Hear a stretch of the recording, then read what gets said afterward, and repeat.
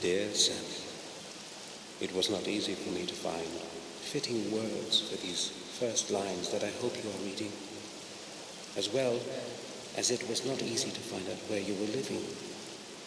I hope that my letter will reach your hands as soon as possible, as there is not much time left.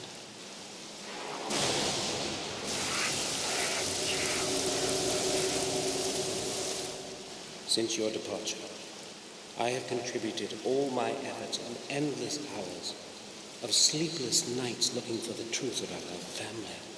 I feel that I'm already very close to beholding its full face, and I am concerned that I might not have the strength to look at it alone. Therefore I am turning to you, Samuel, for I know that you will hear out my plea.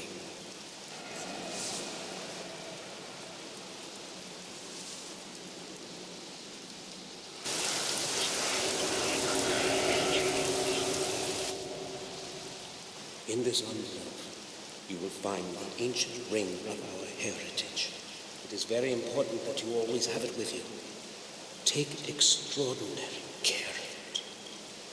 Please return to our manor and help me. I know my time is closing in. I can feel it.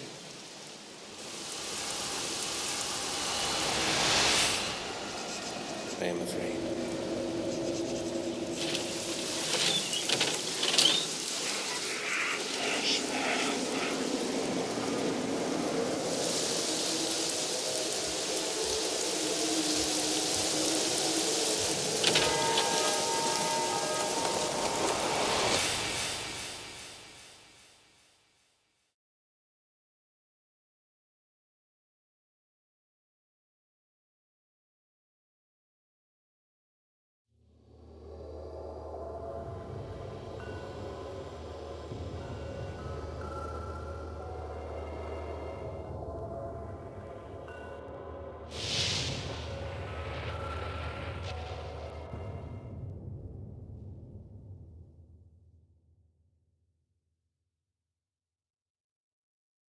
After the funeral, we jointly returned to Black Mirror. The journey through the desolate countryside seemed endless. No one spoke a single word. When our glances met, they were full of deep sorrow. It wasn't merely grief, however, that was in our eyes. It was also a certain alienation that Victoria and Robert felt towards me. My unexpected return after more than 12 years gave them the freedom to ask all kinds of unspoken questions. I am truly sorry about what happened. Thank you, Hines. I don't know what else I should say. William was everything to me, and now... You need not say anything, Victoria. Today is a sad day for all of us. I think I will leave you alone now, if you will excuse me. You don't have to go. You are a good friend to us, as you were to William. I value your words, but I think I had better go now. Please be our guest, I beg you. I would be happy to, if that is your wish. I would like to skim through certain volumes in your library, if you would not mind then. No, not at all. Thank you. I will be in the library. Bates, should Hines need anything, please be of help to him. Of course. You can rely on that, madam. Do not want to sound harsh, but I think we should leave you alone. You are empathic as usual, Robert. I want to be alone with my thoughts for a while. That is quite understandable. Samuel, would you see me to my study? Yes, gladly. Oh, Samuel, please stay. I'd like a word with you. Certainly. Will you excuse me, Robert? We will talk later. I will be in my study. Samuel, tell me, have you returned to stay with us for good? To tell the truth, I haven't decided yet. Give me some more time, please. Don't forget, we are still your family. You are a Gordon, and you belong here just like all the other Gordons before you. Yes, I am well aware of that, but I need to put my thoughts in order. Perhaps then I'll be able to answer your question. Oh well, I hoped you'd say yes. I'm not feeling well. Please excuse me now, Samuel. Of course. I will go to my room. Sir, I took the liberty to clean up your room. I believe you will be satisfied with the results. Here is the key. Your suitcase is already in the room.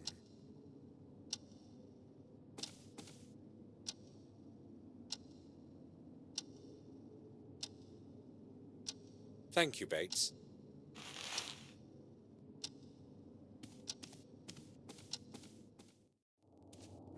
Victoria wants me to stay. Maybe I should have promised I would.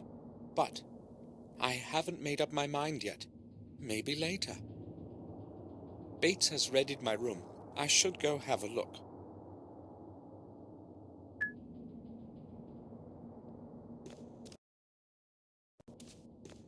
William's mourning card.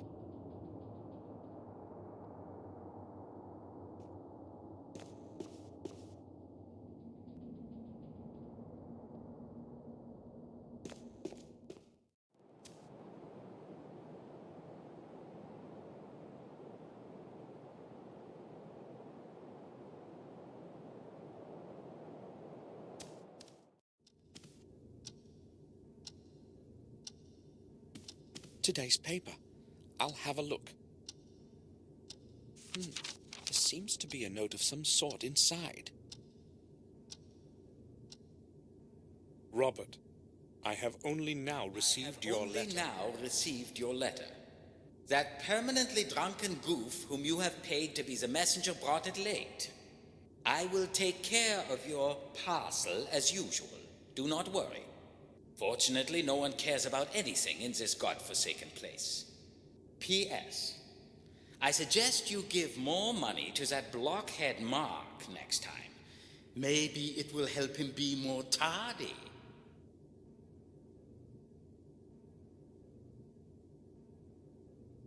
I'll put it back so that Robert finds it where it's supposed to be.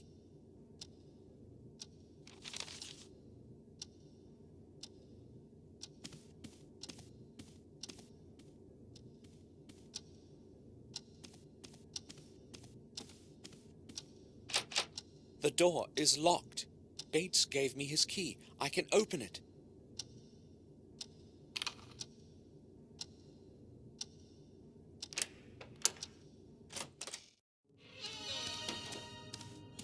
This place hasn't changed at all, as though I were only away for a few days. Welcome home, Samuel.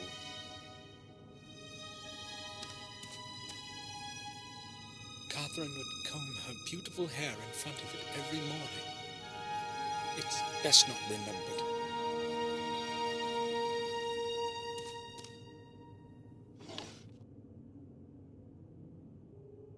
A collection of old pictures. I don't want to remember that time. I'll leave it alone.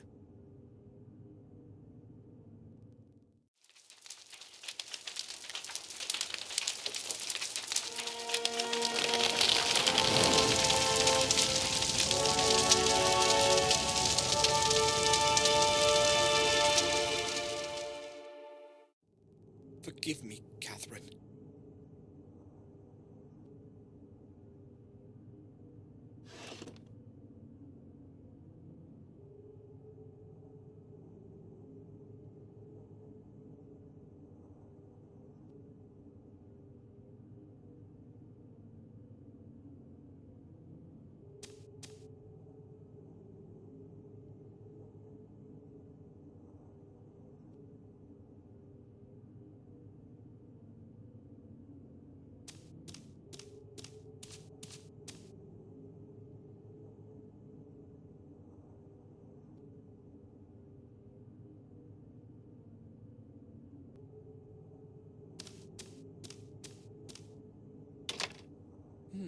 It's locked. I only had a couple of things and an old camera in it as far as I recall. But where did I keep the key? I'll have a look around the room. It has to be here somewhere.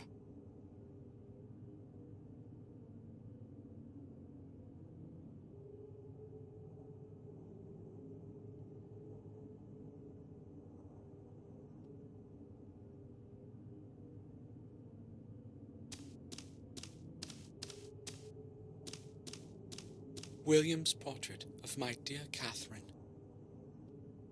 She died in those horrible flames, and it was my fault. I will never forgive myself for that.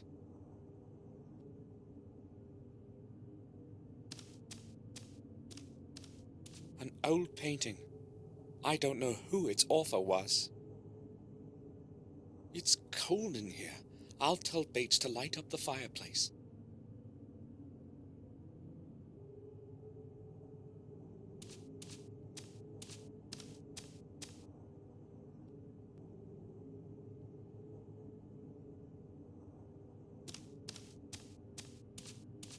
I cannot see there. It's too high.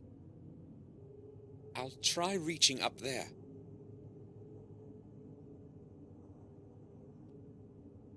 There is something there. The key to my drawer. I knew it had to be somewhere in the room.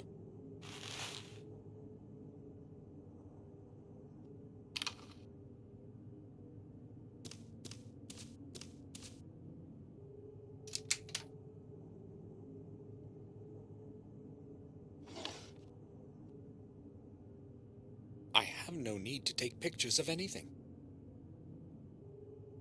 They're too old to be used. My Holy Bible.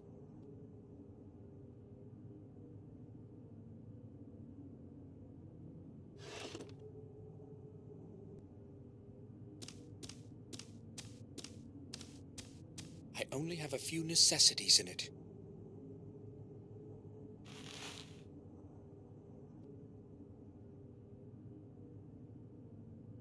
I'll take the pills in case my head starts to ache again.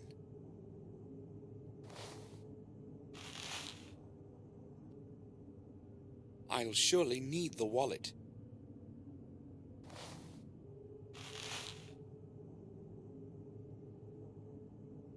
There are some coins in it.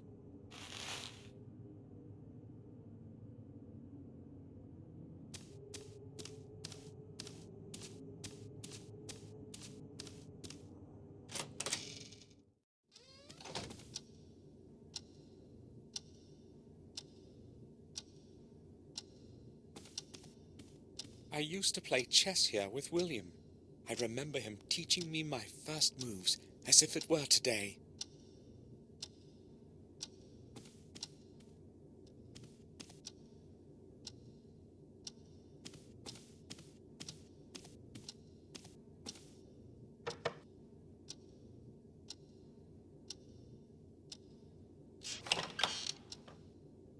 Robert, may I speak with you for a moment?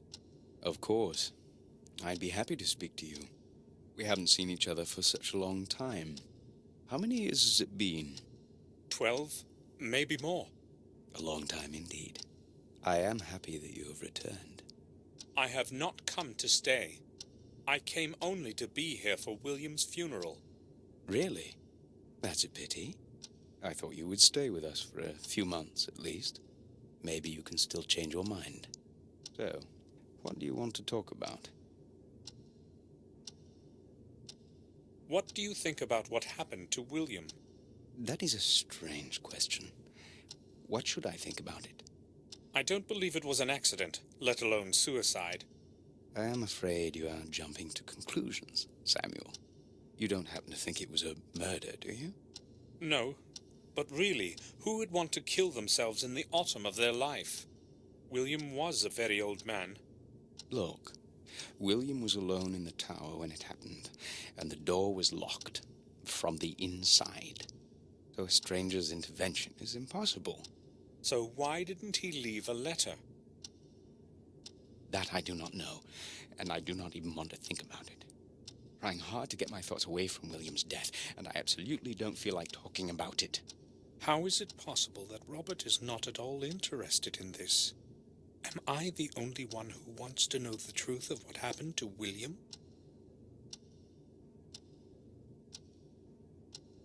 The castle is falling into disrepair. How long can it last like this? It has been standing here for hundreds of years, and it is not going to decay anytime soon. It will outlive us, just as it has outlived our ancestors. But the old wing is on the verge of falling down. It was already on the verge of falling apart when I was born. Yet it still stands. Why hasn't anyone tried to restore it? Oh, sure they have. About 100 years ago, Werner Gordon attempted to repair it. Why are you saying attempted? Well, he was not the first one who'd tried it. The new structure never lasted more than a couple of years. The original castle foundations that Marcus and Mordred jointly laid are within those walls. It is as though the old stones do not want to accept the new ones. Strange, indeed. So what has been happening around here since I've been away? Things are rather odd, but I have no recollection of anything special. Are there any new families? No, I do not believe so. In fact, the only person to have moved here is Dr. Herman. We also have a different groom and a different gardener than the ones you knew. I've been away for 12 years, and all that has happened is that we have 2 new servants. Well, no one is clamoring to live around here. You know that yourself. Yes, nothing really has changed. It's almost scary. I will go now. All right. Feel free to come back if you need anything, Samuel.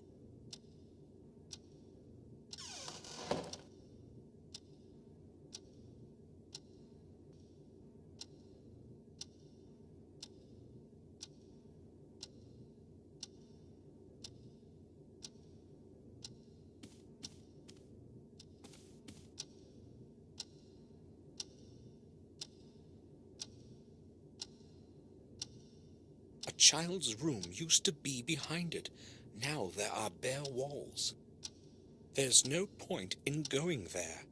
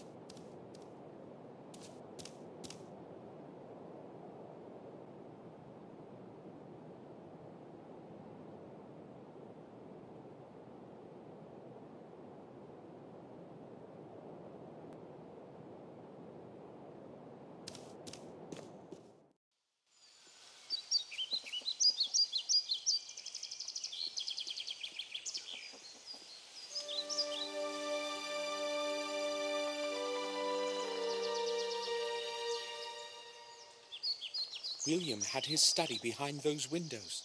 If I want to find out what actually happened, I must get inside somehow.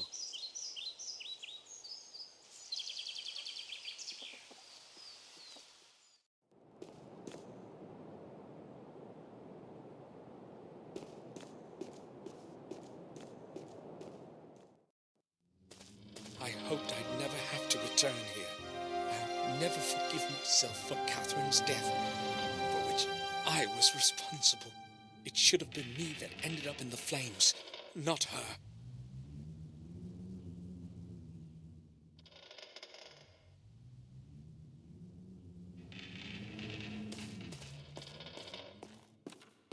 There's nothing in it, just dust.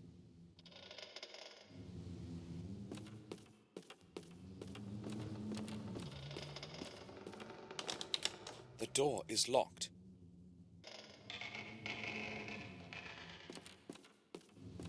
The canvas has been entirely destroyed by the flames.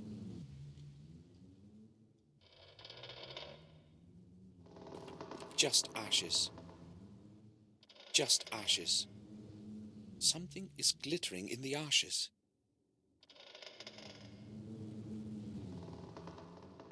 The remnants of a torn-up photograph.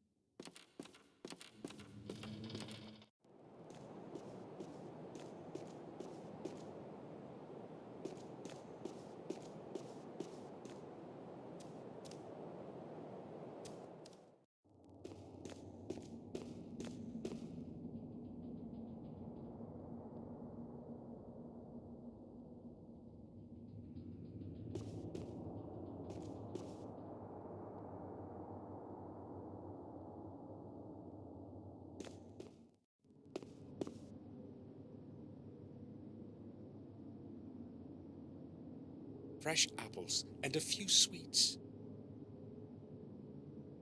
I like these best.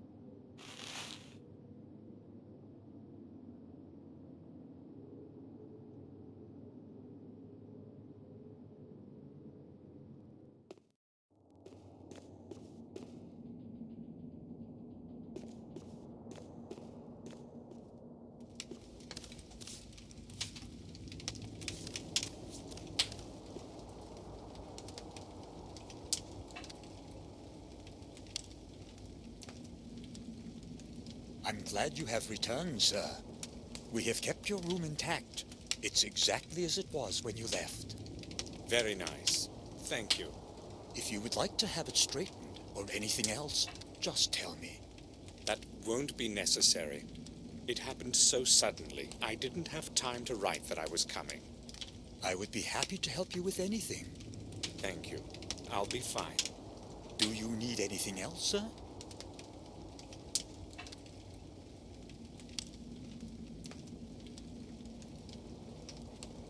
I need the key to the attic. Do you know where I can find it? It is hanging in the kitchen right next to the cellar door. You cannot possibly miss it. I'm going to need the key later today.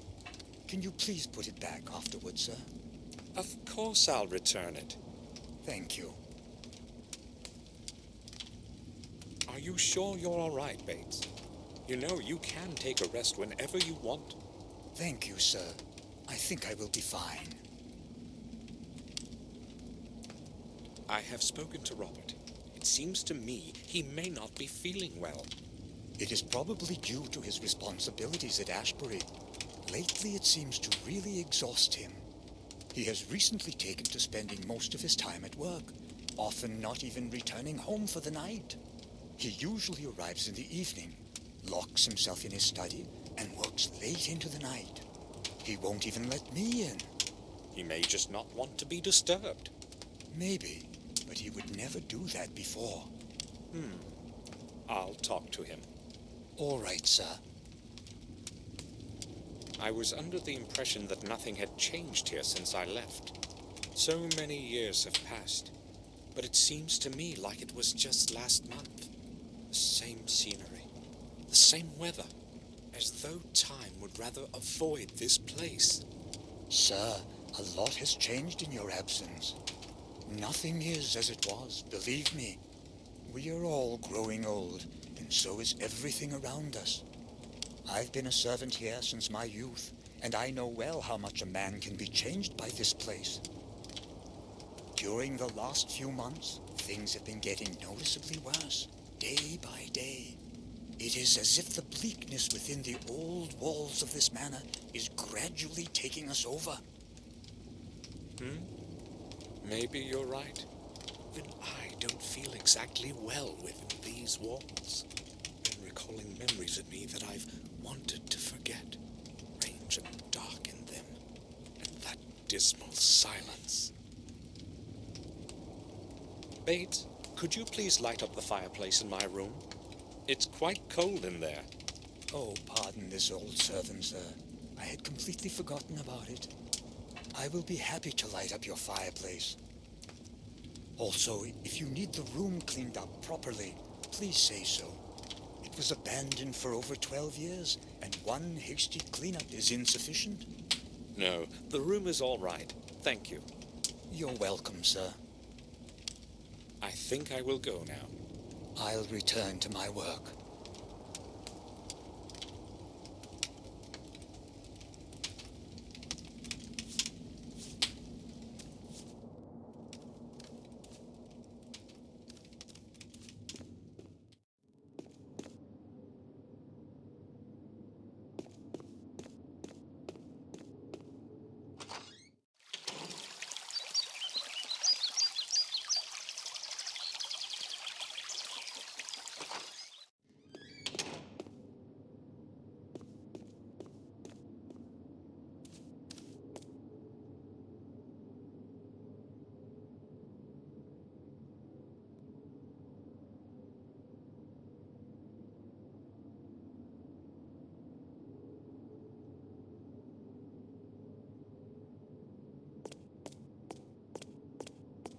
There's some dirty water at the bottom. Maybe there were flowers in it once.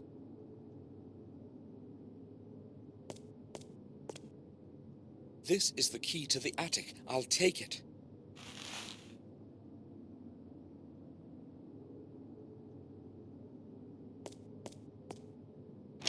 The door is locked.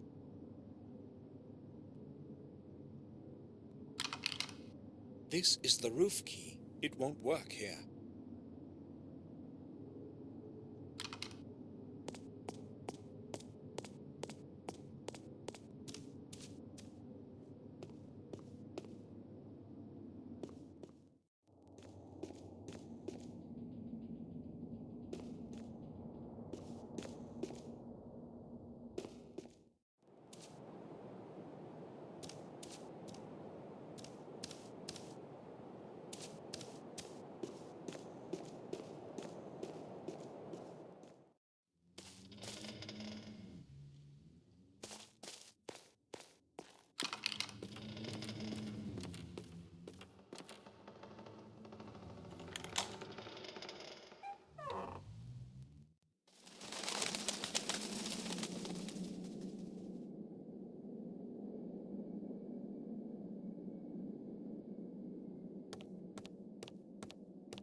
There is nothing in it, just a few sheets of paper.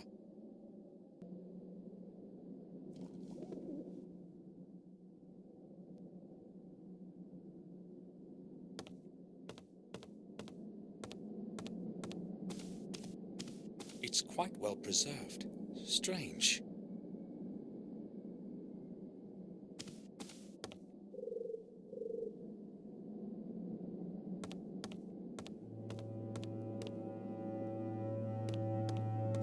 The entrance to the tower is nailed shut. I must get rid of these barrier boards somehow. I can't do this with my bare hands.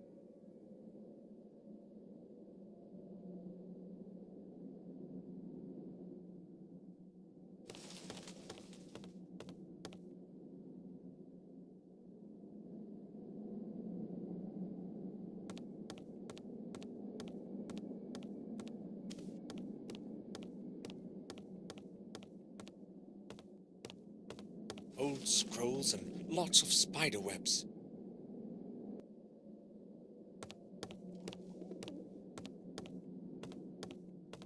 Empty picture frames and other old garbage. Useless.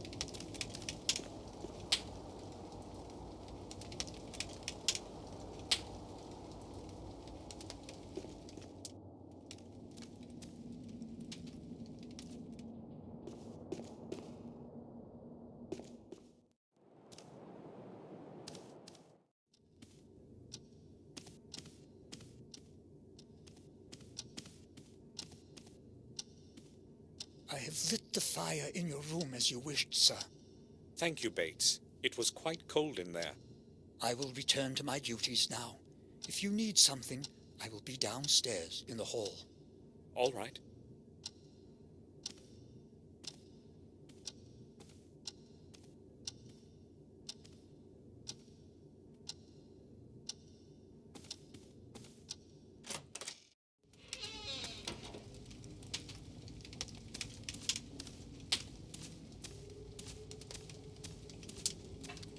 The fireplace is lit. It's warm in here now.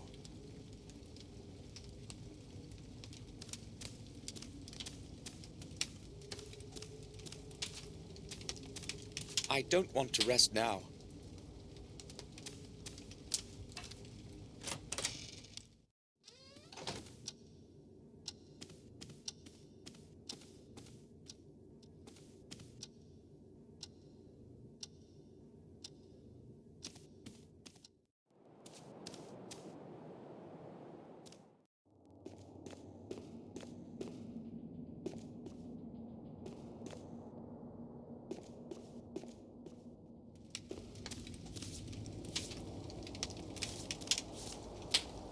Bates?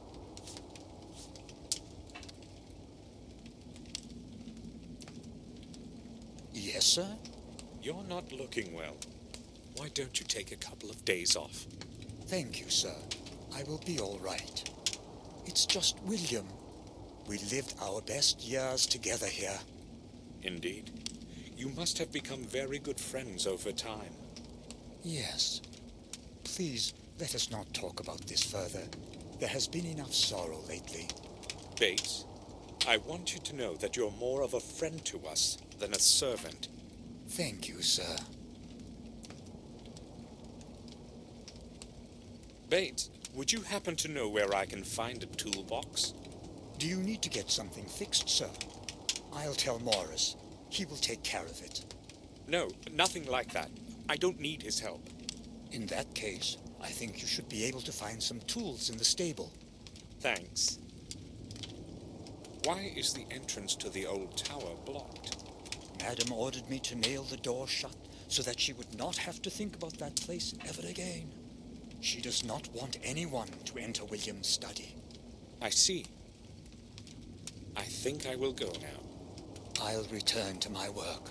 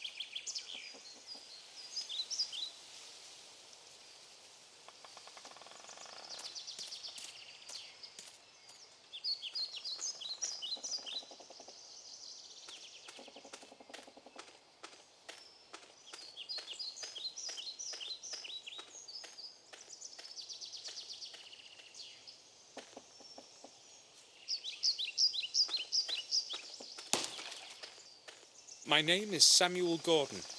You are Morris, the groom, aren't you?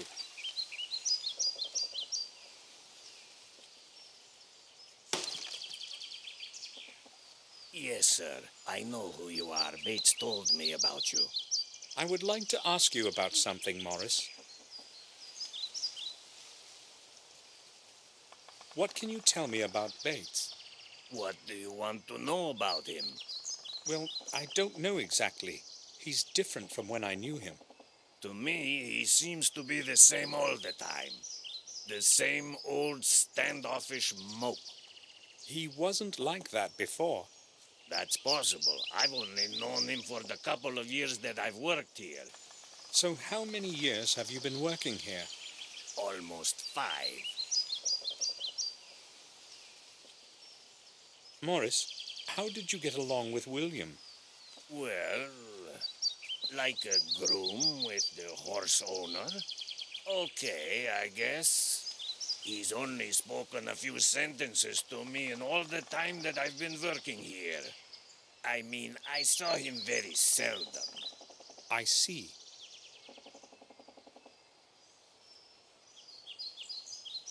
Morris, you are right next to the old wing. Can you see inside the old tower from your room? What do you mean? I never go there. Who told you that? It was that old drunkard, right? I was just asking, why are you so upset? I knew that Flores bastard was spreading gossip about me again. He tells you anything. Don't believe him, sir. Ends to get smashed and talk out of his ass. Sure, but you've been to the old wing, right? Yes, but only out of curiosity. I've got no reason to go there. And it's a strange place anyway. What do you mean? Well, I haven't exactly got a good feeling about it. I feel like I'm being watched by something older than the centuries within those old, damp walls. And the silence, it makes one feel as if one cannot speak. Frankly, I'm glad I don't have any work to do there. I will go then. All right, sir. It's used so seldom, it's locked up.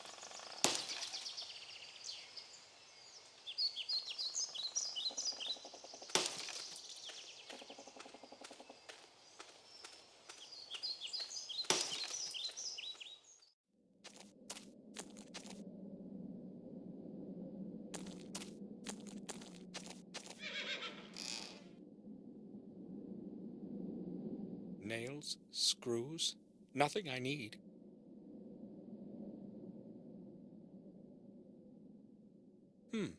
I should be able to get rid of the barrier boards on the door to the tower.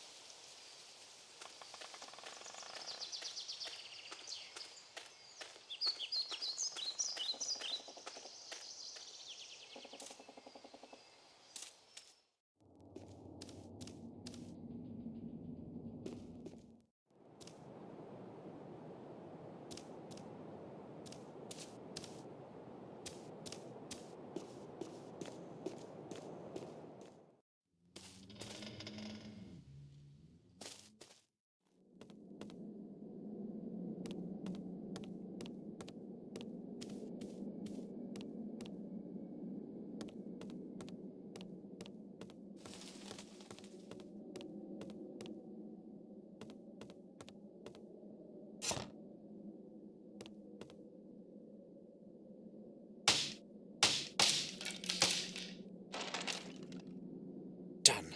The path is free of obstacles. Damn! The door is locked.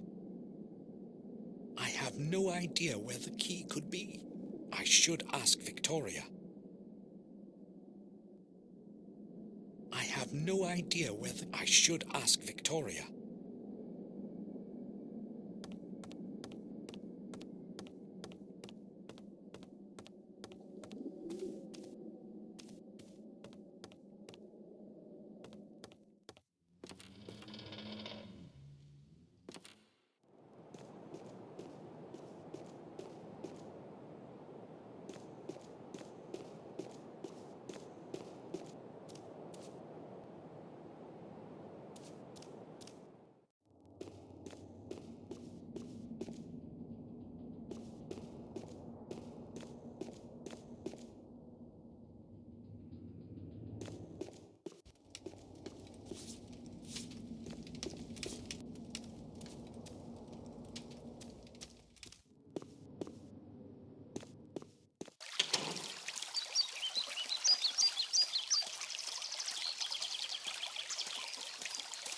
Its water used to be crystal clear. I'll tell Henry to clean it up. It can't stay this dirty.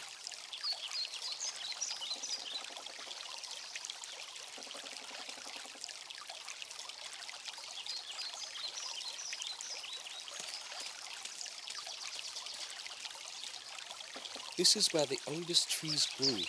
Victoria loved them so much, and this is what's left of them.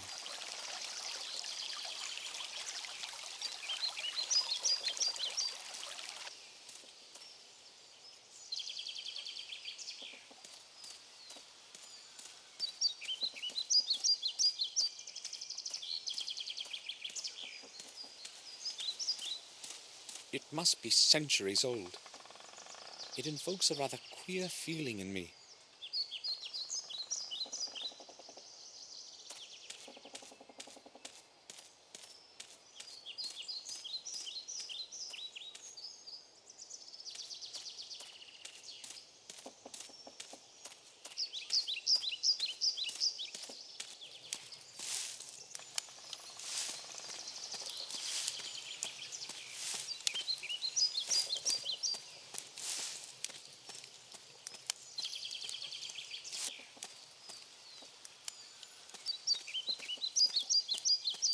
door is locked.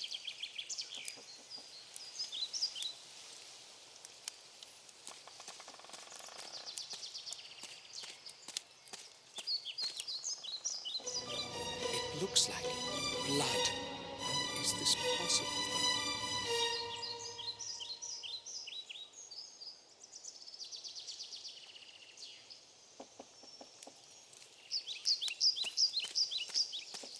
The wood is ready to go into the grinder.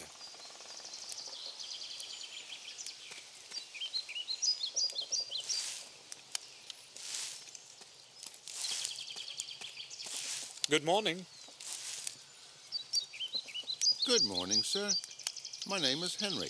I take care of the garden. It's not an easy job. I don't have anyone to help me. But you probably wanted to speak about something else, sir. What can I do for you, sir? I would just like to ask a few questions. How long have you been working here, Henry? About a year, sir. The garden seems rather deteriorated. Everything used to blossom around here, but now... I'm trying hard, sir, but I can't get everything done just by myself. This garden is really a lot of work, sir. Why doesn't anyone maintain the rear garden? I don't know, sir. Probably because nobody ever goes there. And what about the fountain? There used to be fish in it once. I have no problem with the rear garden as such, but I want you to clean the fountain. But, sir, isn't that rather futile? I mean, it can't even be seen from the front. It's going to be a lot of wasted work. Either you clean it by tomorrow, or you can start looking for a new job. As you wish, sir. Henry, there's blood in the grinder in front of the greenhouse. Where did it come from? But that's impossible, sir. I only put branches in it. Are you quite sure? Perhaps you're right. I probably imagined it. I should probably take a rest. Who knows what I've seen? Tell me, Henry, what did you think of William? I didn't really know him, sir. I'd scarcely seen him. You have worked here every day and you hardly saw him? Well, you see, Sir William wouldn't go to the garden very often, and I only do what Madame Victoria tells me. Bates was the only one allowed in his study. He wouldn't let anyone else in. Is there anything else you can tell me about him? I don't really feel like talking about him with you. Why not? How would I put it? Everyone reckoned he was a bit of a loony. You know what I mean. Go on. I don't really want to talk about it with you, sir. Please ask someone else. What does that mean? Why would anybody perceive William as mad? Henry, I went to the greenhouse and found it locked. Why? I lock it during the day as well, just to be safe. To be safe? I don't want anyone wandering about the place and snooping in my stuff. Do we have strangers walking around here then? No, sir. That's not the problem. But I've seen Morris around there a couple times, and he's got no business there. The greenhouse and the garden are both my responsibilities. I usually lock it so that I can be sure nothing gets lost. But if you want to have a look inside, sir, I'll open it. No, I only wanted to know why it was locked. What could Morris be looking for in the greenhouse? I will leave you to your work.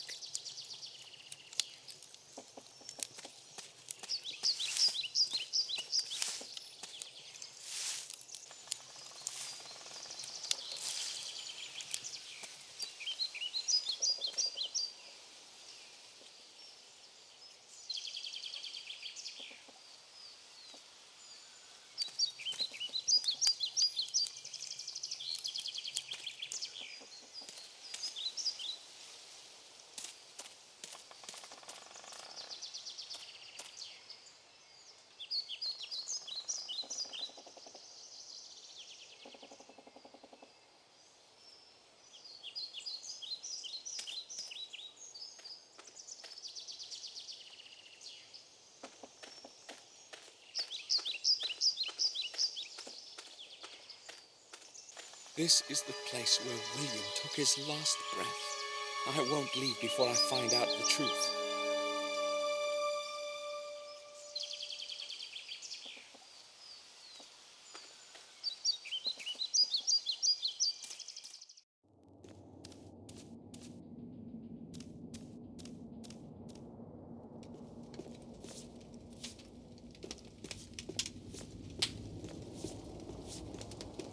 Bates,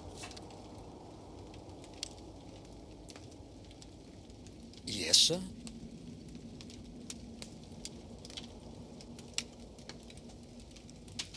Bates, this might seem strange to you, but I would like to see the exact spot where William died. Oh, but why, sir? I have my reasons. Oh, well, follow me if you insist.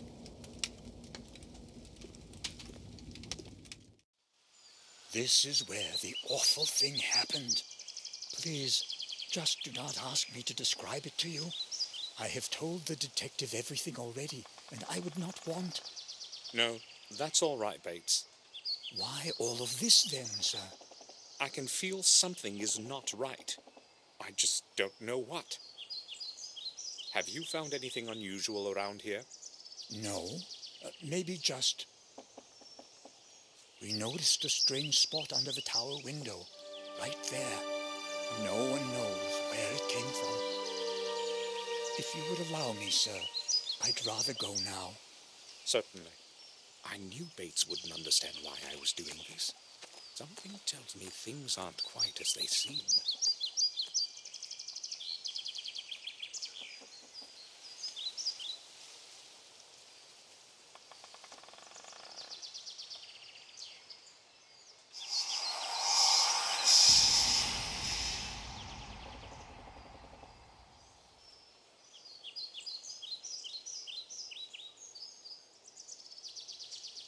It looks like a symbol of some sort, or a sign. I should put this down somehow.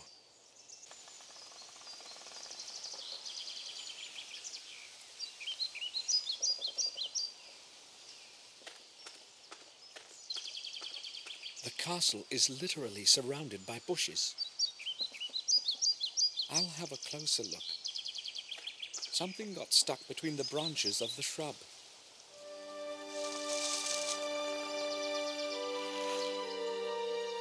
What could it be?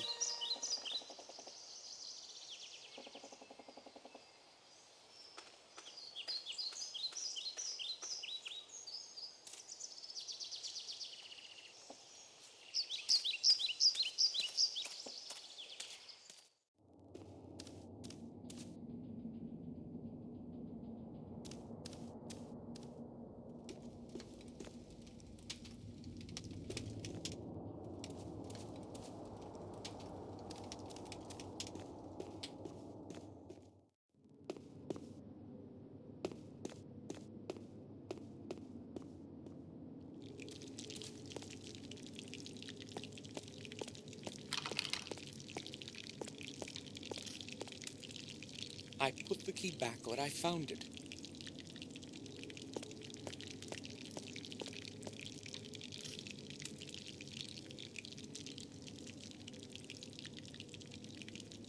Do you need anything, sir? I would like to ask you about something. Certainly, sir. I found this at that place you took me to. You mean where Sir William? Yes, I'm quite sure it can shed some light on what has happened. I am not as optimistic as you are, sir. Maybe you should hand the object over to Detective Collier. Bates, this thing may help us discover something new. I know one thing, sir. Sir William is dead, and no one can do anything to change that.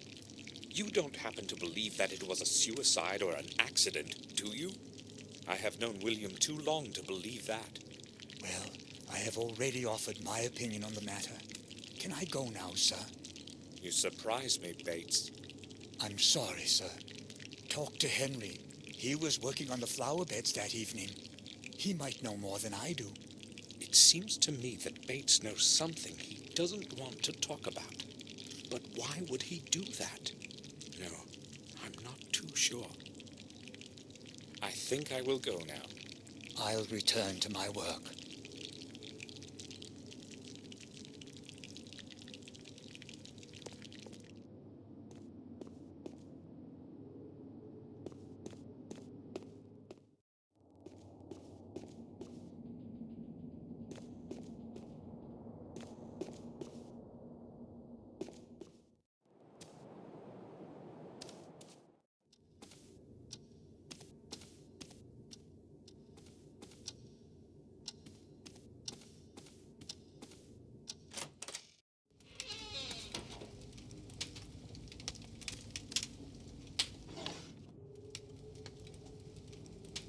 It should still work. There's no film in it, and my old films are useless.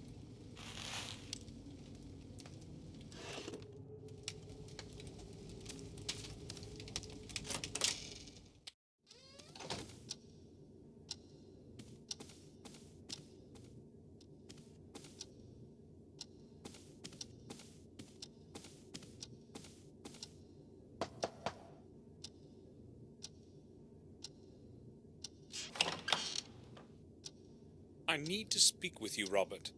Sure. I need film for my camera. Do you know where I can get some? Well, perhaps down in Willow Creek. But hold on, I think I may have a couple of rolls myself. They should probably still be usable. Can you give me one? I would be happy to, but I put them in the attic with some other old things. It is in my chest. That's the one right round the corner. You'll have no problem finding it. Thank you. I'll go pick it up. Sure. Take all the film you need. I have no use for it. I spoke with Bates. Why don't you allow him into your study? Did he tell you this? You see, I just don't want anyone to disturb me all the time. I have enough of my own problems and can do without his civility. What's the matter? Nothing special, I guess. I just happen to have a bit more work than usual these days. I must go now. Right then. I'll return to my work.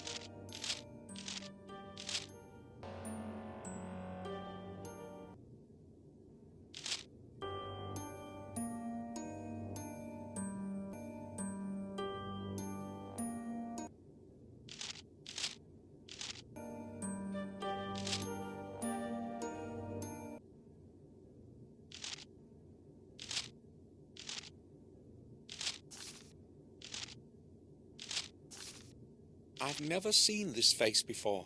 But who could have thrown the picture in that fireplace? And why did they take care to tear it up first?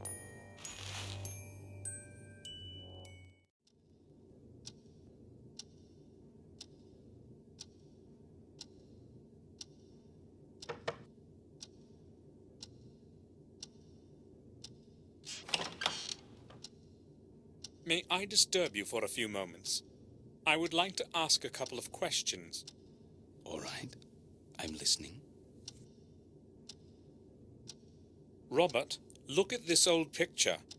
Do you know who this might be? No, I do not know that person. Why are you asking?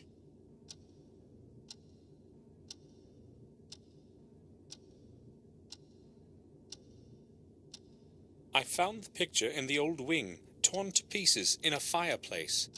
Given the fact that someone has torn up the picture, the person in it is probably not anyone important. Forget about it. I will go now. All right. Feel free to come back if you need anything, Samuel.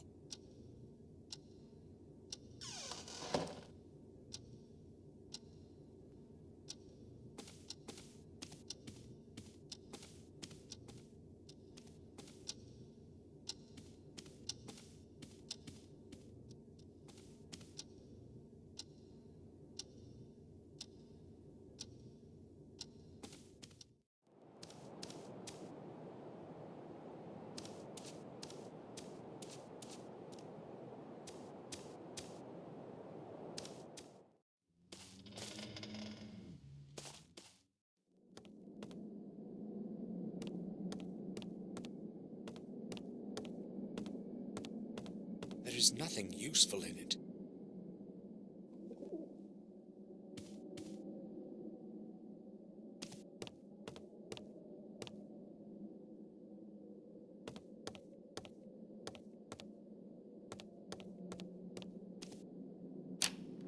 It's locked, damn it.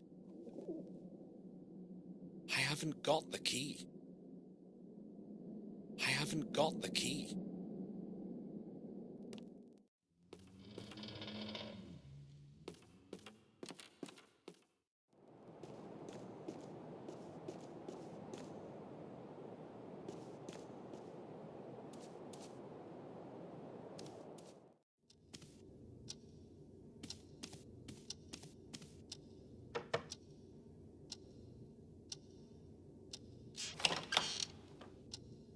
Do you need anything, I would like to ask about something. I went to the attic to get that film, but your chest is locked. May I borrow your key? Locked? Oh, I have entirely forgotten about that. Sorry. Here's the key.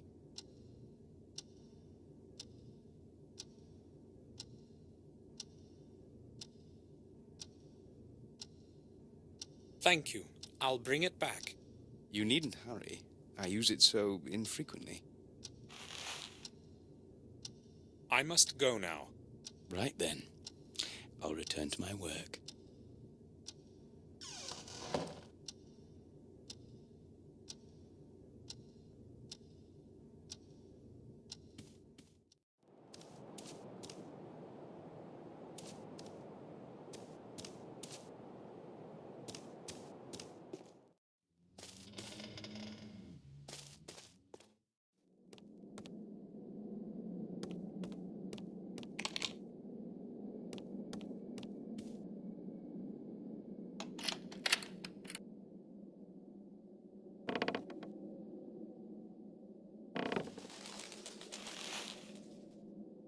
Hopefully, it's going to work. I don't need anything else.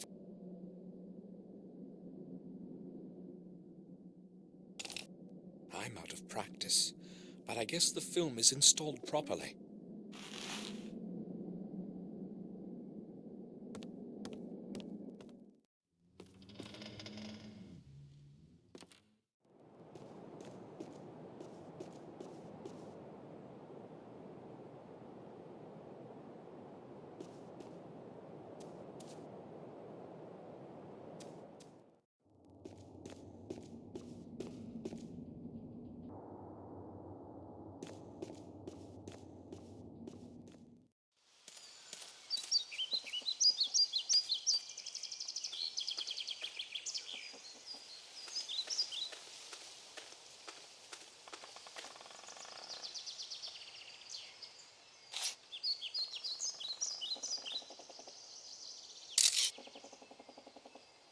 All I need to do now is have the film developed.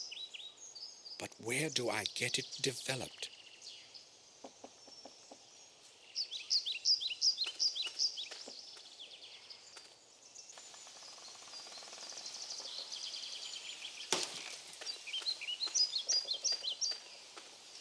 Morris, do you have a moment?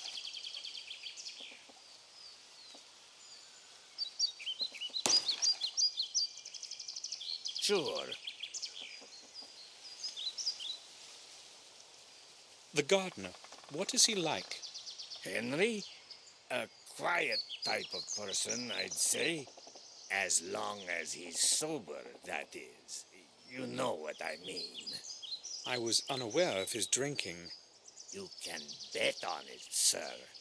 When he's in the mood, he closes himself in his room and drinks until he can't lift his head.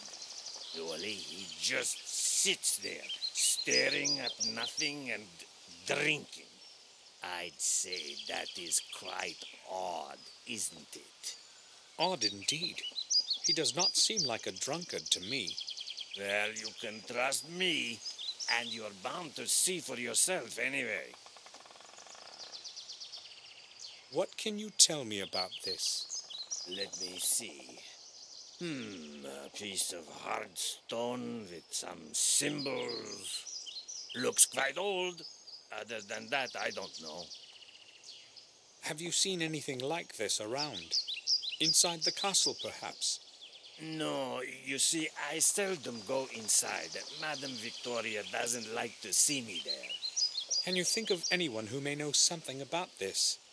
Well, it looks old. Maybe that bloodsucker Murray might know something. He buys and sells such stuff, you know. Sometimes he has people coming to him from great distances to look through some of that junk he's got. God knows where he gets it all from. Thanks. I'll certainly go see him. No problem, sir. Morris, look here. Do you know this man? I wouldn't say so. I've never seen him around here. Okay. Thank you.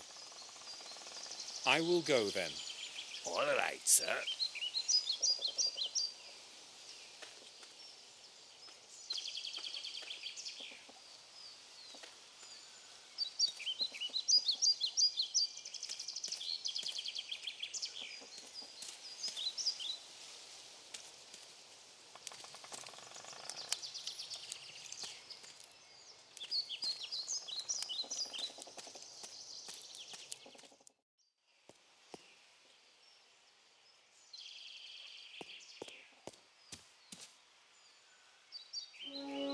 William used to be very fond of this place. He would often come here to make paintings and sometimes would spend whole days here.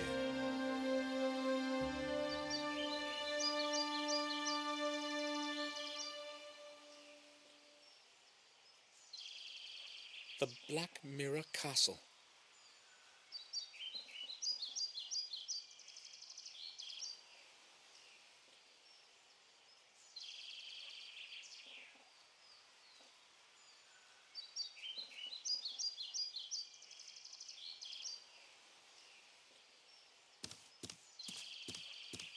Henry? Yes?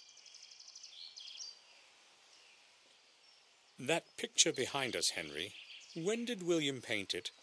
A long time ago, sir. When he still went out to the garden. Madam ordered me to leave it here, so I've been taking care of it. Sir William sure was talented. Don't you think, sir? Yes, he was. Have a look at this. I found it under the old tower. Why are you showing it to me, sir? Well, I showed it to Bates, and he suggested I speak with you. Do you know anything about it? Me? I don't see why I should. I've never seen anything like it before. He also said you had been trimming the shrubs in the area that afternoon. Yes, that's true, but I have nothing to do with this thing. Calm down. Just tell me what you know about it, that's all. All right, then. But you have to promise you won't tell Madam. I can't afford to lose my job. Of course. Go ahead.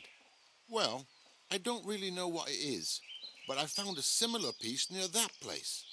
Do you have it with you? No, not really. You see, I had to pawn it. I was broke. Pawn?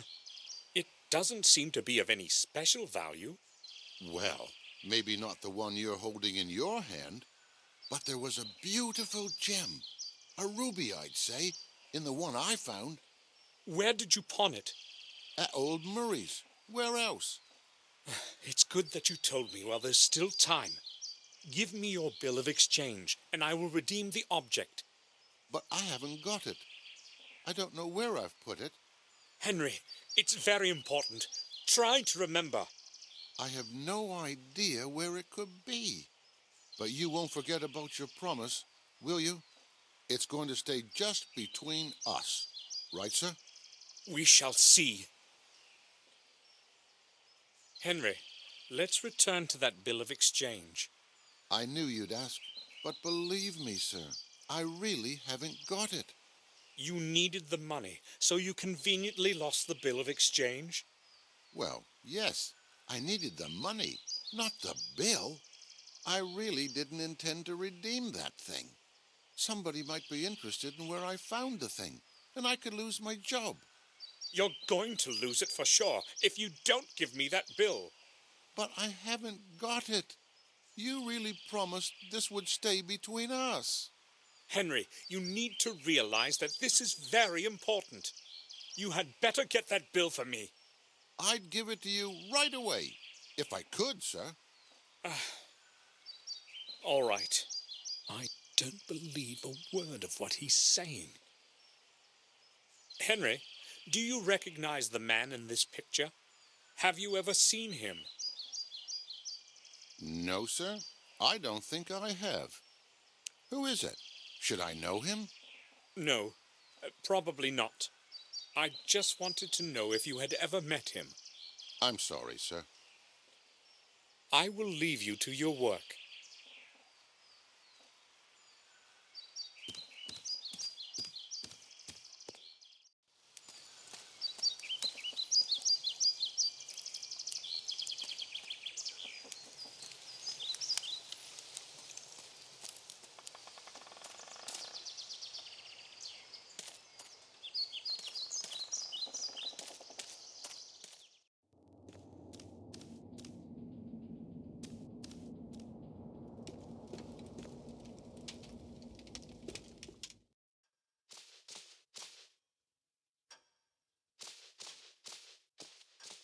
Doctor, can I have a word with you?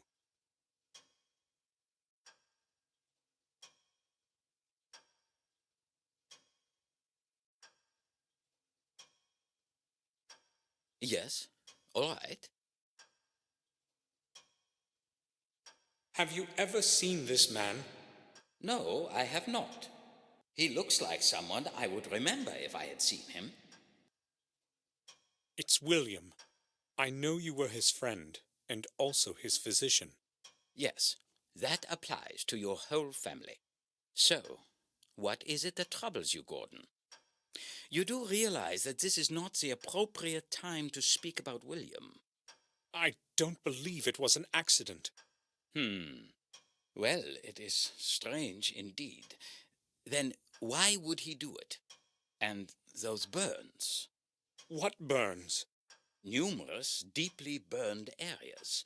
I have no clue as to their origin. Go on. No, Mr. Gordon. Come back tomorrow. I will gladly tell you everything. I really do not want to talk about this today. All right.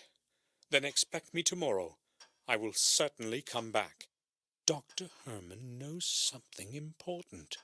I have to talk to him tomorrow.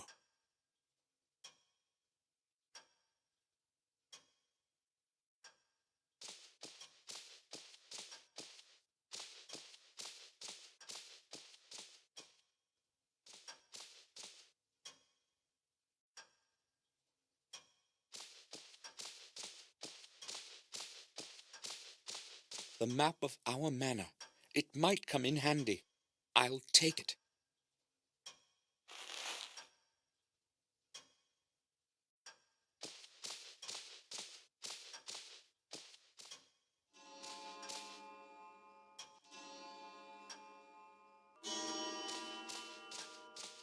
The statue is holding something strange in its hand. It appears to be a key of some sort, or an amulet.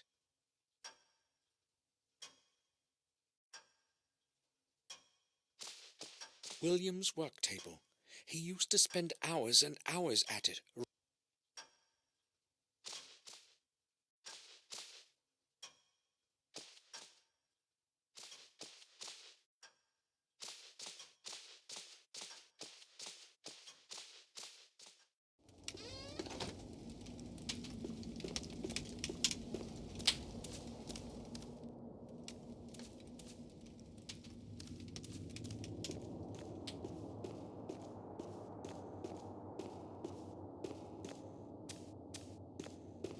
The founding stone of the original castle that Marcus and Mordred jointly laid in 1206. It's made of a single piece of some strange stone, charged with a peculiar kind of energy, as William would say. The atmosphere of centuries long gone can be felt around it.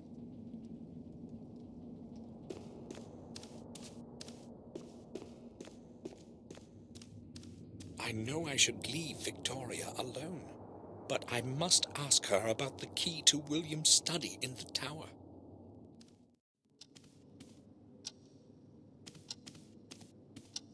Victoria, I know you want to be alone, but I must ask you about something that only you can answer.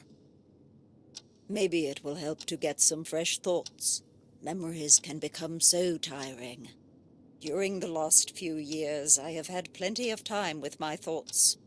What is it that you want to talk about, Samuel?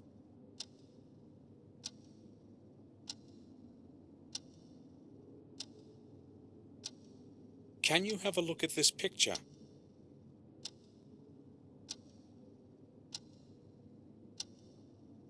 Do you know who this man is? I've seen that face before. Yes, but not exactly this one. What do you mean? He was much younger than this picture, but it was the same person. So, who is it? William once brought an orphan here and offered him food and shelter for a couple of days. He lived for a time outside by the stable, a humble, quiet boy. Do you know what his name was? It was a very long time ago. I cannot remember. He stayed with us for quite some time, but then he completely changed. It was as if he had gone mad. We could not let him stay here after that. They took him to Ashbury. What happened to him then? I really do not know. As I said, it was a very long time ago. Robert might remember. It was he who accepted that boy as a patient.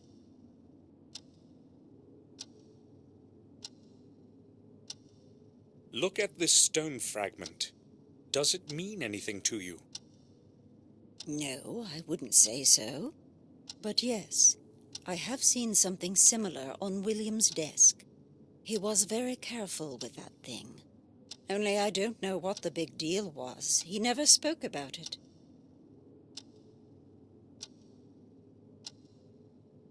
That new gardener, Henry. I've heard he drinks. He is not new here. He has been working for us for over a year now. What you have heard is true, but it does not happen very often. Except for that particular habit, he is polite and hard-working. I'm surprised you're saying this. Does his drinking not bother you? Well, I do, but I would have trouble finding anyone else for the job. Replacing him with a new gardener couldn't possibly be a problem, could it? Maybe not a few years ago, but now... You haven't been here in a long time. A lot has changed, Samuel. No one wants to work for us, not after what happened.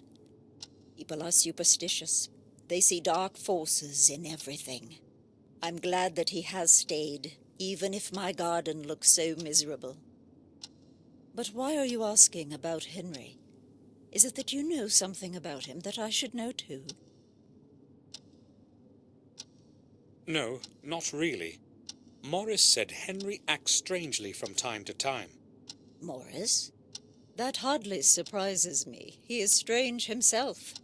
If I had someone to take over his job, he wouldn't be here now. That reminds me. I ordered him to board up the old well, so there is no possibility of an accident there. Samuel, would you please see to it that he does it today? Of course.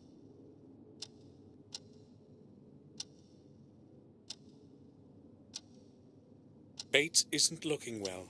He's old and very tired. He should take a rest. I would suggest that to him myself, but I know he does not want to be alone right now. He and William were friends long before I knew him.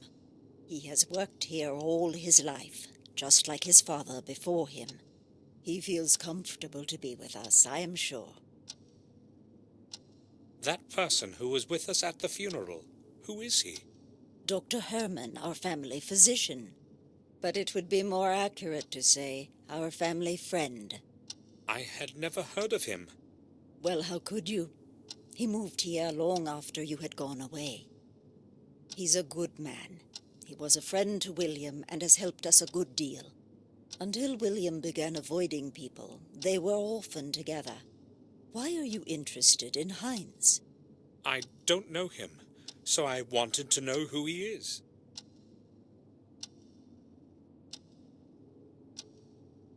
Do you need anything, Victoria? No, thank you, Samuel. I am all right. Maybe just... No, you needn't worry. I'll ask Bates. I spoke with Robert about the old wing. He said its walls were the only remnants of the original castle. That is true. It is all that survived the burn. I do not recall anyone that had conquered the castle in the past. No one conquered it, at least not in the true sense of the word. The castle was half destroyed in a conflict between the first Gordons. Marcus knew he could not rise against his brother's people directly. Therefore, he decided to take him by surprise in the secret chapel deep under the castle. Mordred realized this too late, and the consequences were terrible. But those are merely old legends. Just old stories.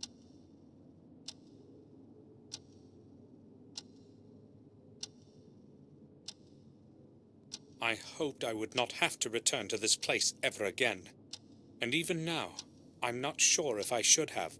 I did not dare hope you would come. The letters to you were all returned, and no one from the family had seen you in years. As time passed, we assumed you were dead. I didn't open a single one of them. I wanted to forget it all. Only that morning letter. I had to open that one. Maybe I should have left it unread, like the other ones. Your words are cold, Samuel.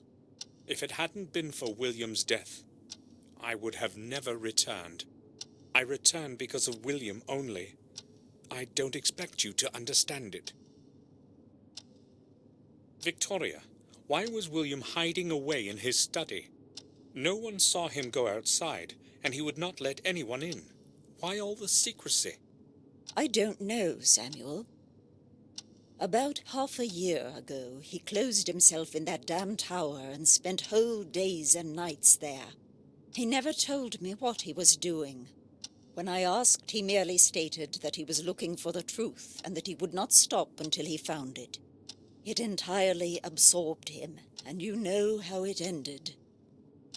I hope that he has found his truth.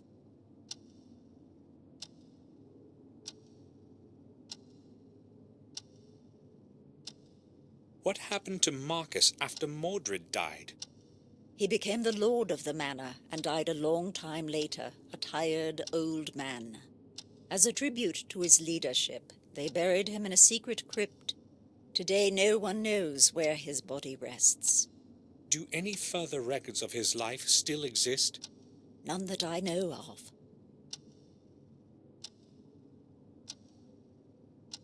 That secret chapel you have spoken of, it must be somewhere beneath us. Nobody has ever found a trace of the entrance, let alone the whole chapel, Samuel. It's merely an old legend from the Chronicle. Victoria, I need the key to William's study. I know that you insist that no one go in there, but No one is allowed to set foot in there. Why are you talking about that place to me, Samuel? Why are you making me think of it? I just wanted... Go away.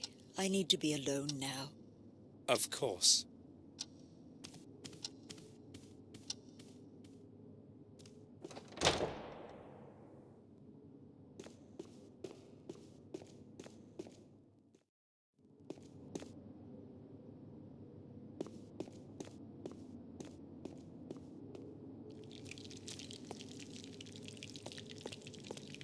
Bates, I would like a word with you.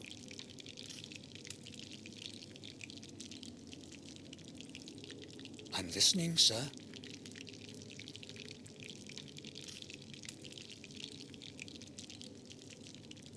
Bates, I said something inappropriate to Victoria. Do you think she will accept my apology? Certainly, sir. Madam has a good heart.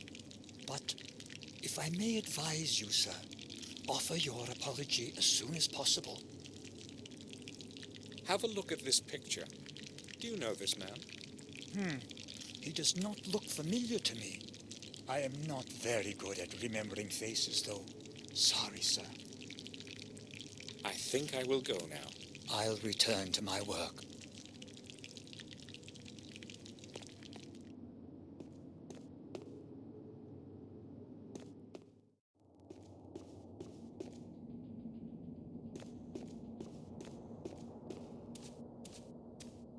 Should apologize.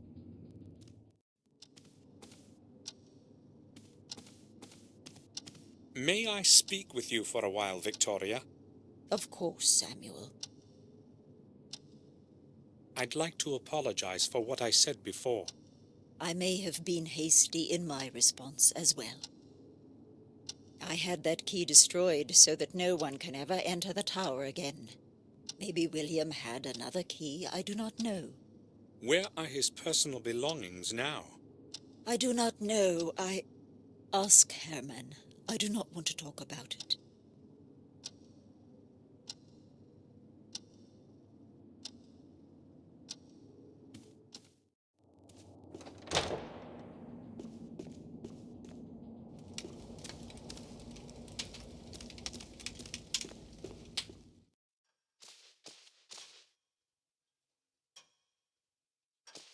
Doctor, can I have a word with you?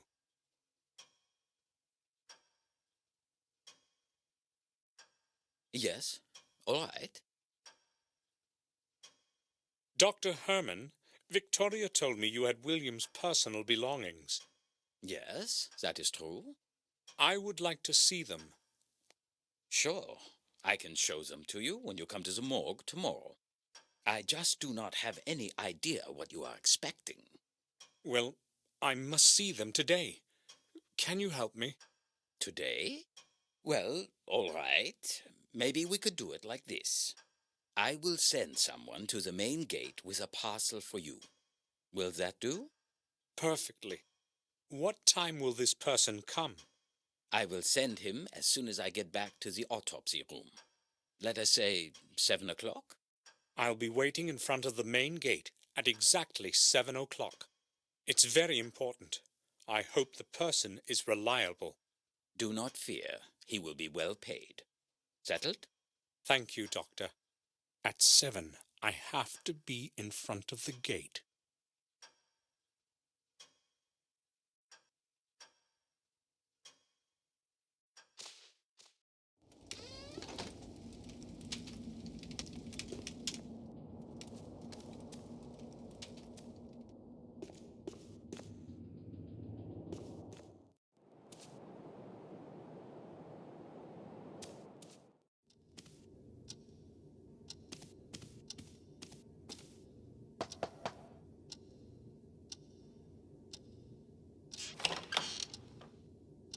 I need to speak with you, Robert. Sure.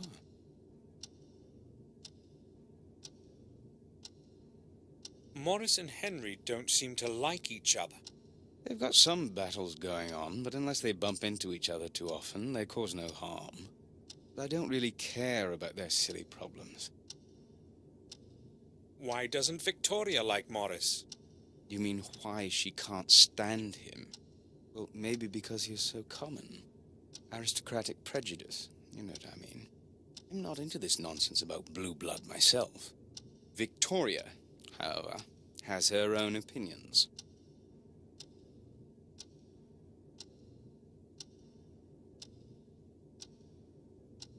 Here's your key back, Robert. Oh, thanks. Have you found what you needed? Yes, I have. Robert, do you know where I can get that film you gave me developed? I only know of Murray in Willow Creek. I go to him myself when I need some pictures developed. He has a dark room in his pawn shop. Do you know where it is? Yes, I remember that shop. Try him. I guess I should go there. I showed the picture we talked about yesterday to Victoria. She said she knew the man, that he had lived for some time near the castle. Are you sure you don't know who he is? Let me see the picture again. I'm not quite certain, but he resembles one of my patients in the institution. It could possibly even be him. I do not see where this picture could have come from, though. Maybe we can find out. Who could have brought a picture of some madman to the castle? And why? Morris says that Henry drinks quite a bit. I don't like that very much, to tell you the truth. Neither do I. But there was no one else to take the job. So we have basically put up with that habit of his. He has not done anything wrong yet, anyway. Not yet, right? I must go now. Right then. I'll return to my work.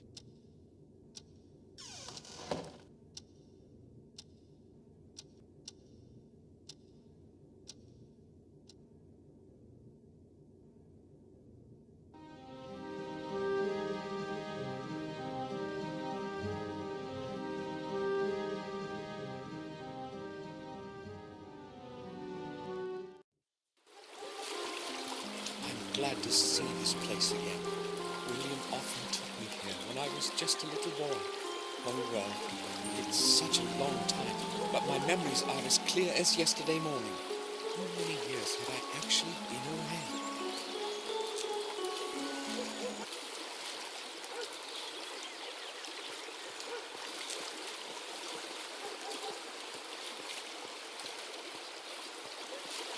It's locked.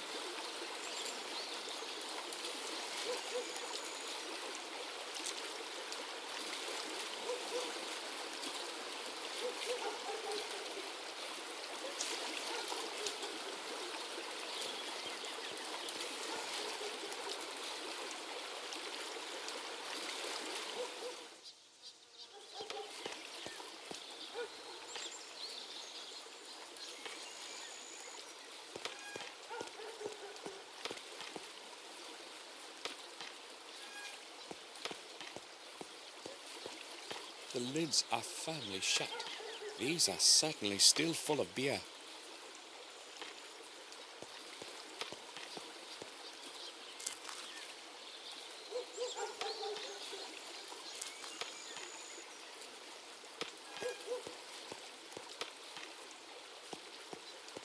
It's empty. Today's menu: roe deer on cream, wild boar shoulder, gamekeeper style. Harry's wife always did cook well.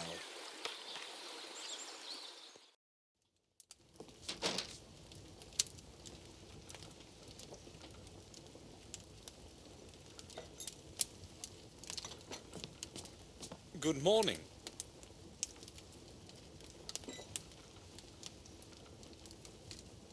Hello, sir.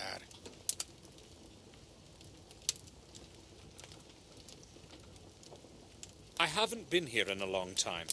What can you tell me about the manor? Well, I'm not sure where to begin, but really, there isn't much in the way of news. Hold on. You seem familiar to me. Haven't we met at the winter feasts? No, I don't think so. But I do know you. See, I'm pretty good with faces. What about last month during the vintage? Is that it? Listen, Yeah, I know. You probably owe me something and aren't comfortable with my having recognized you, right? I owe you nothing, Harry. Did you say Harry? Tom, this young lad here is calling me Harry, but he says he doesn't know me. Don't let him annoy you, sir. He's been trying that on strangers for as long as I remember. Is there a problem with the fact that I want me money back? There wouldn't be any if you weren't making those debts up. Bah! Indeed. You're the right one to say that. Should I show you your last month's bill? Right, calm down. I was just advocating this young fellow here, because he's a stranger and he doesn't know those tricks of yours. Okay, I've had enough. One more word and you're not getting a pint of water on credit. Or, let me tell you what. I'll pour you nothing until you pay off the whole debt. Come on, Harry. Don't be a cheapskate. Listen, if you let me finish, I'll tell you who I am. Sounds great. I'm listening. I am Samuel Gordon, the son of Randall Gordon, of Castle Blackmirror. Why didn't you say so right away? Well, I tried to, but you wouldn't actually let me speak. Okay, well, that gives things a nice twist. A Gordon is always welcome here. So, what can I get you? Today, we have smoked venison on the menu, along with a good stuffed beer. No, thanks. Maybe later. I'd like to ask a couple of questions, though. Oh, sure. Harry, what's new in the village? Things happen, but there isn't much news. How should I understand that? Well, I hear a lot of gossip, but nothing worth mentioning. You see, we all know one another here, so nothing's too interesting. Maybe. That's going to change now. Yeah, I'll let you know when it does. Harry, until what time are you open? Well, that depends, but usually late into the night. You see, I don't sleep much, and when I'm not doing something, I'm usually pretty bored. But not many folks show up so late, do they? I usually play cards with Tom here, or I play chess with myself. Oh, you play chess? I'd say I've learned to play well during all those long nights. Let's play together sometime then. Sure. I remember William bringing me here. Yup, so do I. He was a serious poker player, you know. Incredibly lucky with the cards. He would totally clear us out, but then he would return everything. Yeah, he was a nice bloke. That's a real shame he stopped coming here. Why? Who knows? We were all on good terms. But the last 6 months, he didn't show up once. Well, it's a bit of a distance, and at his age. Nah, I wouldn't say that was the reason. William was always a tough old gent. I'll tell you something, though. They say he wouldn't even come out of the castle, and instead locked himself away in the old tower to study some old volumes and stuff. Where did you hear that? Well, I told you, I hear things from time to time. What else have you heard? Nothing. But maybe Mark knows something. He used to help out in the manor garden. Where can I find him? He would normally be here by now, so he's probably not going to turn up today. Never mind. I'll ask him some other time. As if William was hiding something. I have to know more about the last months of his life.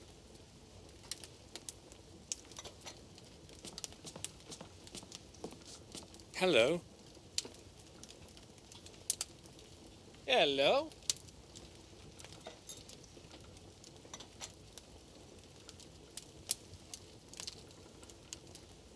I saw a fisherman on the shore on my way here. Do you know him? Oh, Jim? Of course I know him. He's my uncle from my mother's side. Is he always sitting there, fishing? He appears to have been sitting there the whole day. Yeah, He's the most patient person I've ever known. He spends hours on that pier just sitting. I wouldn't last a single hour, you know. How long have you been sitting here? A few hours, I guess. Why do you want to know? That's my way of saying hello, I guess. Oh, okay. I've been here for 2 or 3 hours.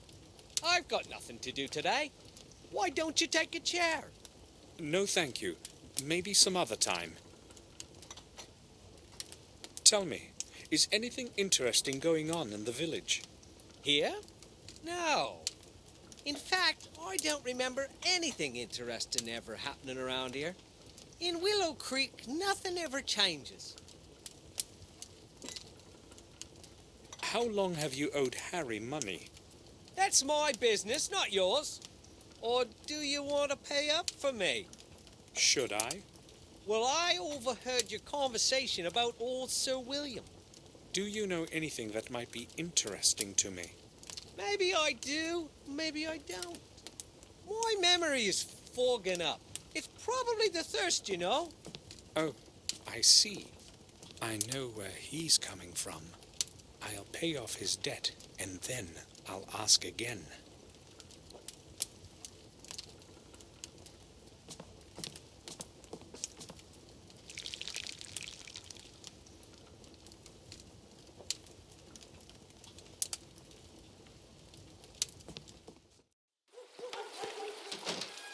He should be careful with that ball. He should be...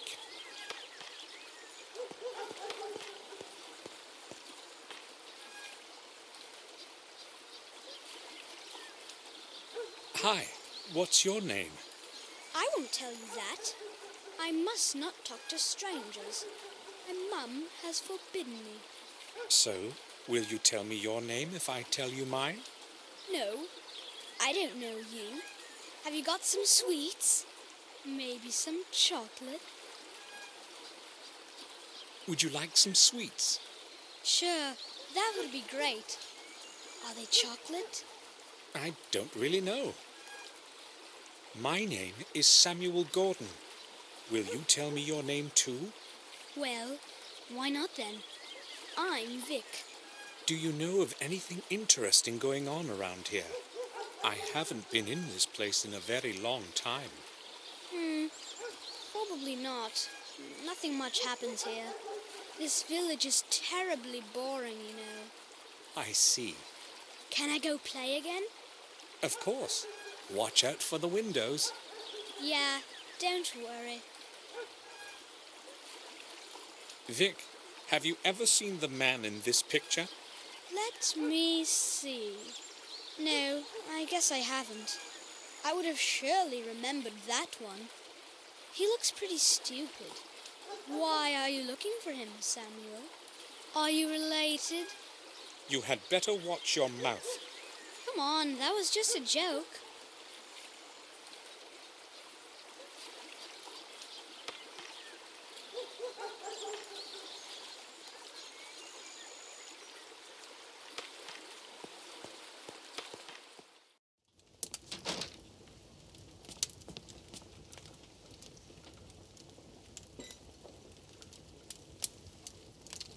Changed your mind about the dinner? My Mary makes some wonderful meals. Everyone around here will tell you that. I believe you. I'm just not hungry yet. I would like to ask a couple of questions, though. Okay, feel free. Will you change your mind about that debt of Tom's? It's partly my fault, you know. I'd be glad to, but then he wouldn't pay it off next month either. They say he who doesn't pay should not drink. Well, there is some truth to that. I have decided to pay off Tom's debt.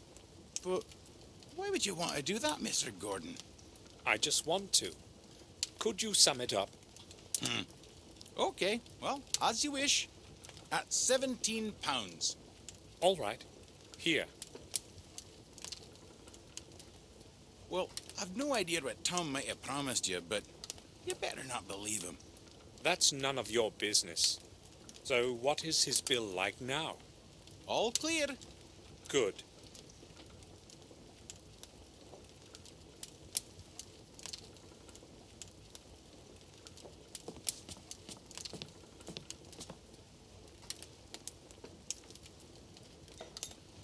What do you want from me? I'd just like to ask about something. All right. I have done what you have asked. Now it's your turn. Right, I heard you. I guess you have done me a good turn. So what do you know about William? I'll tell you what I've heard. Nothing more, nothing less. I'm listening. People have said that from time to time, Sir William would go to the vicarage at night. That's all? What's so strange about him going to church? Nothing much, I'd guess, if it hadn't been late after midnight. Oh, that is strange indeed. Just ask the gravedigger or the vicar. They both saw him. But don't mention me if you decide to go see him. They needn't know that I told you anything. Oh, thank you. I need to speak with Mark. You probably know each other. Yeah, we've known each other for years, but he's not here today. Do you know where he works? I would like to go see him. Mark only works when he must. He hasn't got a permanent job. But try old Murray or Herman. He does something for both of them from time to time. So, how's it going? All right, I guess. Why don't you take a chair? I'm a little short on time. Some other day, perhaps. Never mind, I'm used to drinking alone.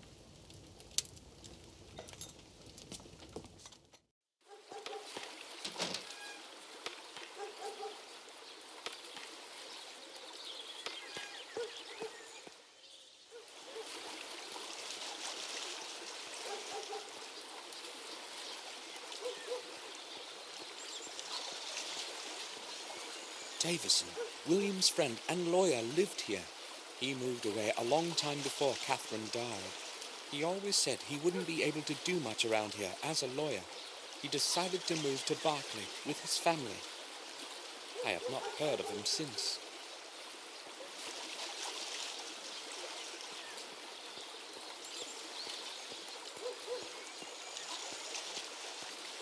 Private house.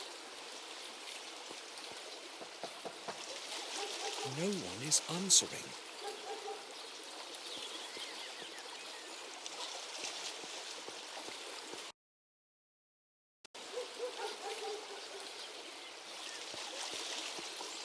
Various objects, porcelain statues, gold watches, breast pins. Mostly trinkets.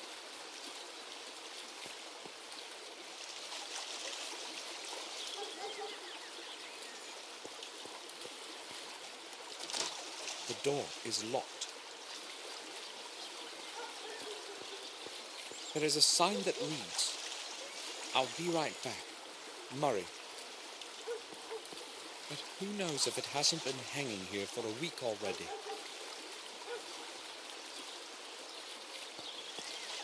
It has several small holes in its side. It's not likely used by anyone anymore.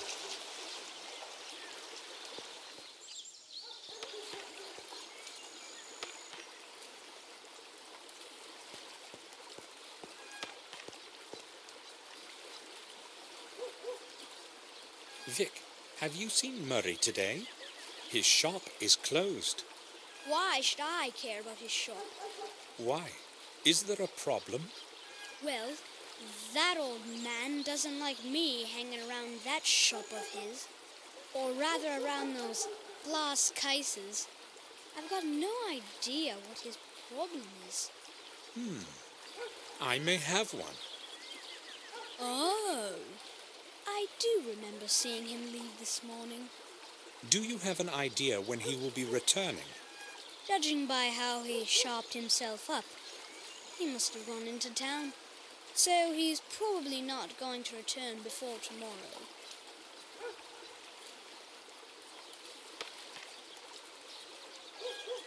Oops! What was that? What's this here? A ball? Vic! I know it was you, and I know you can hear me. Just you wait till I catch you. I'll beat you within an inch of your life. Ah, damn. Now I'll have to clean up all this mess. I suspect Vic is not going to show up for a while.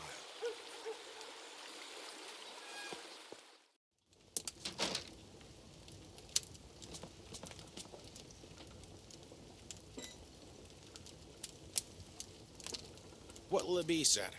I'd like to ask... Sure, go ahead. I came upon a closed pawn shop. Is it ever open? Sure. Old Murray would never close the shop without a reason. He probably had to leave. Some business of his own, no doubt. You don't speak well of him. Not many do.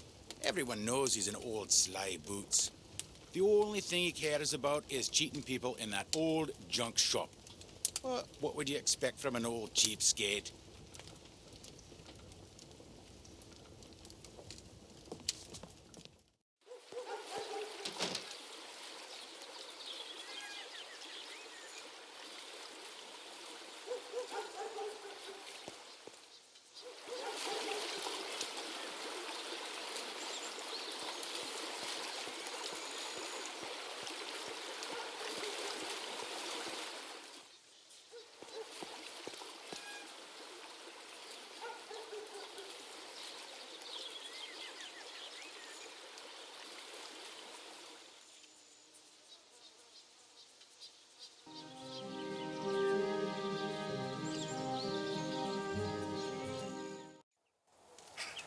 The Warm Hill Parish.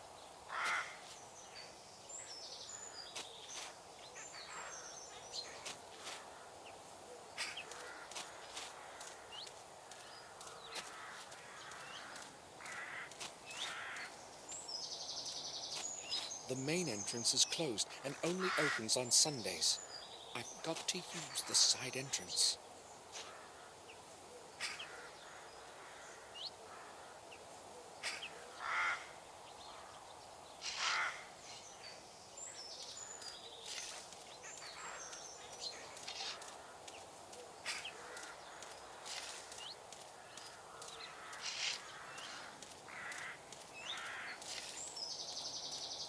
The church is locked.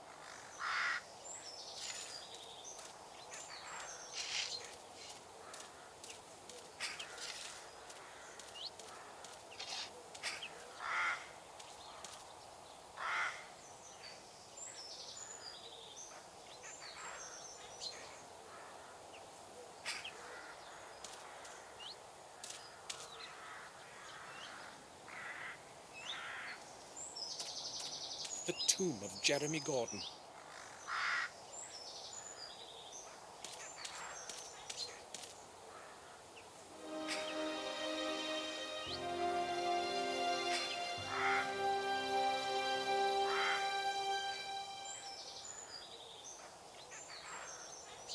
William will rest in this cold grave forever. I'll find out the whole truth, even if I go through hell for it.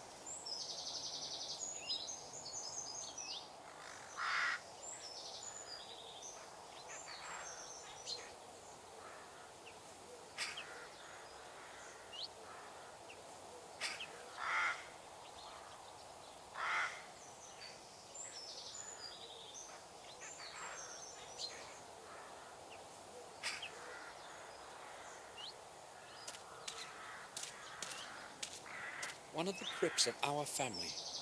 I don't even know who's buried in it.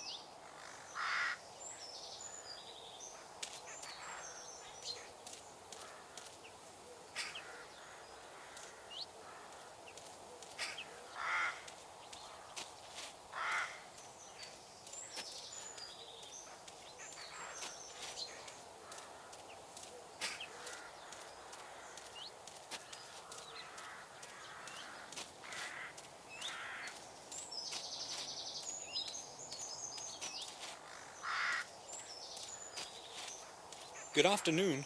Have you time for a little talk?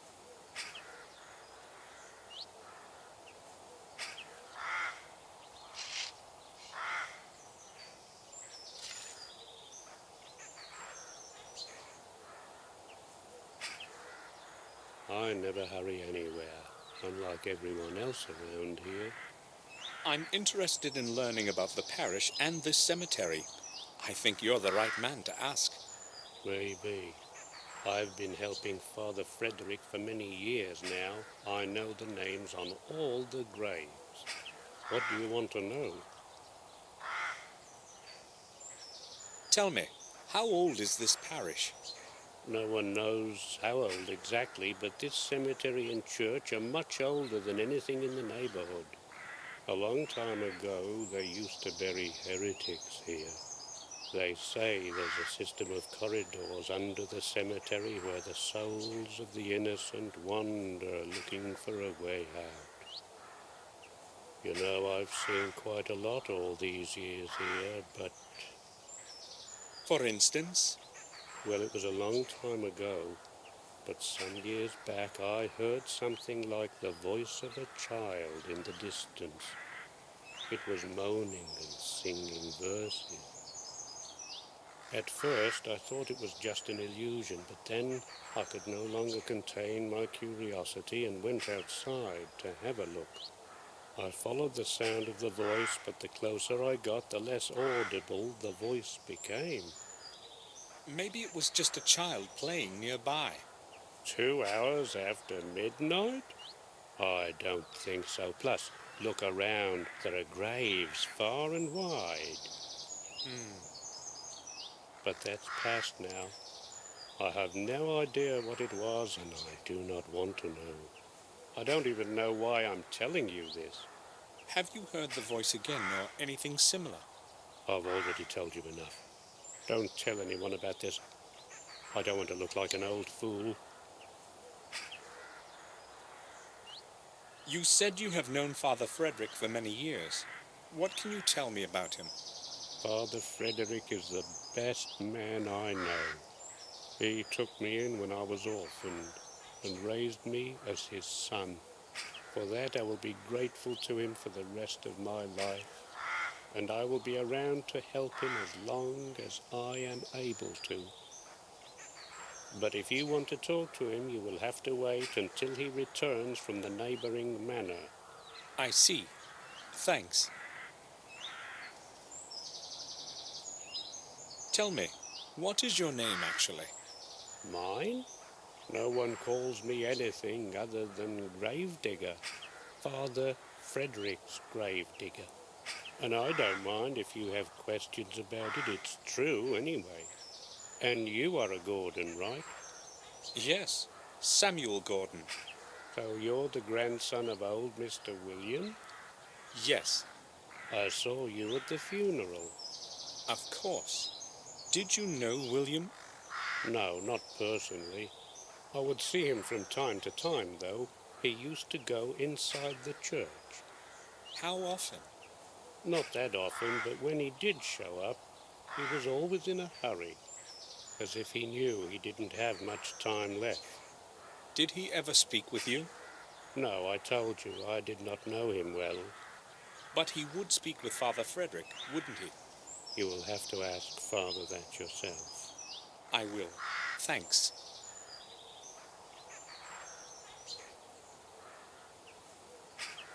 I've heard that you sometimes saw William come to the vicarage late at night. Is that true? Who told you that? That's not important. So is it true? I don't care to talk about it. I don't want to look for problems. Whatever you tell me will stay just between us. It's not like I think I can trust you, but since you're a Gordon, I'll tell you what I've seen. Everyone who knew old Sir William thought he was a bit of a madman. Please don't get offended. And later, when he refused to see anyone, the gossip began floating about. I'm telling you this so that you know I'm not making up what I'm going to tell you next. Go on. I first saw him here some 6 months ago. I was sitting in my cabin, about to go to bed. I saw a light. It was someone approaching the church. In the 20 years that I've been working here, no one has ever come here this late. So I went outside to check out what was going on. I saw a figure concealed in a dark coat walking among the graves. He was looking for something, his head down to the ground. Was it William? At that moment I had no idea who it was. I couldn't see his face in the darkness. He spent some 20 minutes there, going round, mumbling something. What was he saying? Well, I observed him from a distance. It wasn't audible. So what happened next? The church door opened, and he made for it right away. I cautiously followed him. Father Frederick was standing in the doorway. It seemed as if he was expecting that person. It was only then I realized it was Sir William, because I was close enough to recognize his voice. He and the father had a long conversation then, and Sir William was waving his hands vigorously about during most of it. They finally went inside, and that is all I saw. Do you know anything more? I never stick my nose in other people's business. Thanks for telling me this. I only told you because you're Sir William's grandson. Now leave me alone. I have to finish my work here. Why was William meeting with Father Frederick in the middle of the night? May I have a look inside the church? You have to wait for Father Frederick to return. The church is going to stay locked until then. But you can open it, can't you? It doesn't matter. It's going to stay locked, as Father Frederick ordered.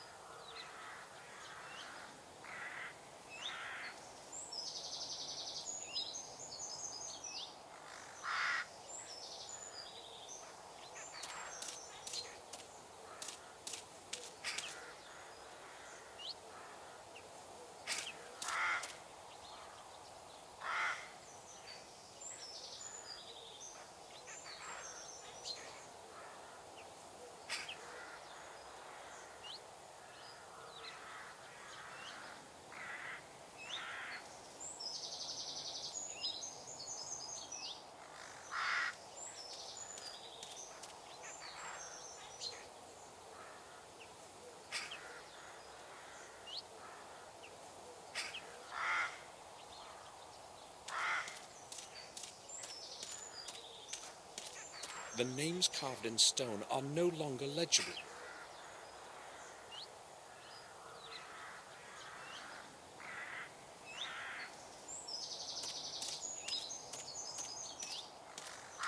Its branches are stretching over the graves.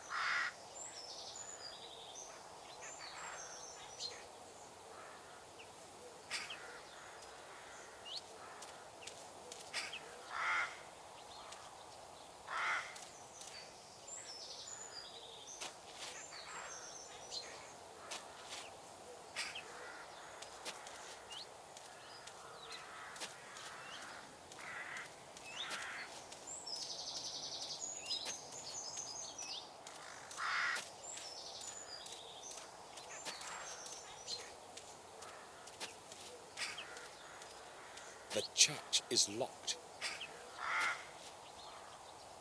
The church is...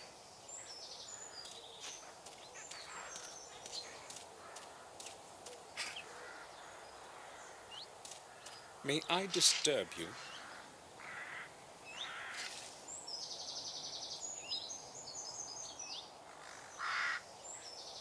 Not for long, I've got a lot of work. Has Father Frederick returned yet? No, he hasn't. It's a long journey from Windshire. He won't be back until tomorrow. Tomorrow? I'd like... You'd like to go inside the church, but I already told you about that. Now go. I have to finish this before dusk.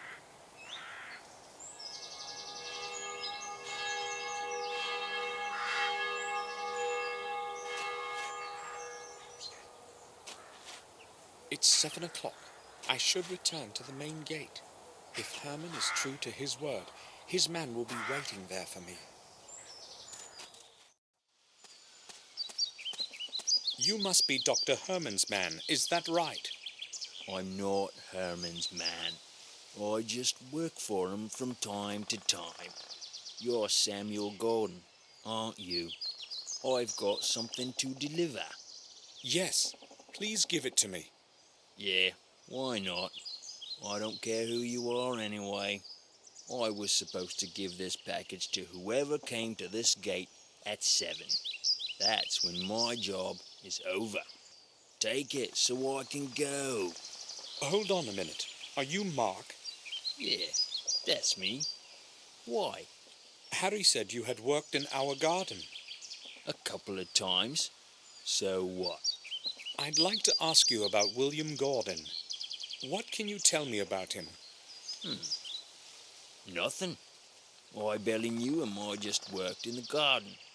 I'm in a hurry. Do you want anything else? No, thanks. Good. See you around. Bye. I hope I'll find what I'm looking for.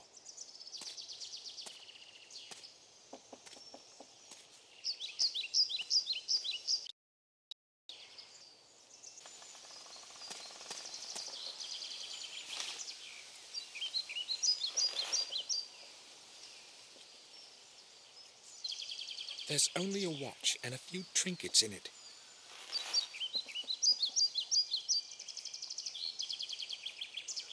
I'll open it. William made a remark of some kind here.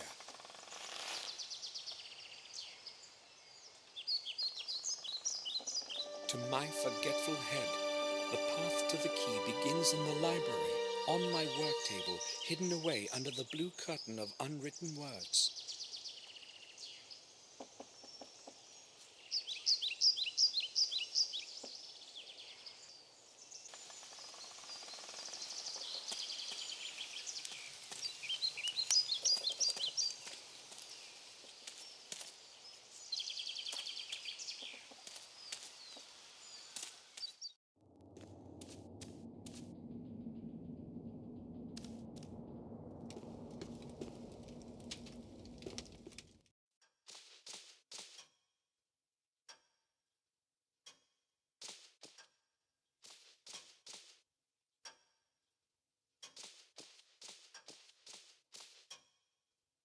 It seems like something's missing here. It seems like something's missing here.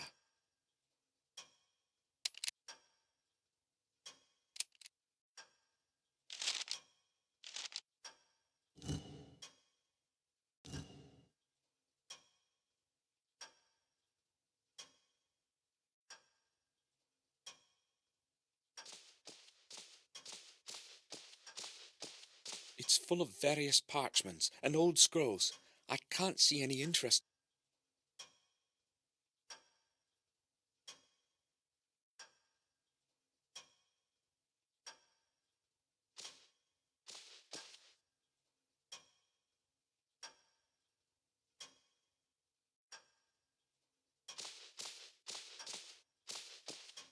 The Chronicle of the Warm Hill Manor. The local parish has been here for a very, very long time. According to the oldest books and records, It has been here for so long that only the walls of our castle. Marcus Gordon, therefore, the actual age of the building can only be estimated. As in the past, there was no accurate record keeping. Should we hold to the views of respected historians, it was around 1215 AD that the church was built. It is thought that Marcus had the church built on pagan lands where many innocent people died through the ages. There is no corresponding record to this, however, not one mention in any books or volumes available to me at the manor or the vicarage. Therefore, from a historic standpoint, this is a mere assumption, or worse, one of the many fictitious legends circulating in these lands. One thing, however, is more certain. It was this age that also gave rise to the academy at Black Mirror. As with Warmhill Church, it was Marcus who was responsible for the construction of such a significant building. The new academy, with its vast library, was supposed to serve as a knowledge base for all the people. It was also a safe place for depositing the chronicle of the Gordon family that Marcus ordered his wise men to protect. In this, however, fate was not kind to Marcus. The whole academy burnt to stone long after his death, around 1512 AD. Despite the vigorous effort of the people of the manor, who hurried to the disaster to fight the flames, the academy burned to the ground. When they saw there was no chance to save the building, they tried to save the records from inside. Not everyone was willing to risk their life in lethal heat for the scraps of paper that had been scribbled over. If it hadn't been for a few brave souls, however, we would have never known who Marcus Gordon was, nor some of the history of Black Mirror Manor, as most chronicles were lost to the flames. Garmoor Gordon perished in the fire at the age of 45. For his bravery, eternal memory is held. There was no one left of the academy to care for the remaining records and old books. Consequently, the volumes that remained were passed on to the Warmhill parish to the safekeeping of Father Matthias. Father Matthias took meticulous care of the historical treasure until his death in 1543. To that holy man, the people of Garmoor Gordon are grateful for the preservation of the chronicle and the old records. Since those times, the Gordon family chronicle has been handed over from one successor of Father Matthias to the next, until today.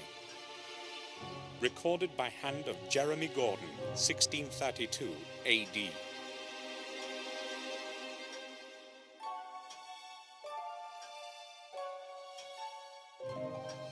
The local parish has been here for a very, very long time. According to the oldest books and records, it has been here for so long. Marcus Gordon had the church built so long ago that the date has already been lost in the Therefore, the actual age of the building can only be estimated. As in the past, there was no should we hold to the views of respected historians. It is thought that Marcus had the church built on pagan lands where many innocent people died through the ages. There is no corresponding record to this, however, not one mention in any books or volumes available to me at the manor or the vicarage. Therefore, from a historic standpoint, this is a mere assumption, or worse, one of the many fictitious legends circulating in these lands. One thing, however, is more certain. It was this age that also gave rise to the academy at Black Mirror. As with Warmhill Church, the new... In this, however, there was no one who recorded...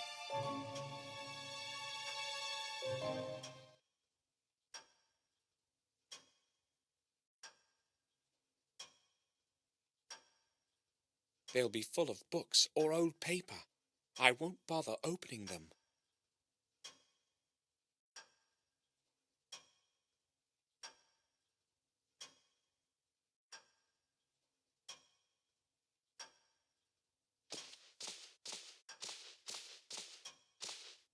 There's a button under the inkwell. I'll try to press it.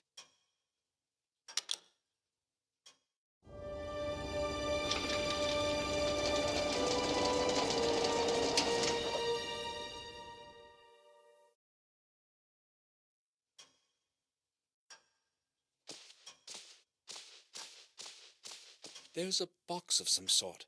I'll take it.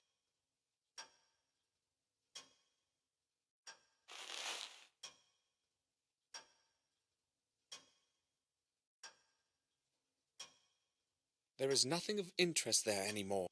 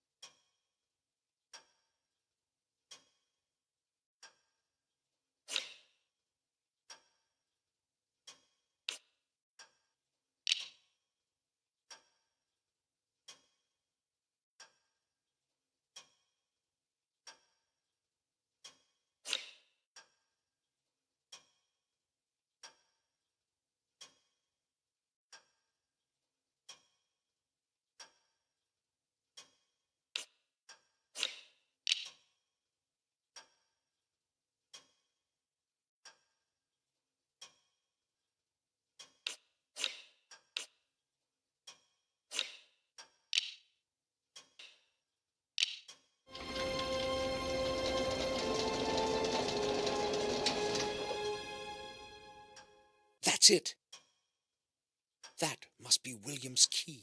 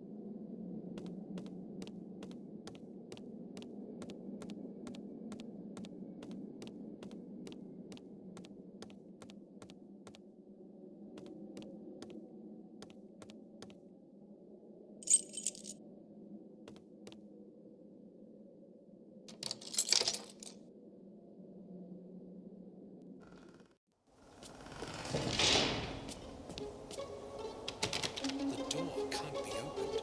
I left William's key on the other side of the door. The lock must have gotten stuck.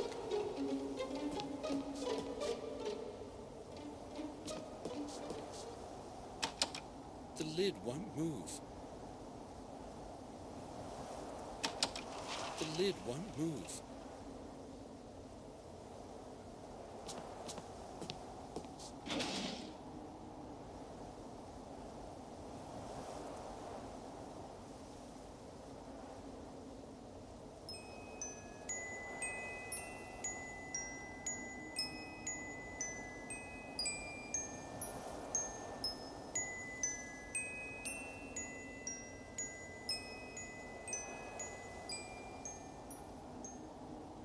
As though I've heard that melody somewhere before.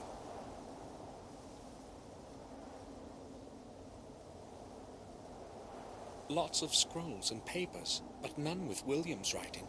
He must have been recording the important notes somewhere.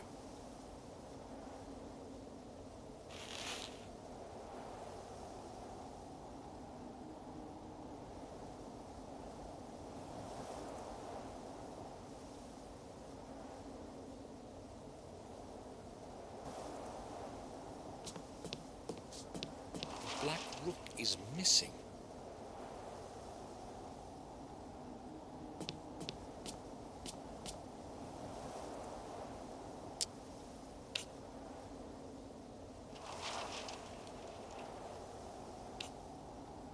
As though I've heard that melody.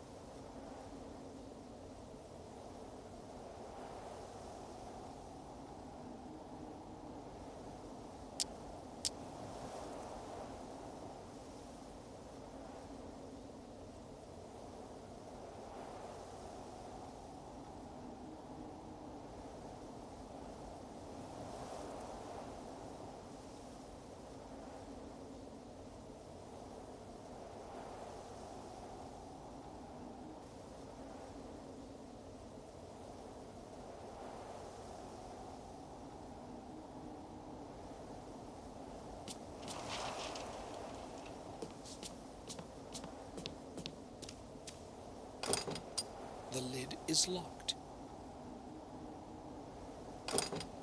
The lid is locked.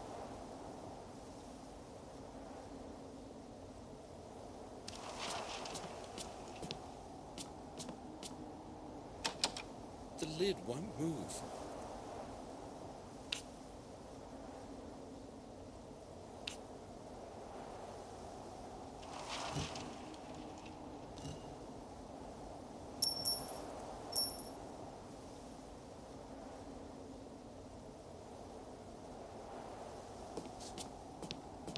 Several scrolls scribbled over with notes.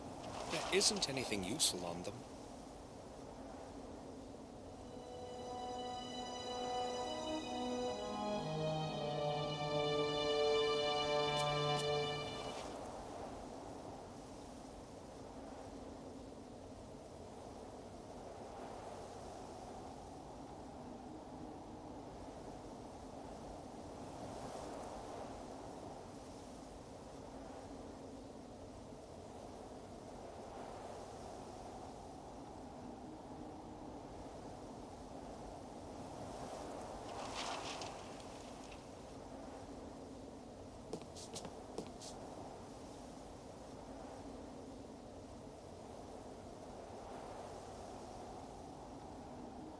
As though I've heard that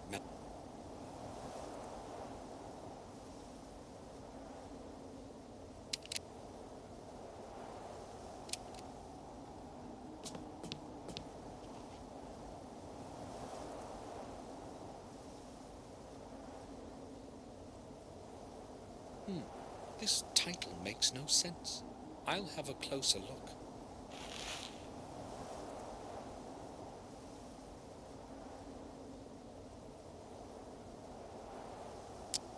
There's a small key inside the book. The pages have been cropped so as to hide it. I'll take it.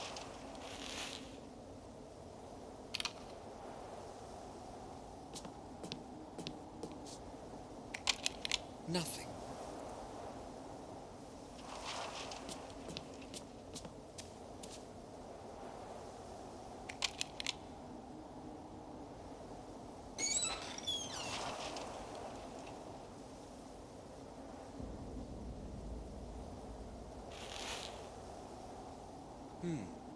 It's cold to the touch. Old maps, a globe, and a sextant. What did William need all this for?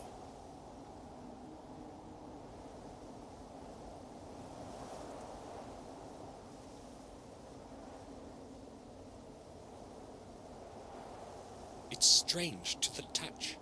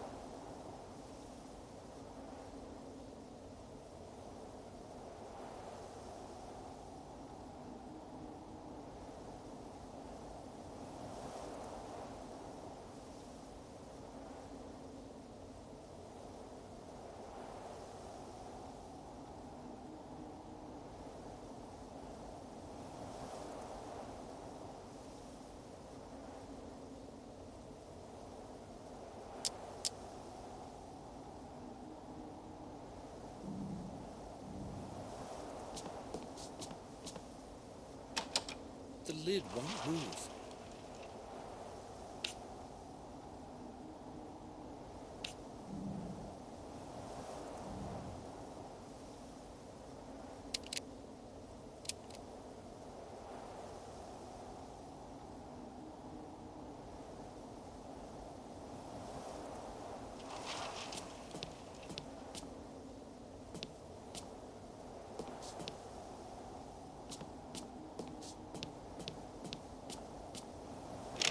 The door won't move.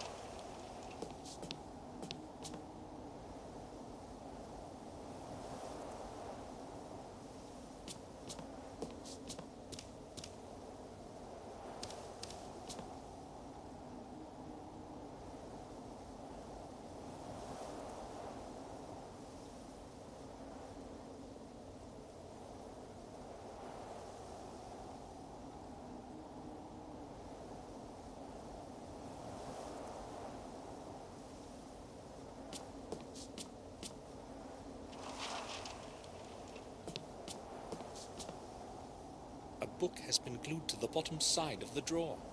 The diary of William Gordon. William's diary. Excellent. Hopefully I'll finally learn what happened that night. March 21st. I'm old. I'm old. I know my time is drawing in, and that is why I want to put some sense into my life before I leave this world.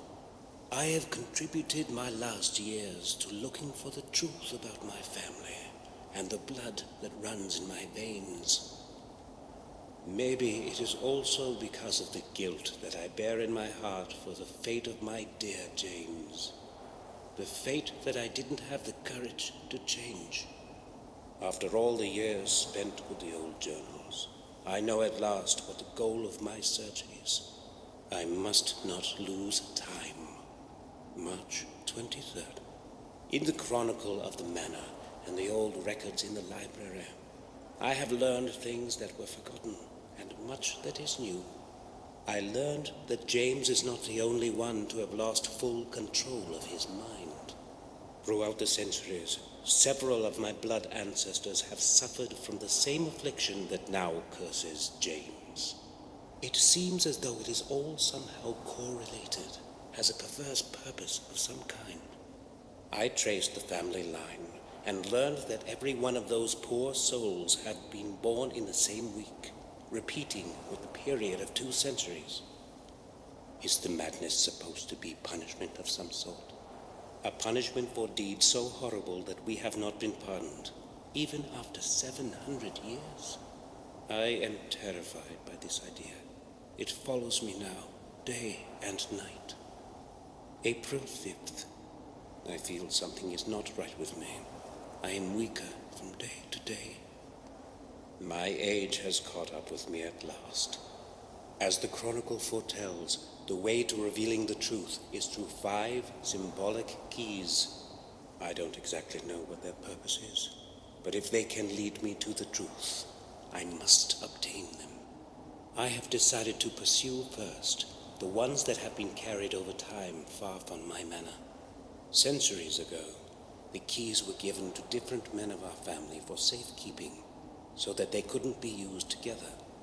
Luckily, I still have my own with me, and obtaining James's keys should not be difficult. If only I had known before what I know today, I would not have given it to him. The next one must be in the hands of Marcus himself, according to the records. The 4th one was given to Durham Gordon, the original owner of the remote manor in Wales. I must set off for Wales soon. That is certain. I still do not know where the 5th key is. Its origin eludes me in the many years of the past. When I obtain the other ones, I must find this last one too. April 15th. I have returned from Wales. My searching was futile. It was not easy to get into the family tomb. Unfortunately, I failed to reveal the next fragment of truth, and returned home empty-handed. Not all hope is lost, however. I will focus on the keys that James and Marcus possess. It should not be hard to obtain them. April 21st. I cannot change what has happened in the past of my ancestors, but I hope I can influence the events of the future. The curse that has plagued our family must be of dateless origin. It must stretch into times as distant as those of Marcus and Mordred, the first Gordons. I have decided to start looking for answers at the place where the body of Marcus rests. I know that the tomb is concealed in the dark underground of the parish. Its entrance has long been lost in forgetfulness. No one knows where to begin to look for it. I will set off for the vicarage tonight, April 26th. Whatever it is that is buried underneath Worm Hill, it is not easily within reach. It took me several days before I discovered an extraordinary pedestal with numerous tiny and meticulously shaped stones in the belfry. The whole pedestal is a complex mechanical lock. Surely it will open the way to the church's underground for me. I tried to change the positions of the opposite stones, but it was beyond my will to fully concentrate. I was too tired to attempt to set up the mechanism properly. Before I left for home, I made a drawing of the whole mechanism and returned the stones to their original configuration. Tomorrow I will go to Warm Hill as early as possible. April 27th. Luck was on my side today. I opened the way leading to the tomb of Marcus. Surely, I'm the first one in centuries to have succeeded in doing so. How great was my surprise when I descended into the tomb. There was not a trace of Marcus's grave. Nothing. His body must be hidden somewhere. I hope that the answer lies in the 4 books surrounding the center of the tomb. Shall wisdom be your way? Writes an old text carved in stone. Even after his death, wisdom protects Marcus as it has in his life. I am almost positive that the first answer is map. Despite the darkness, I tried to write down the text from the books, but it was easier to memorize it. I also found an extraordinary, in all probability, a ceremonial object in the shape of a perfect sphere. When I touched it, it was as though whole long centuries breathed on me. An odd feeling. May 7th. I am afraid of this night. I have not slept for 2 days now, and I hear voices. Yes, human voices. There are dozens of them. Their whispering is melting my ears into a sea of horrifying noise. What's happening with me? Am I mad too? No, I repudiate that, now that I am so close to the truth.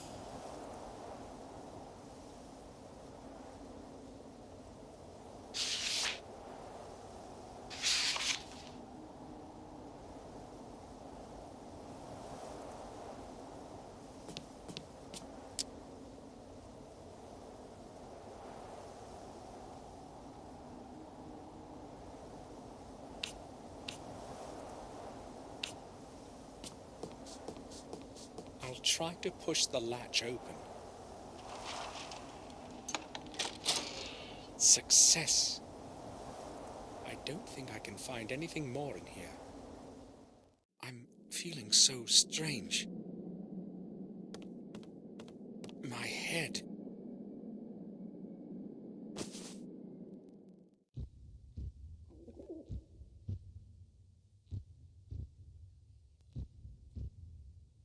Sir, you're awake at last. We were starting to worry that something might have happened to you. What happened to you, Samuel? I don't know. All of a sudden, my head started to ache vigorously. I cannot remember anything after that. How did I make it to my room? Bates found you lying unconscious in the attic. Yes, I was going to tidy up there when I saw you lying on the floor. I hurried to get Sir Robert, and then we carried you to your bed so that you could have a rest. I told you, Samuel, that you should take a rest after such a long journey. Perhaps you are right. I have no idea what happened. I vaguely remember having a strange dream, but I cannot figure out what it means. Important thing is that you're all right. Yes, that's true. It would be best for you to sleep for a while. This time, I will follow your advice, Robert. Good. We shall leave you alone then. If it gets worse, come see me. Thank you. Hopefully I will be all right now. Come, Bates. We shall leave Samuel to his rest. Yes, sir. Robert is right. I should take a rest. Tomorrow, I'll find out more than today.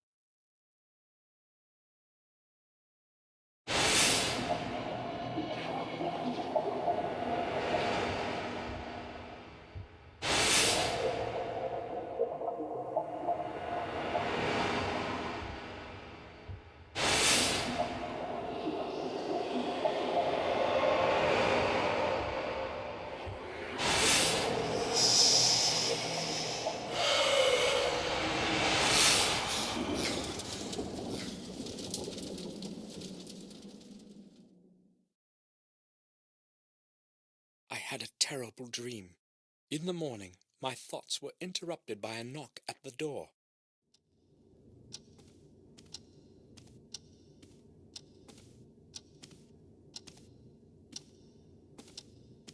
Sir! Sir! Open up! What's going on, Bates?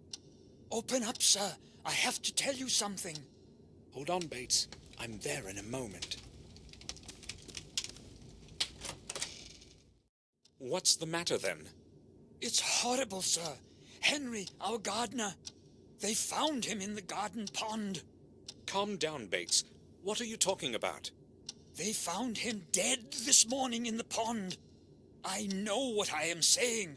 I saw his body being dragged out. How did it happen? I have no idea. Detective Collier will tell you that. He has been questioning everyone for quite some time now, and he wants to speak to you too. He did not give any of us a chance to recover from the shock, not even Madam. Where will I find him? He's waiting for you in the common room. We had better go there right away, sir. All right, let's go. Detective Collier. Yes. Samuel Gordon, I presume. I need to speak with you. Mr. Gordon, do you know what happened? Yes, Bates told me everything. Good. I need to ask you a couple of questions. Shall we begin? Yes. Did you speak with Henry Stanton yesterday? Yes, I only arrived yesterday, but I spoke with him during the day. Oh, you arrived yesterday? Yes, to attend William's funeral. I understand. What did you speak with Stanton about? I don't know exactly. It was a very trivial conversation. Had you known him from before? No, I only knew Mr. Dickens, who was Henry's predecessor. That was before you left the manor? Yes, about 12 years ago. Okay, let's return to your conversation with Stanton yesterday. Did he seem strange to you? Nervous or disturbed? No, nothing like that. He behaved normally. So, you are saying that he seemed normal? Right. I spoke to Morris, your groom, before this interview. He told me that Stanton would often have a bit too much to drink. Yes, I have heard the same. Madame Victoria has also confirmed it. What do you make of it? Well, they found him in the garden pond, tangled up in algae. I don't know yet how he ended up in there, but the most likely explanation is that it was on account of his drunken state. He might have bumped into something, lost his balance, and fallen into the water. Maybe. But don't you think the water would have awakened him? No, exactly the opposite. It was water that caused his death. He fainted, fell into the pond, and the cold water did its thing. Stopped his heart? He wouldn't be the first drunkard to have drowned like this. What's ironic, however, is that it didn't happen in a lake or a river, but in a little bit of water in the back garden. Oh well, no man can choose his death. If there is nothing you need to ask, I won't be keeping you any longer. Thank you. I have all I need for now. Would you please see me out? Certainly. Follow me, Detective. I will now wait for Dr. Herman's report and close this case. Thanks for your time, Gordon. You're welcome, Detective. Goodbye. Collier wants to close the case. Now that Henry is dead, I've got to find a way to obtain the second part of that strange object.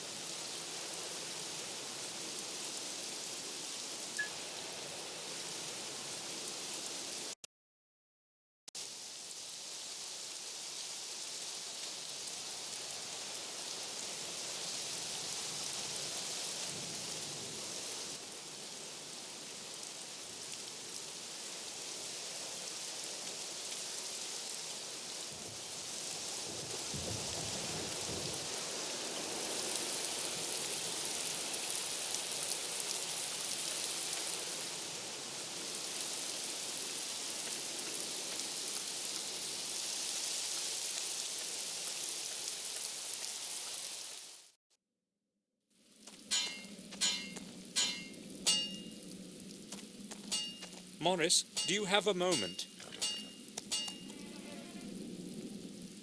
Sure. What do you think about what has happened to Henry?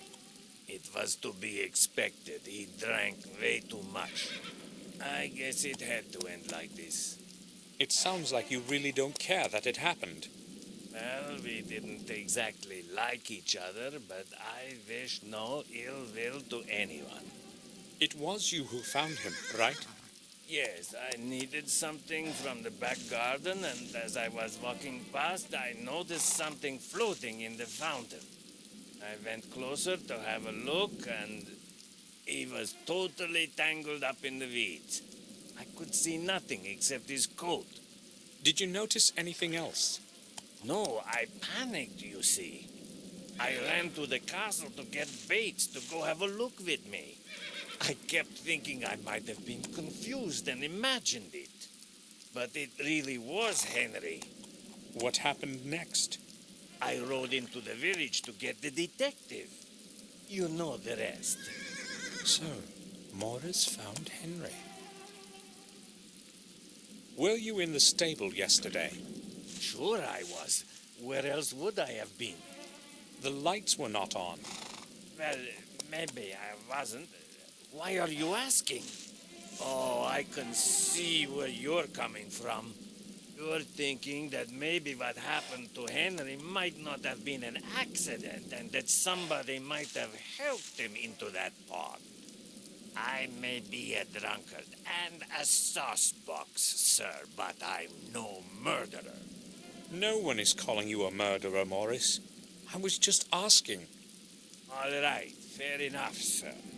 If Madam learns that you are starting to suspect me, I may as well go looking for a new job. There's not much work available in this neighborhood. And besides, who would want to hire a man with one leg that is almost completely lame? I'm not accusing you of anything, Morris. At least not yet. Morris, have you boarded up the old well like I asked you to yesterday? Not yet, sir. I'll do it today. It should have been done yesterday. I'm surprised that Henry didn't fall into it. Excuse me, sir? You know well how I meant that. I want to see it secured today, or you can start looking for a new job. Is that clear? Sure, I'll do it. You needn't shout at me, sir. I have no idea what has gotten into me. Why did I yell at him like that? I will go then. All right, sir.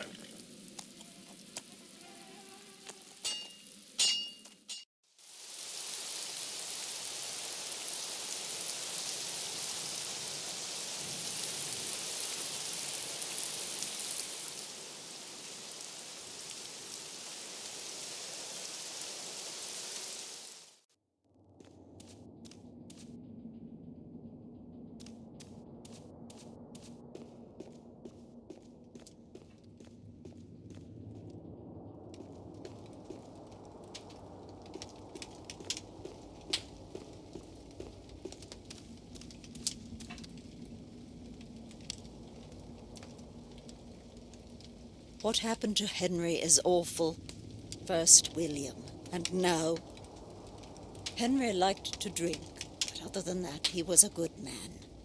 I'm sorry, Victoria. I would like to be alone now. Do you need anything, Samuel?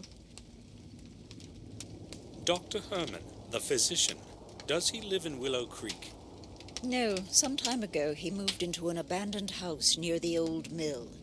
It is quite close on the road to Willow Creek, the only house far and wide. Yes, I remember where that is. Thanks. Please excuse me now, Samuel.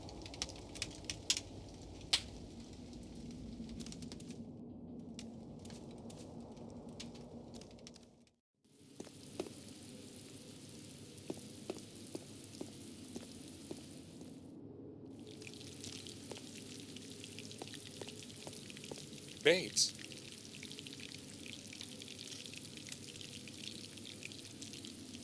Yes, sir? You said you were there when they dragged Henry out of the fountain. Unfortunately, I was. The sight was terrible. I have to tell you something. I feel responsible for what happened to him. Why would you say something like that, sir? Well, I ordered him to clean the fountain. He did not want to do it, but I insisted.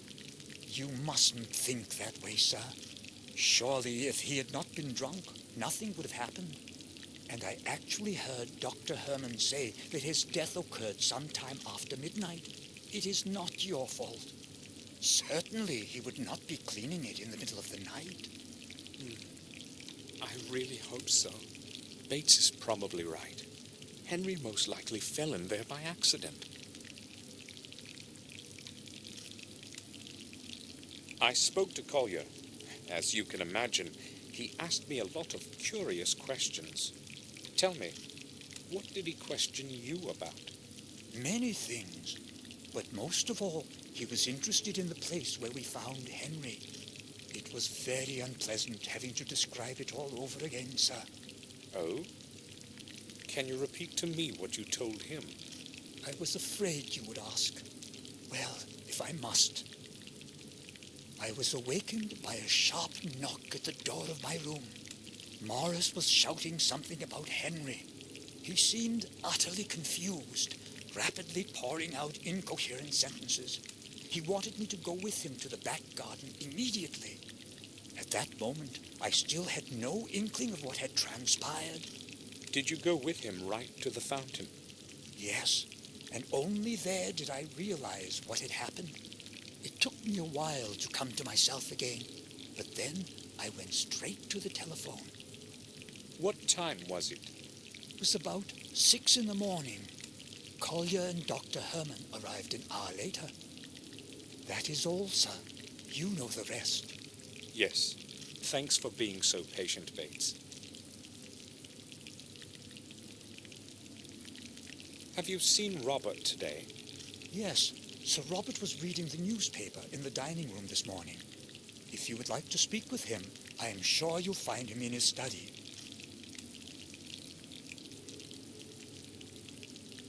When did Dr. Herman leave? Half an hour ago. He took Henry's body to the old morgue. Did he mention to anyone what he thought about all this? He had a long conversation with the detective, but I have no idea what they were speaking about. I was so distraught, I was not really listening. All right. That's all then, Bates. What is in the old morgue, then? What was Morris doing in the back garden so early in the morning? His work is in the stable, right? Yes, but he sometimes helps with the gardening. Henry cannot do everything that needs to be done. I mean, he was not... Bates, why don't you take the rest of the day off? You don't have to work under the circumstances. No, sir. I do not want to just be sitting around brooding. I'd rather attend to my responsibilities. It helps take my mind off things. I understand. I think I will go now. I'll return to my work.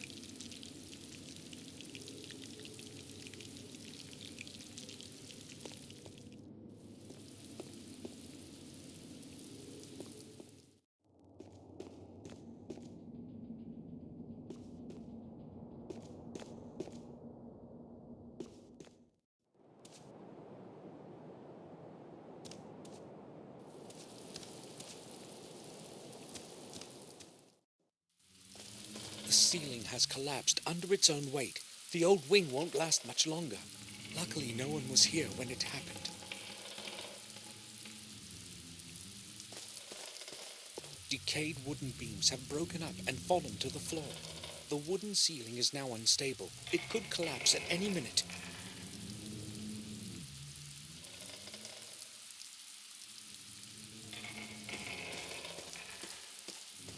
The hole in the window lets cold wind and rain enter the room. If it rains like this tomorrow too, we'll have to patch the window up.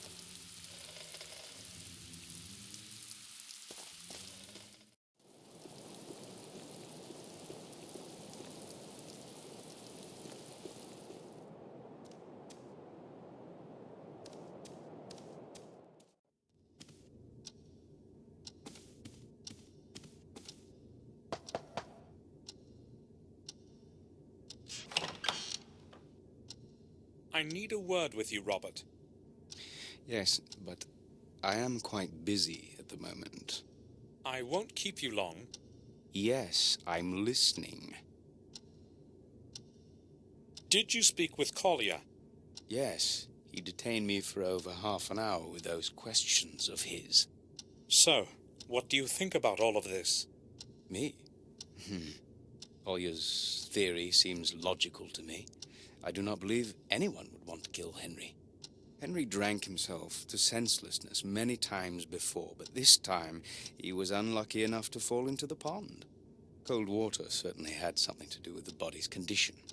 Being a physician, I can certainly attest to that. You're probably right. Is there anything else you want to talk about? I have a lot of work to do today.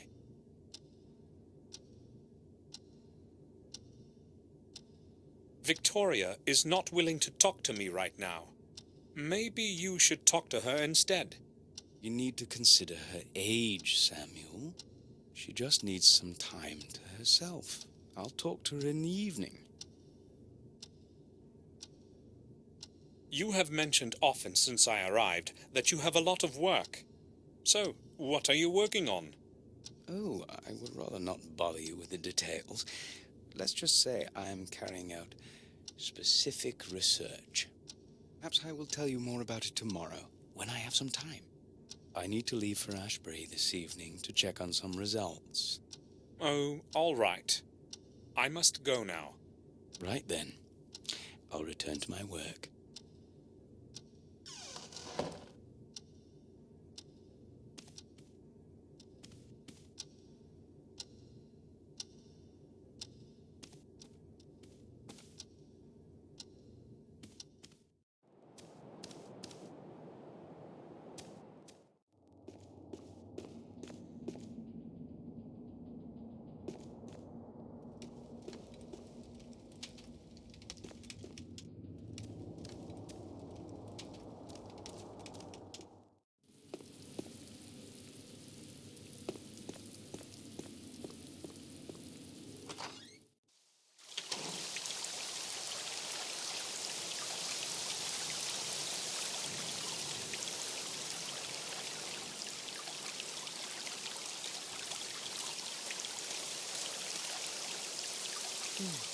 There's a deep footprint in the mud.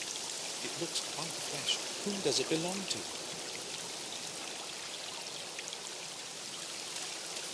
According to both Bates and Collier, Henry's body was tangled up in algae when they found him. How could he possibly have drowned in this though? Something is glittering at the bottom. What could it be? I shouldn't have made Henry clean the fountain. How could I have known that something like that would happen? Something is glittering at the bottom. What could it be?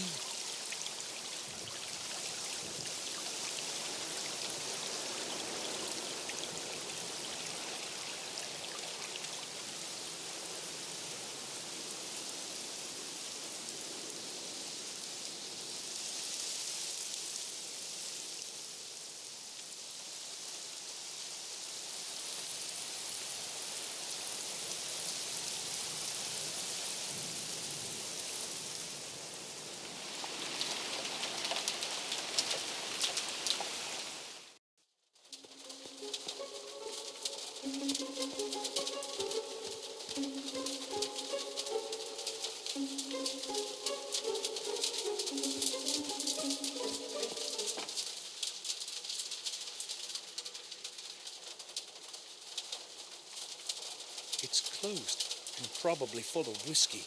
Henry hid it here so as not to carry it.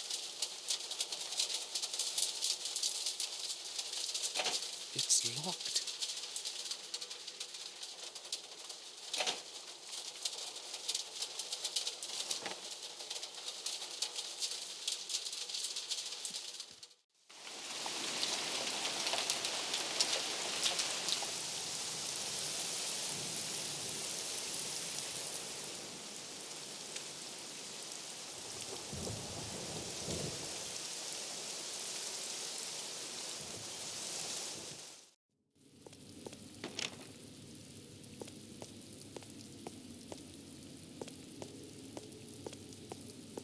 door is open. Someone must be down there.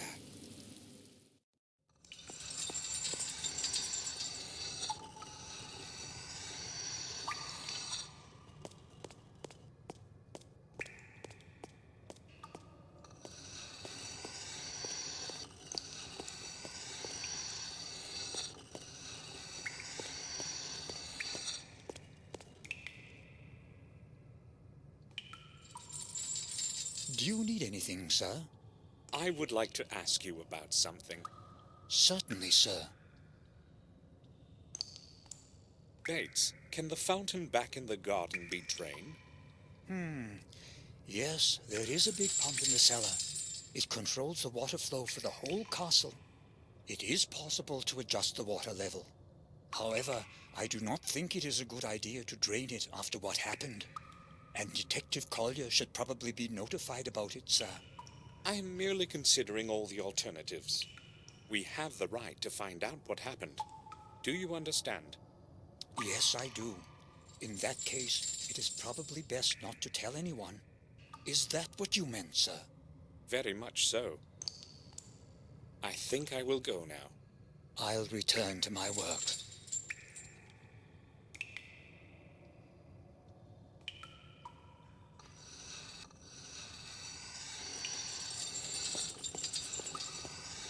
They're full of clean water. The cellar is quite cold, so the water is always cool.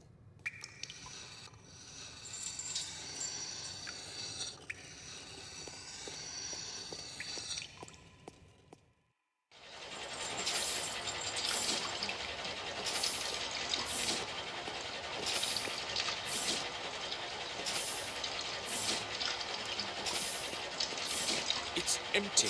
There's nothing.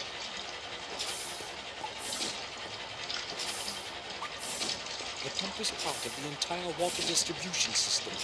It pumps the water in and out endlessly according to immediate needs.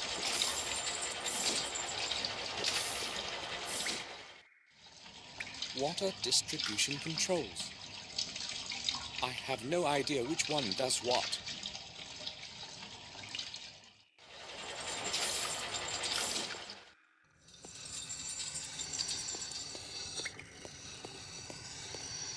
Bates, I would like a word with you.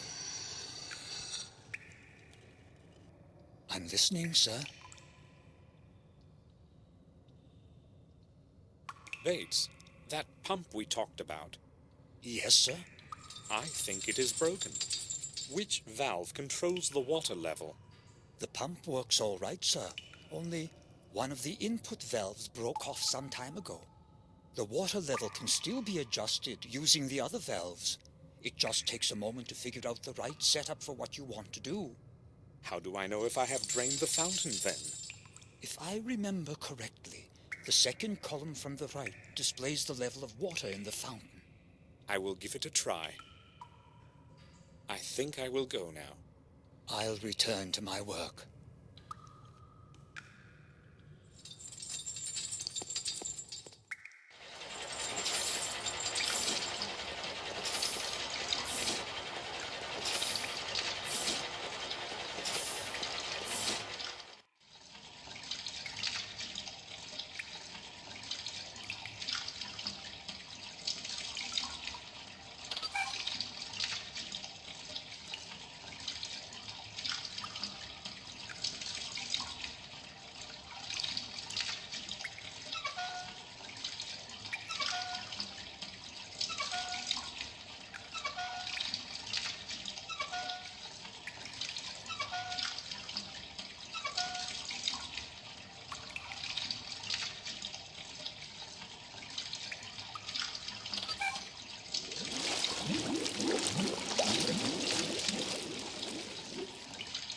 Ready.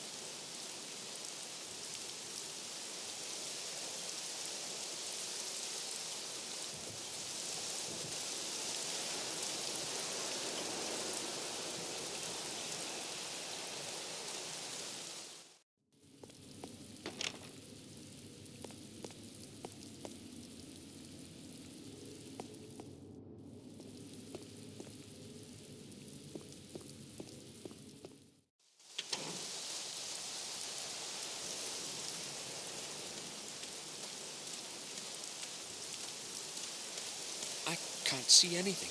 Where is that shiny thing?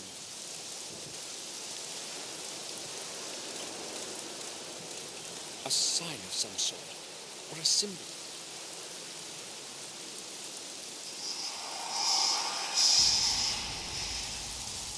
This must be the thing that glittered at the bottom.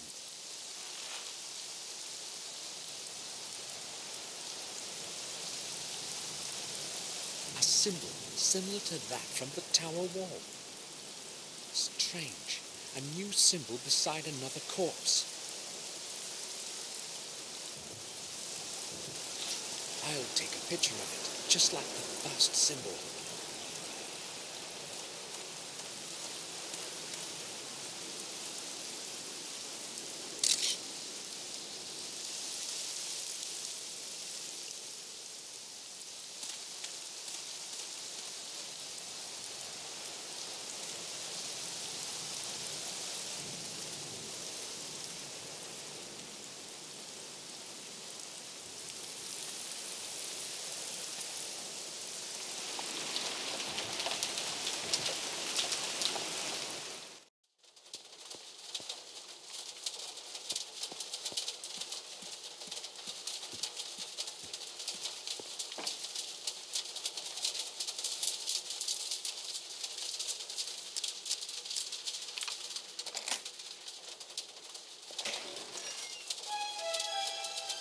Some papers and a few coins.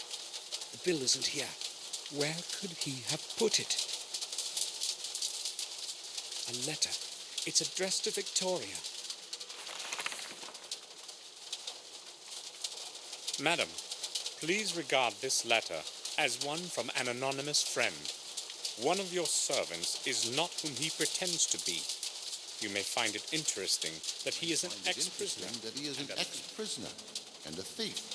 On several occasions, I watched him sneak quietly into the castle cellar using the old back door. I saw that person take away several bottles of some of the best vintages of your wine that you value so much.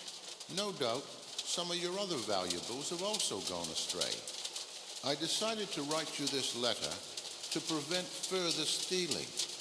The person's name is Morris. Henry meant to blackmail Morris. I am curious as what Morris will tell me about this. One of your servants is not... On several... I saw... Madam, one of your servants... I decided the person's name...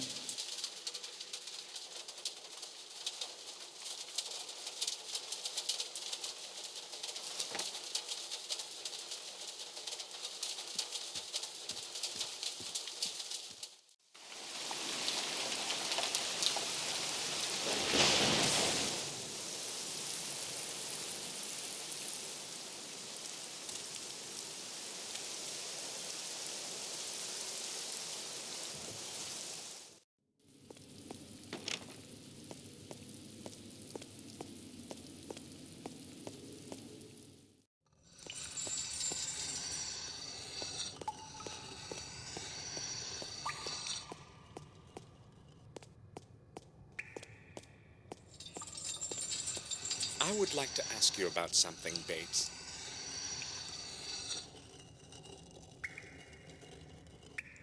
I'm at your service, sir. I found a letter in which Henry blames Morris for stealing the wine from our cellars. Did you know anything about it? Tell the truth, sir. Yes, I have a good clue as to who might be behind it.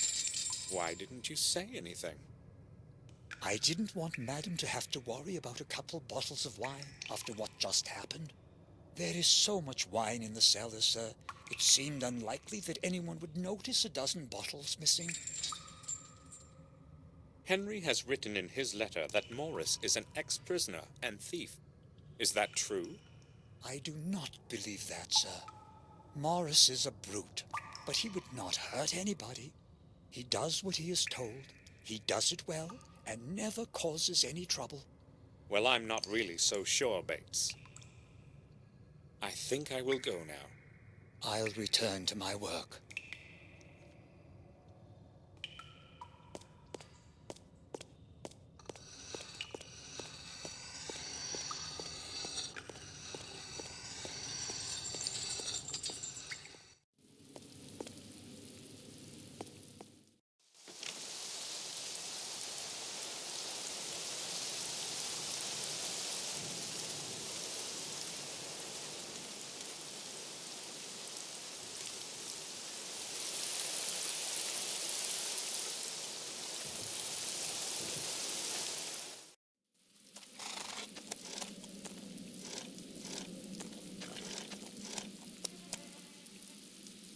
Yes, sir. Morris, I know you've been stealing wine from our cellars. Me, sir? Who told you that? No one told me. I read it in a letter that Henry wrote to Victoria. So what do you say about that? Well, I only took a few bottles, sir. I swear. There's such a lot of them in there, I thought nobody would notice. It won't happen again, I promise. Will you give me that letter, sir? All right, Morris, but I'm going to be watching you. Here it is.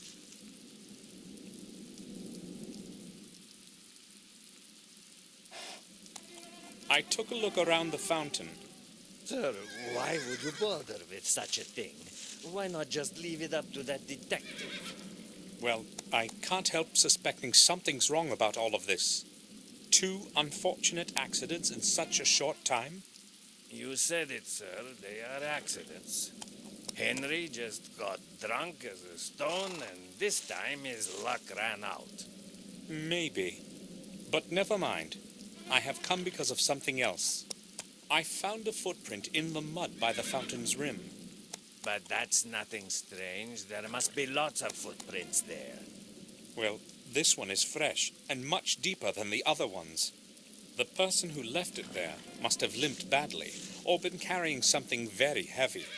Are you suggesting it's mine? Well, why couldn't it be yours?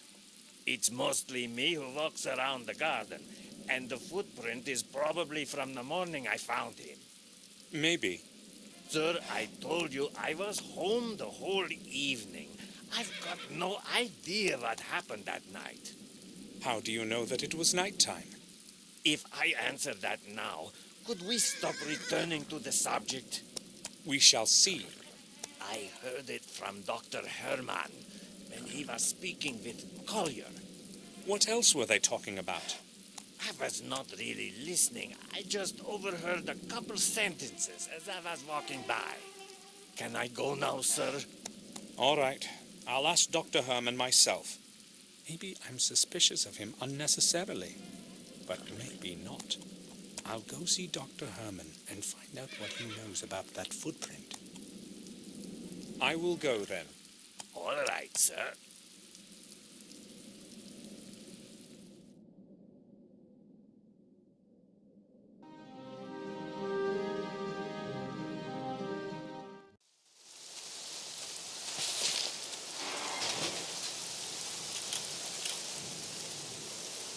Oh, Mr. Gordon, I would wish you a nice day, but that is not what it is today. To what do I owe you a visit?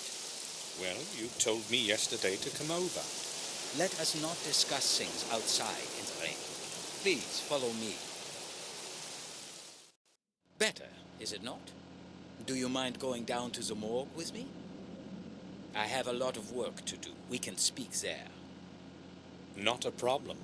Let's go. Watch out for the steps. There's not much light in here, and the dampness can make your footing dangerous.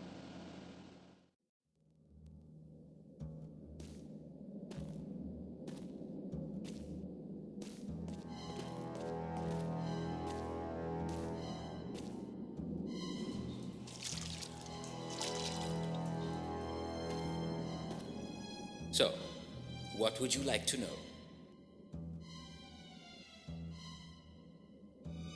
I have returned as per our conversation yesterday. This won't take long. I would only like to ask a couple of questions. Let me guess. This is about William, right? Yes. You mentioned some bad burns on his body. On the chest area, to be more specific. Yes. So? So, what? When we talked yesterday, you said you would tell me more about it. That is why I am here. Is that what I said? Well, I can only repeat what I have already told you. Massive burns on the chest caused by an unknown object. Is that all?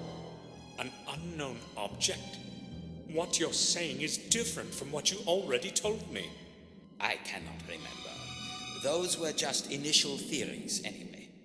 I have recorded everything in the post-mortem account. Shall I quote from it? That won't be necessary. It It seems Dr. Herman has lost his memory since yesterday. Why is he concealing what he originally wanted to tell me after we had first met? That death report would interest me, but not in his presence. I spoke with Detective Collier about Henry's death. It was inevitable that he would end this way. He was a lost cause. What do you mean? Well, it certainly was not the first time something happened to that man after he drank himself into a stupor. I know this well because it was I who had to restore him to normalcy after the other bouts. It was not usually serious. However, on this occasion, he overestimated his capacity for drink for the last time. This is rather awkward, but you see, Henry had something important that belongs to me. I have looked just about everywhere and have not found it. So it occurred to me that he might have had it with him, and that you... So, what is this it supposed to be? Actually, it's just a small piece of paper, but it's very important. Otherwise, I would not ask you. You want me to search his personal belongings? I would be grateful if you would do that, Doctor. Gordon, that parcel is part of the evidence. I cannot just remove something and give it to you until the police have completed their investigations. But that something was mine. No matter. Until the case is officially closed, I cannot even show you any of those things. I understand. Thank you, Doctor. At least I know where that blasted bill of exchange is.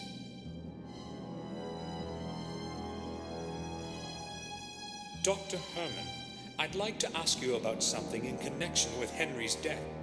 Mr. Gordon, it was my impression that this affair is currently being investigated by Detective Collier.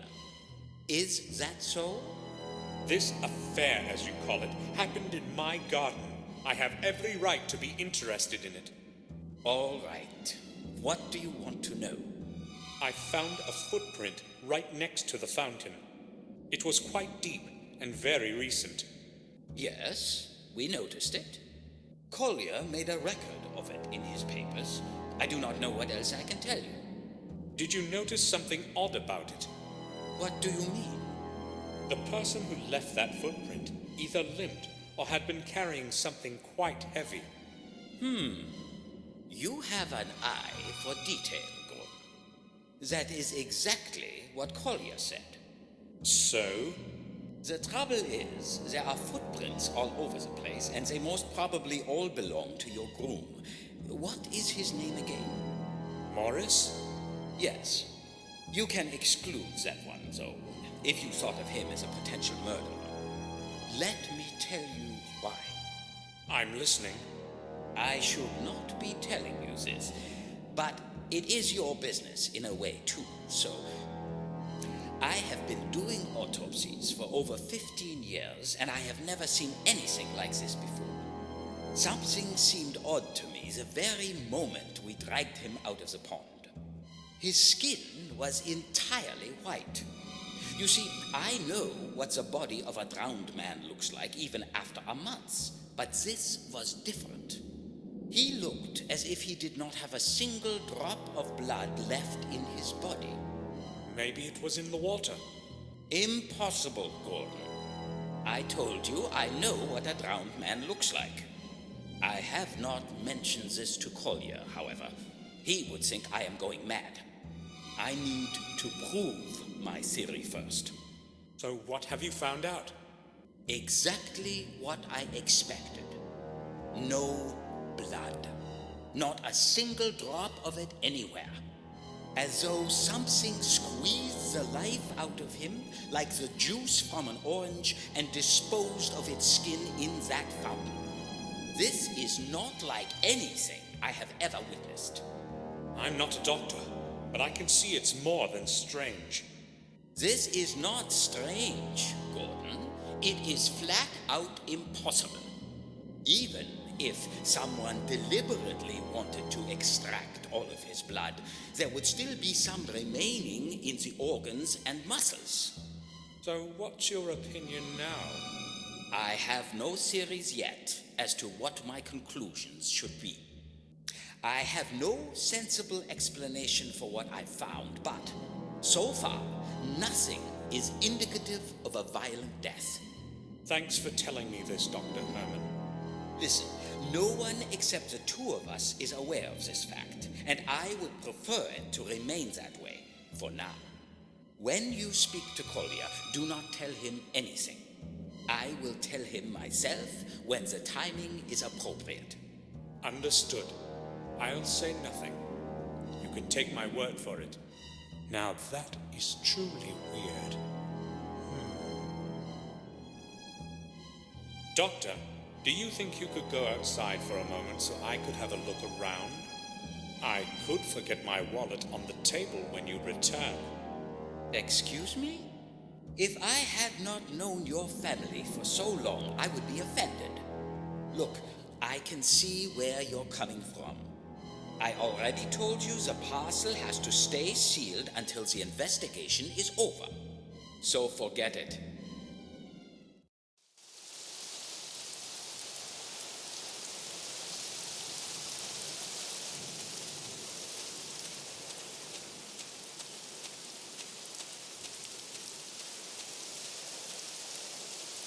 The lid is held shut by a large padlock.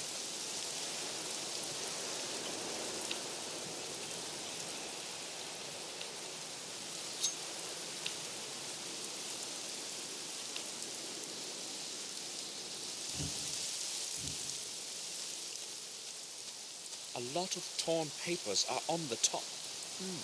Somebody must have disposed of them only a little while ago. They're not wet. I'll have a look at them.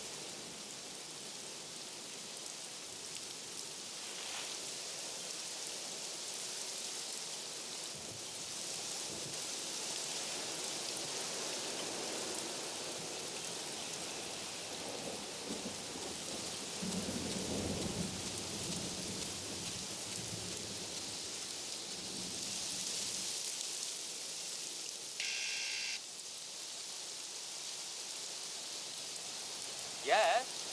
Samuel Gordon, please let me in, Doctor. I need to speak to you. Yes, come in. I am downstairs, in the morgue.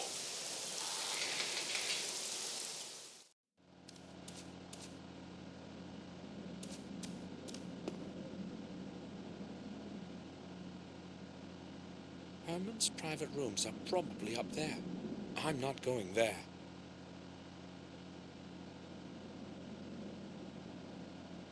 It was torn to pieces. Obviously, they didn't want anyone to read it.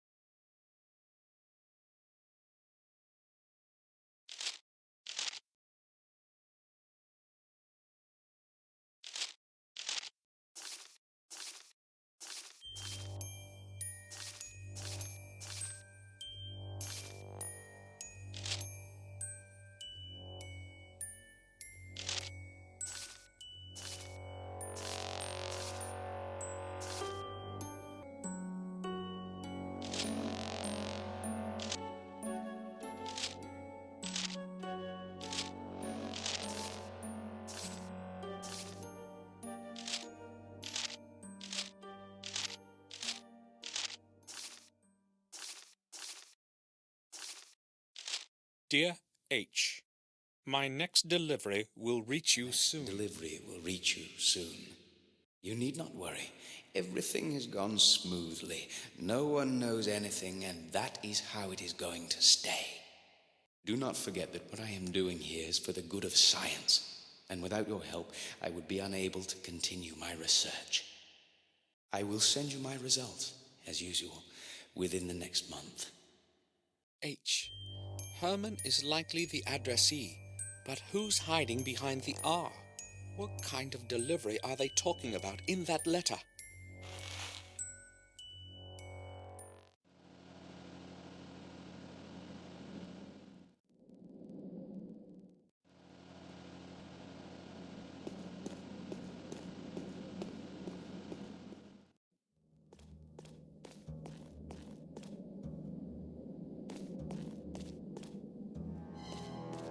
I cannot take the keys while Herman is watching me.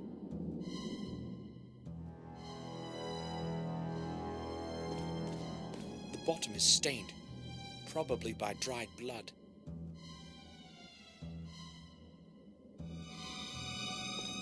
Empty photographic developer canisters. Herman apparently takes the photos for death reports himself.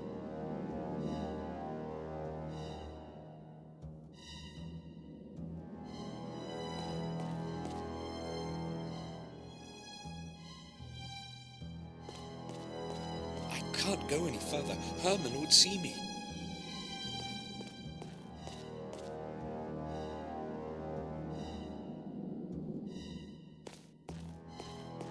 Herman uses it to carry the bodies. There are some things contaminated with blood. I'm not going to mess with it.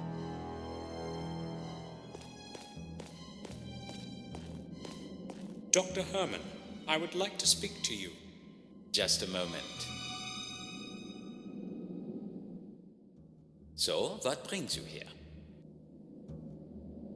I've noticed the place can also serve as a dark room. Yes, I'm developing the autopsy photographs here. No one provides such services in the village. It is almost like the Middle Ages around here. Nevertheless, one eventually gets used to it. Are you asking because you'd like to have some photographs developed? You see, Gordon, this is not a copier for tourists. You are standing in a morgue. Oh yes, that's quite apparent. I only need very few pictures, though. All right, then. But I will only do this because of my friendship for your family. Give it to me. Thank you, Doctor. Hold on. I would like something in return. I cannot get you the picture without it anyway. I have run out of toner. Would you bring me some from the village? Didn't you just say that no one could provide that kind of service in the village? Yes, and they do not. I have an agreement with old Murray. He orders me supplies from town.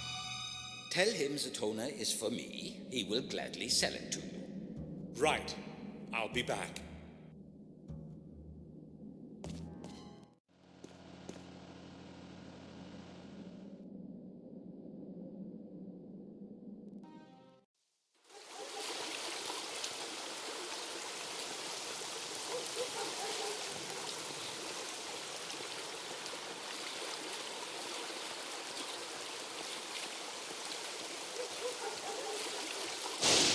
Excuse me, may I speak with you?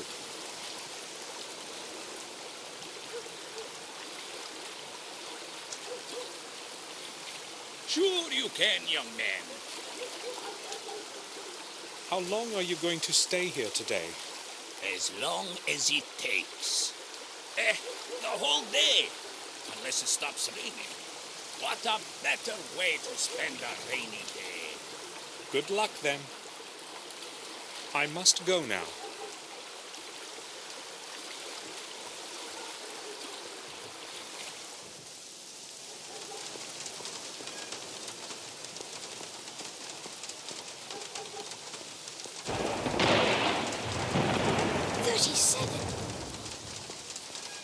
Hello, Mr. Samuel.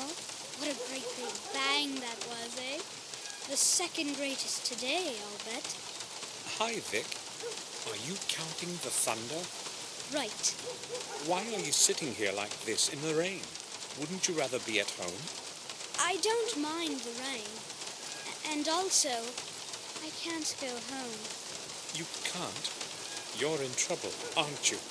Well, it's that broken window from yesterday. Harry told my dad, you know. So I'm not exactly carrying home. Oh, I see. I have to go now. Be careful of the windows next to you. I will. Throwing my ball to the other side would be a lot safer.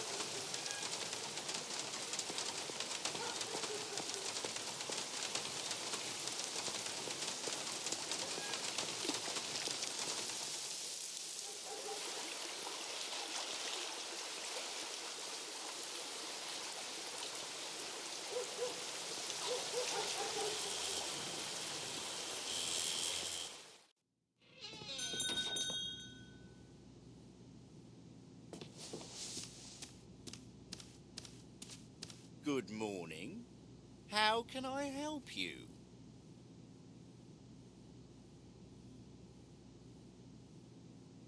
Dr. Herman told me I could get some photographic toner here.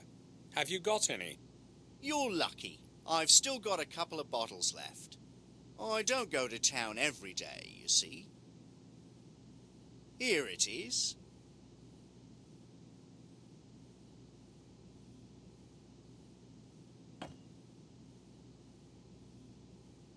Thanks.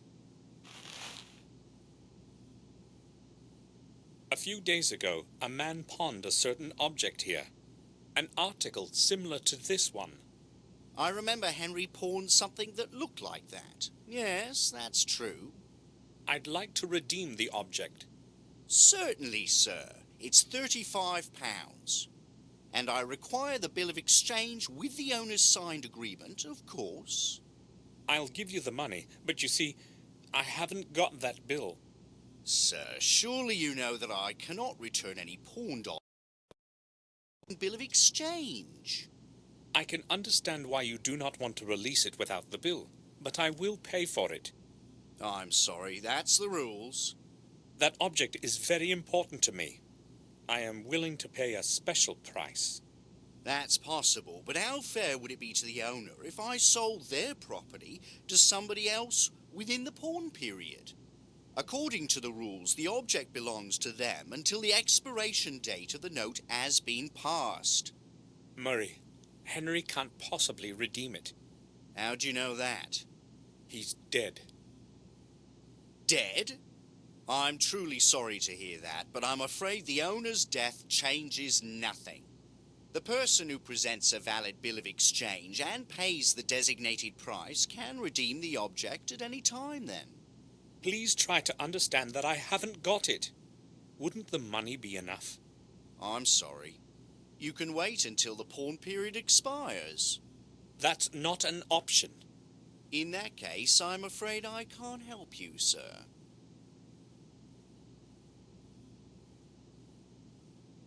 I know you would break the rules, but who could possibly find out?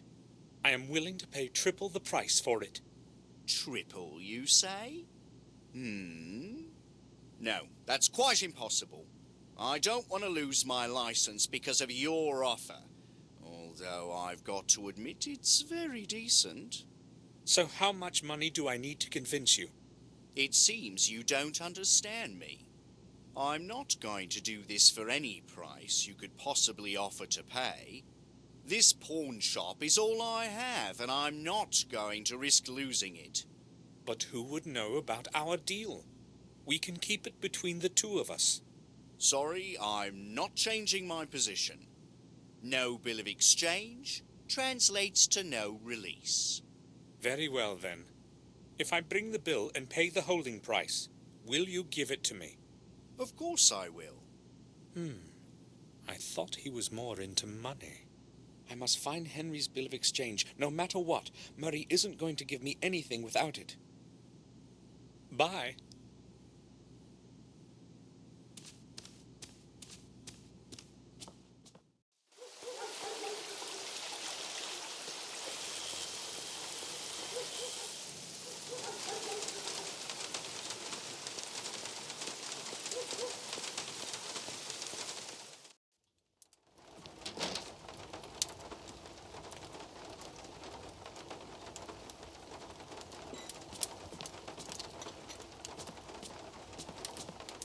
I need to talk to you.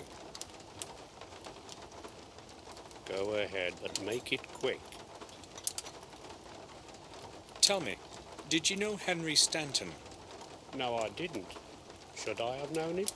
Well, he worked as a gardener for us, but he died yesterday. Sounds like I'll get to meet him soon now. You want anything else? I'm not interested in company. No, I'll leave you alone. Hello, Harry. Welcome back, Mr. Gordon. Have you come to get a bite? What do you mean? Oh, come on. I know your Bates is not exactly a great cook. It's not so bad. I have no reason to complain. All right, if you say so. Do you remember our conversation yesterday on how nothing ever happens around here? Sure I do. Well, unfortunately, something did happen. Oh, you mean Henry? How do you know? Well, news travels around here fast. Poor Henry. He was a good regular. We sure drank a fair amount together. So how long had you known one another? Since the time he started working for the manor.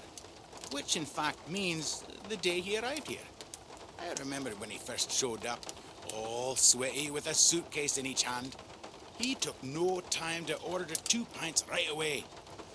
I knew right off that we would understand each other. Did he have any friends in the neighborhood? Probably not. You see, he was kind of a loner. I don't think he knew anyone else. He used to only come here. Thanks anyway, Harry. You're welcome, Mr. Gordon. Harry, tell me, is Mark reliable? Well, that depends. He's not exactly a saint, you see. But I reckon he'll do what you tell him for a pound or two.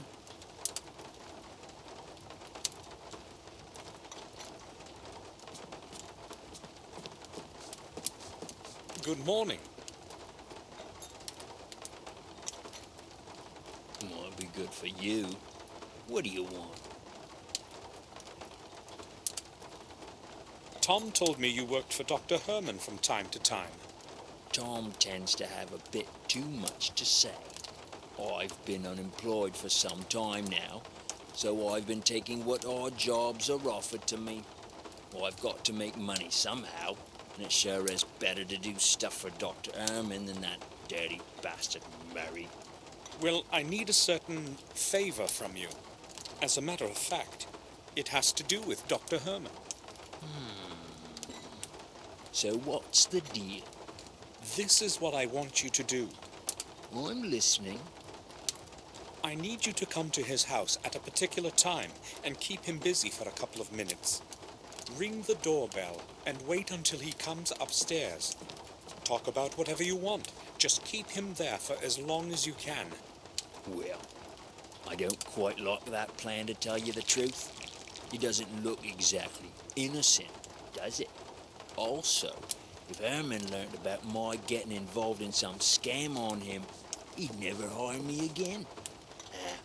You better find someone else for this.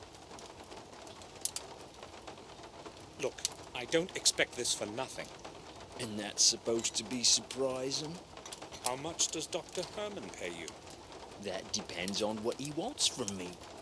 No, you don't understand. I mean, what is the maximum he has ever paid you? £6 per day, with food, I guess. I'll give you 10. That's not bad for a couple of minutes, is it? 10? Well, the money is nice, but you see, these days I at least have a sure job from Dr. Herman. No, I can't do it. All right. I'll give you 20. Take it or leave it. 20? Damn. I haven't had so much money clink in my pocket for quite some time. £20 take home and it's a deal. 10 now and 10 later. Okay then. What time should I show up?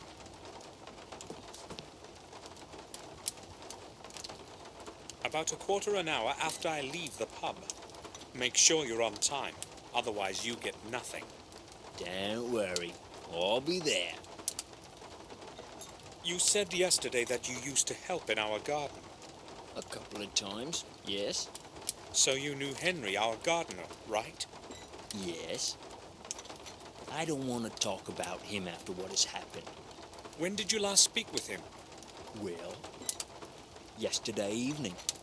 I met him just a short distance off the road to the village. What time was that exactly? I don't want to talk about it. I already told you that. I don't feel like getting involved in anything. I'm not the police. You needn't worry. What did you speak about? It was just a couple of sentences. I'm not sure. Was he acting normal? I mean, was he sober? Yeah, he was, that's for sure. It's true that he used to drink a lot, but he didn't drink every day. And yesterday, he was sober. I would have noticed. Thanks for telling me. You're welcome. So, Henry was still sober in the evening, and they found him drowned at dawn. That doesn't make much sense. I walked quickly to the morgue to get there before Mark. I hope he'll show up on time, as we have agreed.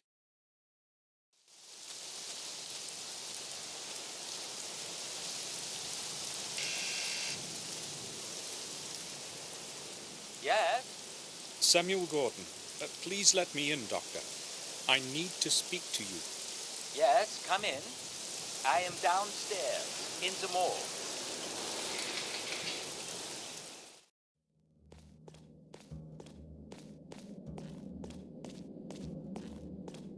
Can I speak with you for a moment, Dr. Herman?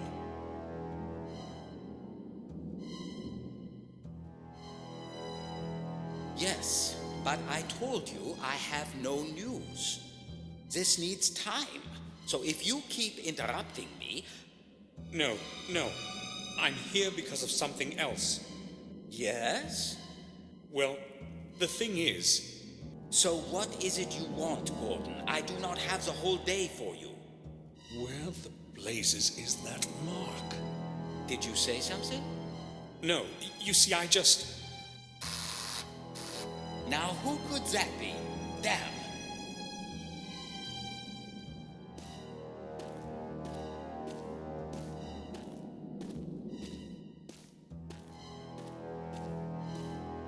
Who is there? Wait for me here. I will return shortly. Of course. You needn't hurry. I thought my blood pressure was going to hit boiling point. Now where's that bloody bill of exchange? Maybe I should start with his table.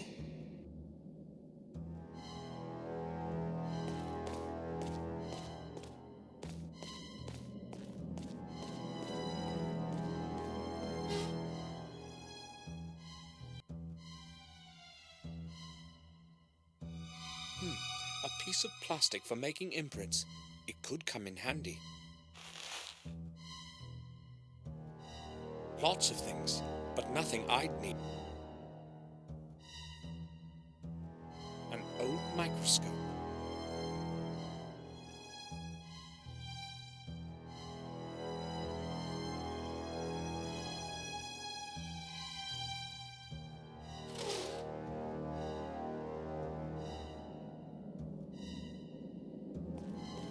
There's a label with Henry's name on this box. Henry's bill of exchange. Excellent.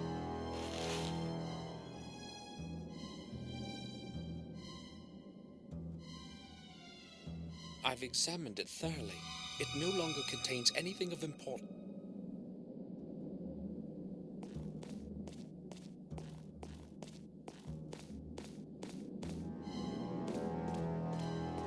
Key to the garbage container at the front of the morgue is in this bundle.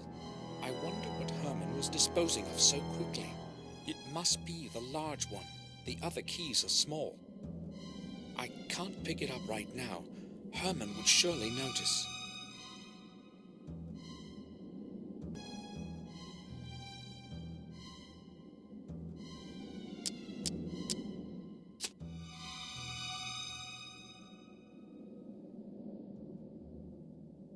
made an imprint of the key in the plastic. Herman is returning. I can hear him on the steps.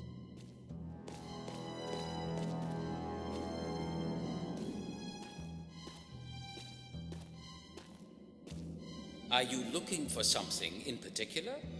No, of course not. Well, I've never been to a morgue before. I'm just curious. You have some odd interests, I can see that. What were we talking about? I've forgotten completely. It can't have been anything important. So be it then. I do not have the time to be talking to you constantly. No offense intended. Oh, it should be me who's apologizing. I won't disturb you any longer. See you, Doctor. Goodbye, Gordon.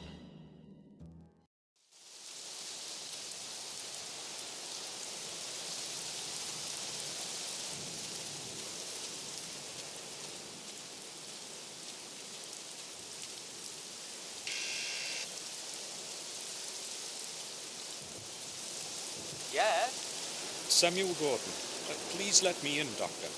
I need to speak to you. Yes, come in. I am downstairs, in the morgue.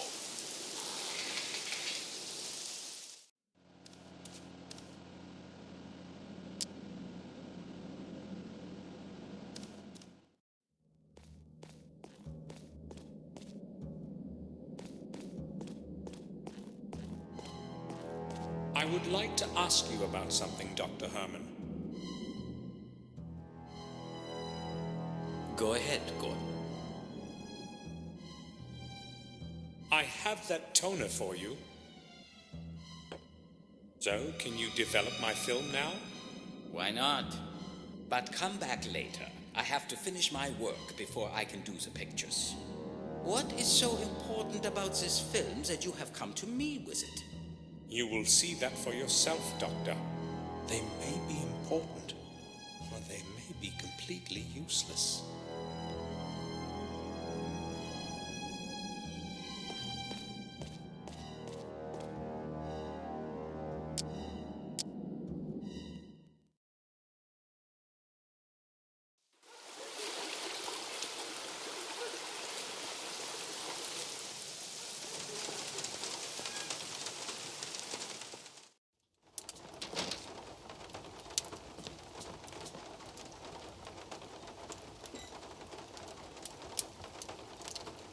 How can I help you?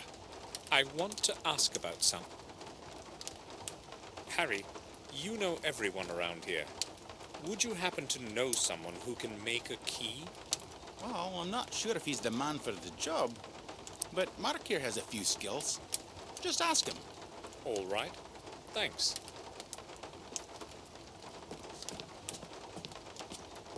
May I bother you for a moment?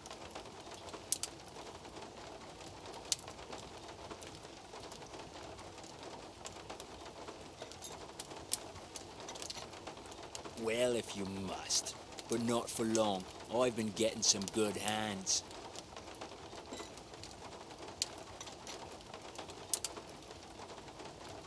I can see you wasted little time spending my money.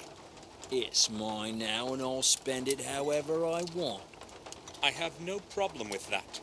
Did you have enough time to do what you needed? Yes, I did. But maybe you could have rung a bit earlier. What were you doing down there anyway? That's none of your business, really. Yeah, I've got no problem with that. If you need something again, you know where to look for me. I need someone to make a key for me. Harry said you can do it. A key's no problem. Give me the original and I'll bring it back with a copy in a little while. And it's for free. I'll just assume it's part of our deal today. Trouble is, I only have an imprint. That's going to be a lot harder. I've never tried it with an imprint before. Just give it to me and pick up the result in an hour or so. I'll see what I can do. Good. Here it is.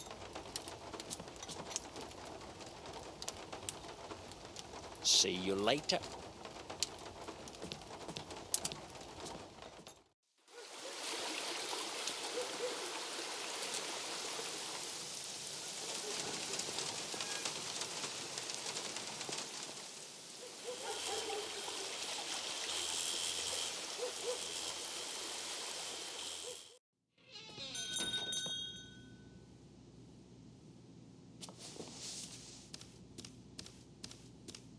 Is there anything I can do for you? I'd like to redeem the object we talked about, Murray. Surely you remember you must present a valid bill of exchange. Don't worry, I have it. Here.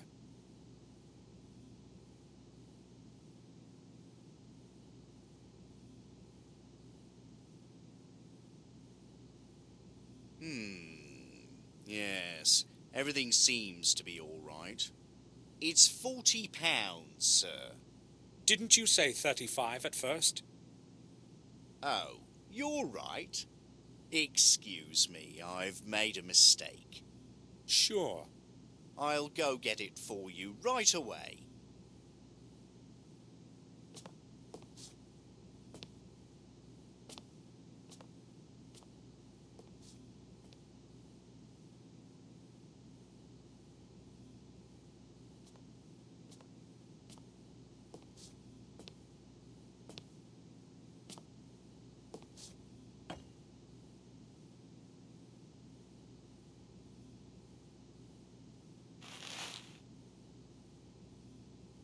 Bye.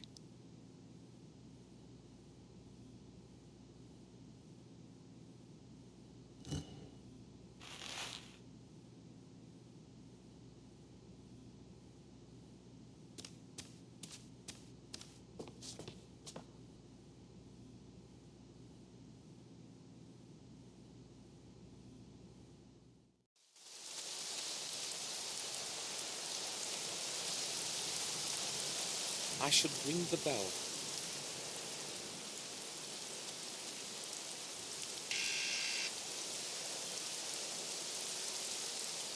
Yes? I need to speak to you. Yes, come in. I am downstairs.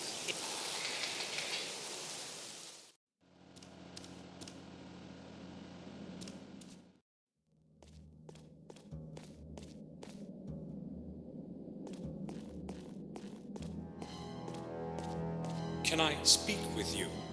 Hold. Yes, I'm lit. Have you developed that film for me?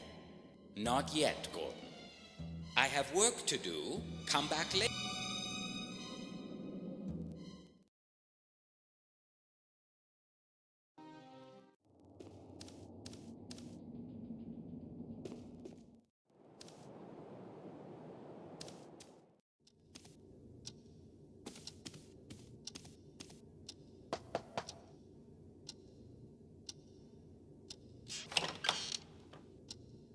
I need to speak with you, Robert.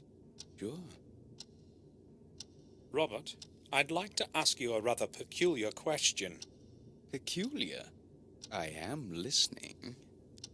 Right. Here it is. Is it possible for a recently deceased body to be completely bereft of blood? No blood whatsoever? Certainly did not expect such a strange question. What do you mean? Well, is there a way to drain the blood out of the body? Let me think.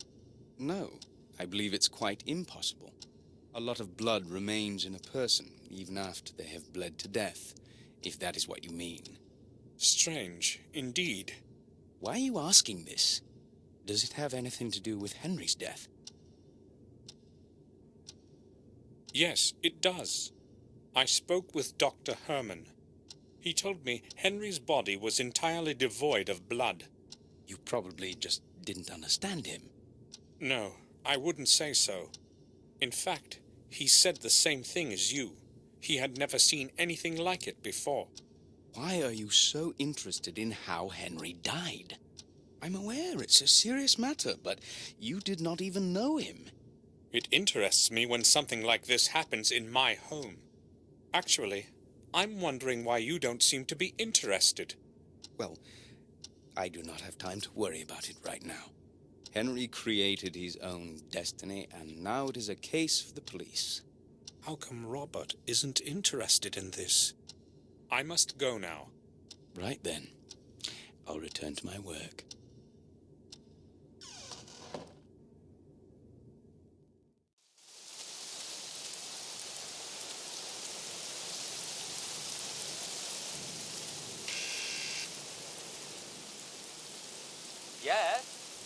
Samuel Gordon, please, I need to speak. I am down.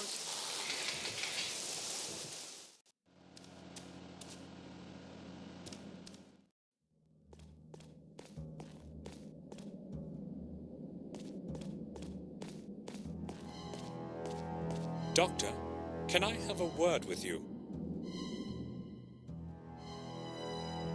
Yes.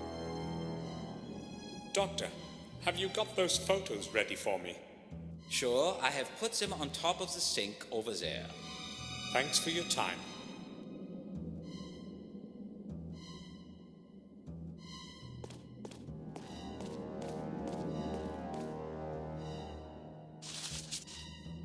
I'll put the pictures in my diary.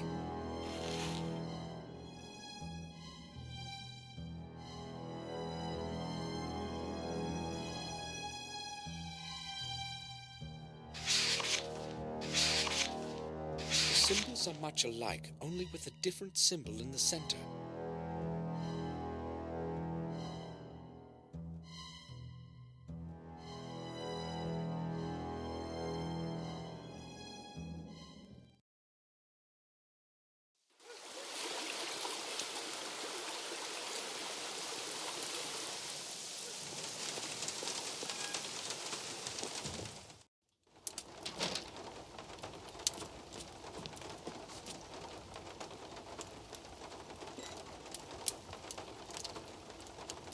What'll it be, sir? Have you seen Mark around? No, he hasn't shown up yet. He's probably got some work to do. Are you looking for him? Not really. Just asking.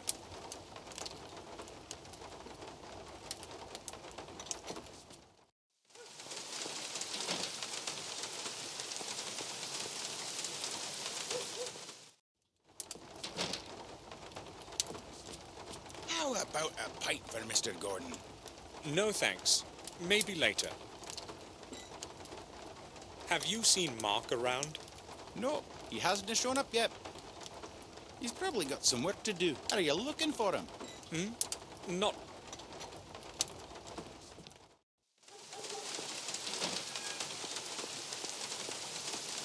I have nothing to ask.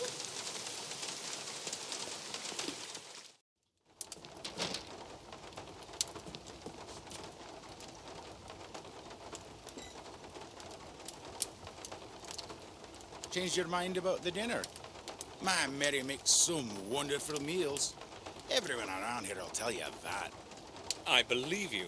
I'm just not hungry yet. I would like to ask a couple of questions, though. Okay, feel free. Have you seen Mark? He was supposed to wait for me here. Aye, he popped in just a moment ago, but went somewhere right away. But he's left his key for you here.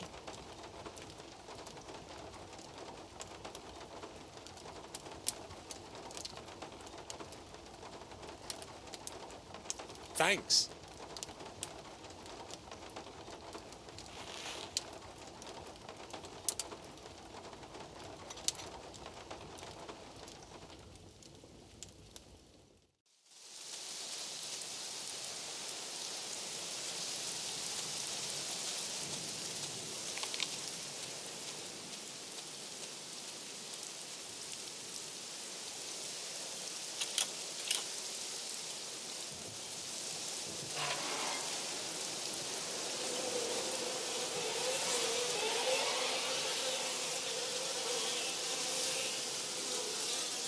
The stink of decaying flesh is forcing tears into my eyes.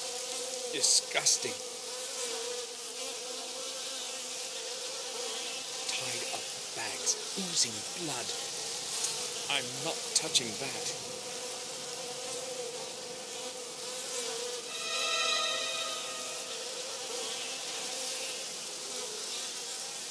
Human remains. Shouldn't they be buried deep in the ground?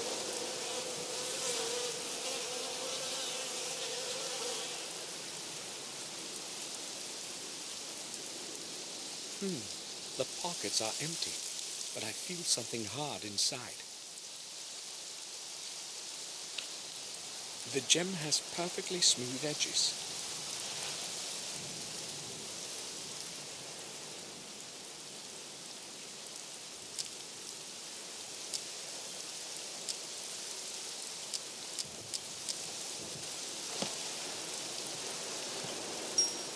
All the parts have clicked together perfectly.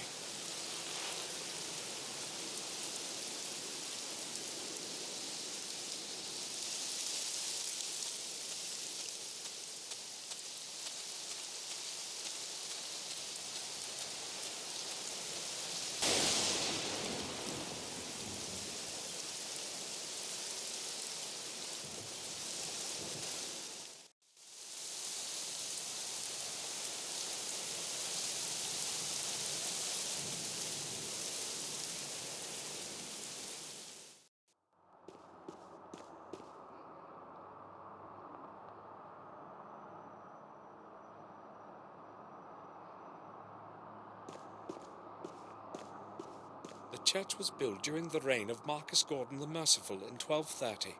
Let this parish lead people to goodness of soul and trust in our Lord.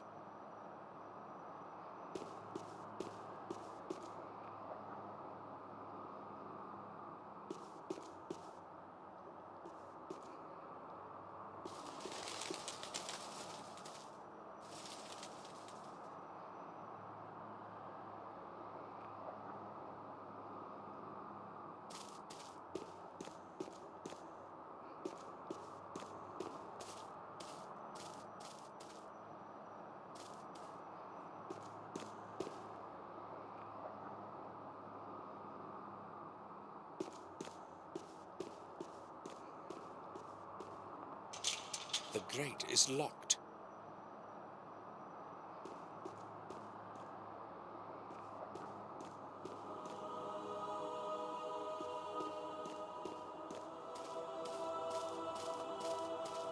Father Frederick?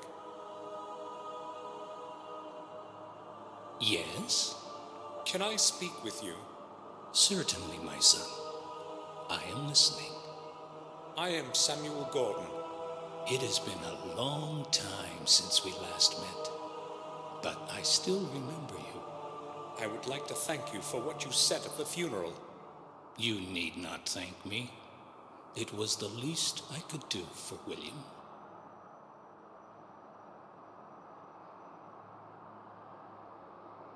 Father, I'd like to talk with you about William. May he rest in peace. What is it that bothers you, my son? I know he came here often.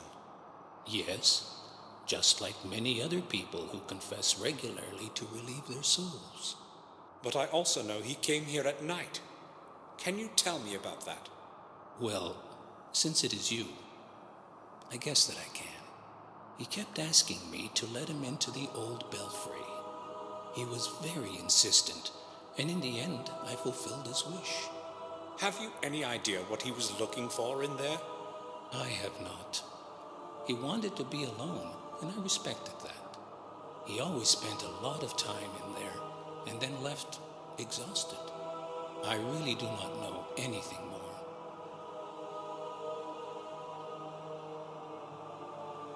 I've heard they used to execute heretics in the attic here a long time ago.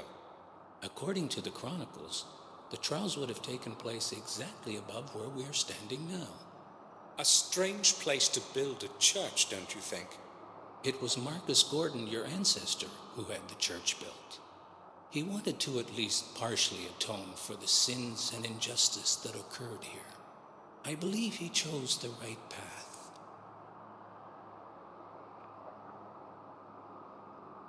Father, may I make a confession? Of course. Would you like to do so now?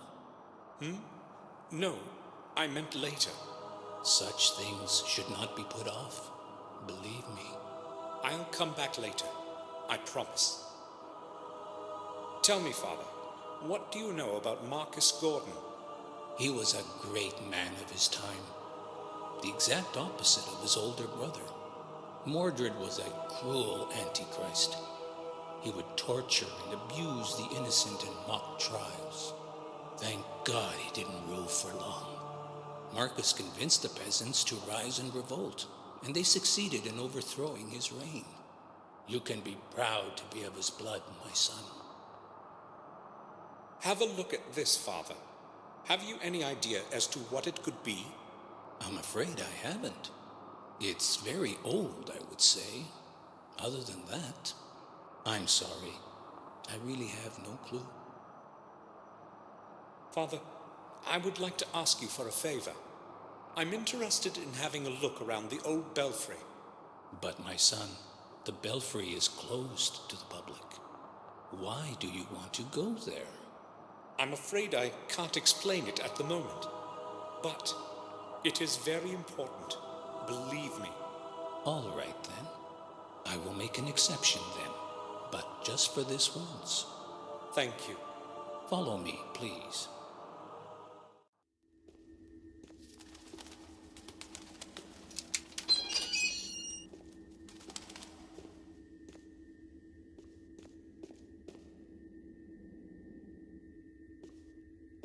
I will leave you alone. I have to return to the church and serve others. Of course, Father. Thank you. Please tell me when you are done, so that I can lock the grate again. Of course. I have to figure out how William entered Marcus's tomb. I will not leave before I discover the entrance.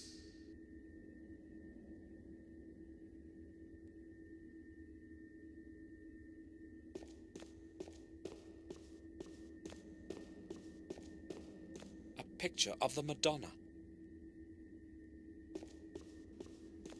It leads to the rear part of the graveyard.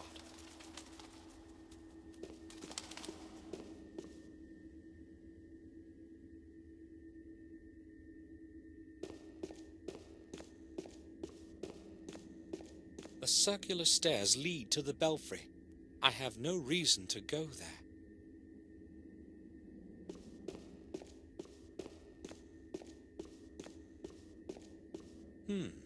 Its shape resembles that of the stone object.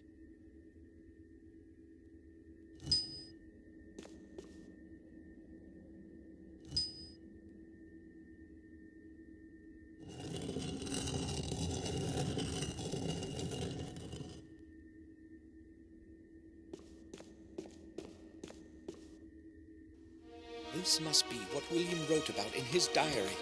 I have to figure out how it works.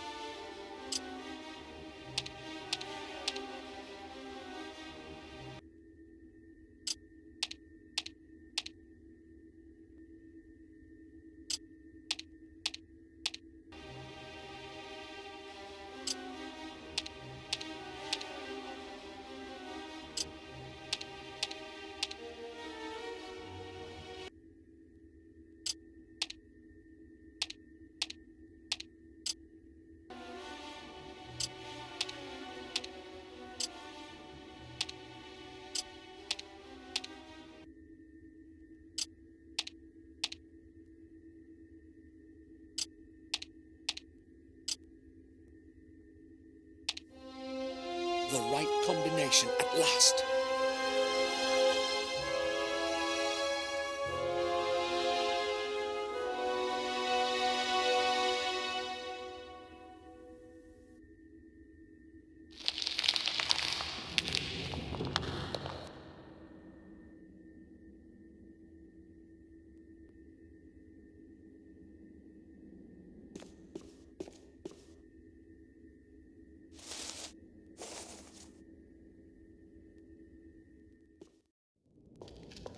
Air in here is barely breathable.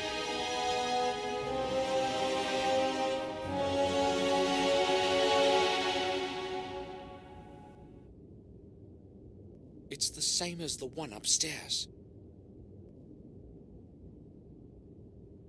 It's entirely decayed. Useless.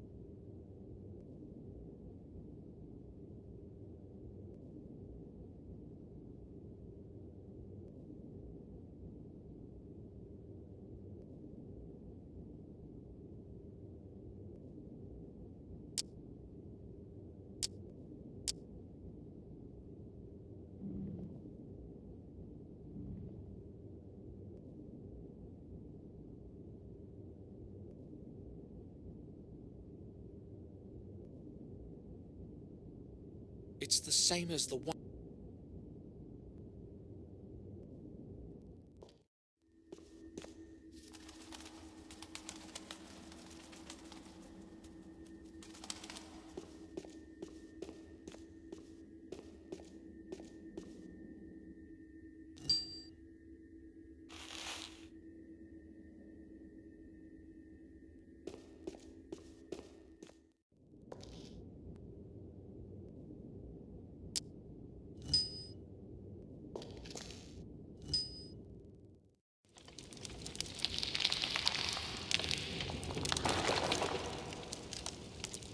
Damn!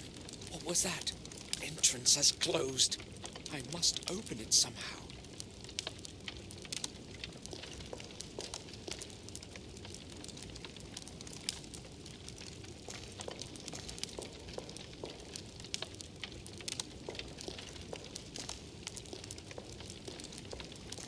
Shall wisdom be your way? The Saint 4, the year of the Lord, 1243.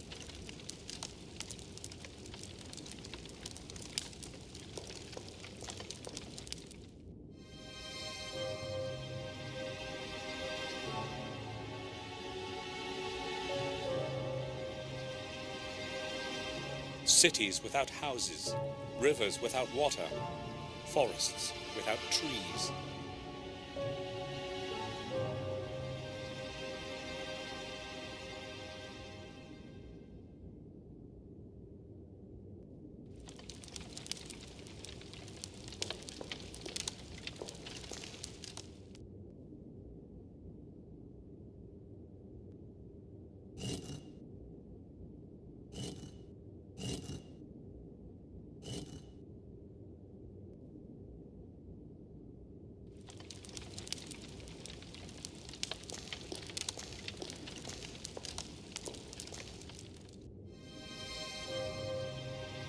The more you take away, the larger it grows.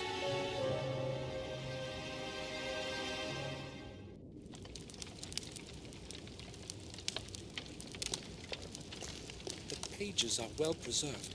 I'll have a look.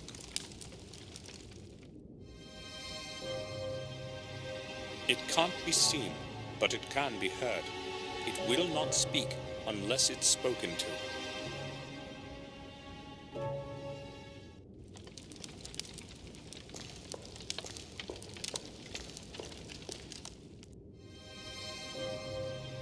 Black when bought, red when used, gray when thrown out.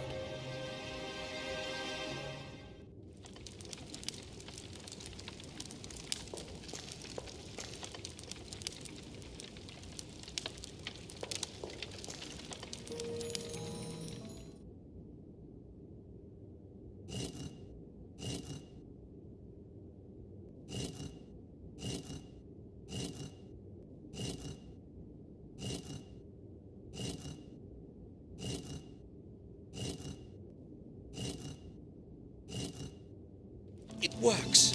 Shall wisdom lead your way?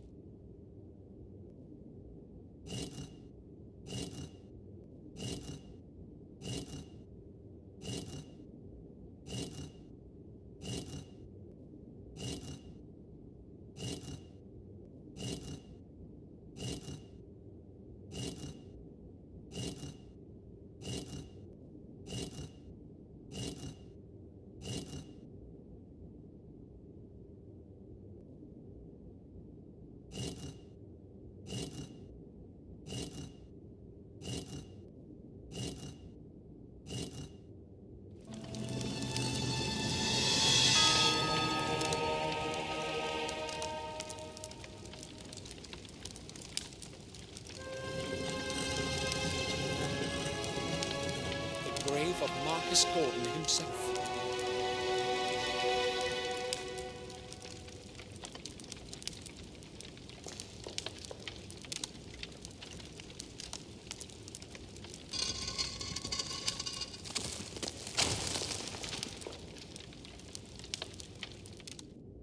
Marcus, the first Gordon.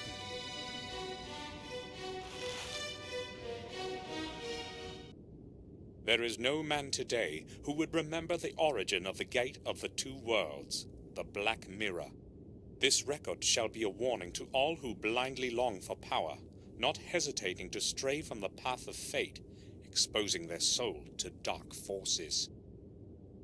Mordred, the lord of our manor, an amoral, evil man, plagued the people of these lands for many long years, with his ill nature and hatred.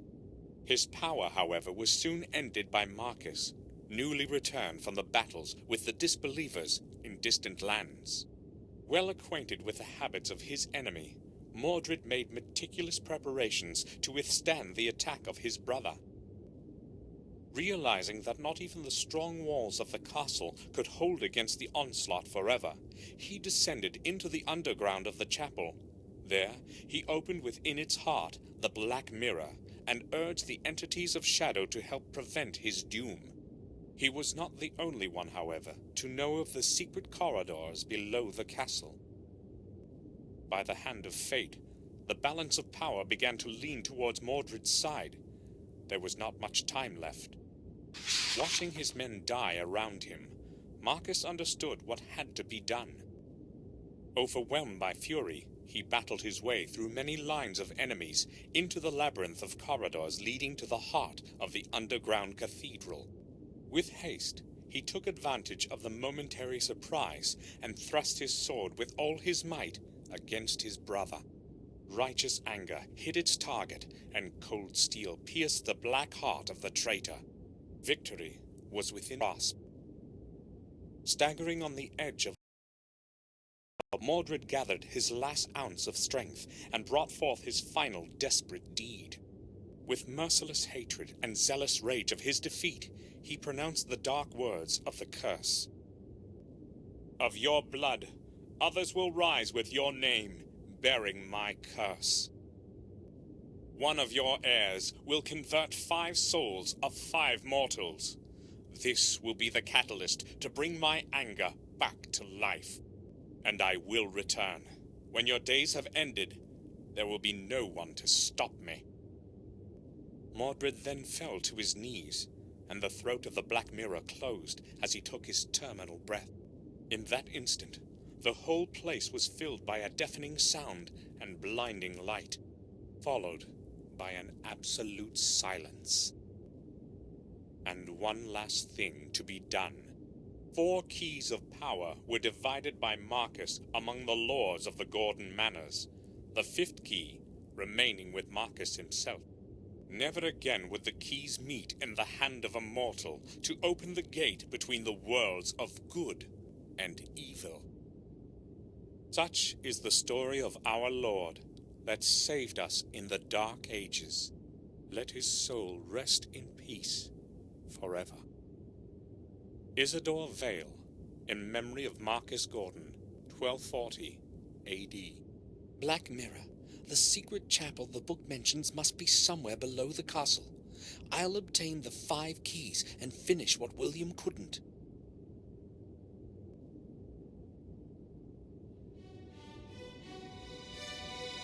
This must be the key William wrote about in his diary. The first of the 5.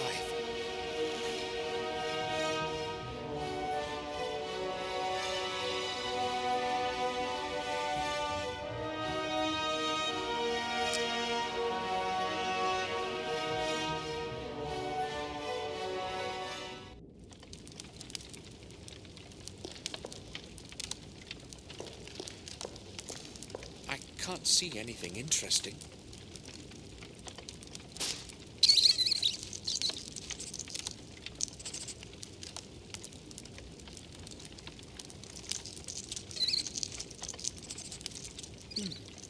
Where did it run?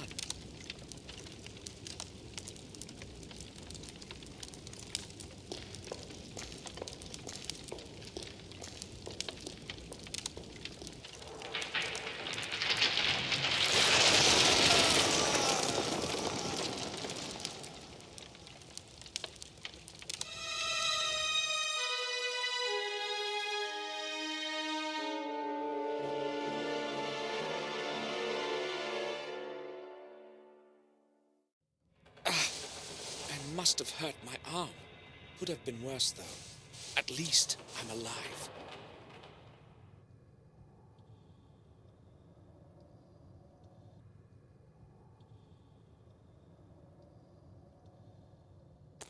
A mechanism of some sort with 3 levers. With a bit of luck, it might still work.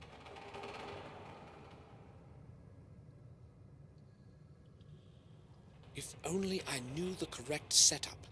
I've got to keep trying.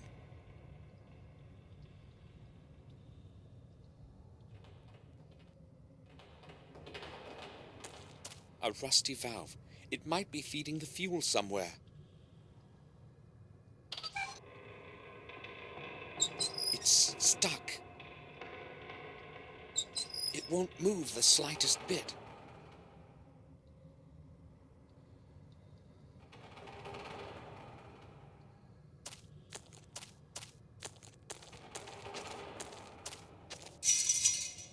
Some fencing, maybe a door.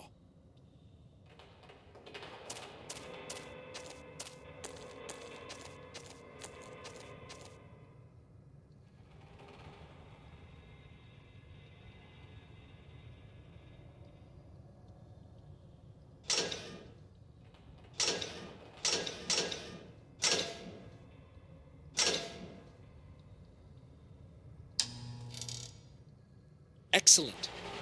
Everything's going to be easier with light. Here are the things I lost when I fell down the shaft.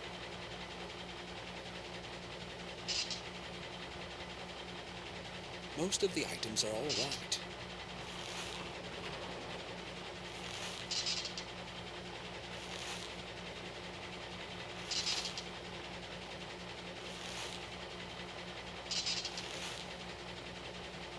camera is smashed.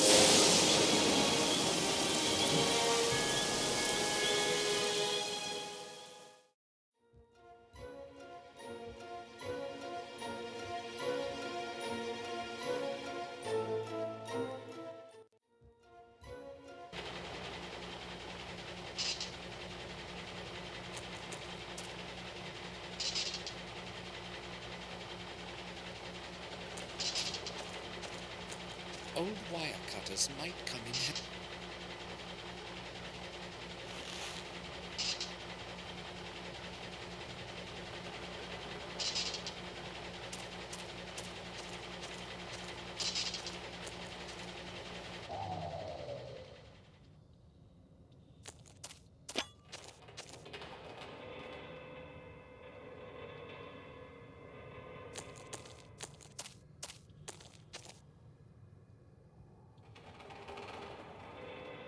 It won't be obstructing my way any longer.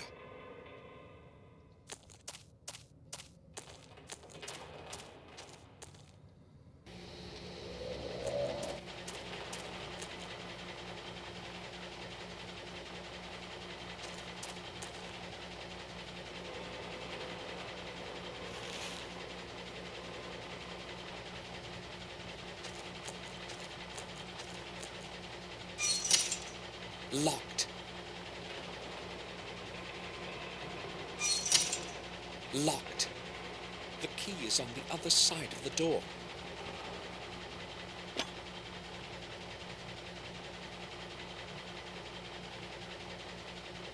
I'll try to get my hand through to reach the key. Got it.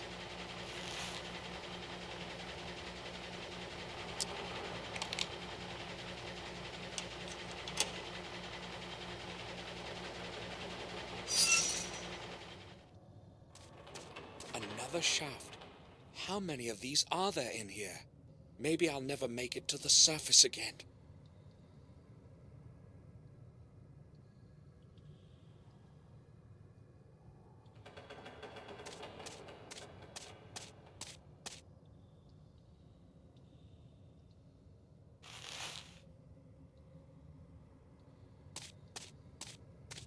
They'll probably be empty, but whatever the content is, it's sure to have been destroyed by water.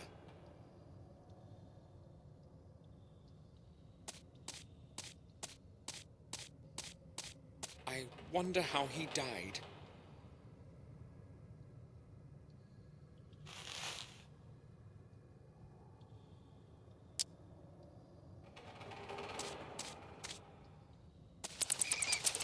The barrels around here probably contain oil or diesel fuel. This one's empty.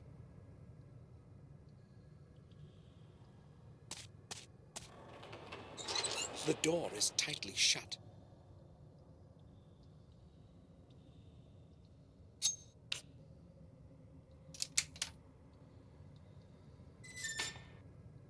A system of fuses and cables. Nothing I could use. A system of fuses. Nothing I could use. This corridor is entirely clogged.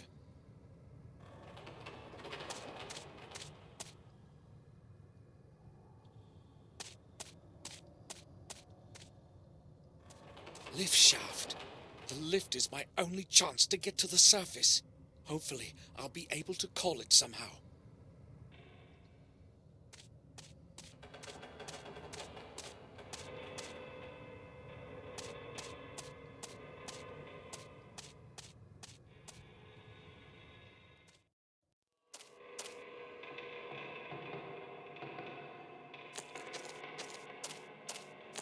could try starting the machine, but I don't know how. This enormous mechanism was used to move something big. Maybe it controlled the main lift.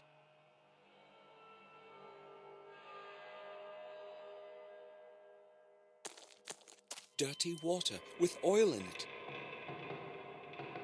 Dirty water.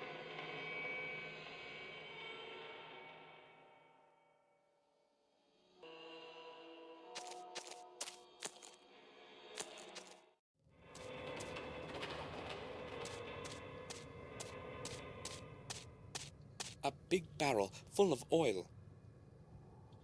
A big barrel full of oil.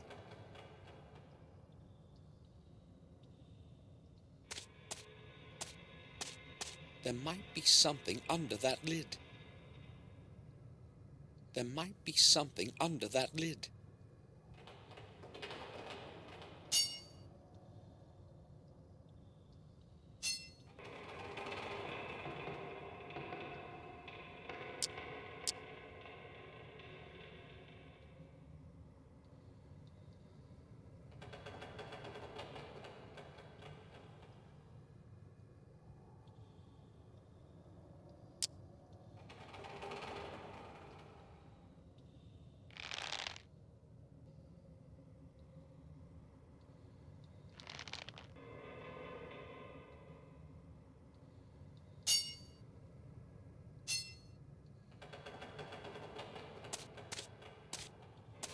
I have to push it off somehow in order to get to the lid.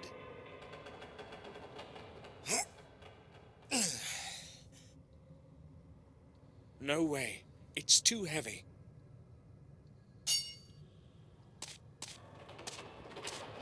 I'll try piercing through the plate with the sharp end of the rod.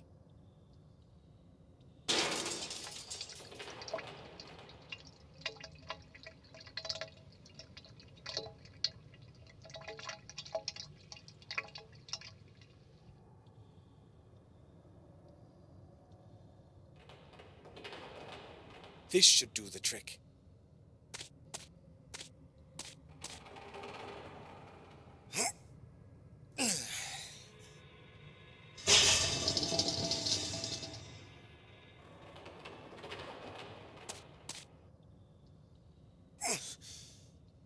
The lid won't move.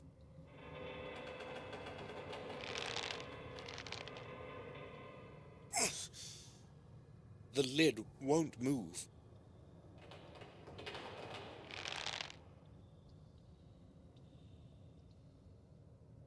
I tied one end of the rope to the lid.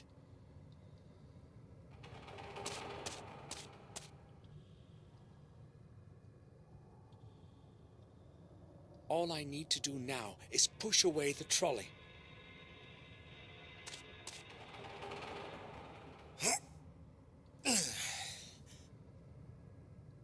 It can't be moved.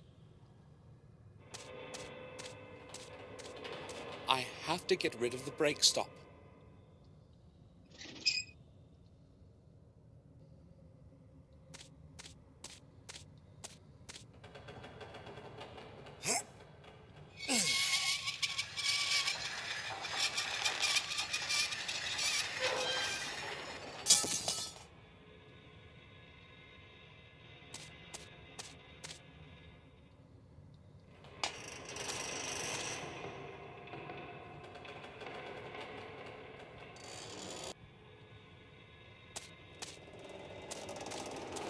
It's too dark over there.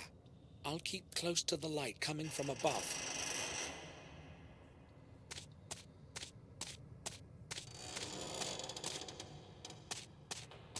It's like the ones upstairs, full of oil.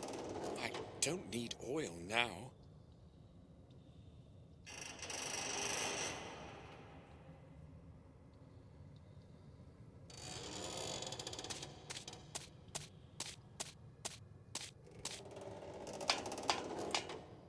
It's entirely dark in here. The power circuit is probably interrupted.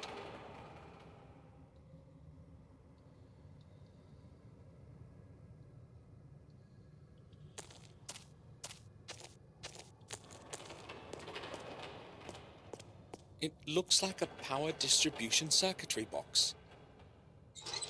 It can't be opened. It has loosened. I must reconnect the circuit.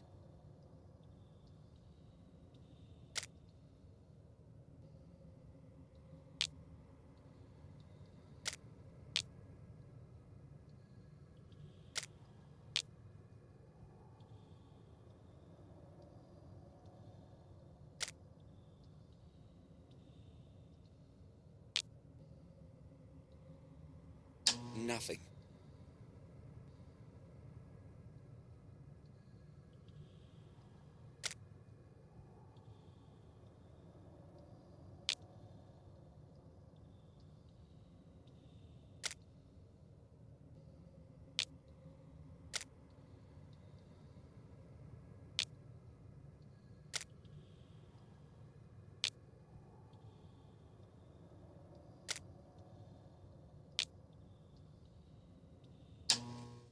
At last! I'd say this used to be the lift room.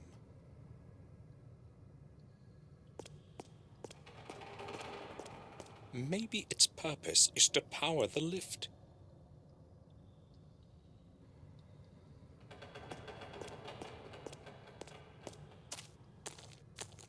Who could it have been?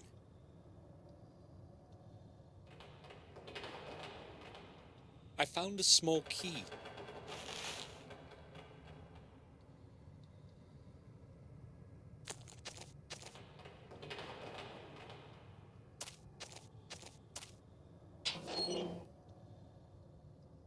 There is nothing useful there.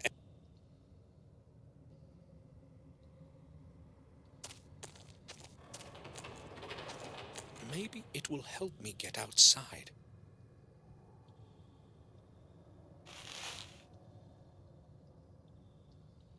May 29th. Everything has gone smoothly today. Another day without any malfunction. Another day without any malfunction. Except for the dreadful heat here. A horrible 55 degrees. If it were not for the drinks from the surface, we would all drop dead from thirst. May 30th. One of the 3 vent shafts seems to be clogged. The men say something must be stuck in it. That would explain the horrible heat. I have to go to the vent shafts and check out the whole area this afternoon. May 31st. Something has entirely clogged vent 2. It's going to take a while before we can remove it. It's almost halfway through and quite large. Tomorrow we shall discover what has been causing the heat in here. June 1st. We finally dragged out the thing that was clogging the second vent today. It was a body. One of the new workers must have fallen down the vent. Nobody knows his identity yet. The body must have been there for quite a while. And the heat here. June 15th. The last fortnight has been peaceful. No major malfunctions. June 18th. Old Morton has gone mad. They found him at the end of the new corridor, just sitting there, gazing into space. No one managed to get a sensible word out of him. He just kept mumbling about some ghost. Perhaps he has breathed in too much gas. I had him taken to the doctor. June 19th. We had another ghost episode this afternoon. Such nonsense. There must be a gas leak around here somewhere. We'll carry out a reading tomorrow morning. June 22nd. We examined the entire corridor and found nothing. No gas. However, 3 more men had to be taken out today. Nobody knows what is wrong with them. They keep saying the same rubbish as old Morton. If it goes on like this, the mine will have to close down, and Fuller won't be too keen on that. June 23rd.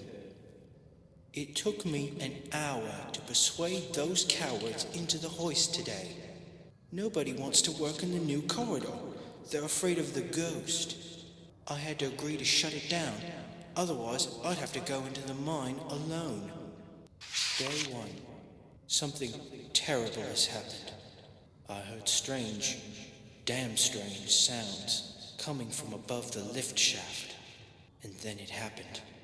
A nerve-shattering scream and the sound of a tremendous crash. I don't know how many minutes or hours have passed since then, but when I regained consciousness, I was on the other side of the room and my mouth was full of dirt.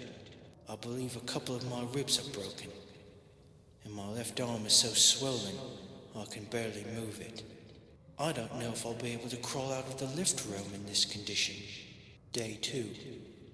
It's no use. All my attempts to break out of here have been unsuccessful. Something must have fallen on the ladder access lid. Damn it. The only other way out is by lift, but it is not working. I hope someone will open the lid for me from above. Otherwise, I fear what will happen. Day 3. I estimate I've been in this bloody hole for 3 days already. I'm very hungry, but my thirst is worse. Thank God for all the moisture. I'm drinking water from the pools under the pipes. My arm hurts badly. I cannot raise it anymore.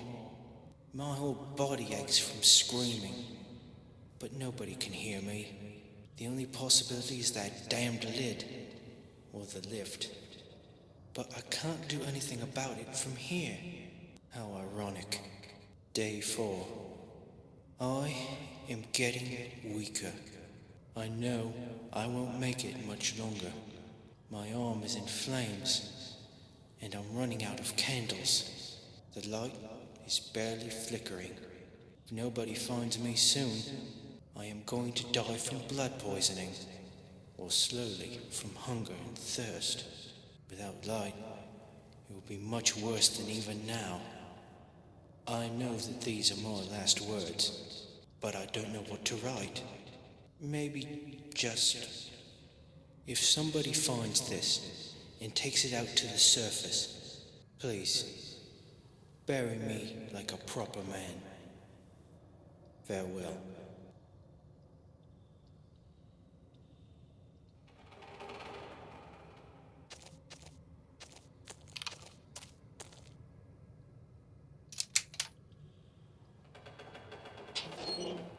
A revolver. I'll take it. Hopefully, it will still work. There are some old bullets here. Let's hope they aren't useless.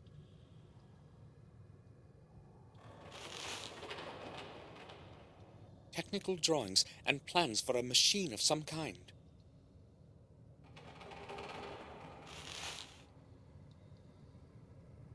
There's nothing in it.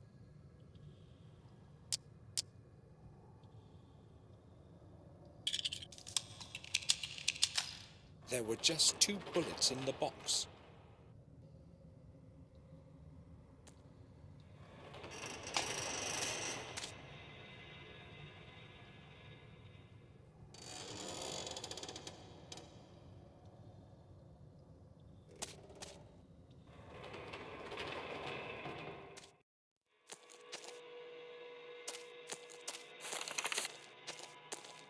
I'll try to get it to start with the help of those plans.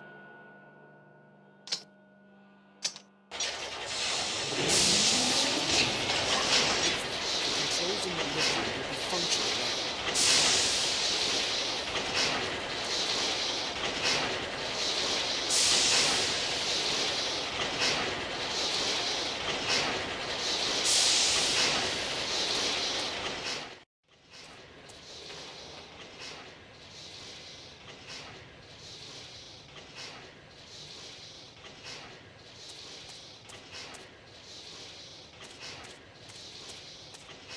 I can't see but a few meters ahead. Maybe I could use the lift, if it's not beyond repair, to somewhere further on.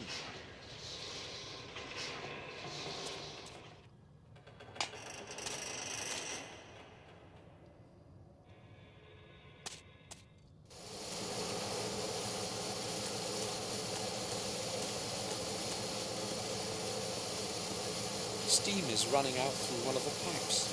I I should block that hole with something. I would burn myself.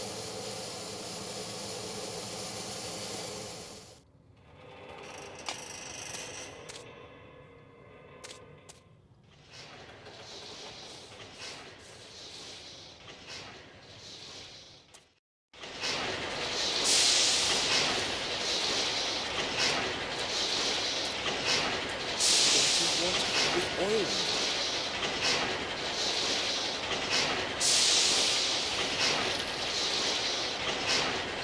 I have dampened the wind.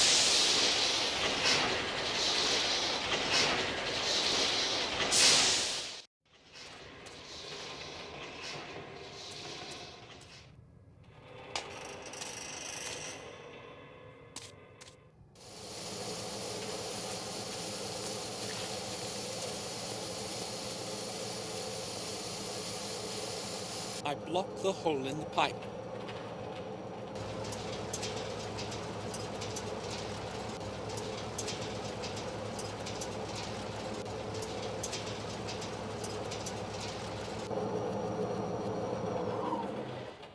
The machine couldn't take a full power input, damn it.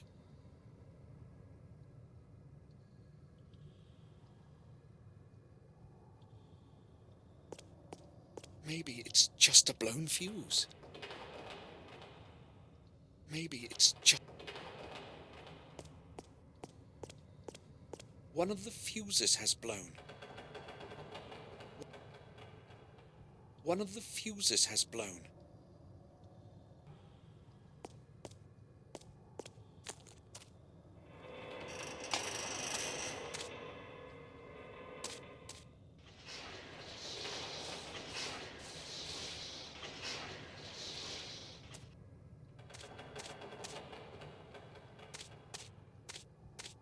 I'll try using the fuse from this box in the lift room generator.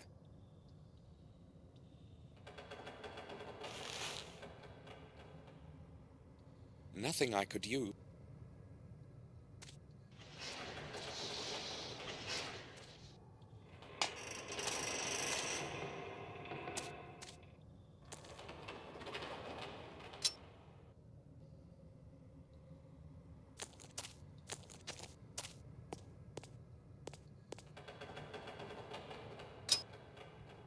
It should work with this fuse.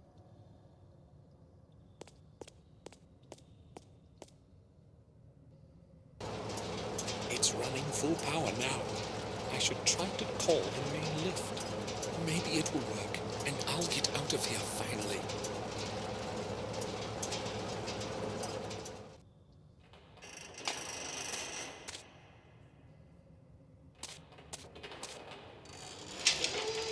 Perfect. The lift is operational.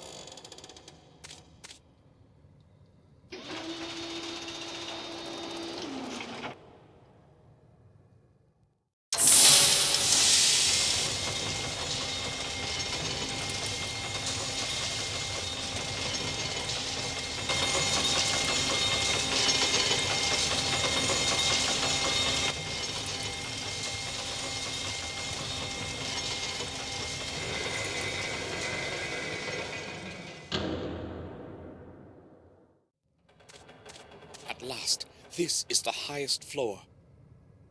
I should be out of here with only a little effort now.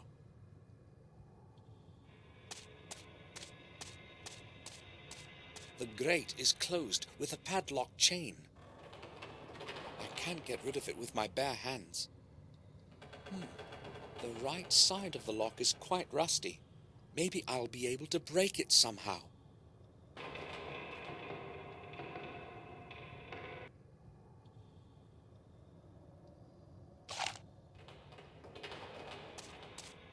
I must aim carefully and hit the most fragile part of the lock. A perfect shot. The padlock is down.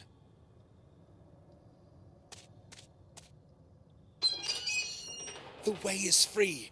I did it. This isn't looking good.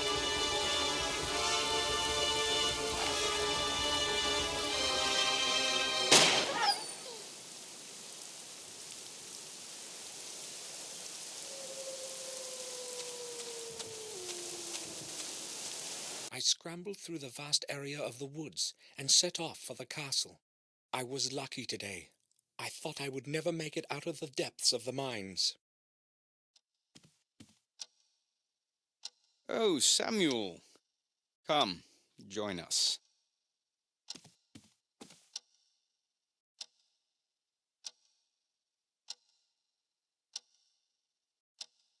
You look terrible, Samuel. Did something happen? No, it's just that I've had a difficult day. I'm all right. You came in rather late. I did want to have a word with you, but I have to leave for the sanatorium in a short while. Now? At night? Yes, there is a problem that cannot wait. Can't you put it off to tomorrow morning? Unfortunately, I cannot. What's this about, then? I do not know exactly myself. I will determine the situation when I arrive there. It must not be anything serious. You need not worry, Victoria. Please return as soon as possible. I do not like your going there at night in this terrible weather. It's late already. I must go now. See you tomorrow, Samuel. Goodbye. Be careful, Robert. Do not fear.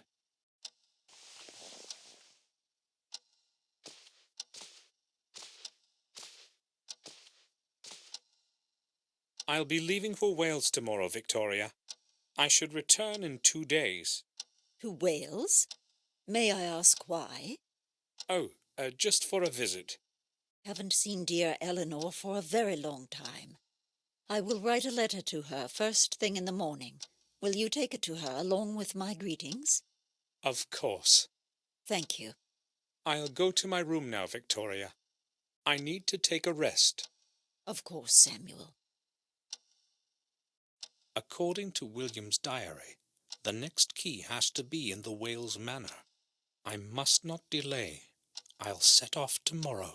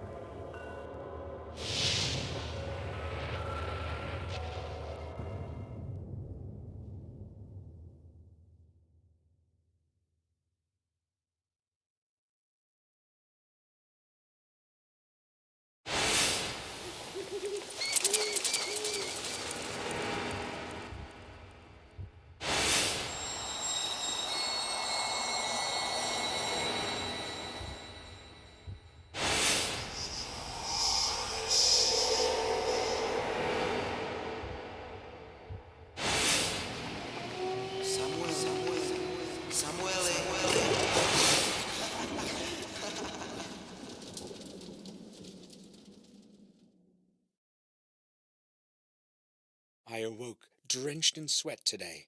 My past memories are haunting me even in my dreams. I should not have returned. I cleared my thoughts and decided to carry on with what I had begun. I set off for our family's manor in Wales so that I could finish what William couldn't. I hope Eleanor will not refuse my visit. I don't even know whether she'll still remember me. According to William's diary, the next key must be somewhere at the manor. I have to obtain it. However, I have no clue as to where to start looking.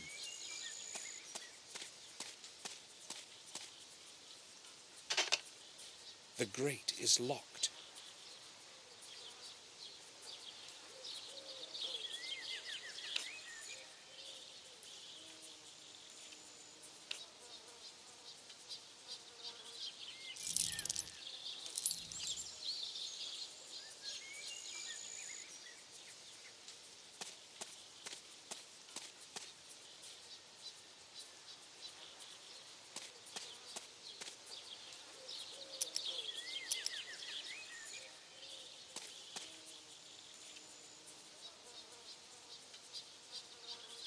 I'll wait for a while.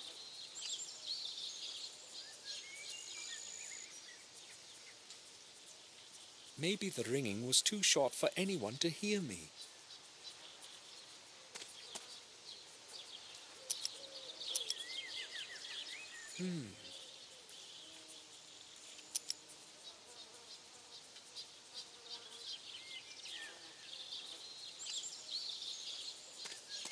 The left leg of the statue is broken off.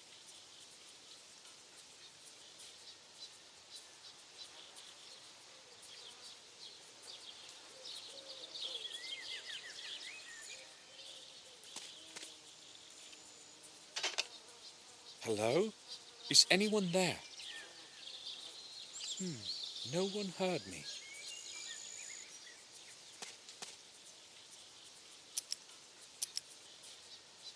Maybe the doorbell doesn't work. I can't hear it from here. It seems that the wires inside barely connect. It seems that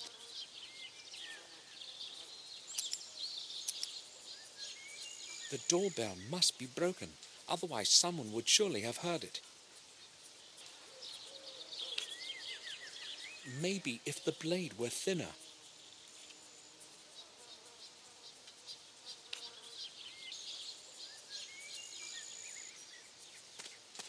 There's a nail stuck in the column.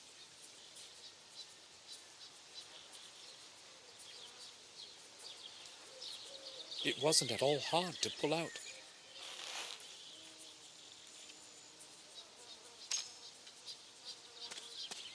I'll try to stick the nail under the doorbell so that it connects the wires.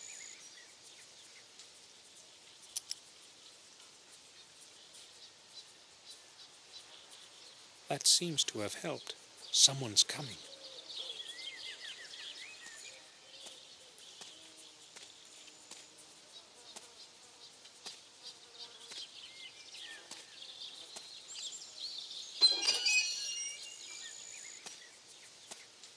What do you want, sir?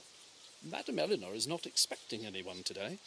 I am Samuel Gordon from Black Mirror. I am here to visit Eleanor. Take me to her, please. I'm sorry, sir, that's quite impossible. What do you mean? Pardon me, you said you were a Gordon? Yes, Samuel Gordon, the son of Randall Gordon. I'd like to trust you, but I can't. There have been some problems recently, and I've got to be very careful about who I let in. Maybe if you could prove your identity somehow, sir. I must say I expected a warmer reception. I'm sorry, sir, I must insist.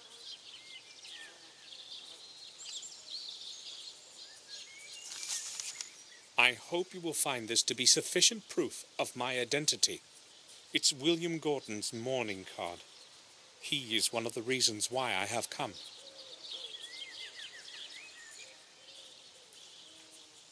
Of course, sir. I apologise for the disbelief.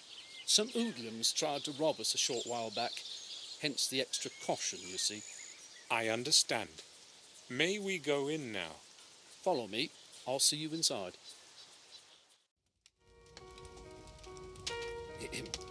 Pardon me, madam.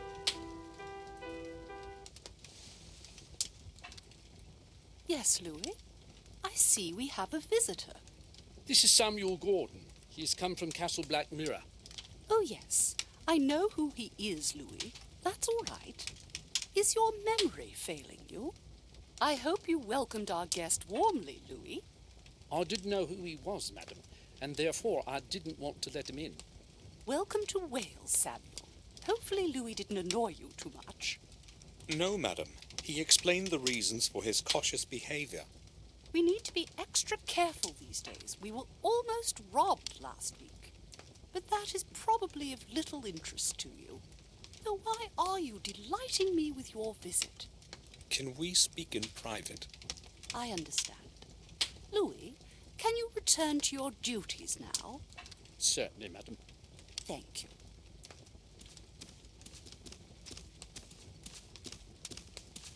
I am so glad you have come, Samuel. I have not seen anyone from the family in years, and time passes so slowly here. Tell me, how long are you planning to stay with us? Several days, I expect, but I don't know yet. Only a few days? That's a pity.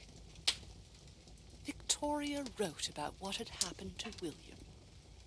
I liked him very much. He was a great man.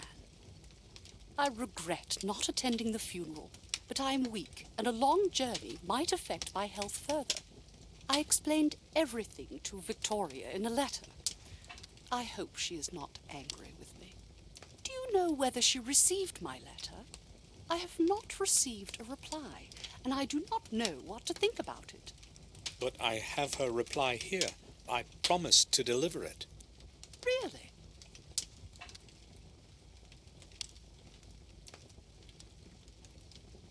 You are very kind. I am not keen on waiting in uncertainty. I will read it this evening. But surely you have not come just to deliver a letter.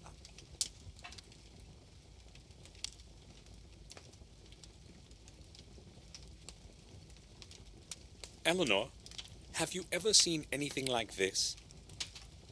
No. What is it supposed to be? Oh, I hoped you would tell me. I'm sorry. According to William's diary, an object similar to this one should be somewhere here at the manor.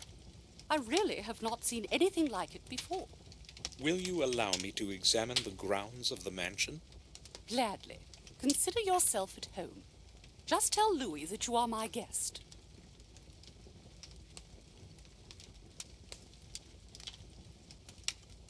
Look at these pictures. Do the images make any sense to you?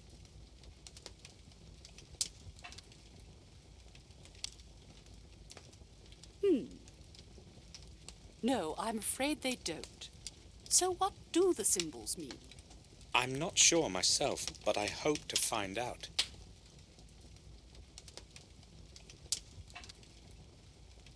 Tell me, madam, when did you last see William? That was a very long time ago. Yes, I do remember. He came to visit me 2 years ago, along with Robert. It was nice to see them again after such a long time. How long did they stay? Less than a month, I think. Why are you asking about it anyway? I'm picking up certain pieces of a puzzle. I see. Do you remember any significant occurrence from that visit? Did William behave normally? I do not remember him behaving in a... or maybe, as I recall, he was enormously interested in our family tune. That surprised me. He seemed quite obsessed with it. In fact, he kept asking me about it all the time and finally convinced me to take him inside. I did not want anyone to disturb my ancestors' rest, but I eventually gave in. I don't know what he'd been after, though he did not want to answer any of my questions, even though I asked him directly. That day, he really did behave strangely. William was inside the tomb. However, he found nothing, just as he recorded in his diary. I found William's personal diary, Eleanor. I read all the important records several times. He mentions the tomb you spoke about. Are you sure he did not tell you anything about it? Can you remember anything more from his visit? Much time has passed since then, Samuel, but my memory still serves me well. He did not give me any idea why he'd been interested in that place so much. Nothing at all. I understand. You most probably are aware of the curse that has harassed our family for so long. What do you think about it? The curse of the Gordons? You would not believe such a tale, would you? Being a young man of the modern age, Samuel? The chronicles state that Durham Gordon found his final rest somewhere at this manor. Perhaps this refers to your family tomb. I do not think so. The tomb is old, but not older than 200 years. As far as I know, the tales about Durgam reach much farther into the past. The only thing I know of him is the memorial with his name. Even if the chronicles did not lie, his grave would have certainly fallen apart a long time ago. William knew that Durgam's key must be somewhere at the manor. I've got to get into that tomb somehow. Madam, do you know this man?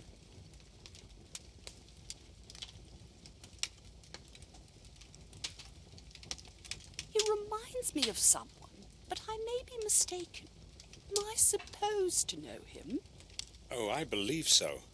It's William's protege. James! I didn't recognize him in this older picture. I only knew him as a little boy. Oh, where could he be now? He is in Robert's care, in the sanatorium in Ashbury. Is he still... Poor lad.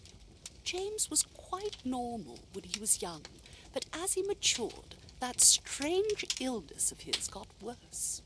And he started to regress rapidly. That is why in the end William put him in Robert's hands. Poor boy. I'm glad you told me. At least I can pray for him. I remember the last time I was here as well. However, I'm a little surprised that you remembered me. Of course I remember you. I have not lived here all my life. You know, I also spent some years at the Black Mirror Castle. My memory is the only thing that still serves me well. You were very young then. I can certainly understand that you would not remember the boring visits of relatives from afar. I would also like a word with Richard. Can you tell me where I can find him? Richard? My husband? I do not know. We barely see one another. I will tell you why before you ask. It's that damned chemistry lab of his and all those nonsensical experiments. You see, when he was young, he was an avowed scientist, but never made his breakthrough. Years ago, he stopped his experiments for a long time, and I thought it was for good. But lately, the old fool has returned to those silly experiments and would rather spend his time with a microscope and formulae rather than with me. So you don't know where I can find him? I am angry with him right now. I'm not interested in the least what he is doing or where he is. I forbade him to carry out any experiments in the mansion because I am afraid something might happen. If you want to talk to him, go to the old house in the garden. Most of the time, he closets himself in there with his chemicals. Surely you will be able to find him. May I know which room you plan to make available for me this evening? Louis will get the east room ready for you. It is cozy and warm. You are my guest. Thank you. Do you know that after having traveled a whole day, I almost did not make it past your main gate? Yes, I do. Louis did not want to let you in. You must forgive him. He's only doing what he has been told. Oh, it wasn't just Louis. The doorbell doesn't work. Oh, well, this whole place is falling apart. Many things do not work anymore. The mansion is slowly deteriorating. Richard does not care about these things, and I cannot manage it all alone. I'm glad I at least have Louis to help me. Without him, the garden would have become desolate. Would you please tell Louis to fix that silly doorbell? Certainly. I think I'll go now.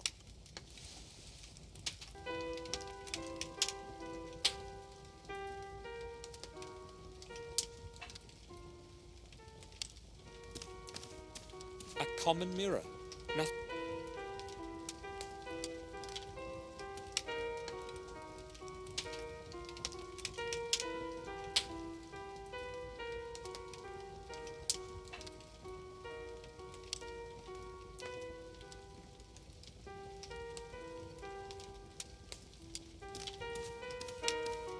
The wood is crackling within the flames.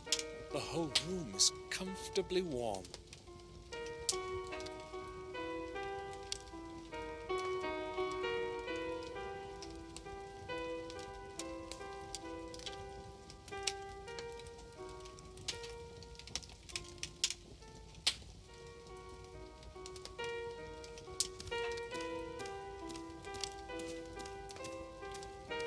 A staircase leads to the rooms in the upper floor.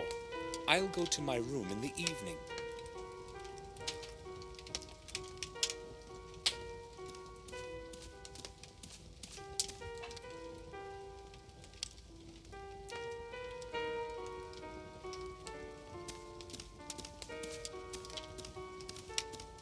It's carved from dark mahogany. The lid hosts a chessboard with only 9 fields.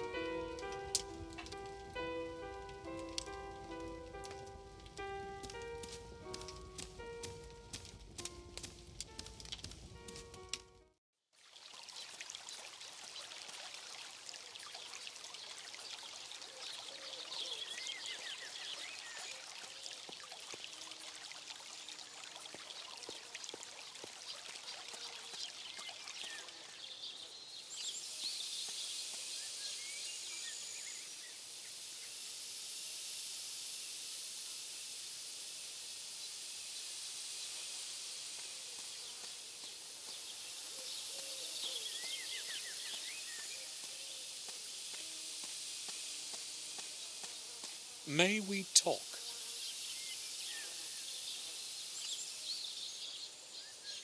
What do you want?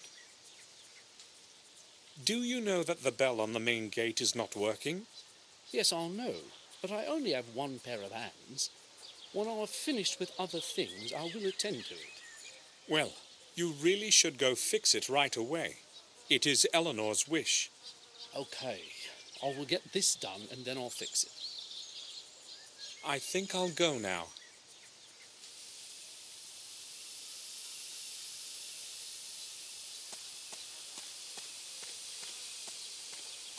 Sir, that path leads to the old garden. Visitors are not permitted back there. Madam has given me permission as her guest to go wherever I please. Oh, in that case it's all right, sir.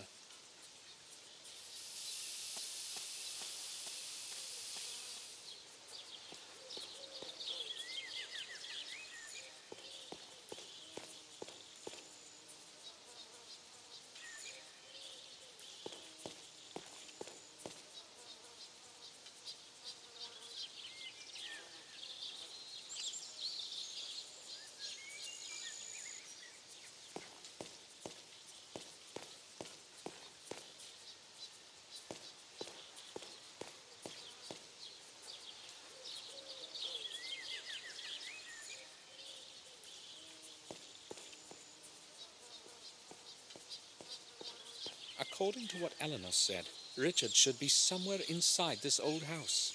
It seems to be deserted.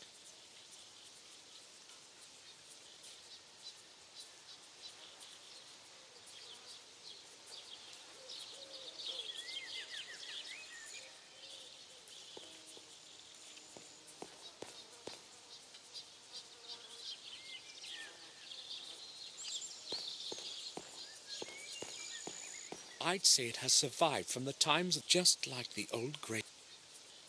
When was the last time water was running?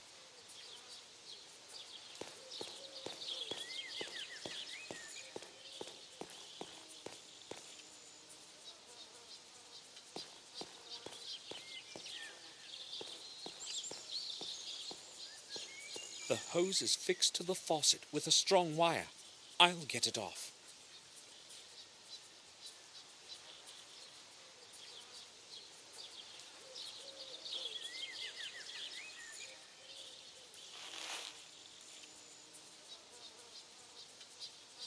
Just turning the faucet should be enough to make the water run now. I don't need to wash anything yet.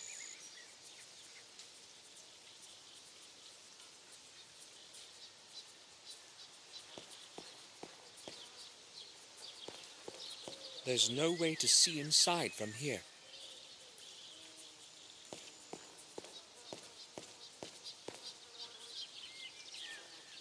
An old water ditch. It could be quite deep.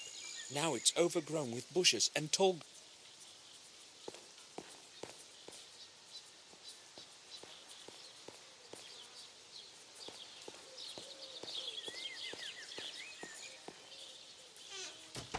Locked.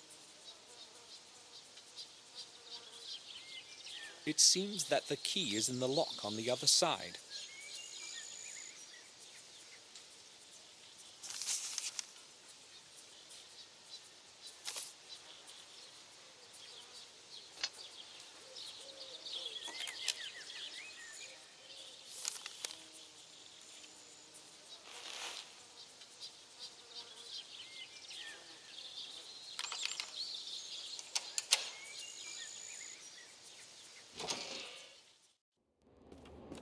The house seems abandoned.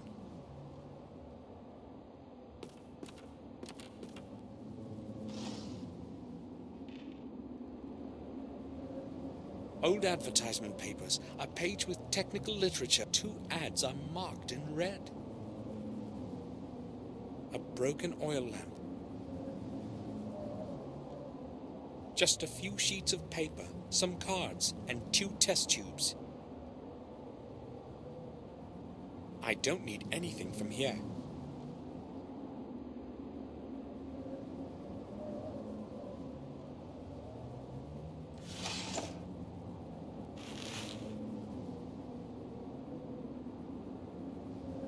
The cartridge is full of blue ink.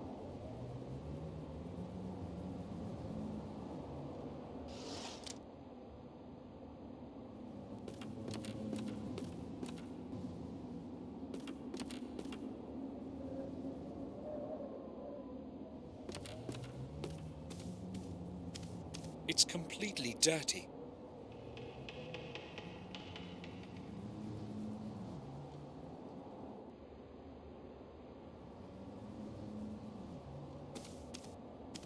Some old paper.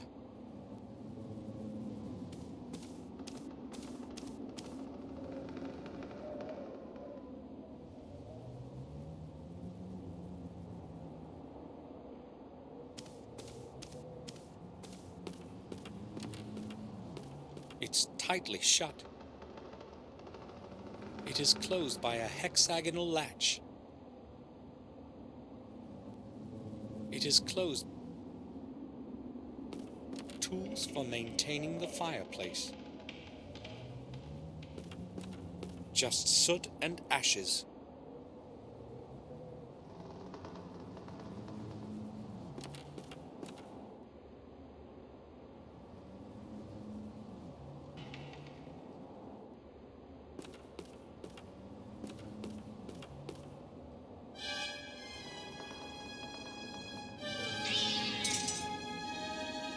Where did it run?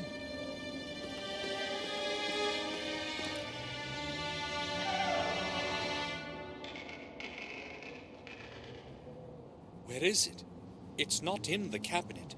I can't see anything there. The cabinet is too dark. I can't see... Just dirty paper. No, they're actually newspaper clippings. I'll have a look. A young, talented chemist acquires further appreciation. For the 2nd time this year, a promising chemist, Richard Gordon, is attracting well-deserved attention. It has now been a week since he mentioned his work would deliver many improvements to the methodology of mammal blood research. Let's wish him good luck in his work. His research will bring fresh ideas to the domain of biochemistry. Daily Times, 19. The text that follows is illegible. I didn't know we had a famous chemist in the family.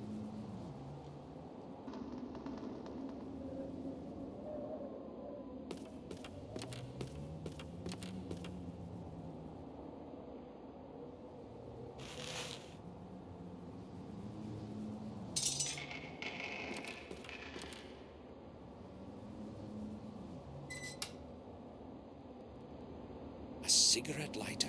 It appears to be missing a wick.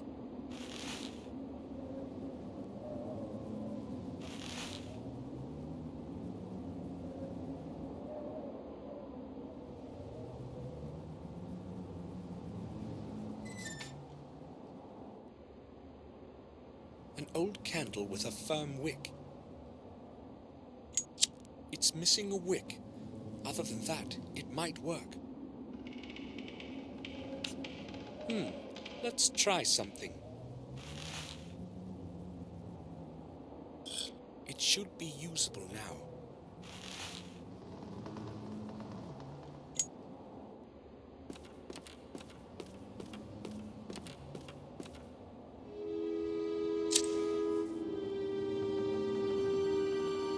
There is a latch. The back of the cabinet can be pushed off. Where could it lead?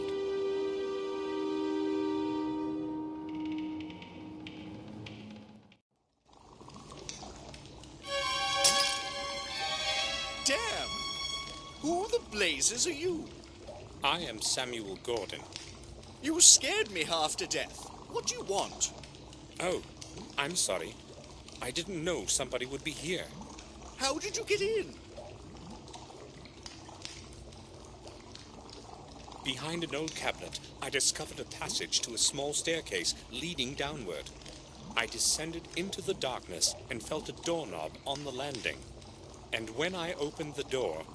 Why did you sneak in so quietly, like a thief? I was about to say something, but you instantly spotted me. I'm glad you aren't lying, at least. The sample in that flask was the last I had of that substance. I'm sorry to have caused you trouble. It was not intentional. Your apology will not help me now.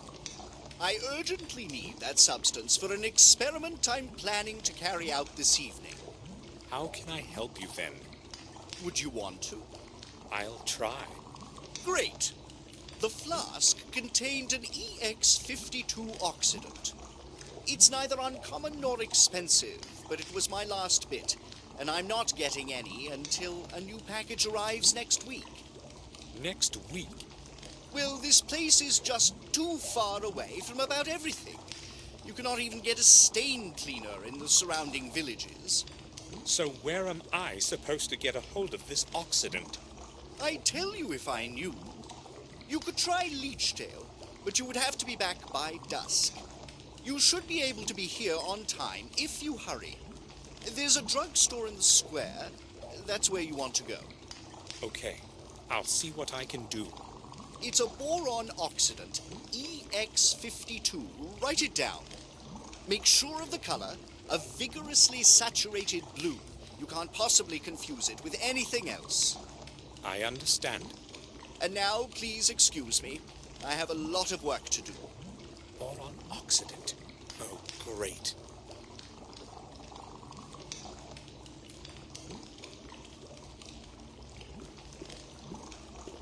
I'll take one.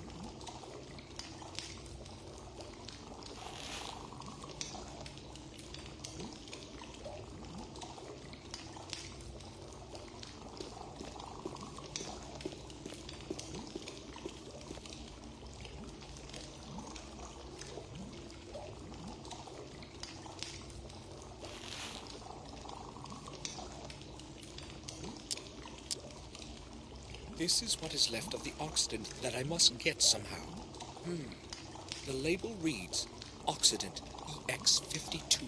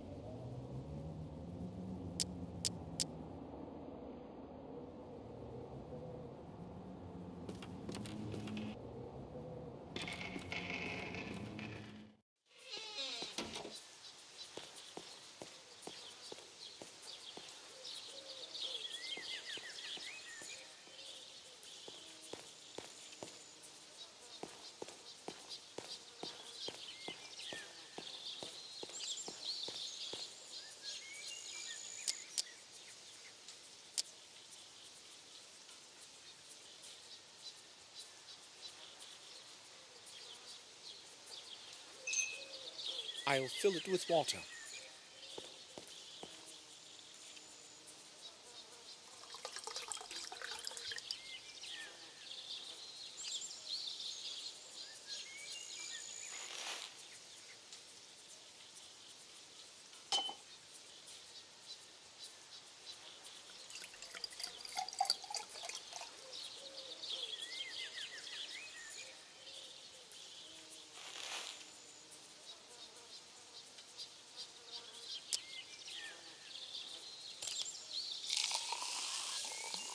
I spilt all the ink from the pen into the glass.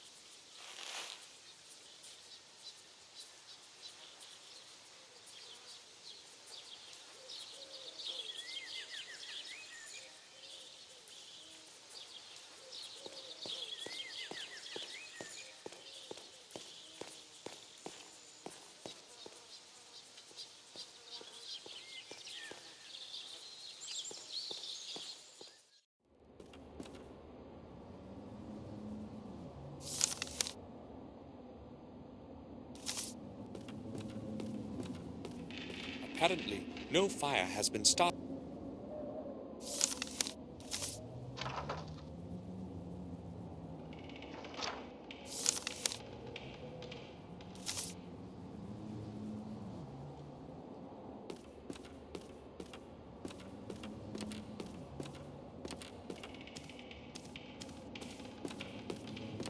It's empty, just ashes.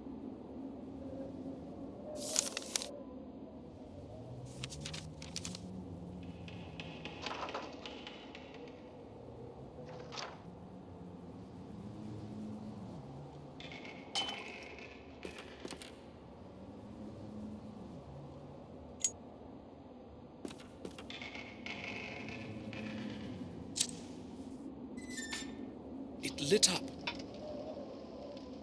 The stove is already on fire. The stove is...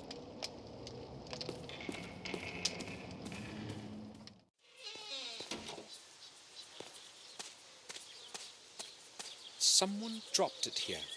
Nothing that I would be interested in.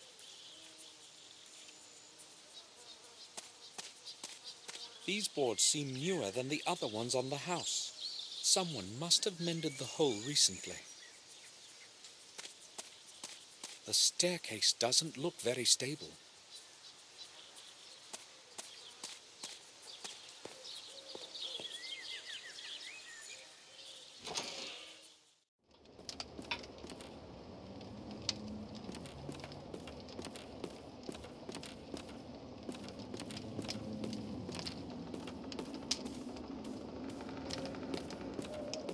The water in the kettle is already boiling. The water in the kettle is...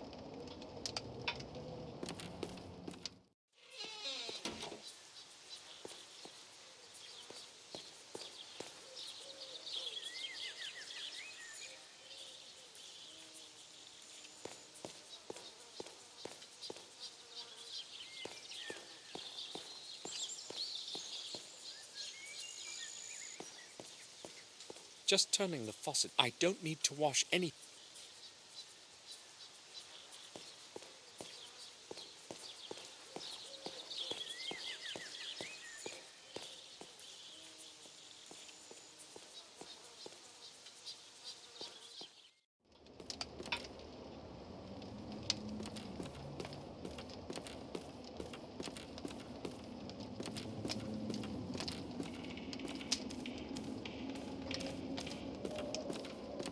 The water in the kettle...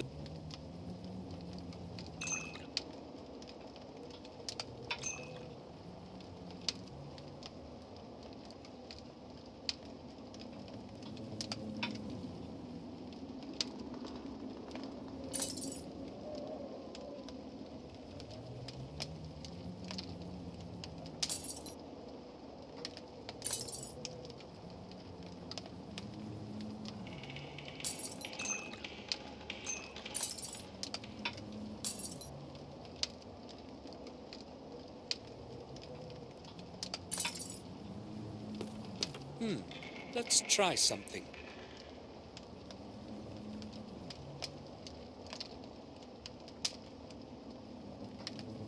Good. I managed to get the label off the shard.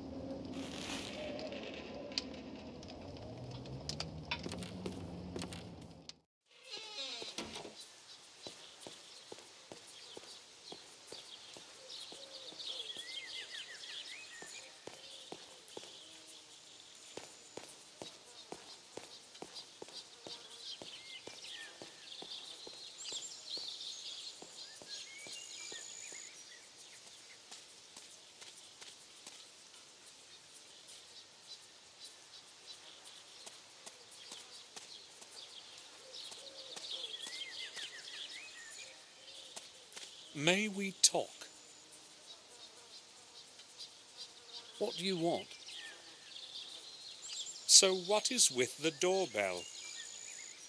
It's broken. What did you expect? It shouldn't take me long to fix it. I'll just need to find out what the problem is. All right.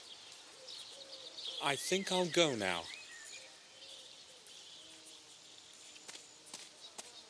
I can't mess with the toolbox while he's around. He would notice.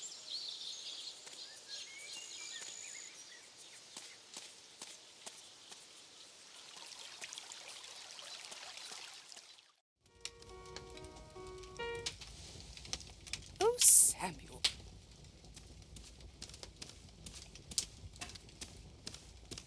Do you like it here? Did you have a look around the garden? Yes, this place is very beautiful. That reminds me. Is Louis still working in the garden? Yes, he's fixing the doorbell at the main gate. Can you please ask him to leave that for later and mow the lawn? Of course. I'll tell him. You are so kind.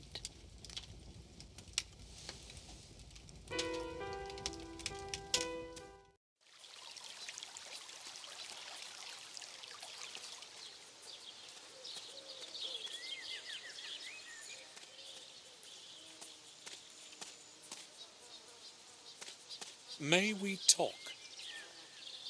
What do you want? Louis, Eleanor asked that I tell you to mow the lawn. I know my duties, sir. I have no time for that at the moment. Okay. I think I'll go now.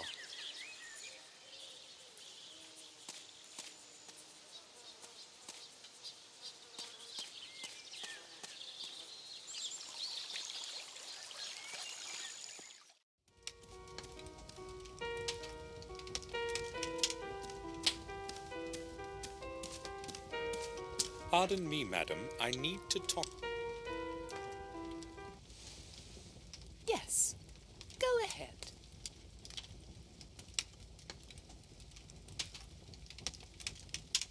I told Louis he should trim the lawn, but he insisted on fixing the doorbell first. Oh, did he?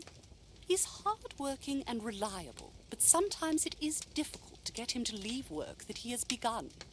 Tell him that I wish him to mow the lawn right away, especially around the house. I don't want to be disturbed by that horrible sound in the evening when I'm playing. Sure. I conveyed your message to Louis. He'll fix the doorbell by the evening. Thank you. May I ask what that composition is that you are playing? It is from a distant memory. I love this song. It has so much melancholy in it. If you are interested, I could play some more for you in the evening. That would be delightful. I think I'll go now.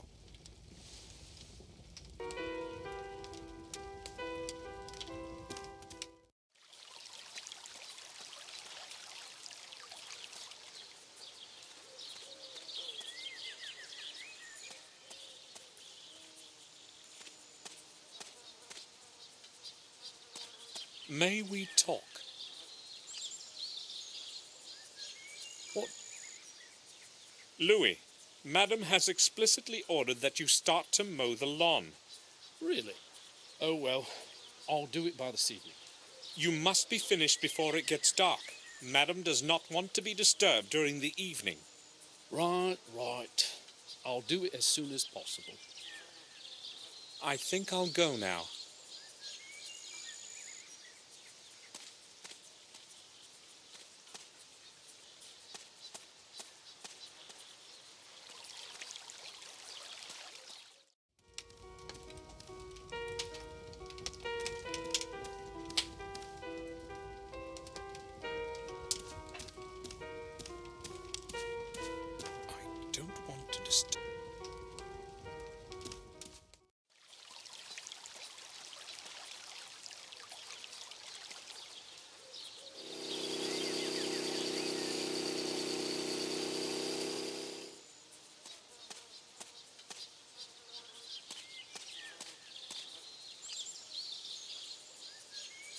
A strong glue. I'll take it.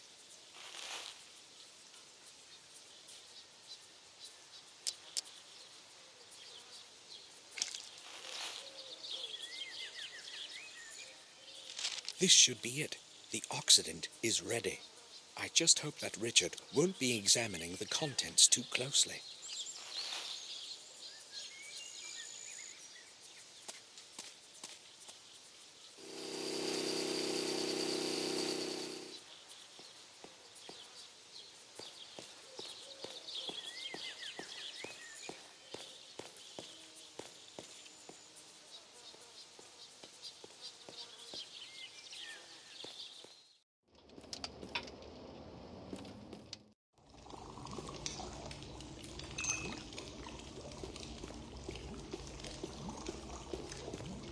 I've gotten the substance you need.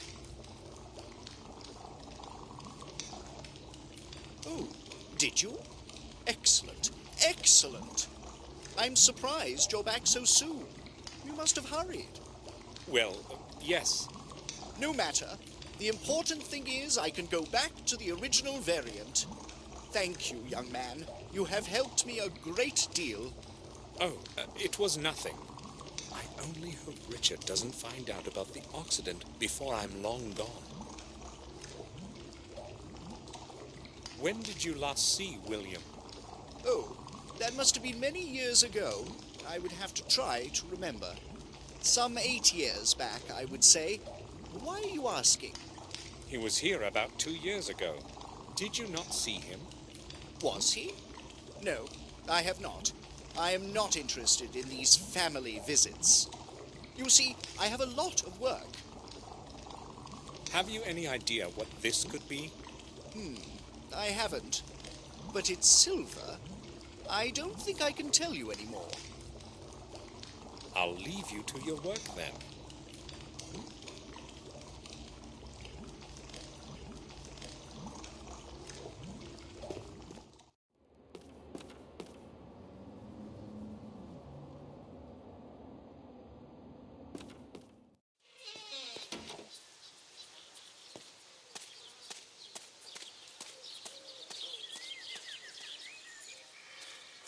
This Durgam Gordon's tomb. I've got to get inside somehow.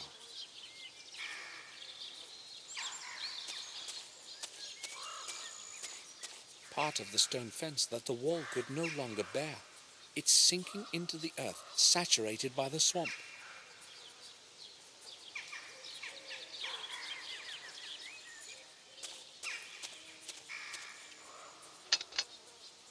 The grate is locked.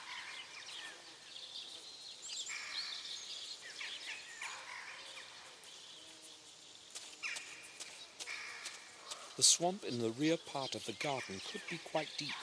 I cannot go there.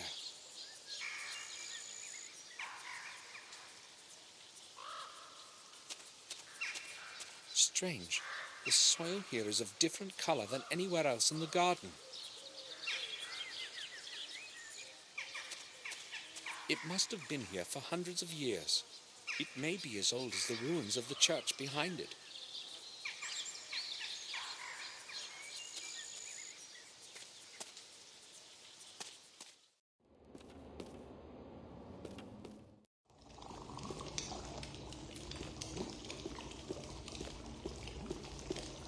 Pardon me, can I ask you something?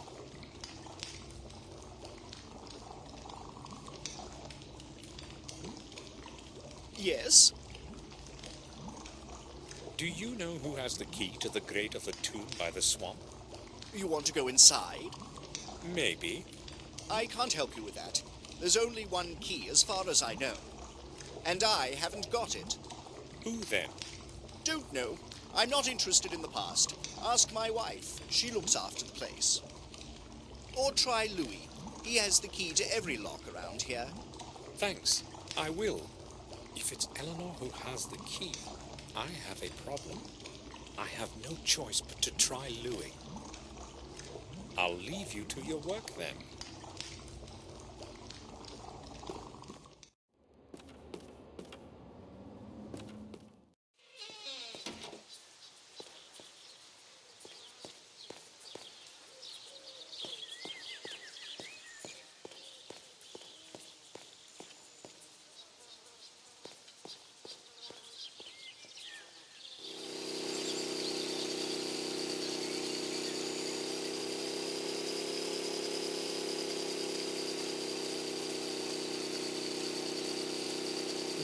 say to him if he saw me?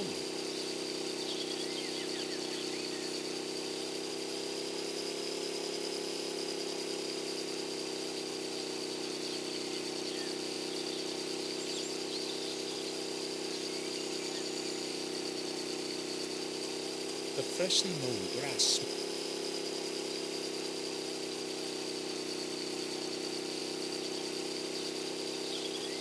What would I say to him if he...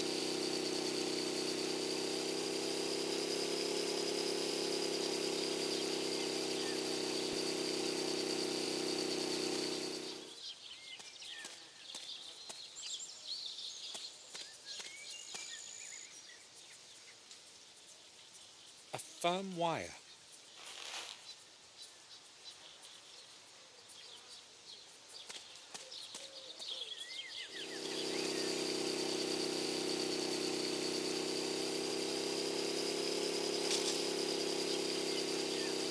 He would see me.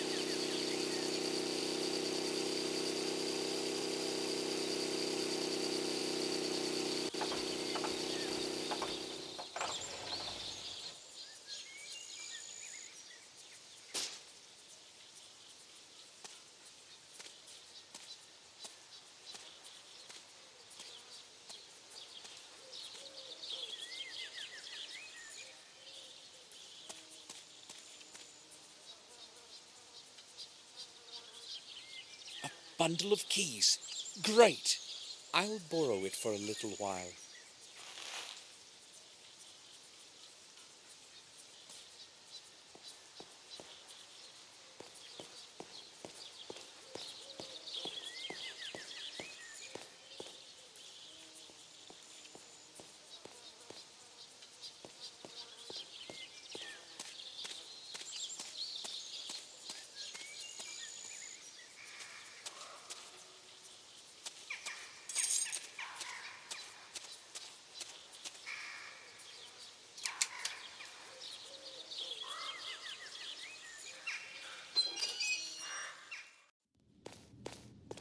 This is where I should be looking. I can feel it. The key can't be too far.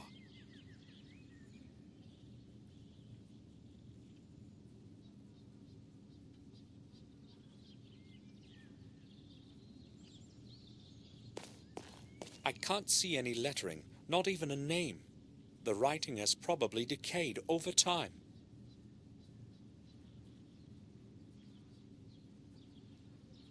A stone lock. Strange. Maybe it is just a symbol carved in a stone tablet. Malite. Maybe it's a name. The bowl is empty. There is nothing in it. Audire? Viene. Doesn't sound familiar. The bowl is empty.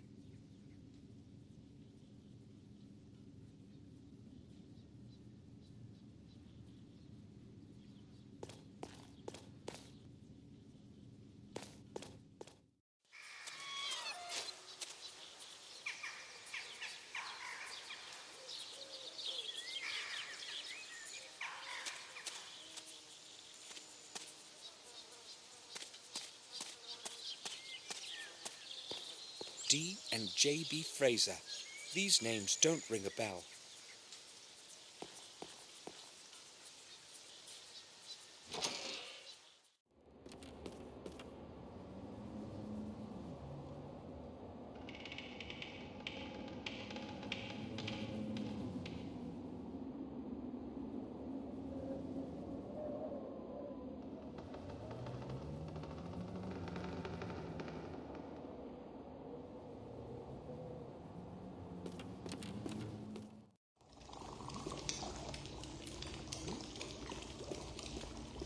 technical drawing of the machine in the middle of the room, I'd say.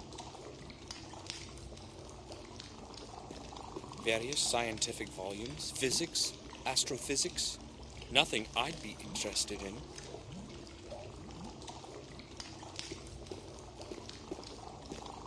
It's the same color as the contents of those big, according to the color. It's probably acid. It's sure to be full of various chemicals.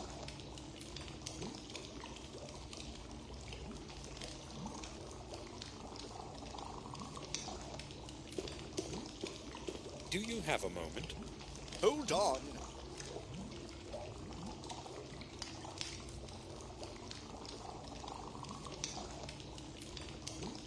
Go ahead. Viene, odire, melite. Do you know what they mean? They sound like ancient names to me. Do you know what those names mean? Well, it's not something I'm familiar with, but if you give me a bit of time, I may find the answer here somewhere. Thanks. I will ask later. I'll leave you to your work then.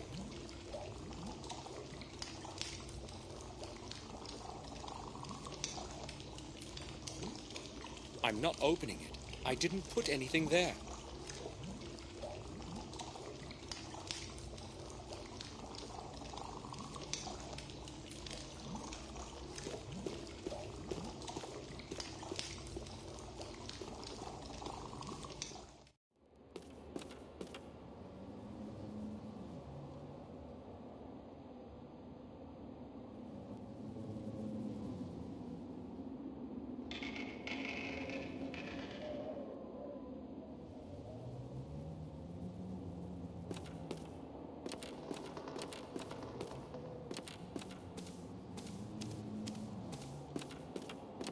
The kettle has cooled down. The fire is out. The fire is...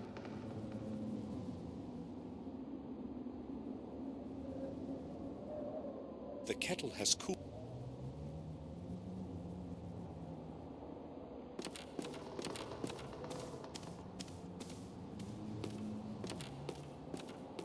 Completely rotten.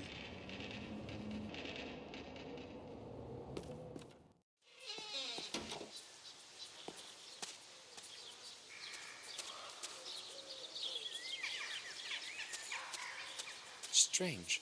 The soil here is of different color than anywhere else in the garden.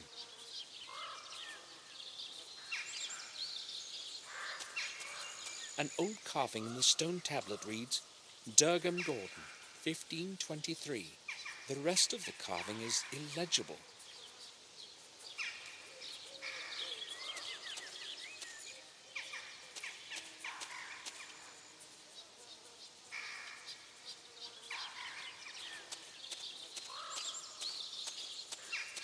The same species as the other shrubs in the garden.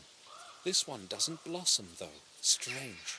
Perhaps the dampness from the nearby swamp is affecting it. Who knows?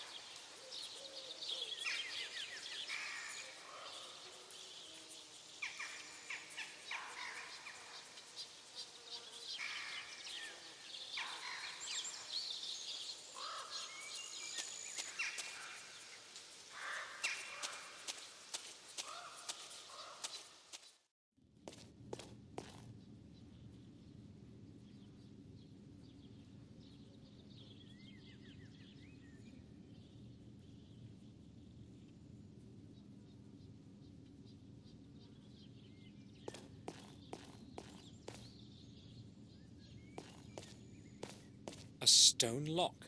Strange. Maybe it is just a symbol carved in a stone tablet.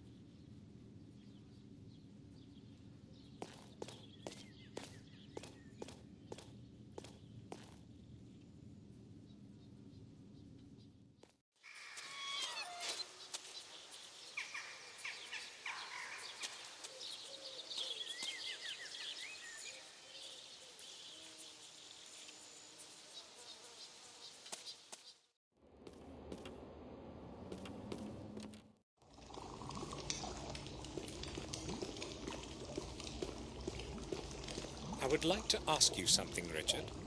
Oh, give...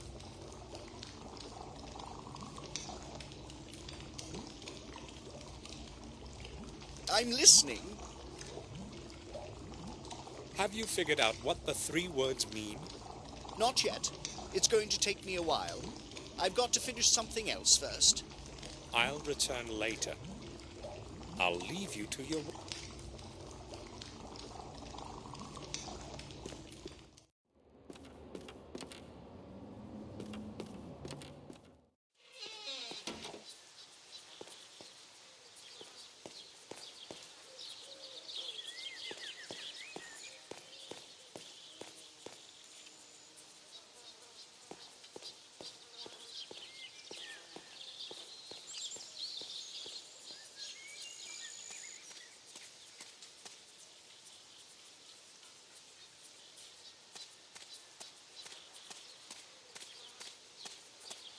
May we talk? What do you want? It looks like you are having a bad day. How do you mean? First the doorbell, now the lawnmower.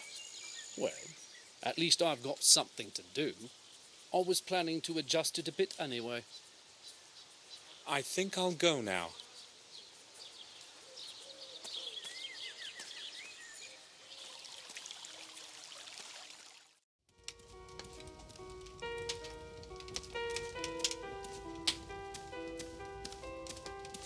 I don't want to disturb.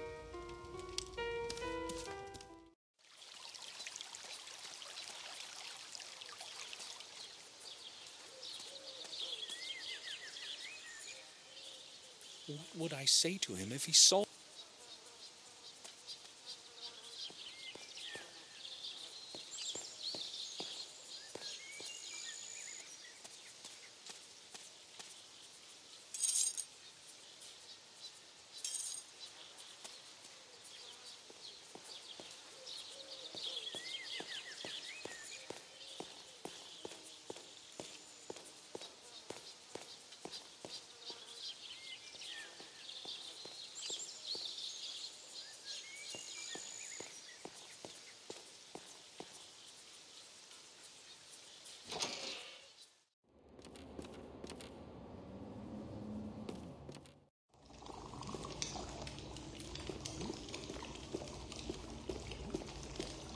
Can I bother you for a moment?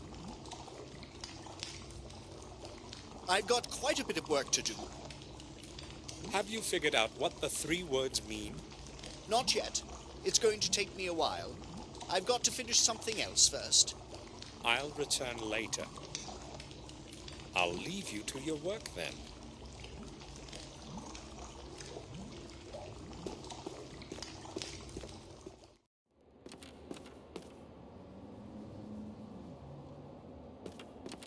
I have no use for it.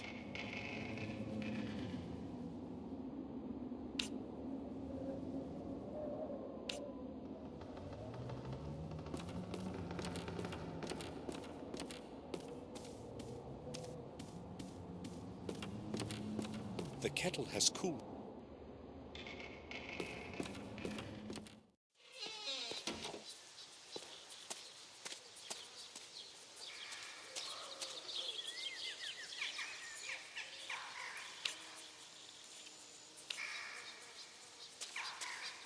Strange. Strange. The soil here is of different color.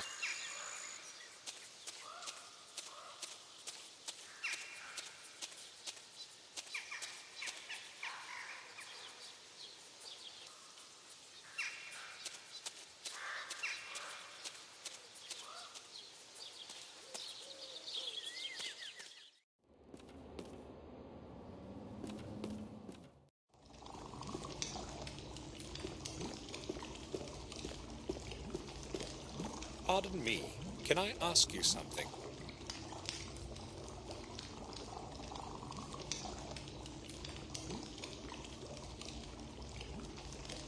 Yes? Have you figured out what... Not yet. It's... I'll return later. I'll leave you to...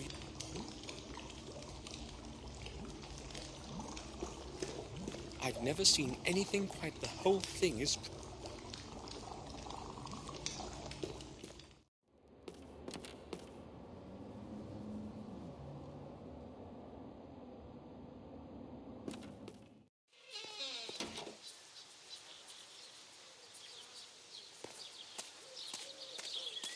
The lower steps are broken. I can't go up. There's no going inside.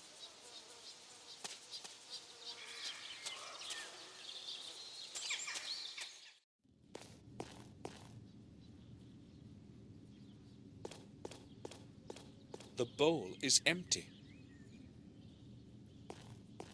There is nothing in it.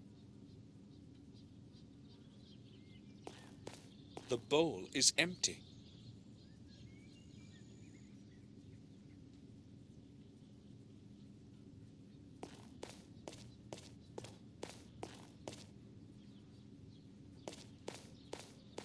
A stone lock. Strange. Maybe it is just a symbol carved in a stone tablet.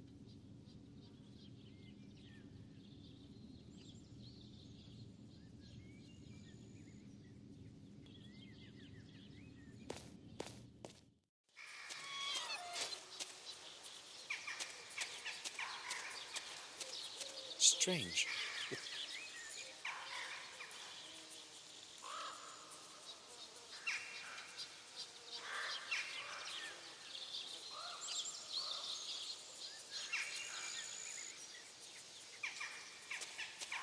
Durgam's memorial.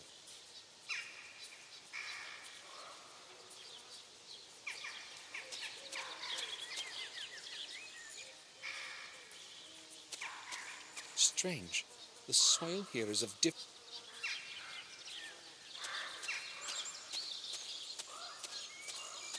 a dead shrub.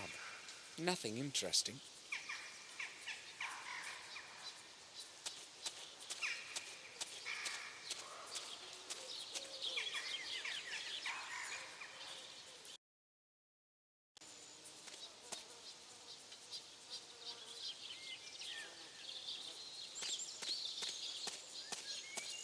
This hole must let quite a bit of water in when it rains.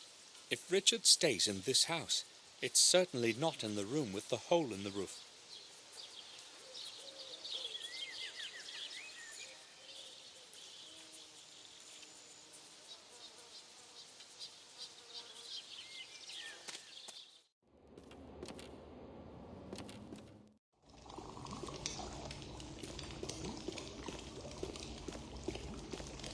Do you have a moment?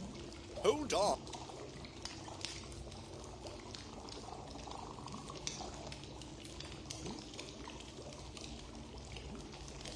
Go ahead. Have you managed to discover... Yes, maybe it won't be entirely accurate, but they do make some sense. The first one is apparently the name of an ancient Irish god of strife. The second one was more difficult, but I believe it's the name of the druid goddess of the harvest. The third one was quite simple. It is the old name of the god of the waters of the earth. Interesting. Thanks for your time. You're welcome.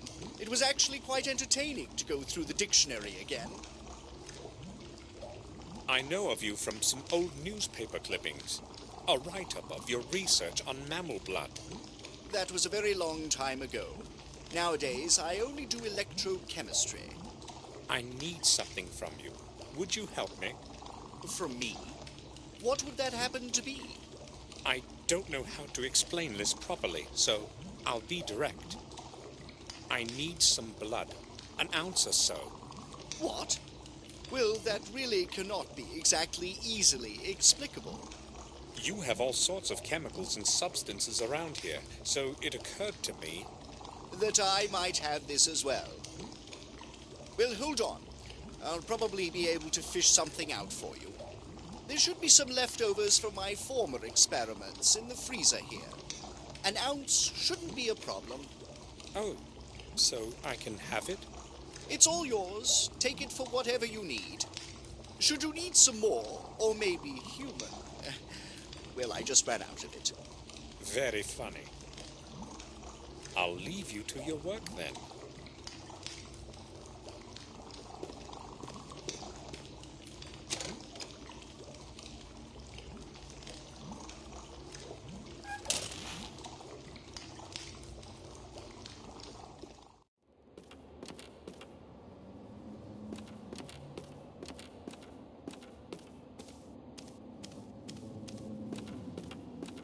The kettle has cooled down.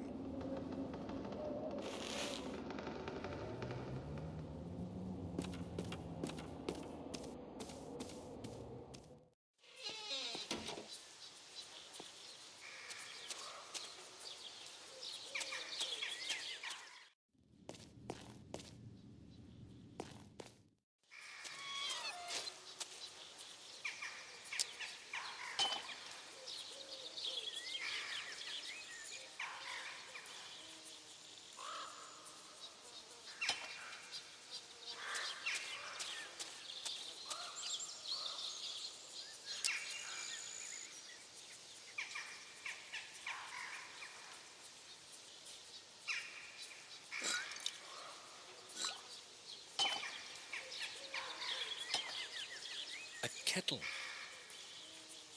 Blood that Richard gave me.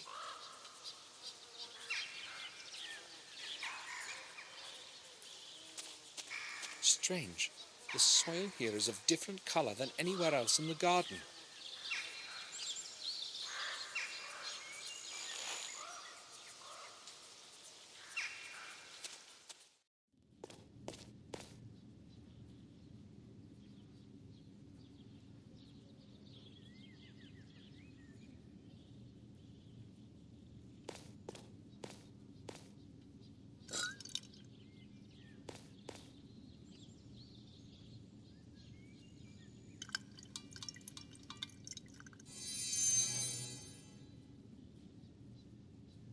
I poured the blood into the bowl.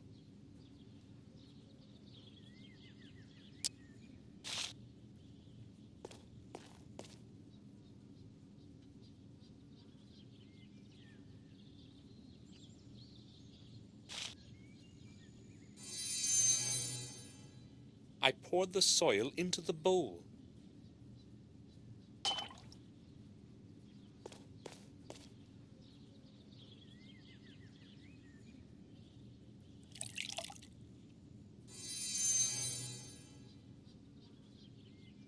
I poured the water into the bowl. I can hear something.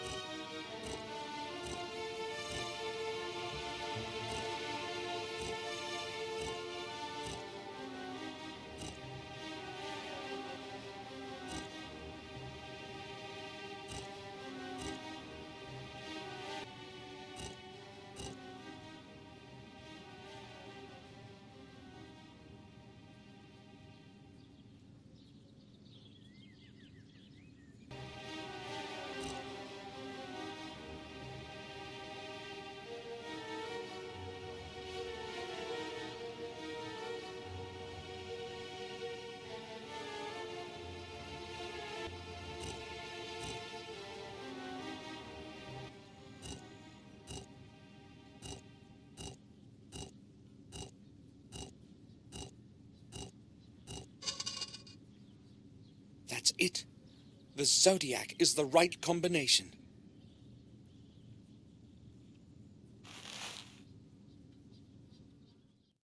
What are you doing there? How did you get in?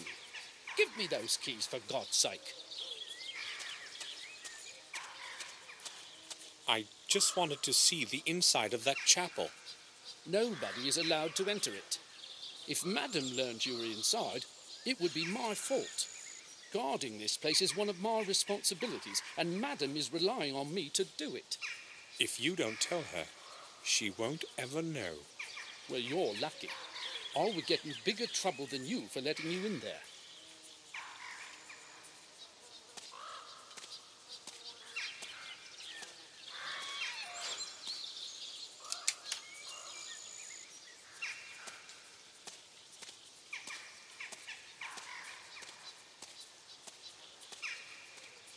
Damn, how could he have found me here? I've got to get inside again, but how? It would probably be best to return at night.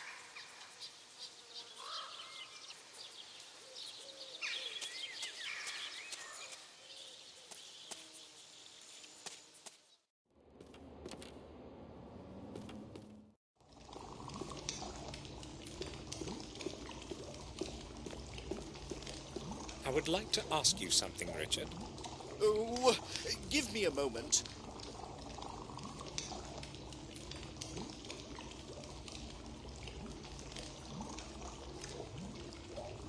I'm listening.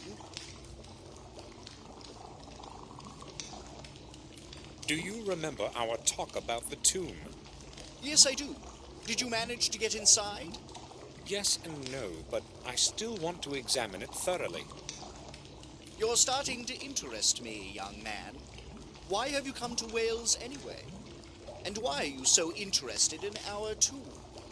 Unfortunately, I cannot explain the whole thing just now. I fail to see what draws you to that place so much. I have to get inside somehow, that's all. But Louis won't let me. Louis makes no trouble. He's just doing what he is told. If it was something else, I'd settle it for you. But the tomb is a problem. Eleanor is very respectful of her ancestors and guards the place as if it were a shrine. I can't do much about it, you see. Yes, but no one will find out. I promise. I just need the key for an hour or two. No, that's quite impossible.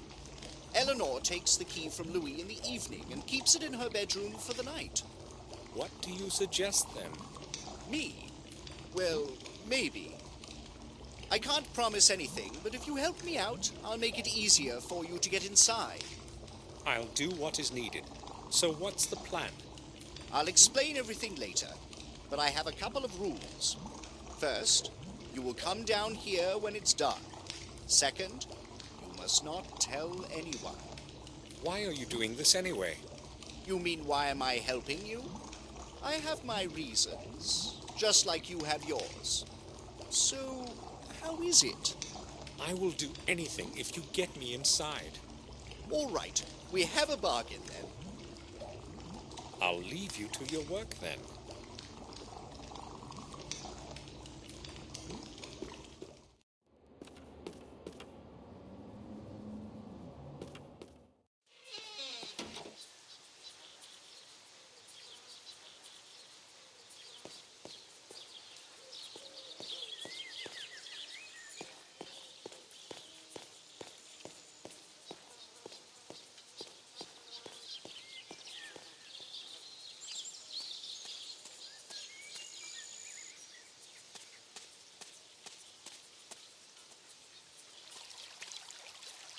I'll go to my room and rest a while. I've got to get into that tomb again in the evening.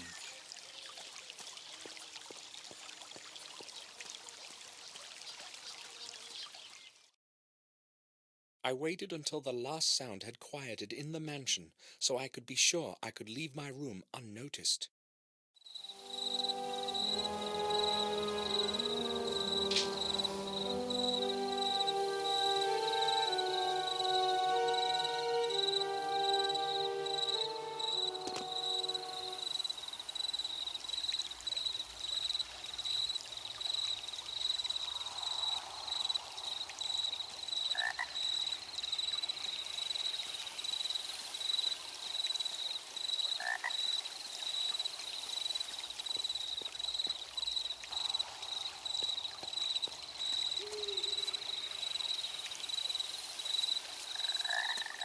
surface is reflecting the light of the moon.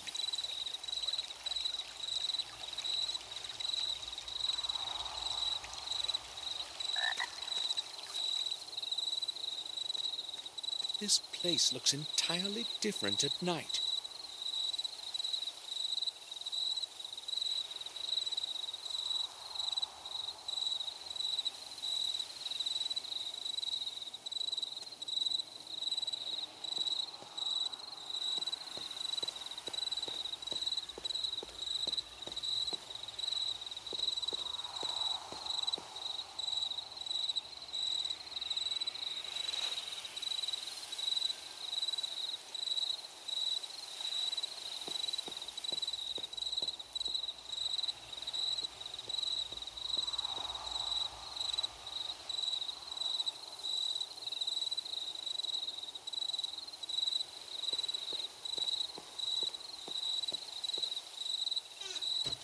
Richard has locked himself in. Did he forget about our agreement? I need to draw his attention somehow.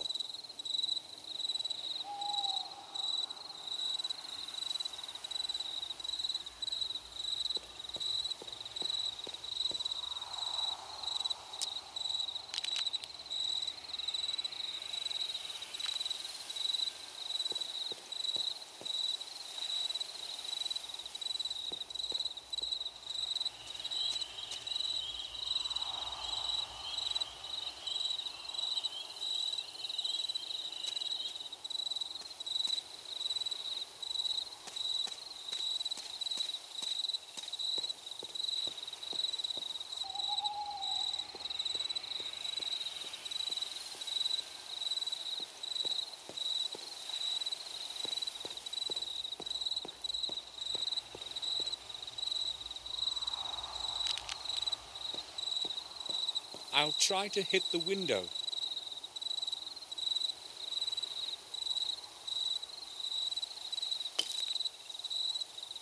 Missed.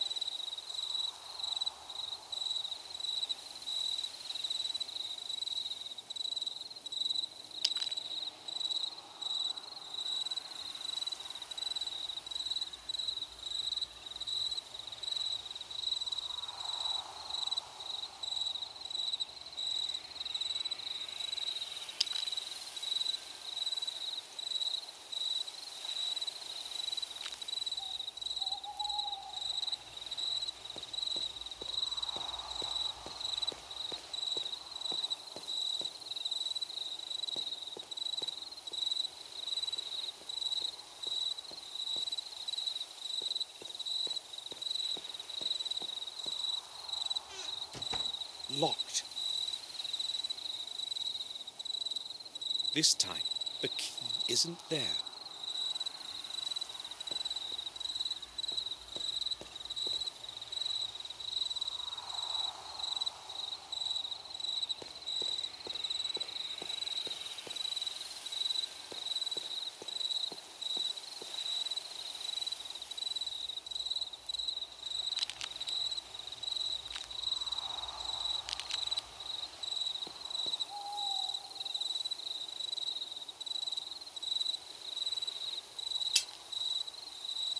I hope they hear that inside.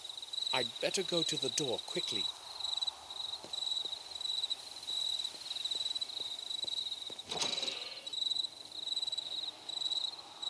I've been expecting you. Follow me. So is everything clear? Yes, I believe it is. I'd better describe the whole process once more. No, that won't be necessary. I understood everything. You will have to assist me. Follow my orders exactly during the whole experiment. Agreed? Of course. Variant 2. Variant 2. Variant 7 follows. Nice and simple, so it has time to mix. I understand. Back to variant 2. Number 3 will follow. 2 and 3 follows. Now we must wait a little. Right. This is the moment. From now on, it's going to be easy. Just keep turning it down as I told you. Yes. Easy. Easy, keep going. Right then, we're mostly done. We just need to add the oxidant. Oxidant? What oxidant? The one you managed to break this afternoon. What luck you had catching the druggist. Well, maybe I should tell you something. Hurry up then, the time's almost up. The oxidant, you see, it actually isn't... Now!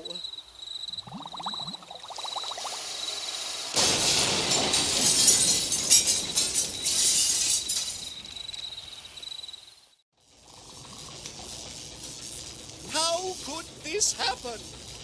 I checked my calculations to the smallest detail. A mistake was inconceivable. Well, maybe... You needn't apologize. It's not your fault. I must have made a mistake with the ratio somewhere. Damn. Yes, everyone makes mistakes. Well, you have fulfilled your part of our agreement. Now it's my turn. It's right there by the door. That green flask. Flask? You promised to get me inside the tomb. I have promised to make it easier for you to get inside. You must realize I could not look Eleanor in the eye if she found out I had lent you the key. Sure, but what do I do with that flask? The container is of little importance. It's the content that matters. It's a strong concentrated acid that will dissolve most metals on the table of elements. That should do the trick for you. Right.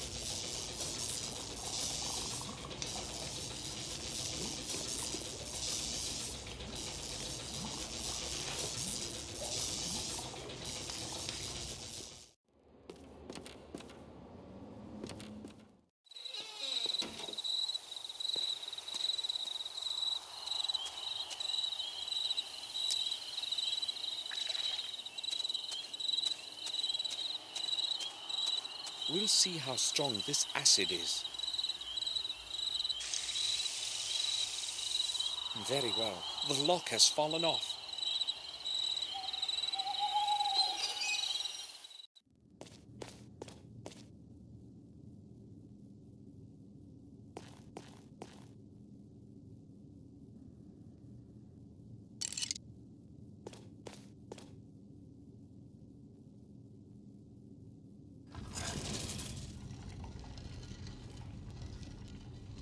A secret passage.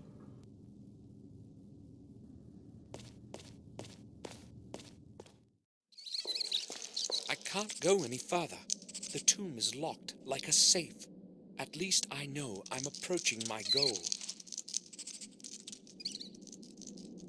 I think I'll need the right... The lock looks odd and quite complex. That symbol on...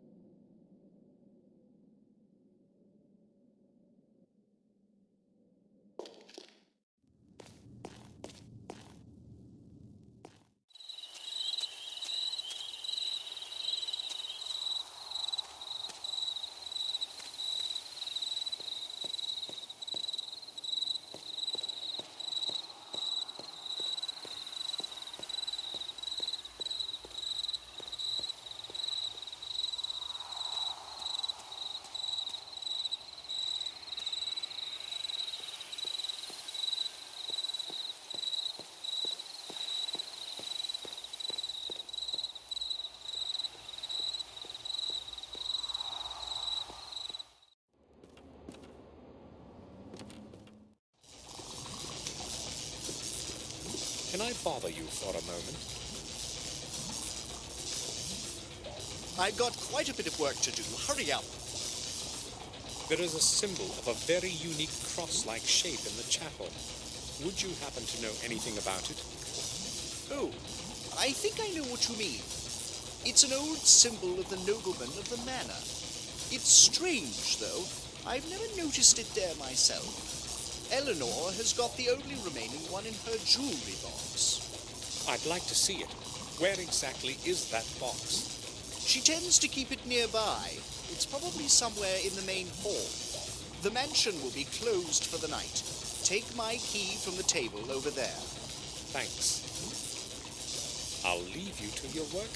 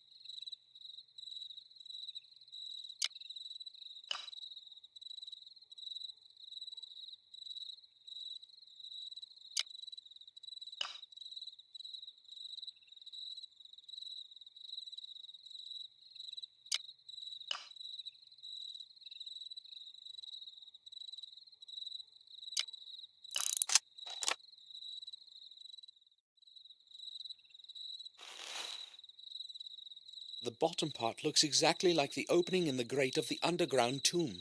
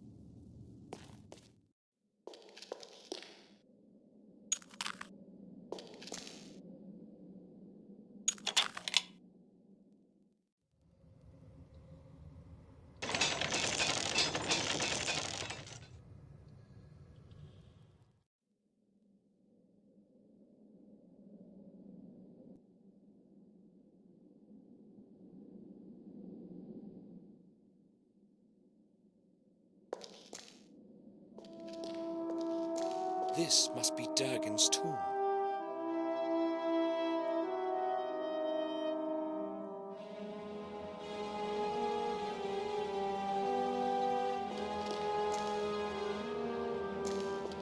Use a stranger's head, or your own will shed.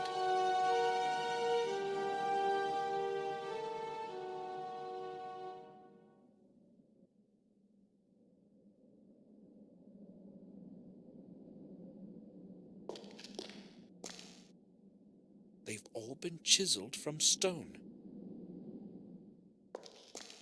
This one has a crack on it. It looks a bit different than the other ones. It has probably cracked by itself. Who knows? This one has a crack on it. It looks a bit different than the other ones.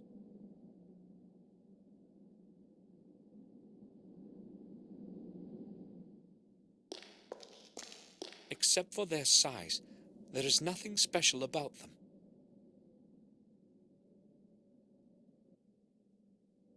Why are there so many of them about? It has probably cracked by itself. Who knows?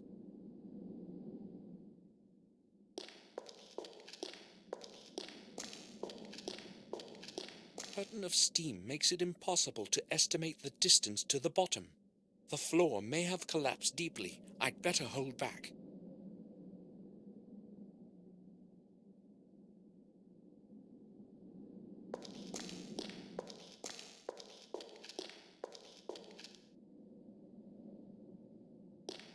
This one has a crack on it.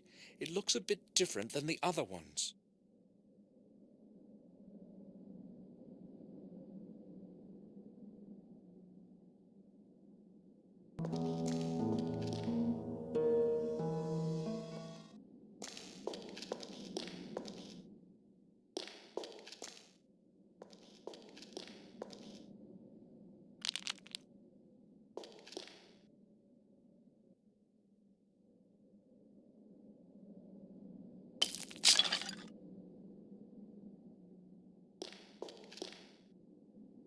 It can't have fallen any worse. I probably ran out of luck in the mines yesterday. This one isn't made of stone like the other ones. To whom could such a large skull have belonged?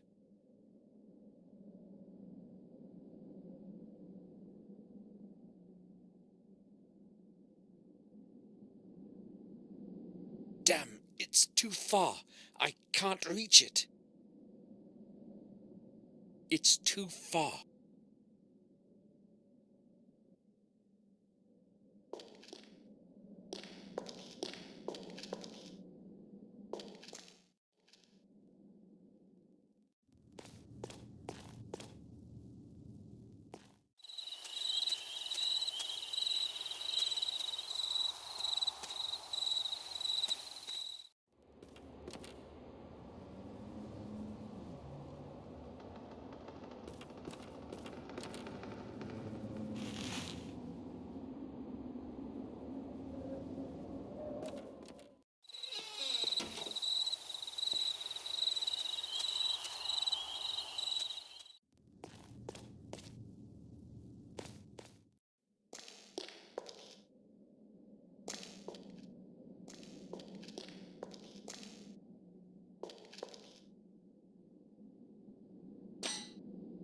Maybe I'll reach it now.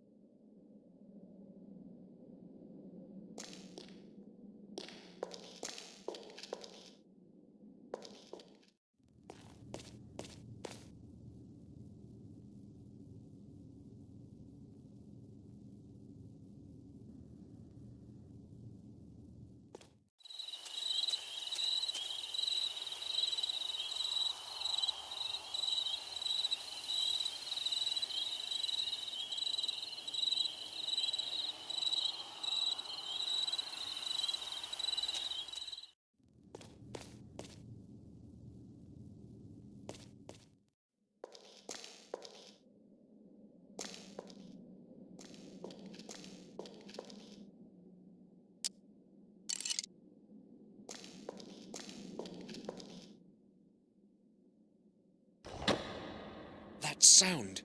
What was that?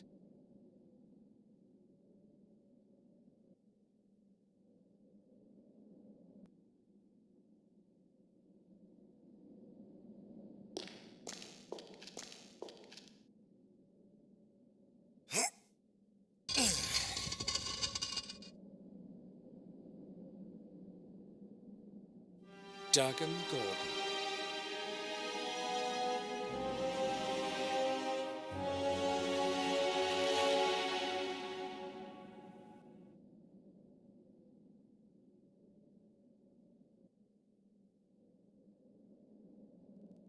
I did not have any reason to extend my stay in Wales.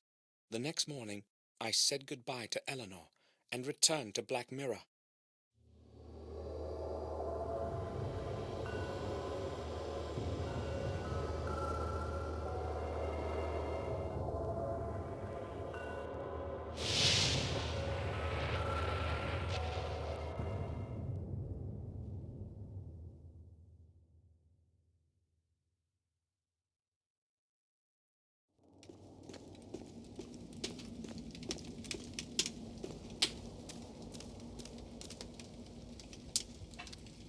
Samuel, you have returned sooner than I expected. How are things in Wales? Is Eleanor well? Yes, she's quite well. I gave her your letter. Thank you, Samuel. I can hear uncertainty in your voice. Has something gone wrong? I'm afraid it has, my dear. Bates, you tell Samuel. I do not want to speak about it myself. Yes, madam. First, about Sir Robert. He went away the night you left for Wales, sir. Just before he left, he told me he had to go to Ashbury on an urgent matter. I know. I spoke with him about it. Did something happen in the sanatorium?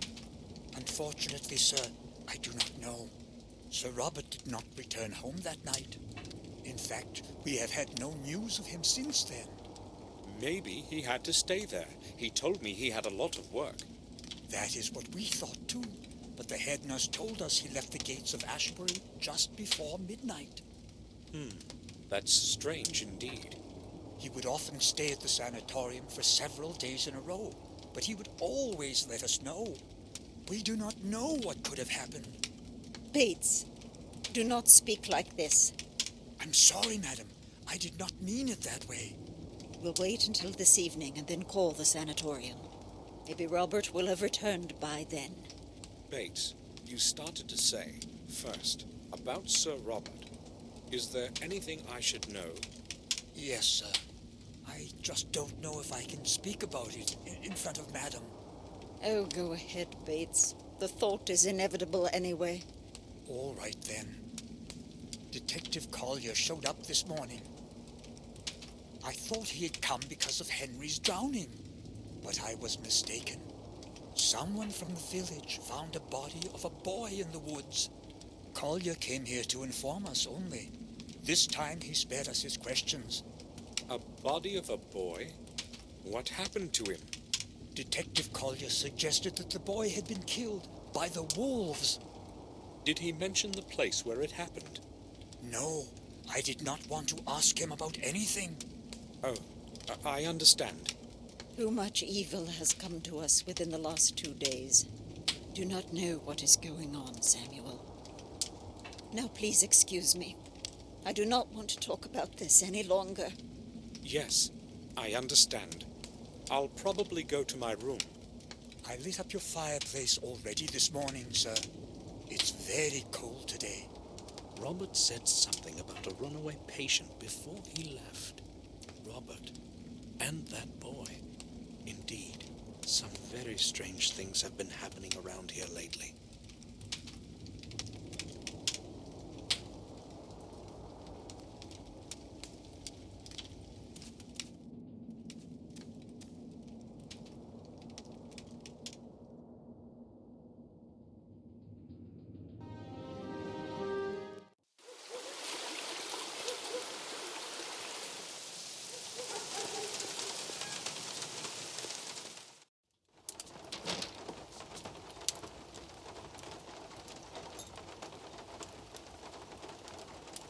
Master Gordon, have you heard what happened? Yes, I have. Poor boy. And I was so mean to him. I hope someone kills that beast of a wolf real soon. I'll hang its stuffed coat above the door. You can count on that. How do you know it was a wolf? Well, what else could it be? It was a wolf, that's for sure. Maybe. There's no reason to talk. I need to talk to you. Go ahead, but... Have you heard what happened? Yeah, it's terrible. You know, I don't get distressed easily. But this boy, I feel sorry for him. They found him torn to pieces. Those damn beastly wolves. I'd like to see traps set all over the place and shoot whatever the traps don't take care of. Close to the old mines, right around that bloody altar. Stonering? Yes, there. That place is haunted, that's for sure. It was once the sacred ritual place of the druid wizards. It's an evil place. Poor little Vic. Donering. I used to play there as a child, too. I should go have a look around there.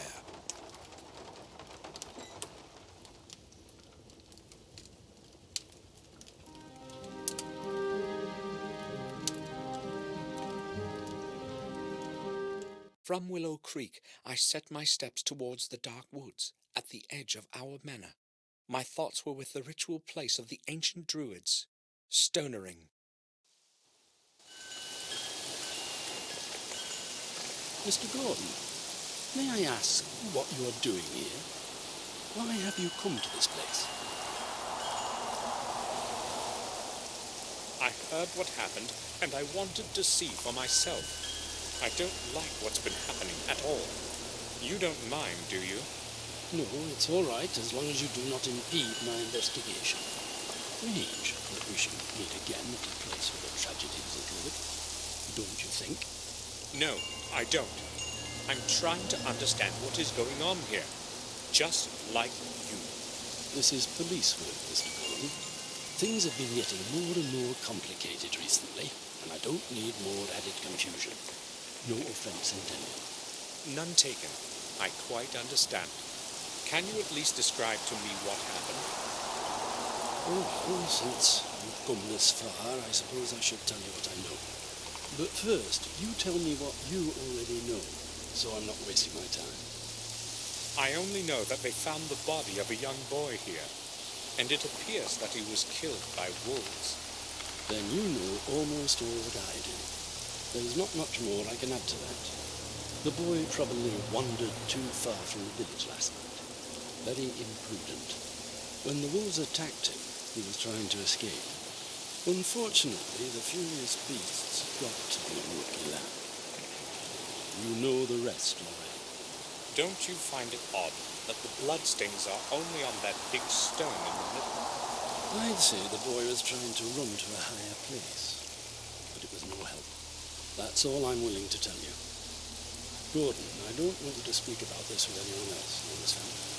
People know way too much already, and I don't want to be adding to any scary tall stories. I'll keep it to myself. Good. I need to reflect on a couple of matters now. Of course. Would you mind if I had a look around here? What makes you so interested in all this? You wouldn't happen to know anything I don't, would you? Well, I'm not quite sure. You would tell me if that were the case, right? Certainly. Very well, then.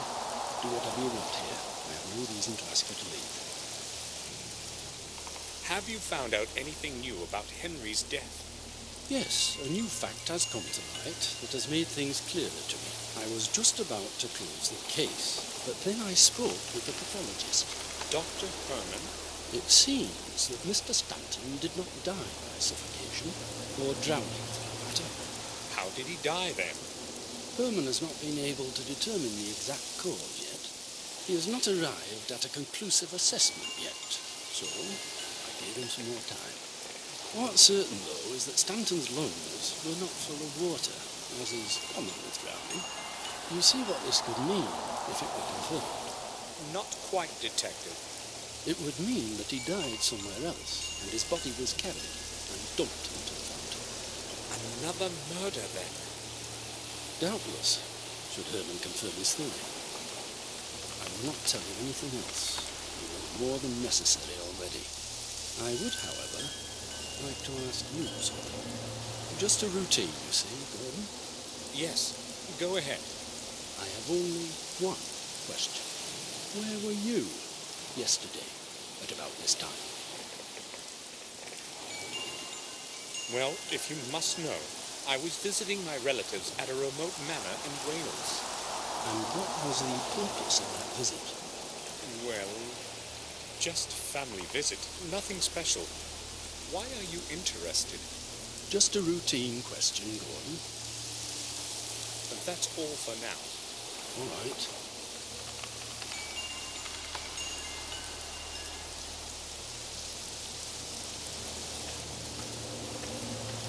So much blood. So this is where little Vic died. Blood on the stone hasn't...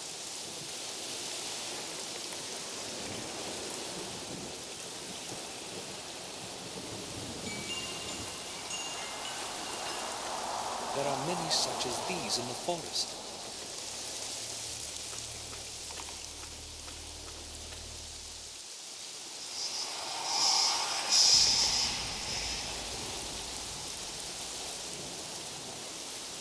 Another symbol. I should make a drawing of it.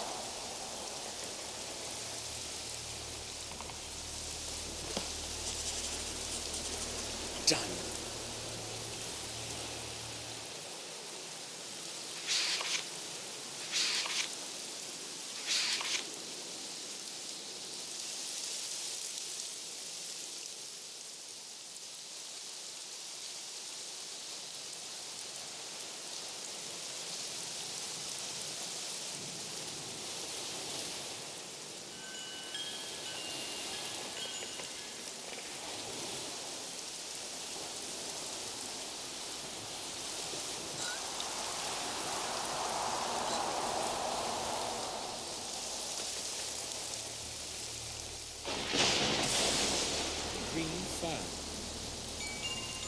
Green flag.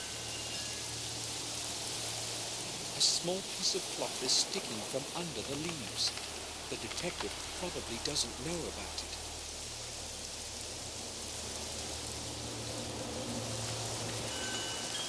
Strange. The plant that's clinging to it looks back.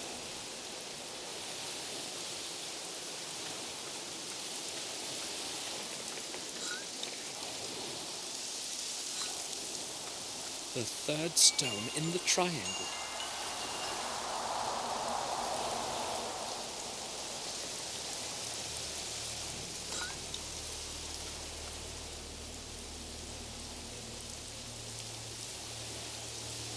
This should keep the detective busy for a while.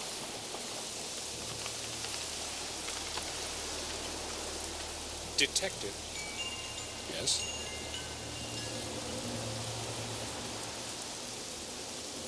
I have had a look around this place, and I've noticed something. You might be interested in this. Yes, I'm listening. There is a symbol of some sort over there on that big stone to the left. Yes, I've seen it. It could have been here for years, maybe even longer. Oh, I don't think so. Why do you say that? Well, the paint is very bright, and also, I have seen a similar symbol before. Really? Where? Not exactly like this one, but quite similar. In fact, I have seen two different symbols.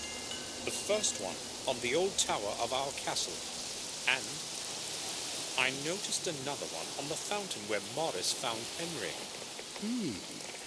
That's rather strange indeed. But you can remain calm, Gordon.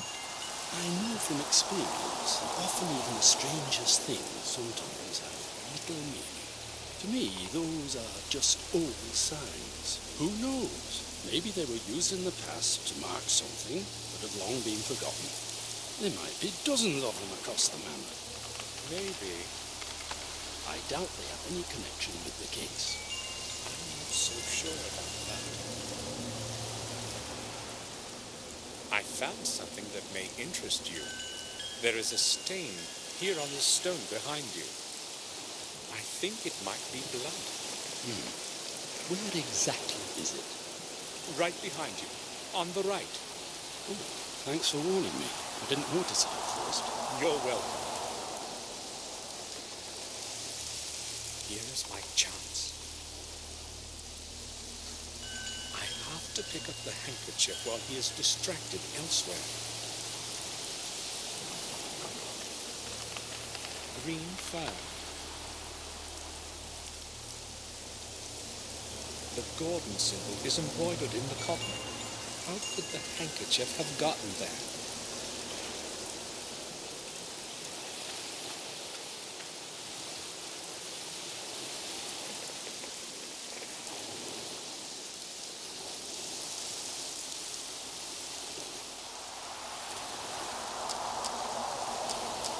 The Gordon symbol is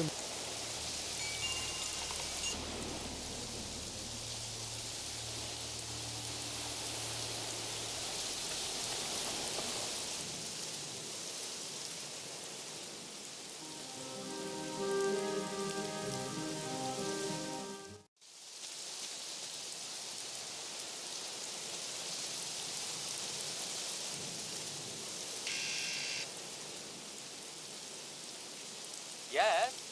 Samuel Gordon, I need to speak to you.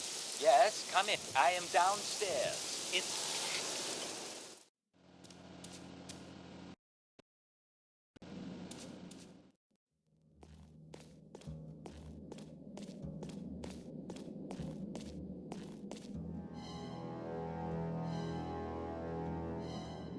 Mr. Gordon, to what do I owe your visit today?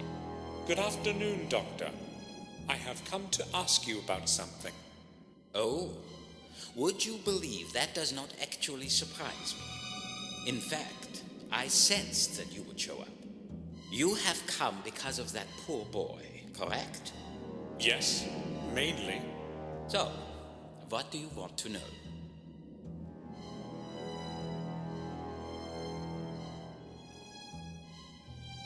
I spoke with Collier about that boy. We were standing at the place where it happened. He didn't tell me much, other than the boy was killed by wolves. Yes, that was the original theory. The wounds were suggestive of an animal's assault. After a closer analysis, however, I can safely reject that possibility. So you have a different opinion?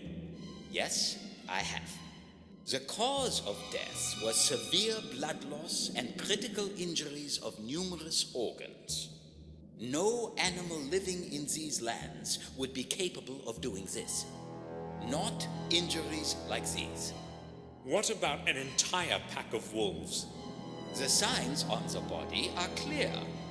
No traces of sharp teeth bites, nothing like that. So, do you have a possible explanation? I do not exactly know yet, but the boy was certainly not killed by wolves or any other animal. Of that, I'm positive.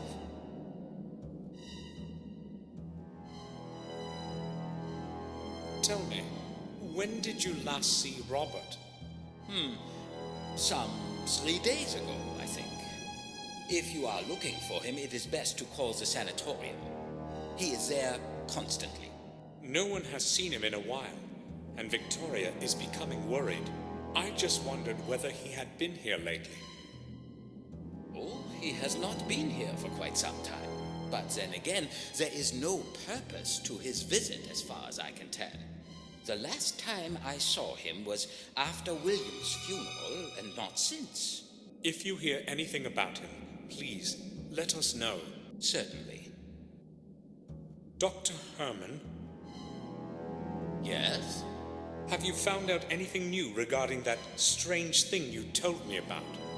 Do you mean Henry's body? No, I have not. I need much more time for that.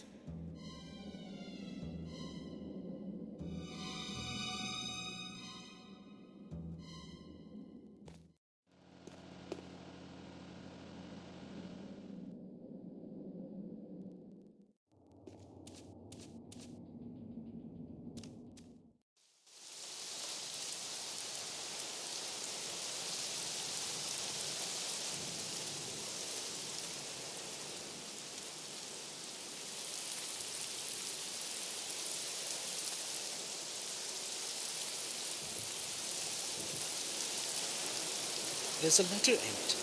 Maybe Bates forgot to pick it up. I'll take it.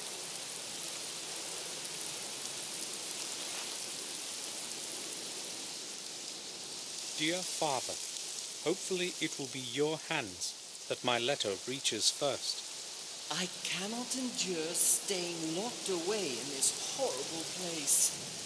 Therefore, I have decided to do what I should have done a long time ago. I will explain everything when we meet at our place. I know that you will understand. James. Father, so James is William's son. Why didn't Victoria tell me when we spoke before? Dear Father, hopefully it will be your hand. I cannot endure. I will explain I know that you will. James.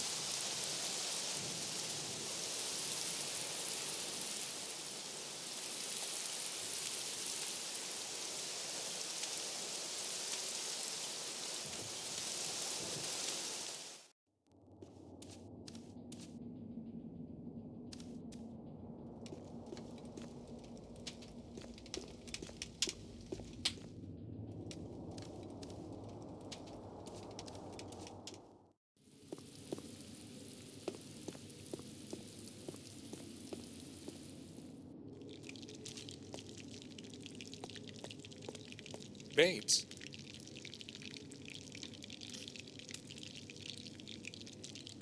Yes, sir? I'd like to speak with Victoria. Do you know where she is? Madam has gone to her room to rest, sir. I do not think she wants to be disturbed. Oh, all right. I think I will go now. I'll return to my...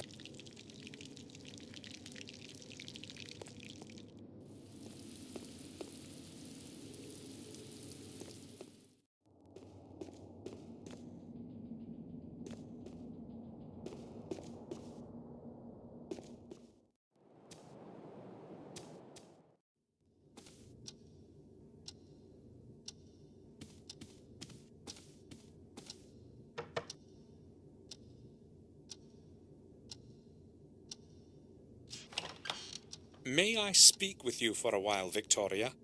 Of course, Samuel.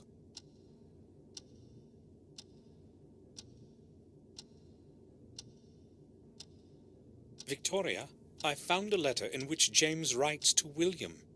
He addresses him as Dear Father, So who is James, in fact? Oh well, it does not matter anymore anyway. It is true, Samuel. James is William's illegitimate son. I could not tell you before when you showed me that picture. I didn't want anyone to know. This secret must be buried along with William. I understand. I'm concerned about Robert.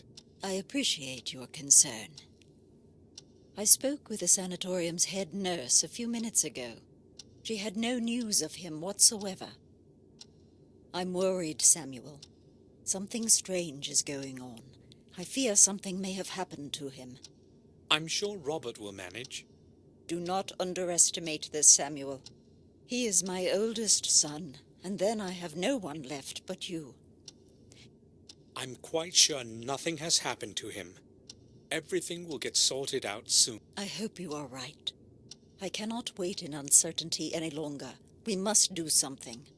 I would like you to go to Ashbury to find out what happened. Here we wait in darkness, and I have no one else that can go. Will you do it for me, Samuel? Of course. I'll set off straight away. No, please do not go in the middle of the night. It will be better to go in the morning. I don't mind traveling at night, and it is best that I go as soon as possible. Are you certain? The sooner I find out something, the better. All right, then. But please take care of yourself, will you, Samuel? You needn't worry. I must go to Ashbury and figure out what happened. Would you please excuse me now, Samuel?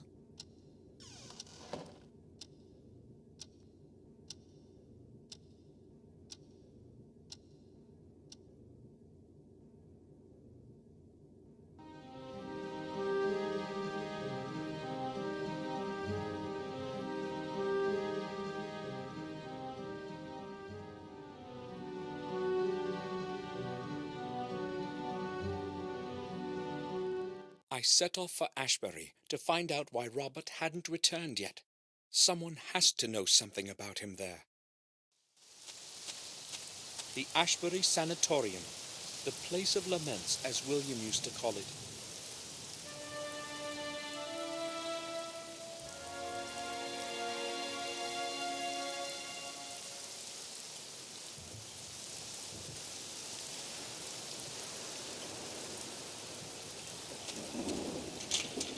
The main gate is locked for the night.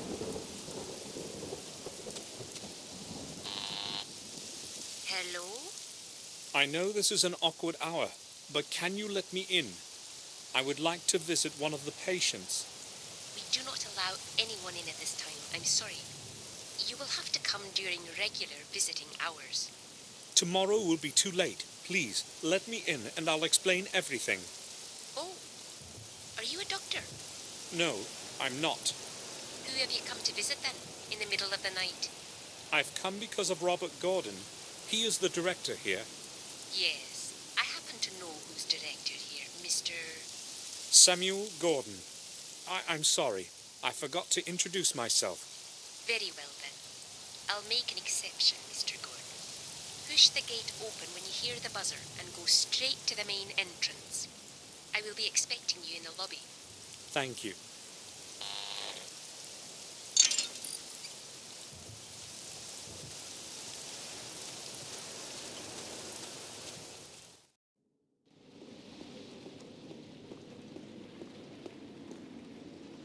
Thank you for letting me in. Well, I would not have let you in if you weren't a relative of the head doctor. Yes, actually, he is what I'm here about. You see, he hasn't shown up for a couple of days now, and I was hoping you might know something. I'm afraid I will have to disappoint you then. He left the sanatorium the day before yesterday, late at night, and has not turned up again since. Are you sure? Of course.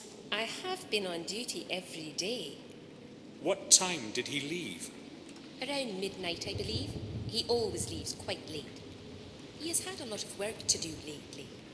Did he mention where he was going, or say anything unusual? Give me a minute. No, I don't recall him saying anything special. In fact, he was very tired. just said goodnight and left.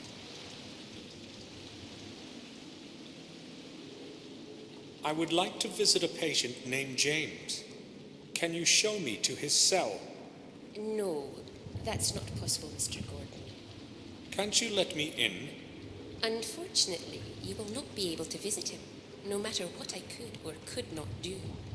I don't understand. Don't you know? James escaped the night before yesterday. I thought someone had told you. No, I didn't know. How did he escape? He must have gotten into the sewer system under the building. It should have occurred to me that he might do something like this. Why? Did he say something to you? Yes, I spoke to him the day before. He seemed much more anxious than usual. But there was more to it. I don't know if I can tell you. It is a delicate situation. Please speak. It might be important. Maybe it will shed some light on the whole matter with Robert. Do you think it may be related? I don't have a clue. Please tell me what you know. All right. James was more anxious than usual, as I said. It was hard to understand what he was trying to tell me. But it was the head doctor that he was speaking about. He said he knew something important, but he could not tell anyone what it was. Did he say what it was exactly? No. It seemed to me that he was afraid to talk. He kept asking me to put in a word for him with one of the doctors so he could go home. But he insisted that I not mention it to the head doctor. He acted quite desperate, so I promised I would help him. What happened then? Well, James does tend to be very moody, but I would not say that he is dangerous. I have known him for years now, and most of the time he has made very little trouble. So I went to the head doctor to ask him for a temporary leave permit for James. But you said he didn't want Robert to know. I had to promise that, but without the signature of the head doctor, no patient can leave this place. He didn't agree, though, and defended his opinion quite firmly. It seemed rather strange to me. Such rigidity, I mean. Did you speak with James after that? No, I didn't want to further disconcert him. And the next day, he escaped. I cannot tell you anything more. I have no idea why he wanted to go back home so suddenly. You have been quite helpful. Thank you. Why would James want to get away so desperately and suddenly? And why didn't Robert allow him to return to the castle? It seems to me that these things are related somehow. That's all. Thanks.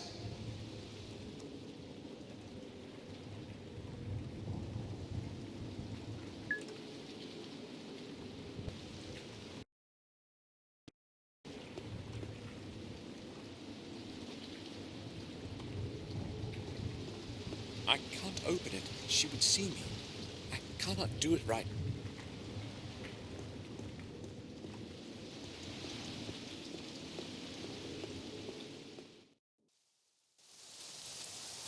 Terrible weather. A sewer.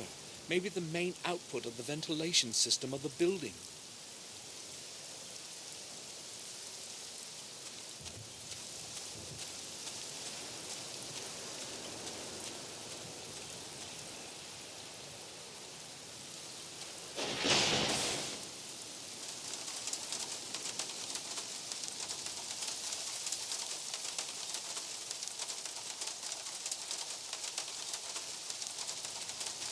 A few beer bottles, old containers, and just rubbish. A syringe. Looks quite clean.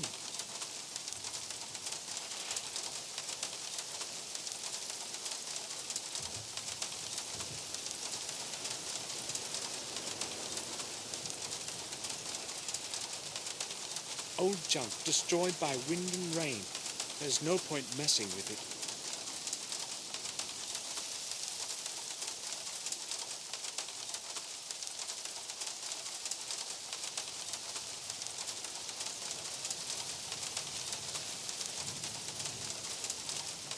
A few bottles of beer. The labels are not very damp. The bottles haven't been out long.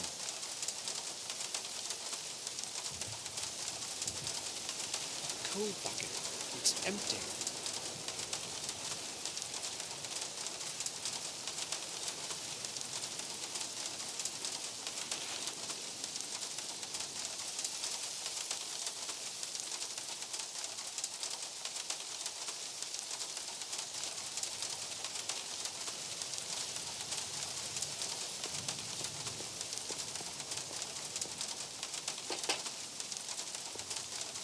Who the hell is that?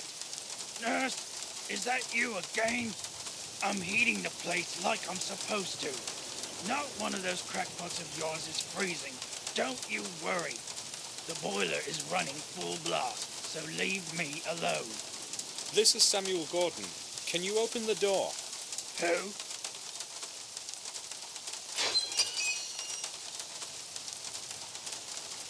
I'd just like to ask you about something.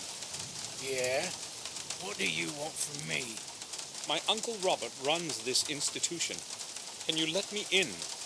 I couldn't care less about who's running this booby hatch.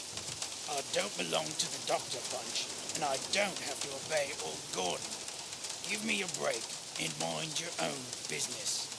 All right, but I just need to find something out. Then I'll be gone. Oh, well, okay. What do you want?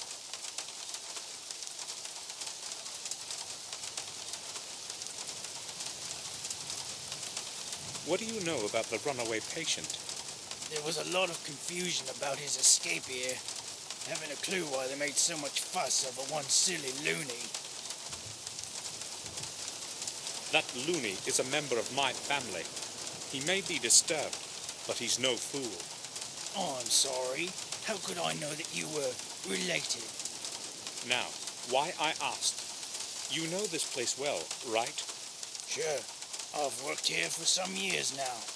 If you wanted to get outside, how would you do it? Listen, these are some odd questions, you know. Aren't you an inspector or something like that? You think inspections are carried out at midnight? So how does one escape out of a locked cell? Well, I have no idea why you're interested in this, but I don't think there's a simple way out. Maybe from the hall, into the sewers under the building. Other than that, I don't know. If you manage to get that far, the rest wouldn't be a problem. The sewer has several openings that nobody's watching. Why are you asking anyway? I'm just considering all the alternatives. Right. I have to see the cell from the inside. If it's impossible to get out, as everyone says, how could James have escaped without someone having helped him? But who could have helped him? That nurse, maybe. Or Robert himself. Robert's disappearance is surely connected with James somehow. It seems to be quite hot inside. Are you heating at full power? There's no other way when the weather's like this. I'll sit here the whole day and night in this awful heat. Well, you can turn it down a little, can't you? Impossible. They've just installed this new regulator. It takes care of maintaining the right temperature by itself. If it could also do the shoveling for me, I'd have one less thing to worry about. So why don't you just leave the door open? Well, that's another problem. I don't want the nurse checking up on me. She comes by to have a peek inside here from time to time to see whether I'm asleep or something. When the door is closed, I can cool myself down with beer whenever I want. I see. Have you seen Dr. Gordon recently? No, I haven't. I'm closed. Nobody ever comes around here anyway, except the head nurse. I last saw him about a month or so ago. Yeah, last month. It was Thursday, I think. No, not after that. But you said you were his nephew, didn't you? Yes, I did. Well, then it's you who should know where he is. I see you have a decent supply of beer. What if the head nurse saw those bottles? No big deal. You can see them outside. As long as she doesn't catch me with one in my hands, she has nothing to complain about. I won't be keeping you any longer. Good.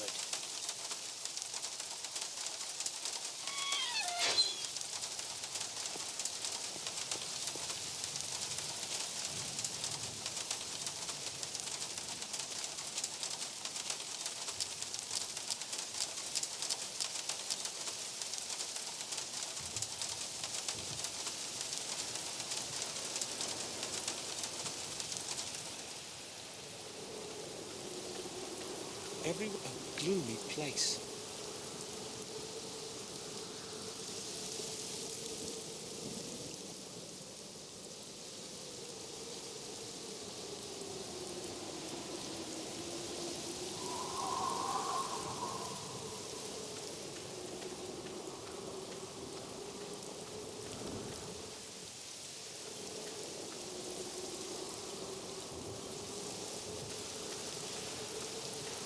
The metal doors have no locks to prevent just anyone from entering.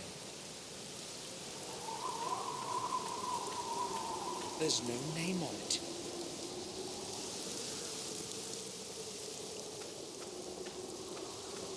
It hides a few flickering candles from the rain.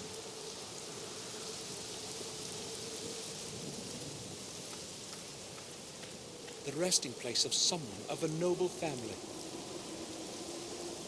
The grate ends in stone. I cannot see any lock. The grate cannot be opened.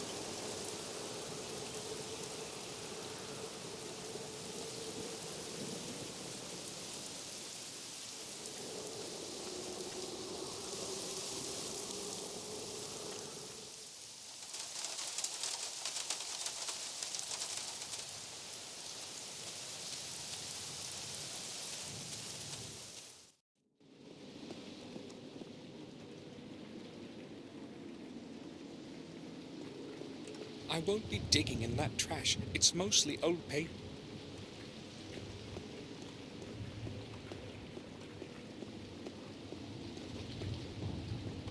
This is the way to the patient's cells. No one is allowed to go there at night.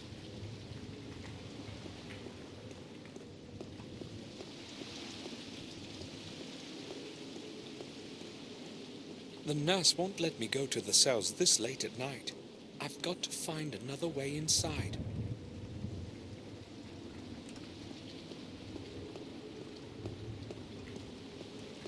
May I speak with you? Sure. Can you tell me anything about the sanatorium graveyard? I have worked here for almost 12 years now, and I know next to nothing about it. Has it always belonged to the sanatorium? As far as I know, it has. We no longer use it for burying, but it would have served its purpose in the past. Many patients would spend their whole life here, and when their time came, they would be buried at the back of the sanatorium. But that was a long time before I started here. I do not know much else about that place. I need a little time here without being watched. Could you possibly do me a favor? I'd like to make a call to the manor to check if anything has changed regarding Robert. If you could show me where the phone is... I'm sorry, I can't let you inside. But I could call myself. Right. Here's the number then. I do not need it. It is in the internal phone book. Wait here.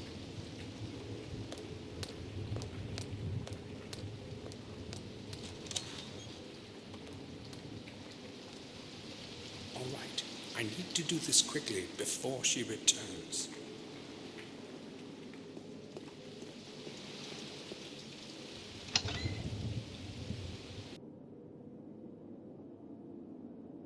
The label doesn't ring a bell.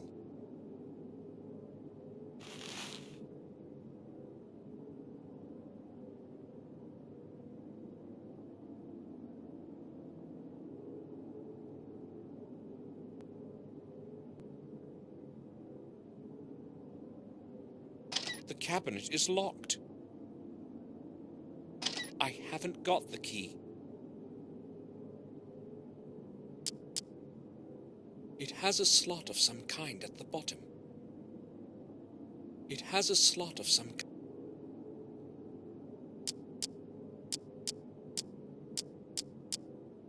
There are are some coins in it.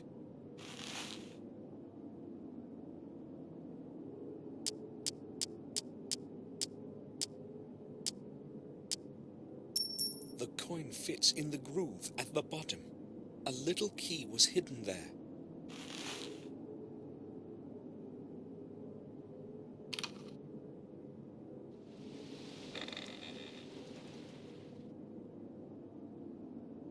A strong sedative will put a person to sleep for a whole day.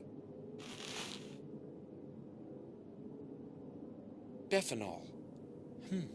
I have no idea what it's good for. Maybe a relaxant, who knows? Some drops. Not really what I'm looking for.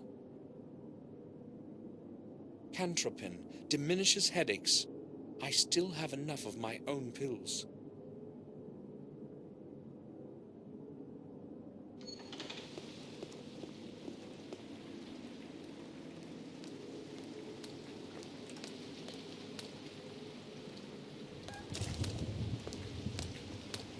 It took a while. No one was answering the phone this late. No problem. Did you learn anything about Robert? Unfortunately, Mr. Gordon has not returned yet. I see. Thank you for your time. You are quite welcome. It was nothing. That's all. Thanks.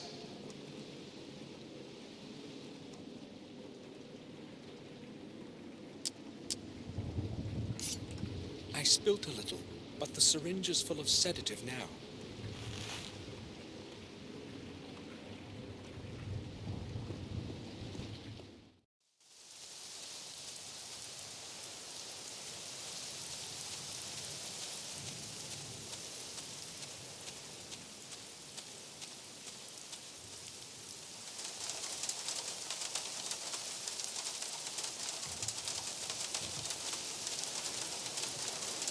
.10-degree lager. I'll go with full dose so it kicks in fast. Now, get him to drink it.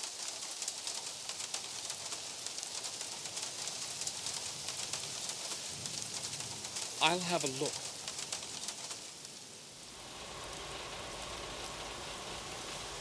This must be the thermostat regulating the temperature of the ventilation.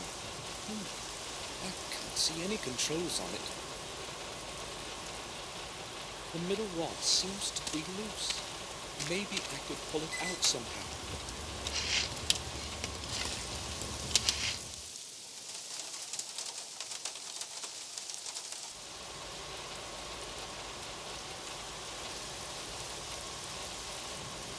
It's probably entirely automatic.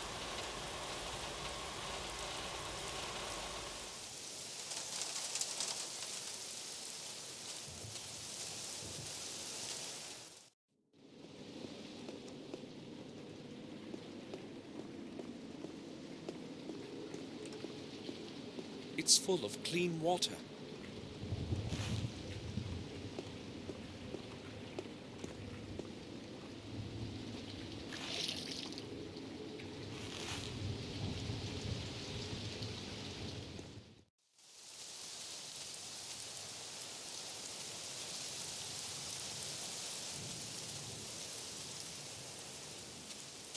I can't go back yet.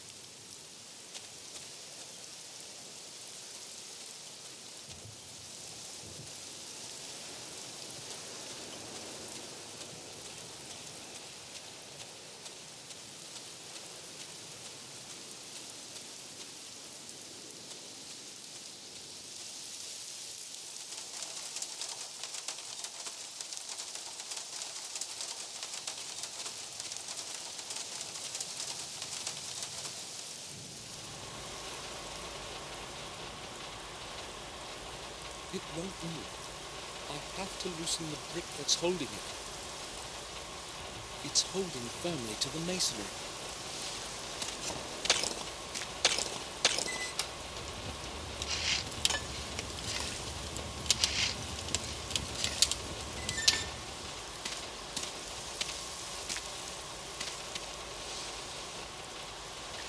It should be possible to infuse the sensor of the thermostat with cold water. The temperature inside will rise noticeably for a while.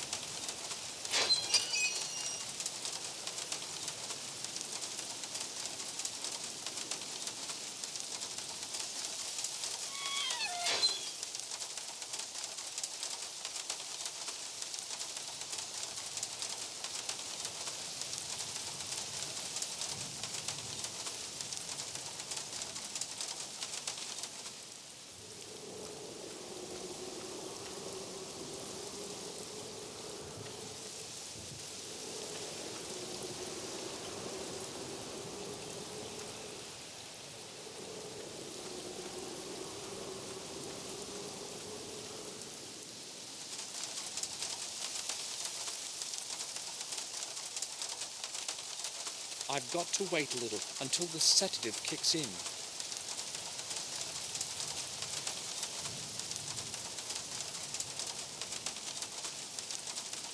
A heap of damp coal. It would still burn well in a strong fire.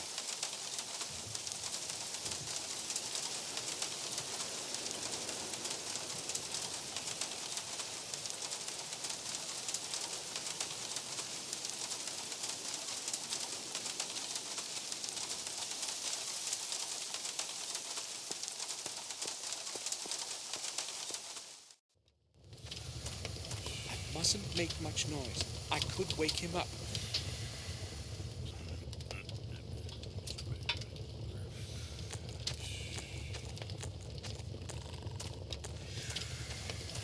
An intense heat is coming out of it. This place is very hot.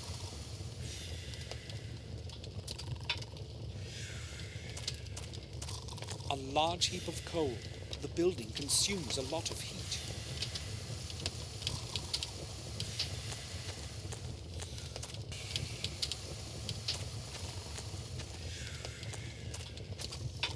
It's not locked, but I can't open it while he's leaning on it.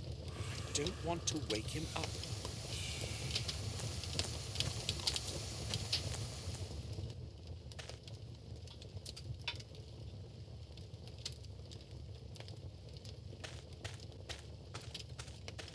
I can't see any lock.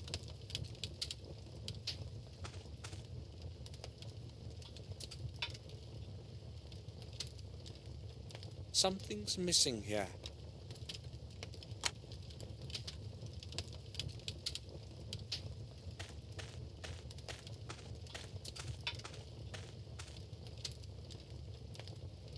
Lots of old leaflets, posters, and newspaper pages.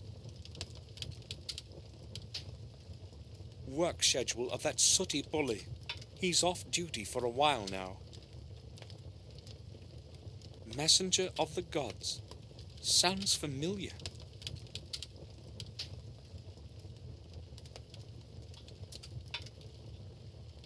I wonder what door it opens. I'll take it. It's certainly going to be useful.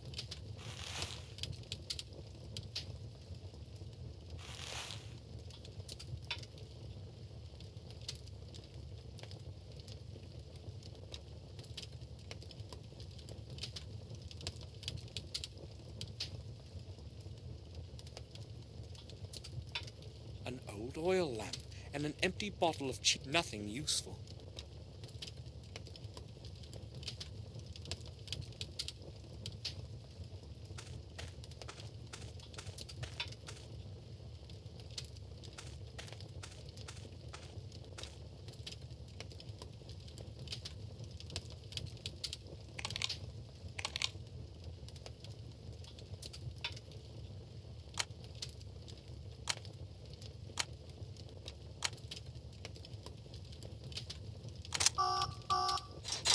That's it.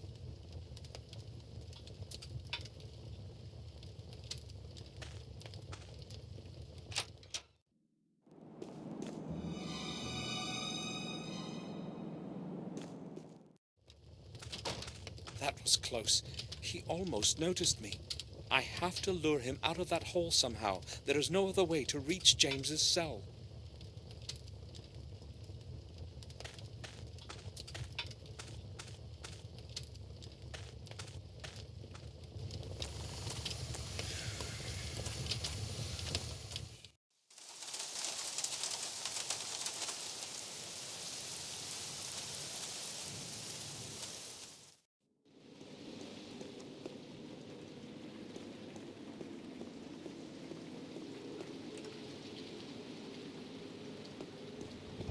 May I speak with you? Sure. Something just occurred to me. Can you possibly lend me the main duty schedule of all the employees? Do not think anyone will mind if you have a look at it. Although I have no idea how it's going to help you. Who knows? Maybe something will reveal itself. All right, here it is. Thank you. I'll return it when I've read it. That won't be necessary. It is already the end of the week. I must issue a new one anyway. That's all. Thanks.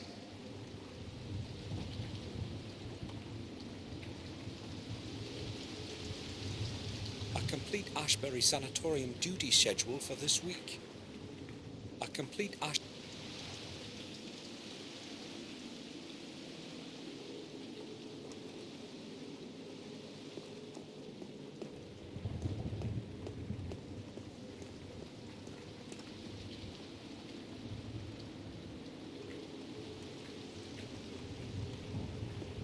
I can't open.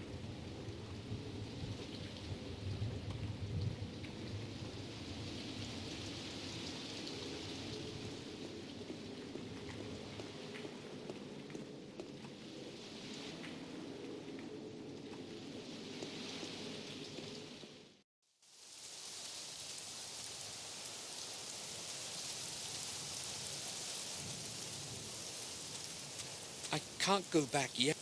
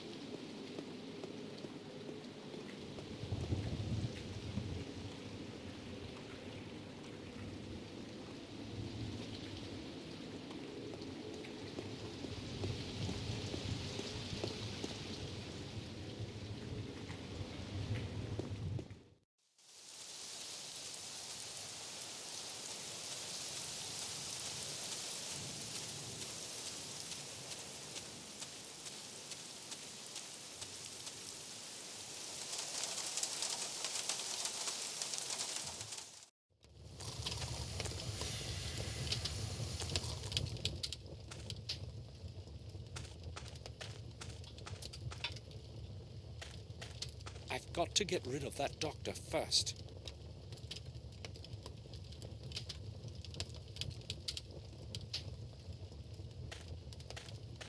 The main switchboard. I had better not.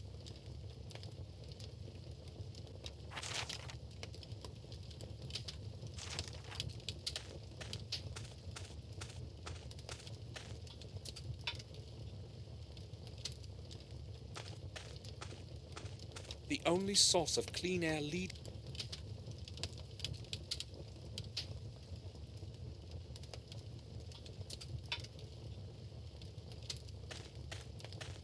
There's an intercom system installed in the building.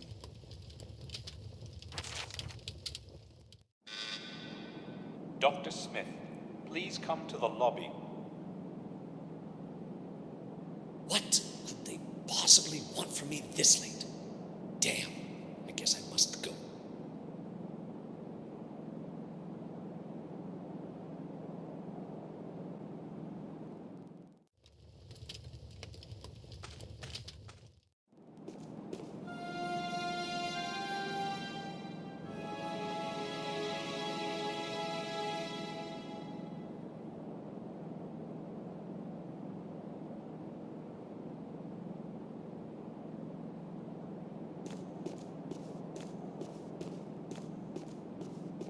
All the cells are locked. I've got to find James's cell.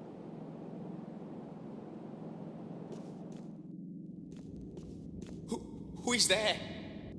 Who is there? I have to say something before he gives me away. I am Samuel. I am Ralph. We can't speak for too long, okay, Ralph? I do know one Samuel, but not quite, though. Why can't we talk, Samuel?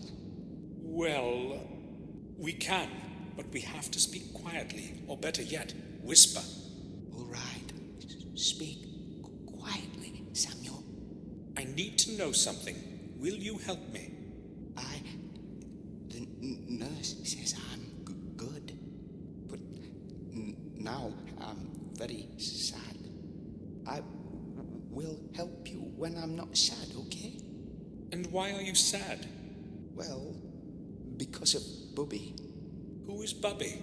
Did he do something to you? No! Mr. Bubby is very kind. He is my friend. But now he's gone, and I don't know where. Perhaps I made him angry somehow. And what does he look like, this Mr. Bubby? Maybe I can help you find him. He's no animal. He's very clever and talks to me often. And what does he look like? He's not tall like us. He is short, but very handsome. Oh, okay. If I find him for you, will you help me? Yes. I hope you didn't get lost. You'll be searching hard, won't you, Samuel? Don't be afraid. I'll find him. It's probably a toy. Where could he have lost it?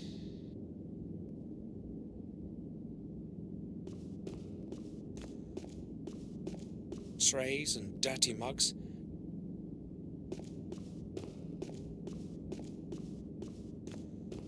Just garbage. Let's see. There's something in it.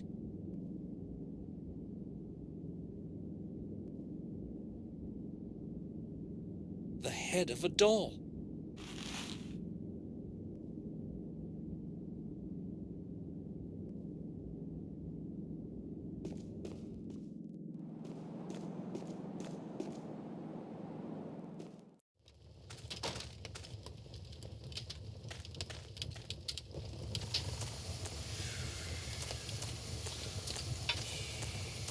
There's something buried between the coal fragments.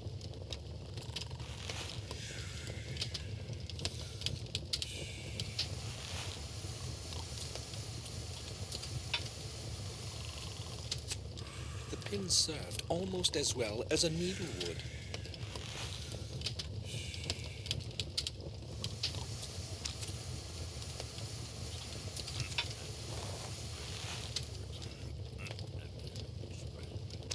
Ralph's Bubby is complete now.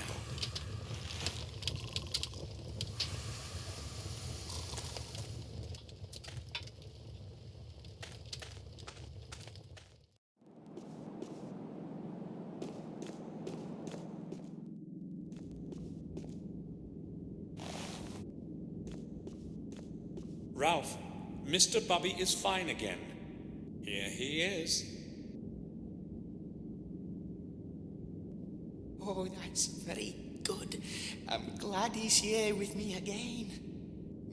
Mr. Bubby says he is glad too. Thank you, Samuel. You have been very kind to us. I must speak with Mr. Bubby now. I haven't seen him for so long. Hold on, Ralph. You promised to help me if I can find Mr. Bubby for you. But now I want to be alone with Mr. Bubby for a while. Ralph, Mr. Bubby is sad that you don't want to help me. Ask him. Yes, Mr. Bubby says that he will help you too. Me and Mr. Bubby too. Ralph, do you know someone called James? James is my friend too. He and Mr. Bubby. I need to know which room he lives in. He lives next to me, right next door. But James isn't home now. I know. Have you noticed where they put the key to his door? Is it somewhere nearby? Perhaps in some cabinet? No, it's not. Dr. Smith, who guards us, has got all the keys. Do you know that for sure? Yes.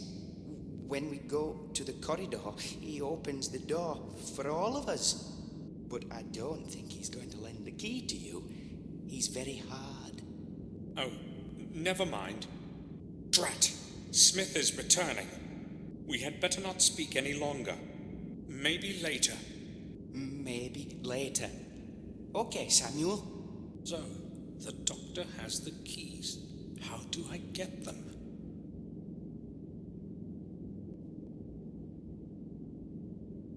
I cannot go back. The doctor may... The cell is locked. The cell is locked.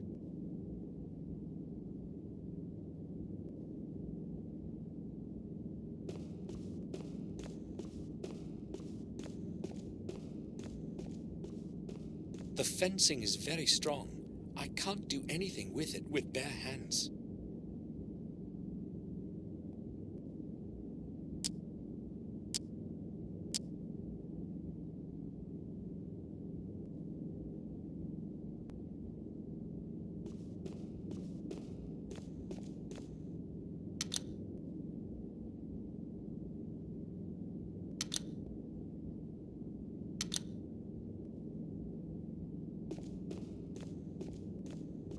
The fencing is very strong.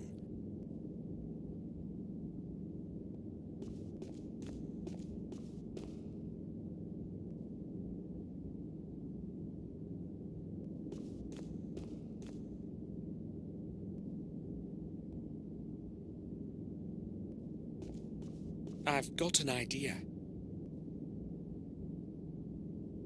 I just need to flip the switch. No one will notice. I've got to attract attention somehow.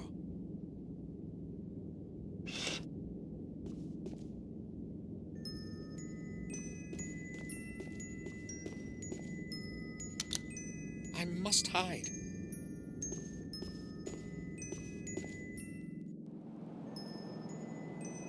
Hey, what is going on over there?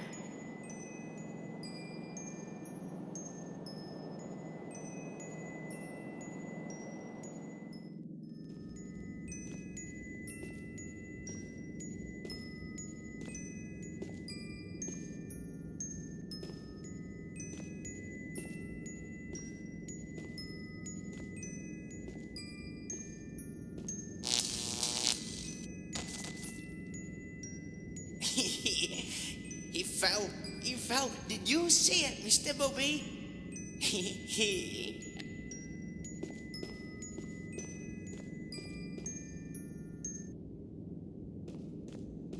I hope I haven't hurt him. I think he's going to be all right. I think he's...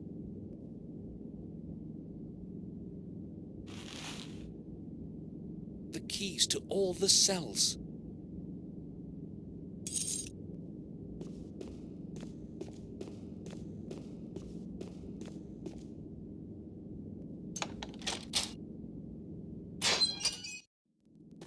An awful place. A normal person would not survive a single month in here.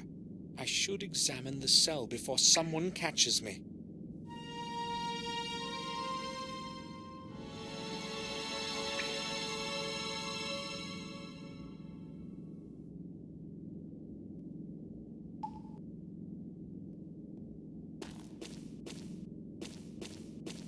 A couple of pencils and some blank sheets of paper. Nothing interesting.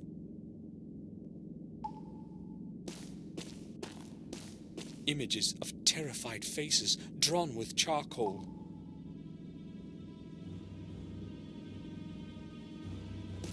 One of the strange drawings of James's mind. This drawing is crumpled, as if someone threw it away and then put it back on the wall. I'll try to remove it.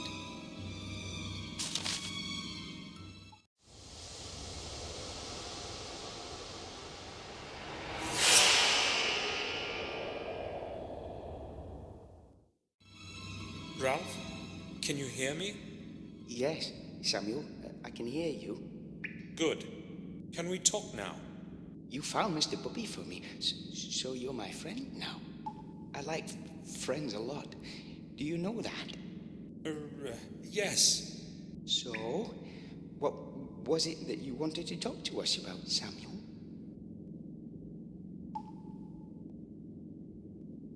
Tell me about James.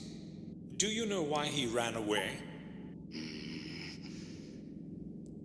I think he no longer liked it here.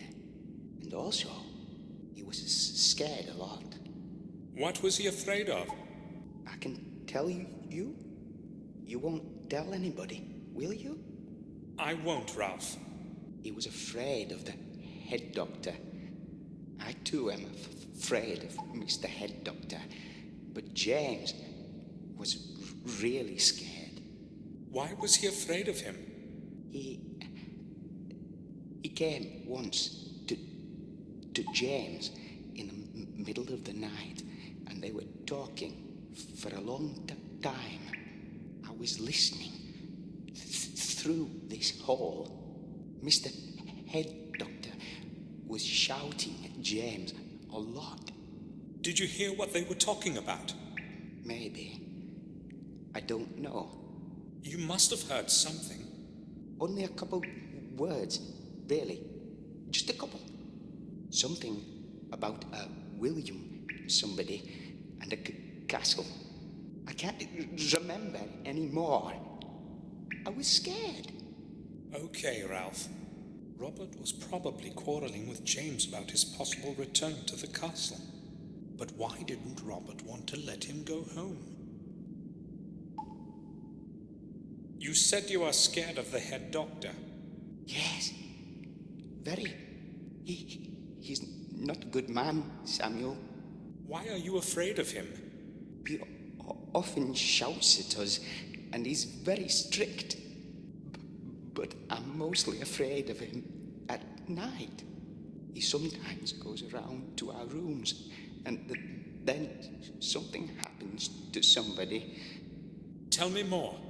Once at night, he also came to me, gave me some medicine, and after that, I was very sick.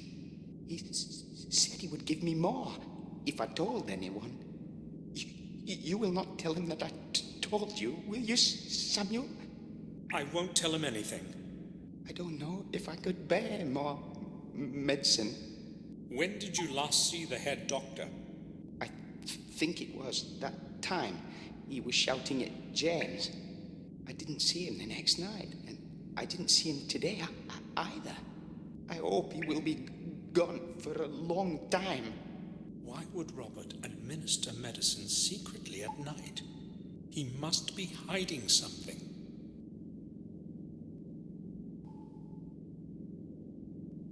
I don't know what we could talk about.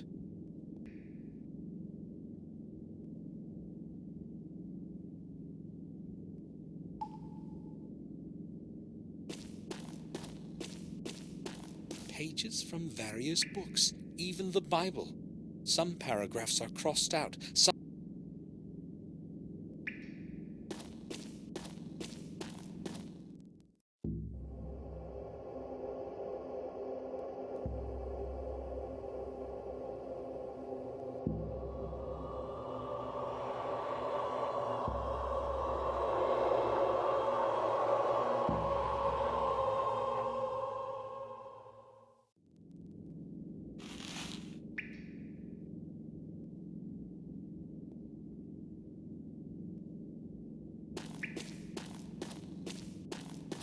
There's a hole in the mattress. Everything is in decay around here.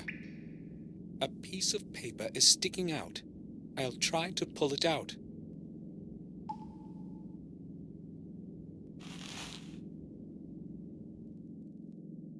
February 25th.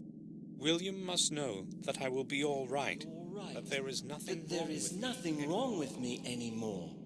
Just the voices. I don't understand them. I wish they would leave me alone. They won't get out of my head. Not even when I beg them. I paint a lot in the evening. It helps to drown out their whispering.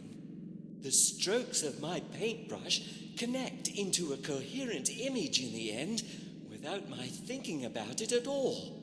It's as if someone leads my hand. February 27th.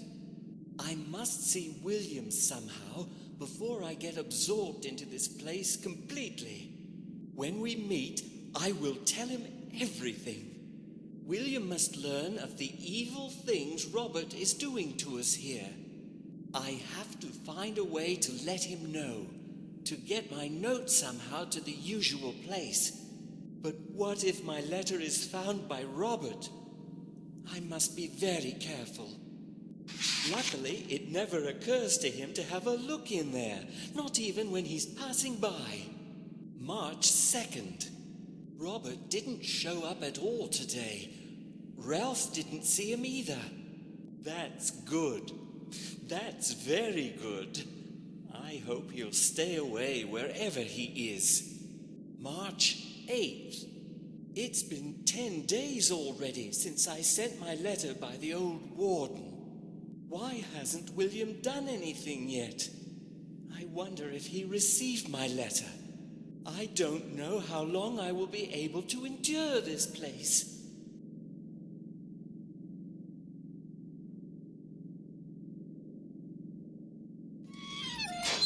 All right. Got you. I knew there was someone behind the escape. Do you hear me? I'll be back in a minute, and then you will have things to explain. The doctor has likely come too. I've got to get out of here before he brings someone. I don't really feel like explaining why I stunned him.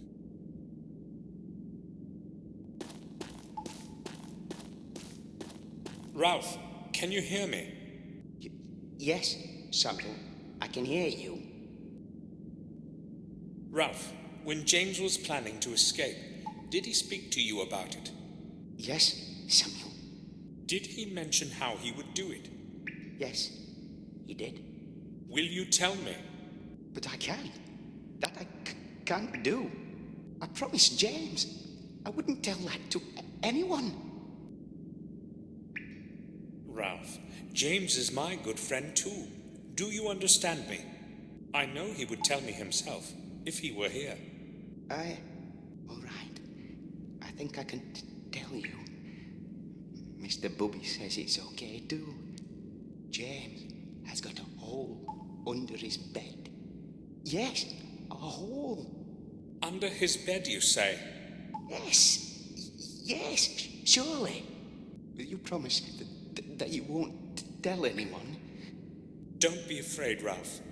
Mr. Bubby trusts you, Samuel, and so do I. I go speak with Mr. Bubby now. Seems so sad to me.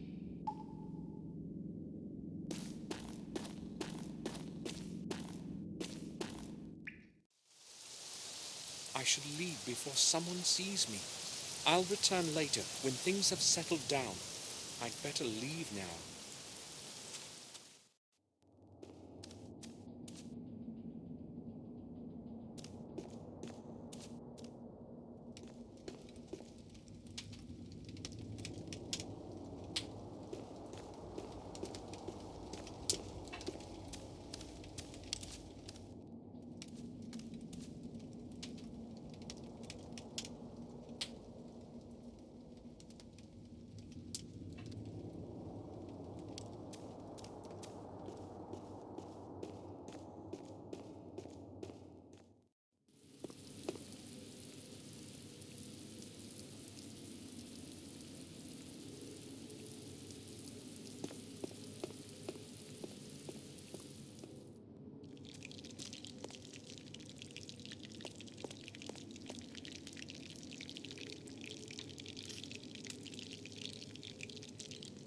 Do you need anything, sir?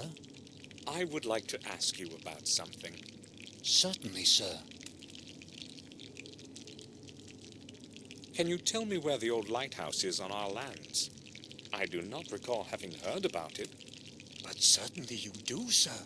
The decaying ruins are along the Sharp Edge Cliffs.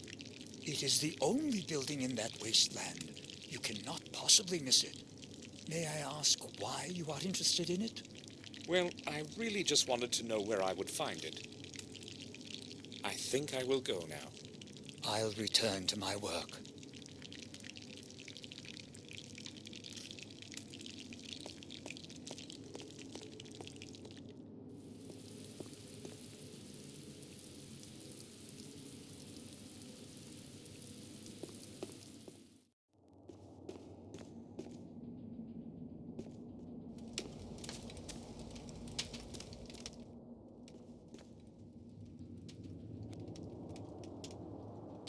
There's no point in going to the garden.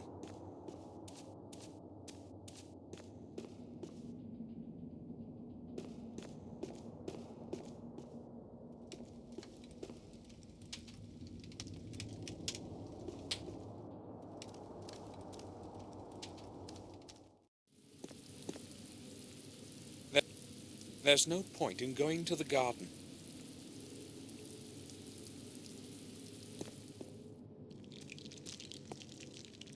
There's no point in going to the garden.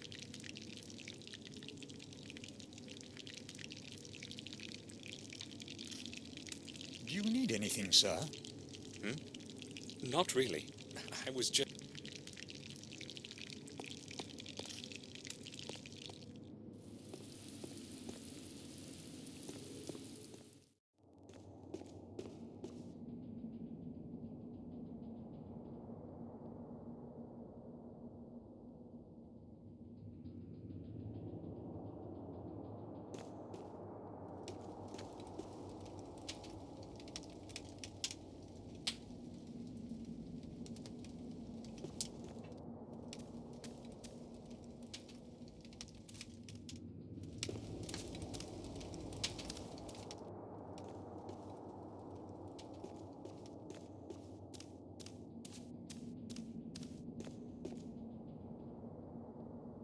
There's no point in going to the garden.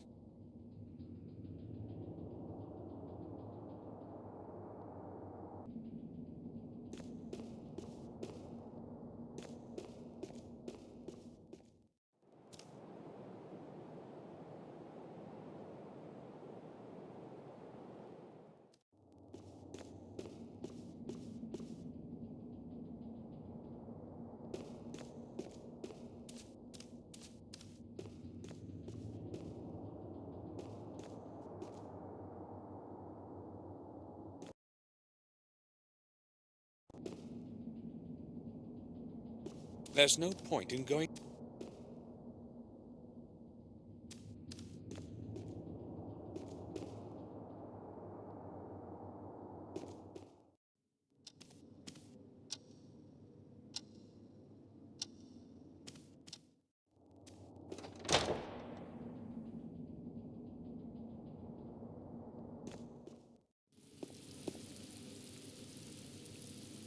There's no point in...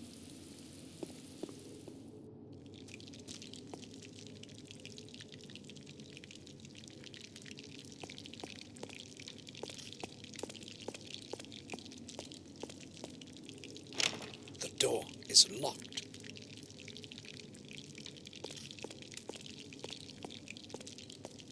There's no point in going...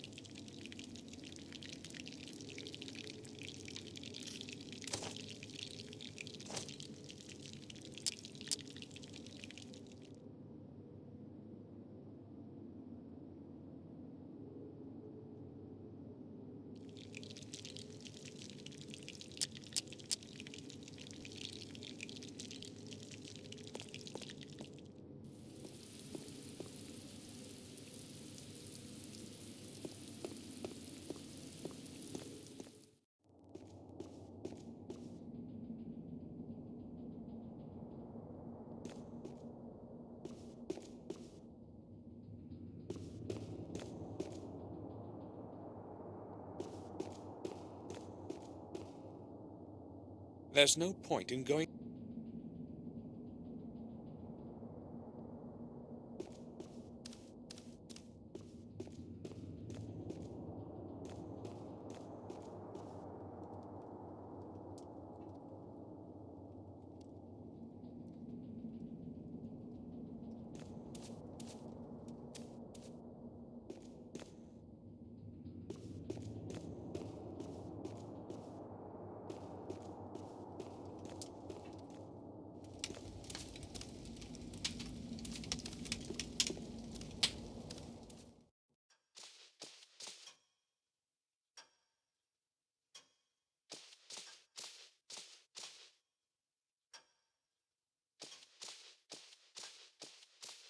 Jeremy Gordon, William's father.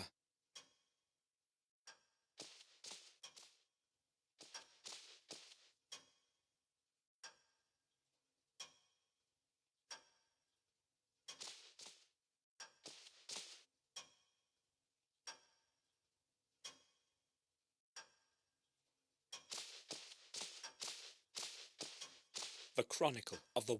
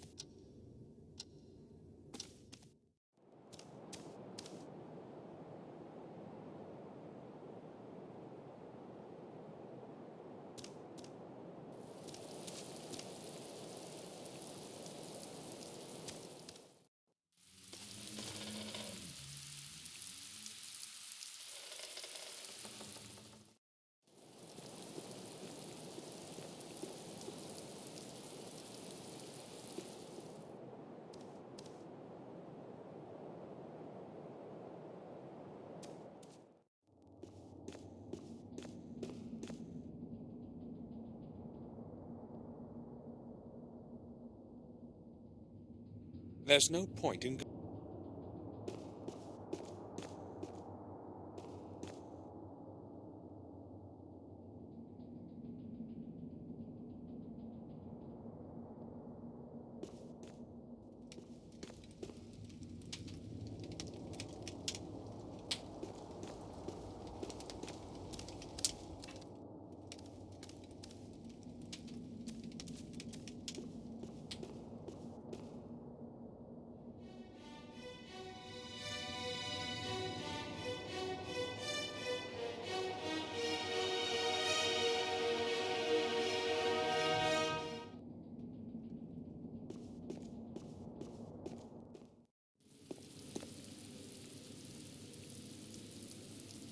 There's no point in...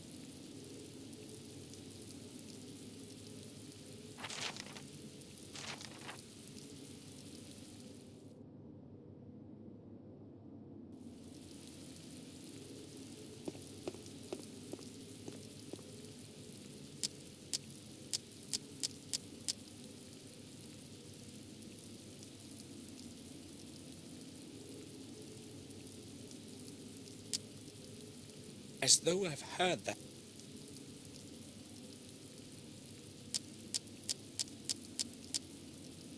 A dark picture that James painted.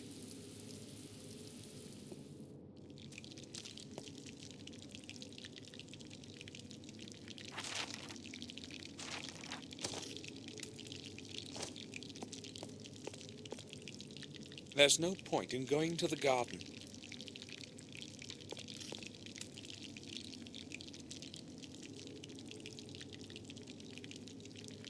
Do you need anything, sir? Not really. I was just passing by.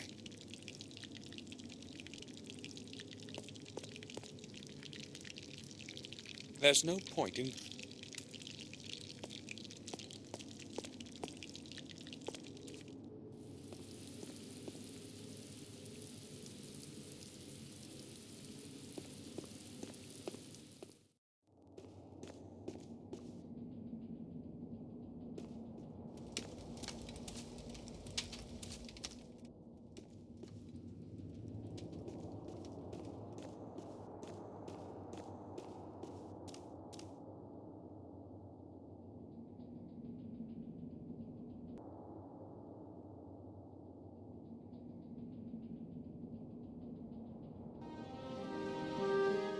I didn't know whether I'd find James on the cliffs. Something was telling me, though, that it was the place where he wanted to meet with William. This place looks exactly like that picture of James's.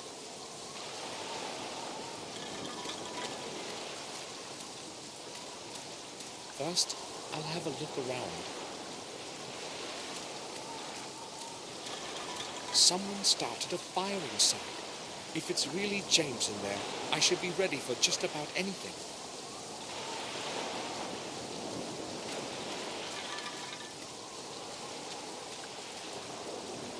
A stiff mist clouds it's at least 50 feet down, given the reverberation of... There's nothing interesting on those.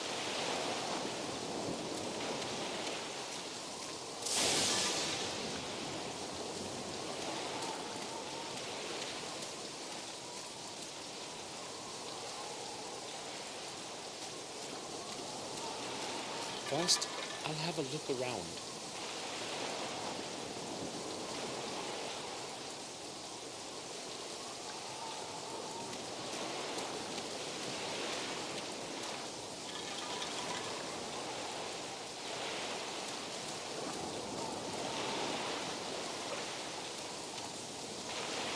Not a step closer.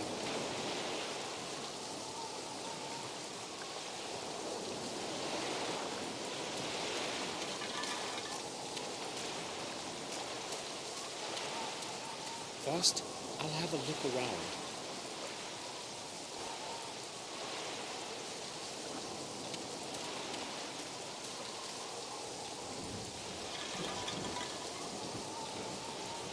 Maybe I should have a look around the lighthouse before I go find out who's inside.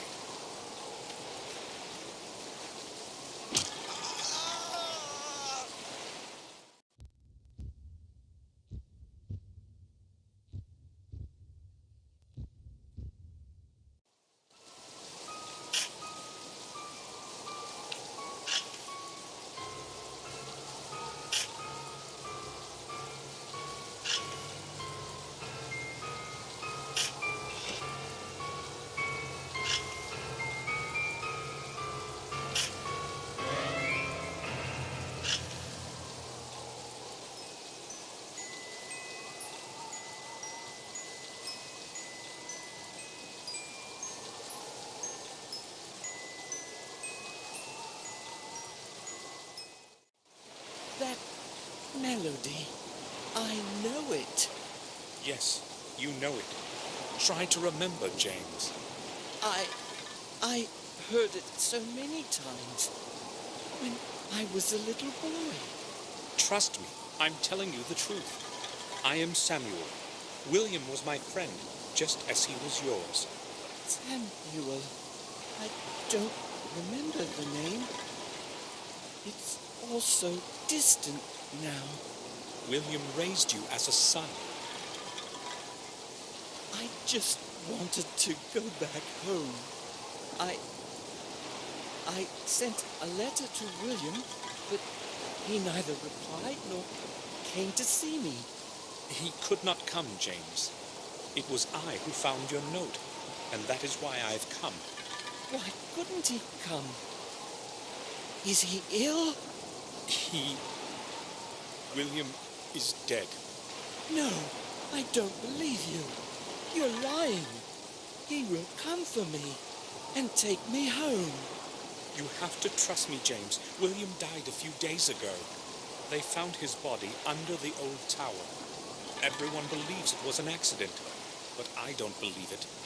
I've come to you because you can help me find the truth. Me? There's no way I could be of help. I don't believe in truth anymore. But you know something that can help me find it. You must help me. I don't even know who you are. What if you're lying to me? What if you have come to take me back? I'm your only friend now, James. If you tell me what you know, I will help you return home. Why should I trust you? Well, you don't have much of a choice.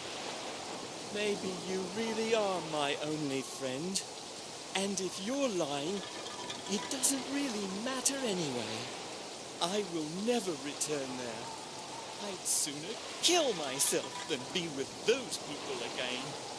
You won't have to if you help me. All right. I'll tell you everything you want.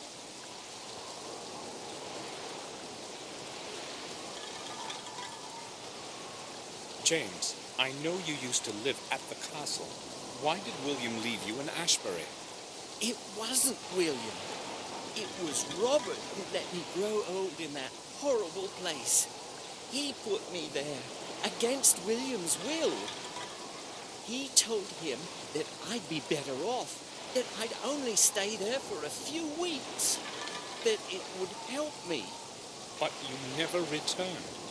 He convinced William that I was getting worse and that he had to treat me for another month or two. William believed the lies and put me in Robert's care. I still have no idea why he did that to me. How could he possibly allow such a thing? So, Robert was lying to him all that time. If it hadn't been for him, I could have returned any time. Now, everything's changed. I am here, and nobody, not even Robert, is going to get me back. I hate that bastard. Robert left for Ashbury 2 days ago. He said he had to leave because of something serious. No one has seen him since then, neither at the castle nor at the sanatorium. Good. Maybe he finally got what he deserved. Maybe somebody finally killed him for all his atrocities. I certainly won't miss him. Atrocities? All those secret experiments of his on the patients. He's obsessed with the idea that he's going to make a huge discovery and won't stop no matter what happens. Him who's mad. What exactly did he do? He injected all kinds of stuff into us. Some of us died. Everyone in those cells is a guinea pig to him. Why has no one ever found out? He gets away with whatever he wants. No one has ever found out. When I told him I wanted to return, he gave me a shot. After that, I didn't have a clue what was happening for 2 whole days. He knows very well that I could tell and ruin everything. I didn't want another dose of that stuff, so I ran away. I want you to take a look at this. I know William left a similar object in your care a long time ago. I would like to get it back. Gave it to me as a present when I was a little boy. I had long forgotten about it. William said I must take special care of it and not tell anyone. And he was very serious about it. So where is it now? Have you got it with you? No. They would have found it and taken it from me. I hid it in a safe place, right in front of everybody's noses. It wouldn't occur to anyone to even start looking there. Where? Where did you hide it? I don't know if I should tell you. William is dead. I must find that thing. You can't possibly imagine what I had to go through to get a hold of the other ones. All right. I will tell you. It's in the old sewers, deep under the castle. But there are no sewers there. Do you mean the cellar? There is such a place, right under the cellar. You can get there through one of the trains. Is that where I will find it? Yes. I have to leave now, James. Okay, I'll hide again.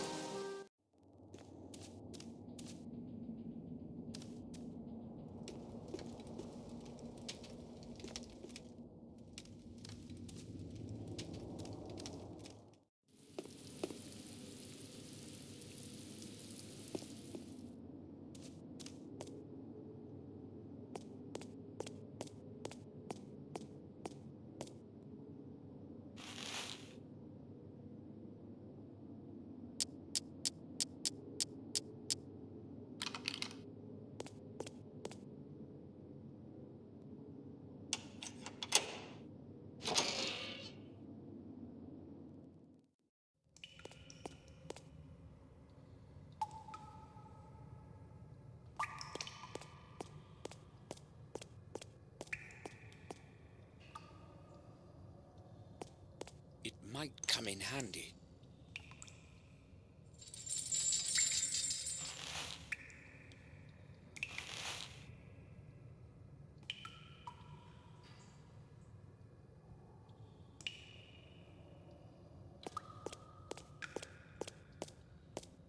I can't see anything there.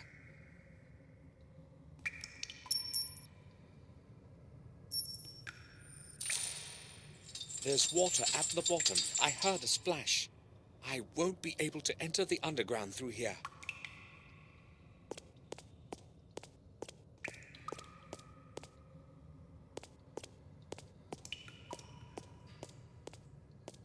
A sewer.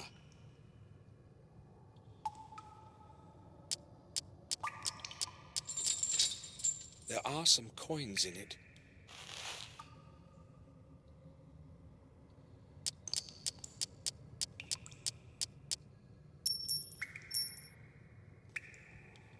I'll tie the hook to the rope.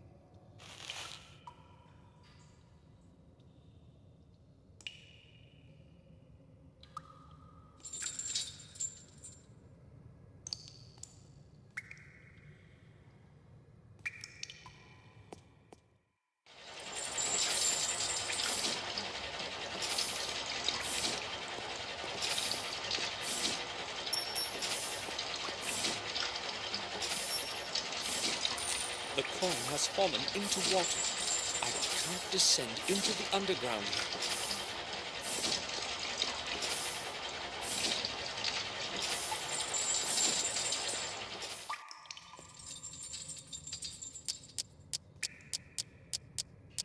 There are some coins.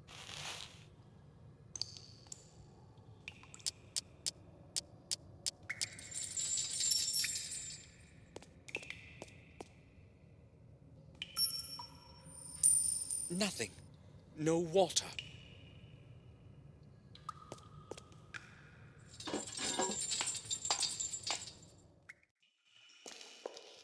James did not lie. The secret underground exits. The air is barely breathable. What good would a fountain be in a cellar? Perhaps it would bring up the water from the well when the castle was besieged. The water here couldn't be drank as it is, though. It's like a swamp here. There's not a drop of water in it.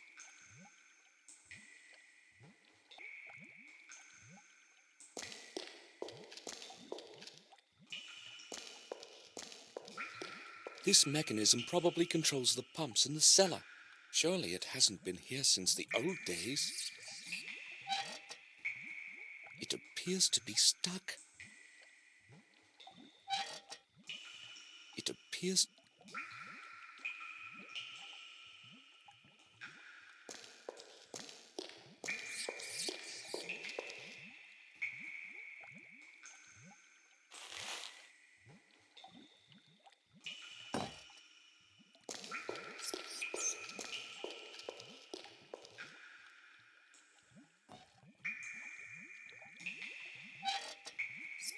It appears to be stuck.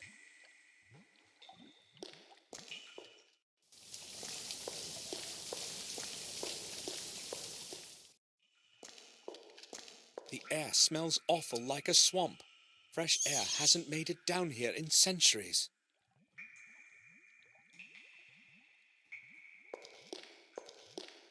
An opening of some sort. Perhaps something is missing here. An opening of...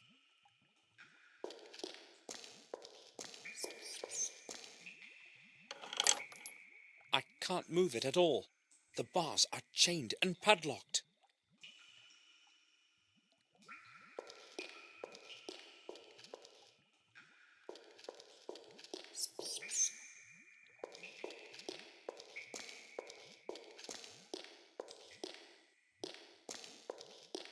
The steps can't be used. They're entirely buried in water.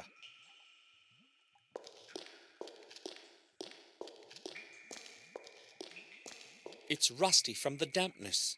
One of the rods is loose.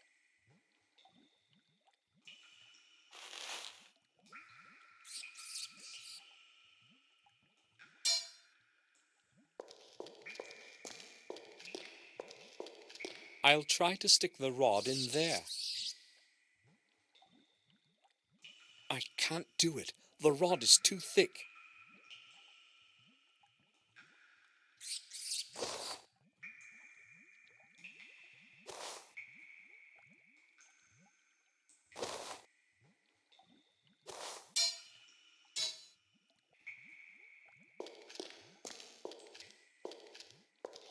The water must have been...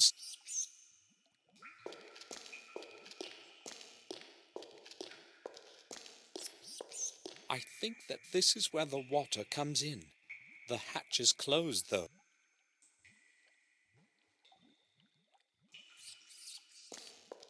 A part of some mechanism. There is so much algae in the water, the cogwheel hasn't even sunk. How can I get it out? This won't do. The rope is bending too much.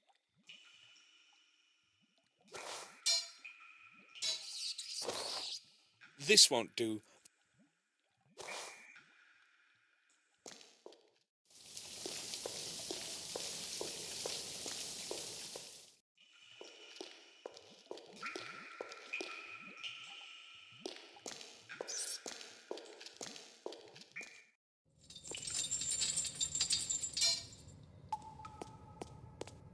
I'll try to sharpen the rod a bit.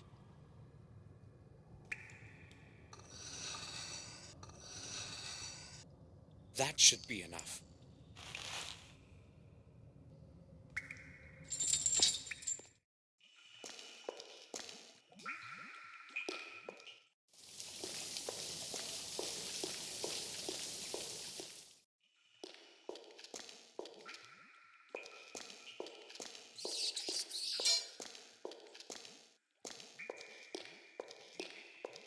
This should do better.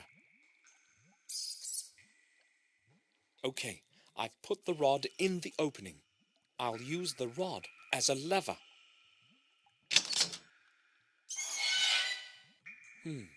The hatch has opened, but no water is running.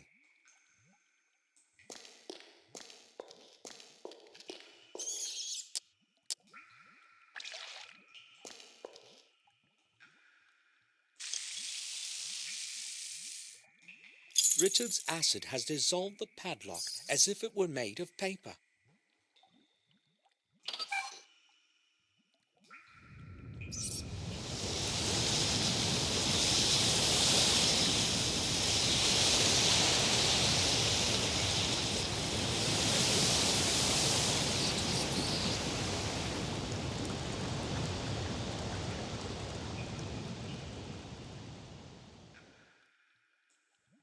The water has risen to the brim of the drain channel. This won't do. The rope is bending too much. It's still too far.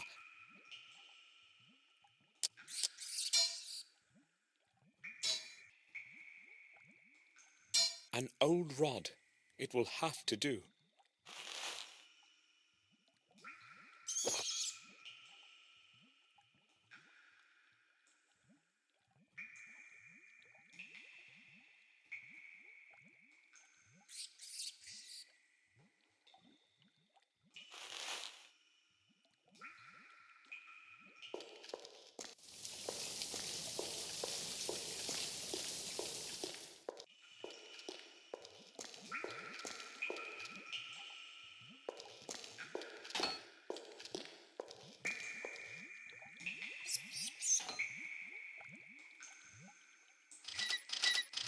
It works. The mechanism is running.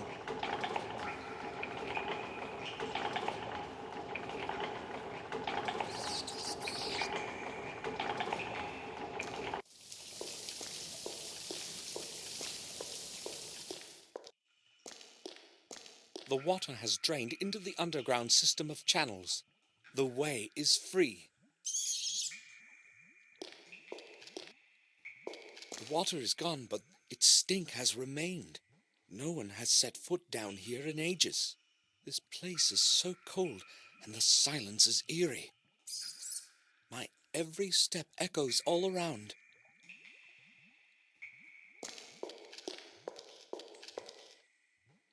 Some strange symbols in a circle.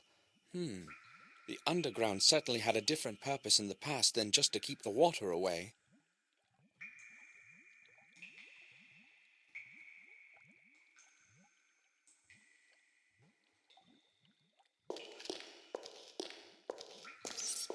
It's completely dark there.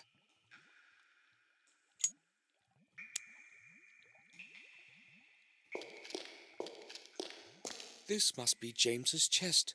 I have found it at last. He had probably hidden it somewhere before the room was filled with water.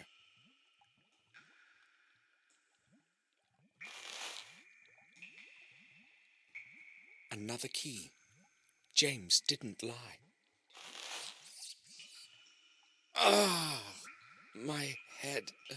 I'd better take my medication.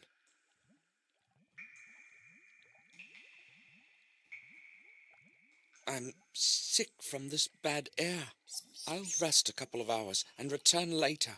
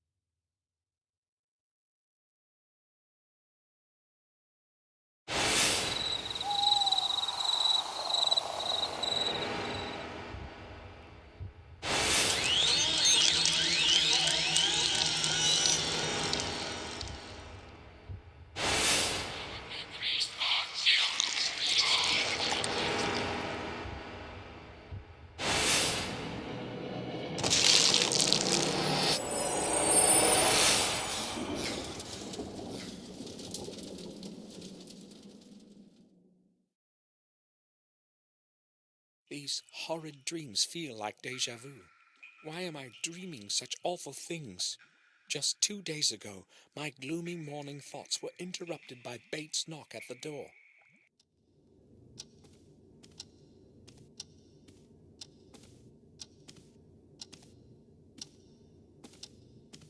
Sir! Sir, open up! I must speak to you! Hold on, Bates. I'm there in a moment. What is it, Bates? They just called from Ashbury regarding a very serious matter. I think it is necessary that you go there as soon as possible, sir. Why? What exactly did they say? I spoke with the head nurse. She did not want to tell me what has happened. I am very concerned. Maybe some news of Sir Robert. Did she tell you anything more? She did not want to tell me anything specific, sir. Did you speak with Victoria about it? No, sir. I didn't want to disturb her. Hopefully nothing much has happened, but it would be good to know for sure. All right. I'll pay them a visit. In the meantime, keep this whole thing to yourself. Of course. And, sir, the weather is truly terrible. A vigorous storm is approaching. The sky is entirely overcast, as though it were night. I have no previous recollection of such horrid weather.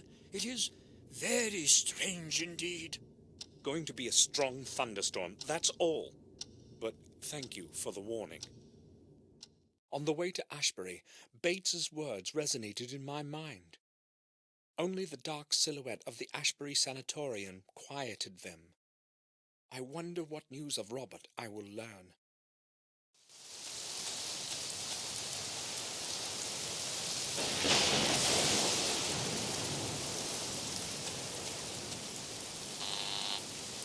It's Samuel Gordon. Can you let me in? Just one moment, Mr. Gordon.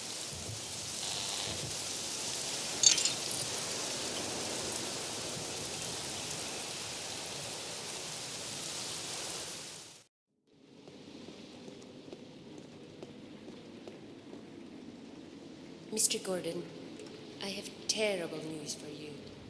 The head doctor is dead. Robert? What are you talking about? An officer and a detective were here. It's awful. How did it happen? They said they found his body at the old lighthouse. James was sitting right next to the body. James? He was just sitting there, gazing.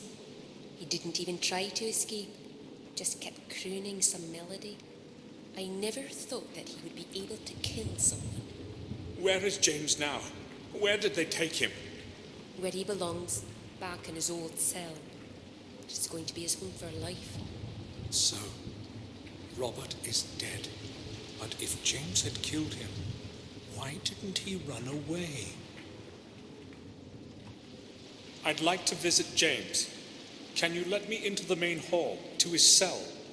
How do you know where his cell is?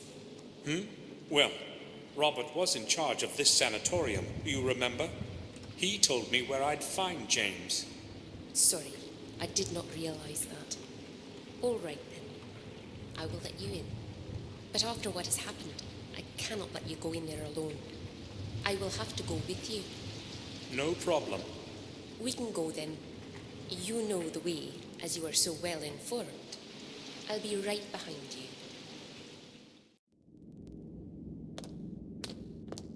Oh, not this. Wait here. I must fetch a doctor. What happened?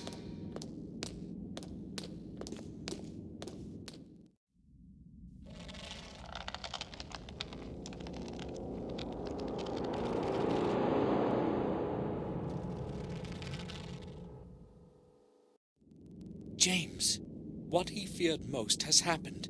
He couldn't return to this place.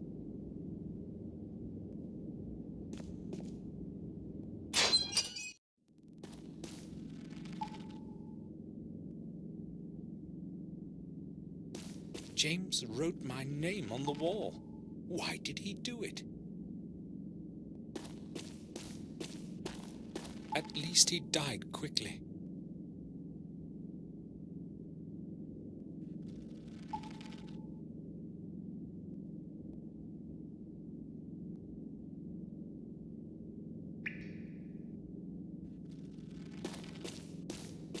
Someone has plastered over it.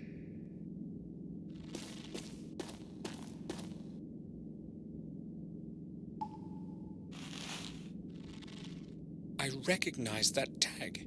Robert's keys.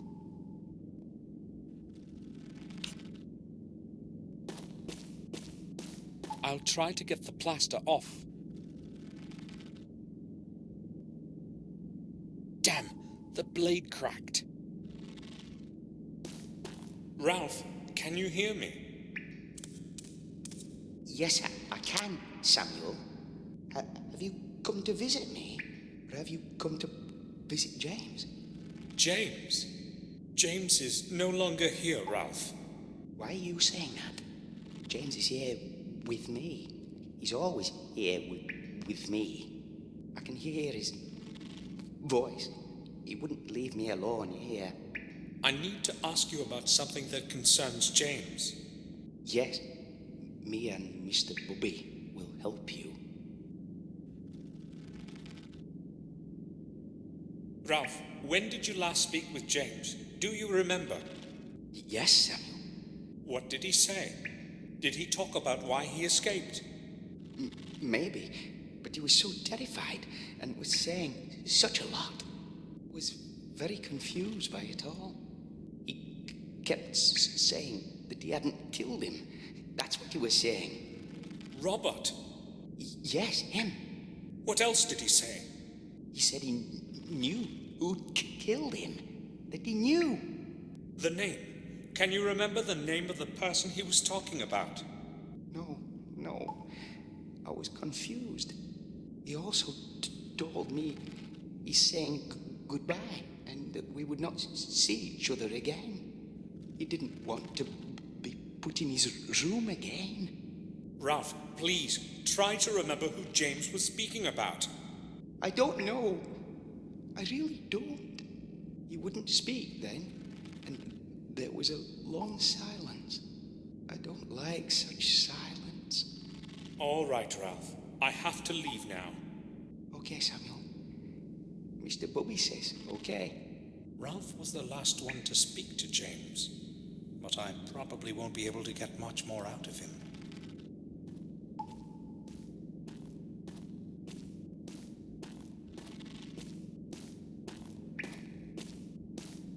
What are you doing here?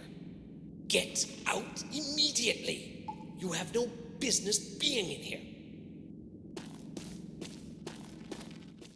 I set off for the old lighthouse on the sharp-edged cliffs, the only possible place where I can find out something about Robert's death.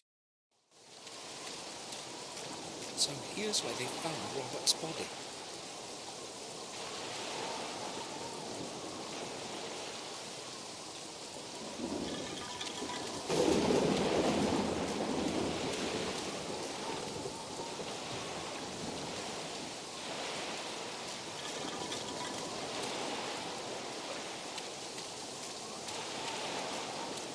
It's too dark. I can...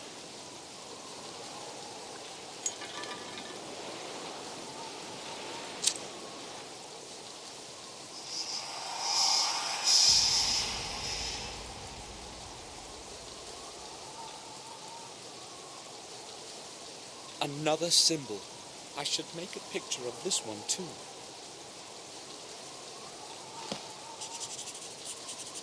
Done.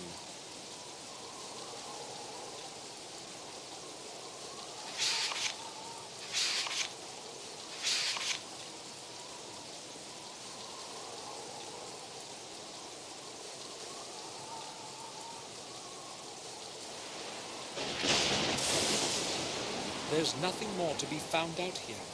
I'll go to the morgue. Herman may know something new.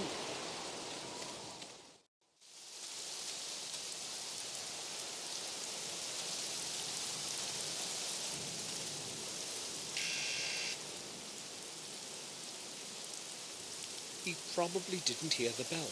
I'll try again.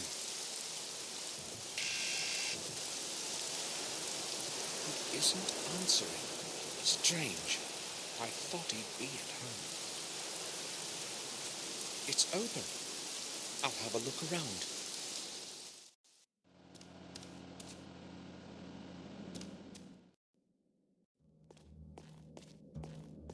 Where could Herman be? He left the door open and the morgue too. Strange indeed.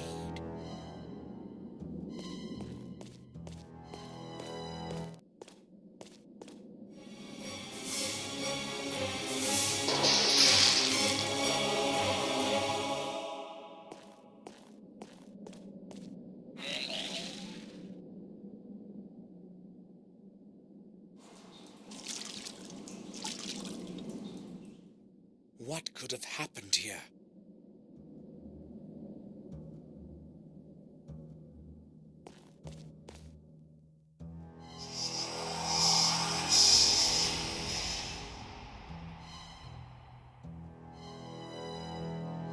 fifth symbol.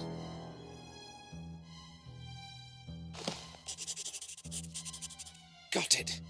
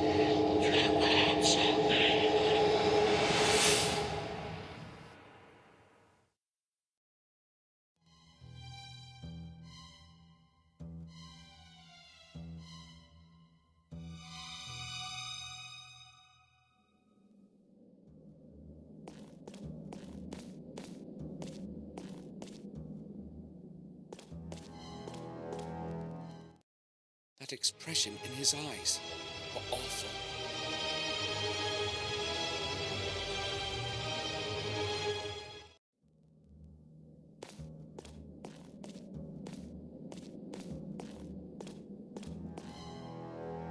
Who could have killed him, and why?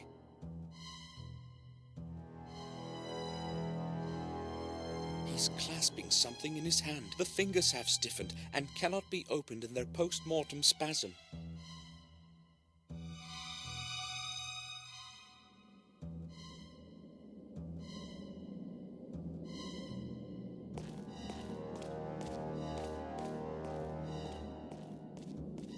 I'll turn on the lamp. It's quite dark in here.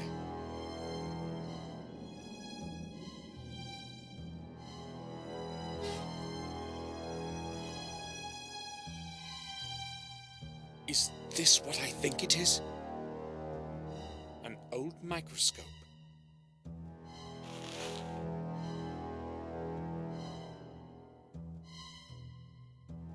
There are a few plastic bags under the book. I'll take them. There is nothing...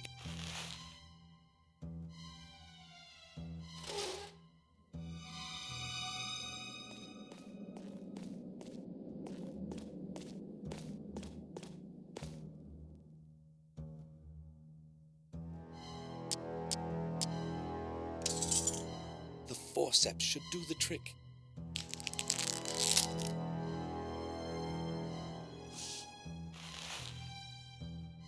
The murderer has black hair.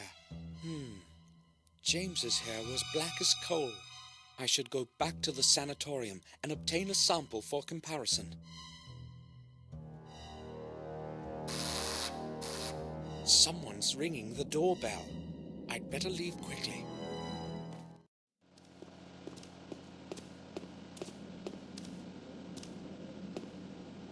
Detective? Mr. Gordon, what are you doing here? I've come to see Dr. Herman, and, I know what it probably looks like, but I'll explain everything. What are you talking about, Gordon? I don't know how to say this. I found Herman downstairs. He's dead. What? I went downstairs and found his body on the table. That is a serious matter. Are you sure? I know what I have seen, Detective. His body is lying on the autopsy table, with the head off. With the head off? I must go there right away. Listen, Gordon, when you found him, were you alone? Was no one else with you? No one.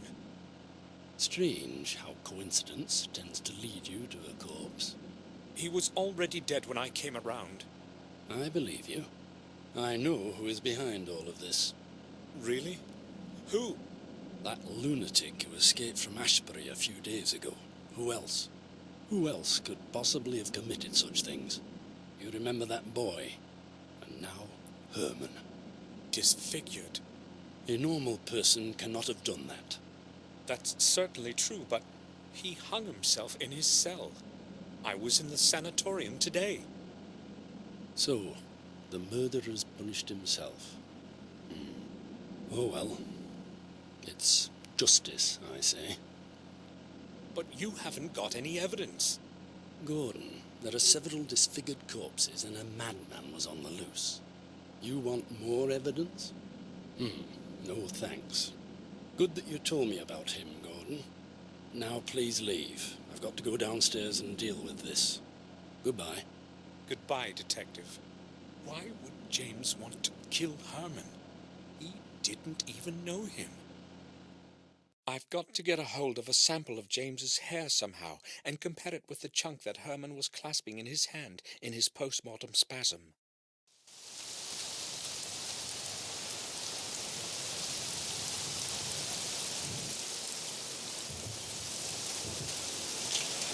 Locked.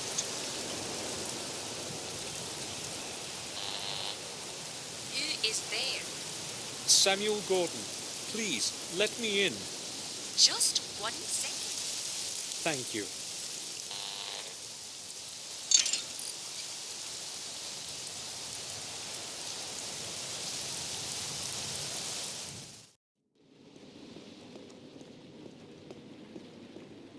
May I speak with you? Sure. Listen, I need to know something. Where is James's body? Excuse me? Don't ask. Just tell me where it is. Well, all right. If you must know, we cannot get hold of Dr. Herman. I don't know what is going on. So we placed the body in the old chapel in the graveyard until he arrives. It cannot stay much longer, though. It has to go to the morgue. That's all. Thanks.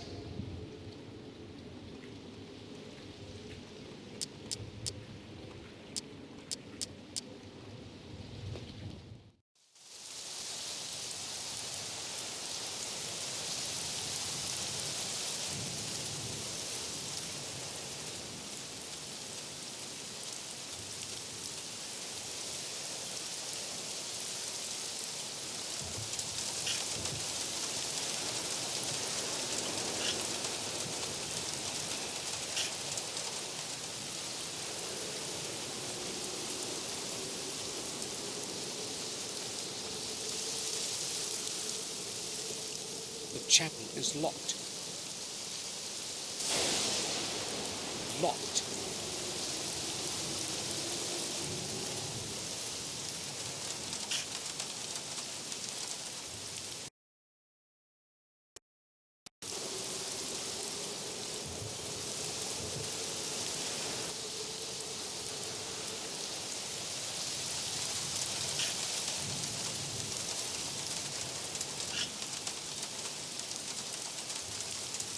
I haven't got time. What do you want? Can you tell me, why is that chapel in the graveyard locked? The old chapel, I'll tell you why. It's locked because nobody has any business going in it. Can you open it for me? No, I couldn't. Nobody is allowed to go there, like I said. But you have the key to it, right? Exactly. And it's going to stay that way. I have to get into that chapel at all costs. How could I possibly obtain the key? How about you lend me your key? I'll return it in a little while. You could watch my wallet for me in the meantime. Well, a little extra added to that lousy salary of mine would come handy. So, what do you say? No, it's not possible. I can't do it. The head nurse would really enjoy the chance to fry my backside. I can't risk somebody finding out. Too bad. I'll keep the wallet to myself then. I won't be keeping you any longer. Good.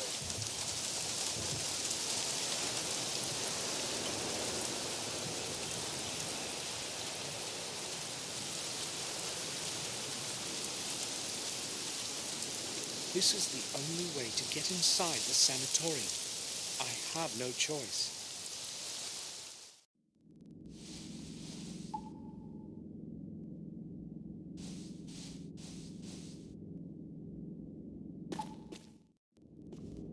I must be quiet so I won't get caught. This time, I wouldn't have any explanation.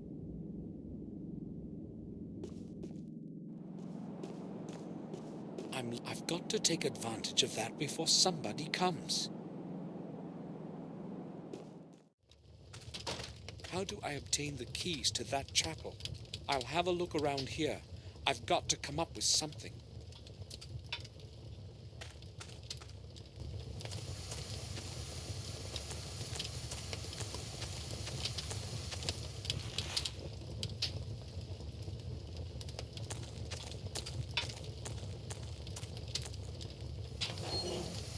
Too bad. No spare keys. Just an old pair of rubber boots. Personal stuff. I'll leave it as it is.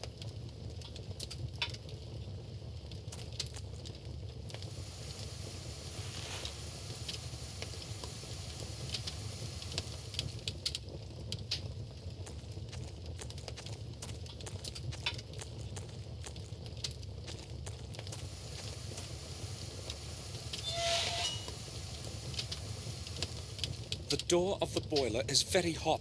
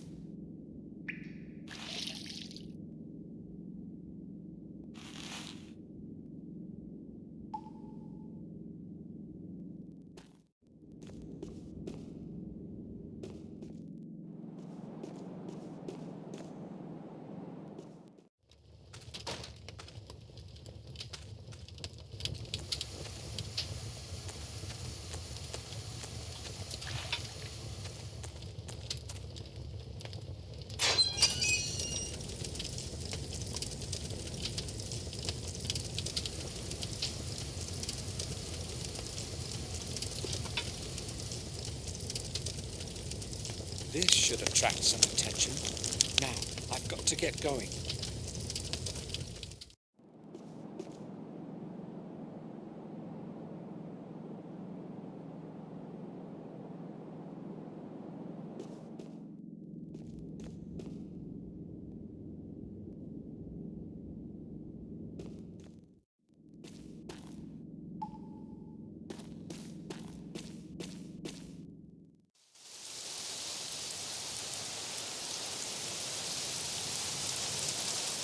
Maybe I went a bit too far with those boots. Hopefully none of the smoke has gotten into the building.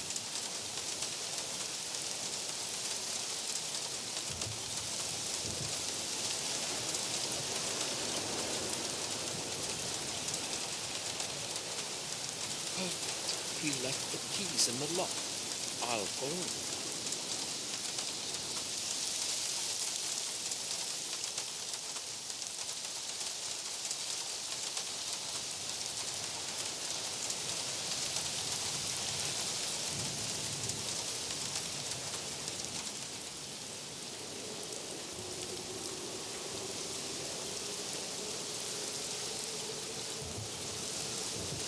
The chapel is locked.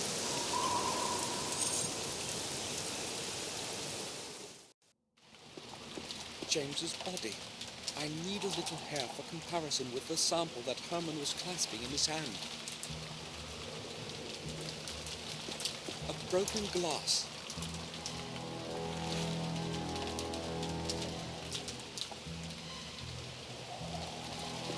I need to use something to cut off a little hair.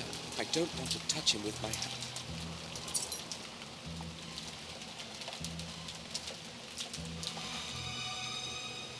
Okay, this should do. Where could I have a close look at it? Well, maybe just. I'll go back to the moor and use Herman's microscope.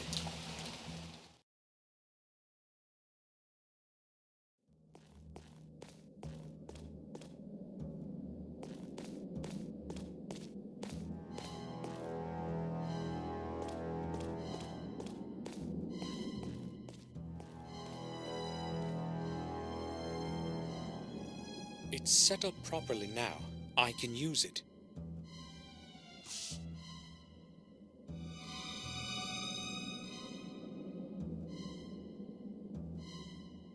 It's set up properly now.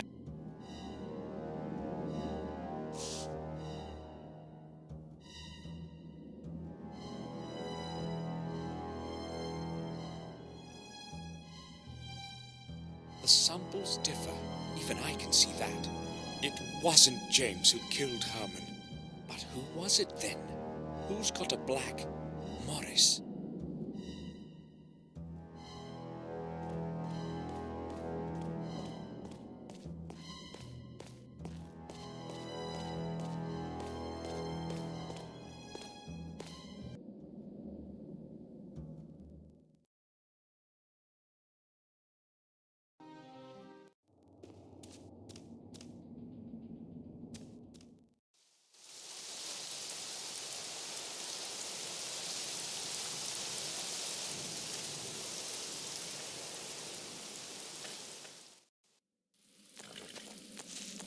Morris isn't here. Where could he have gone?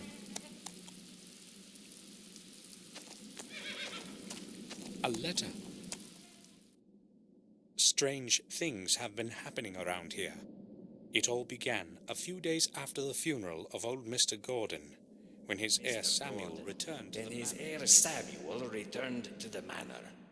I haven't got a clue as to what's going on, but when somebody finds this note, I'll be far away already.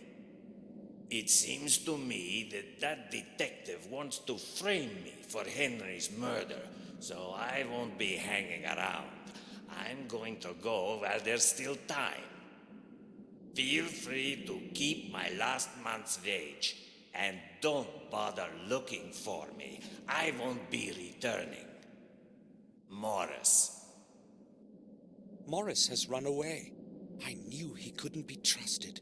What if it was he who committed the murders?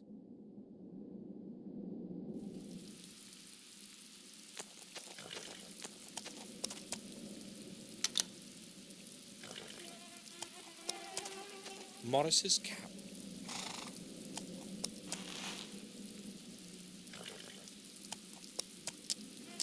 I found a little hair.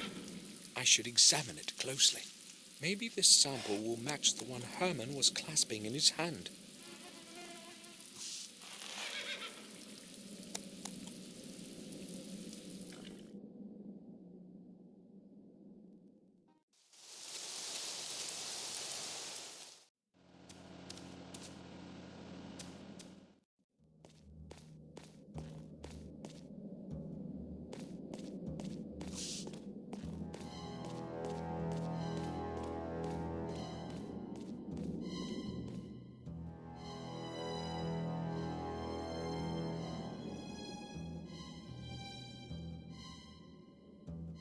No, Morris isn't the murderer I'm looking for either. But if it isn't him, then who?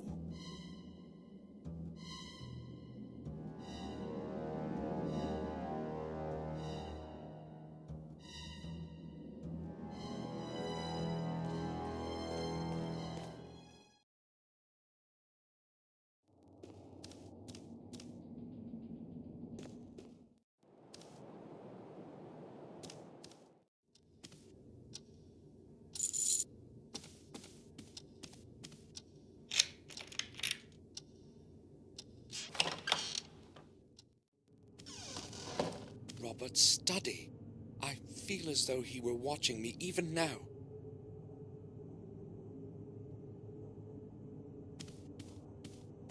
Study of the human brain.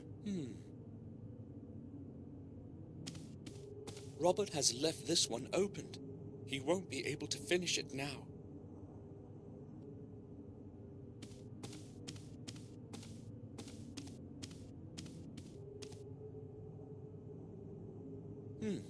Anatomy. There's a solution of a distinct color in some of the tubes. Maybe this is what Robert was working on all the time. The liquid in the tube smells very bad. Some medicine. I'd better leave it alone.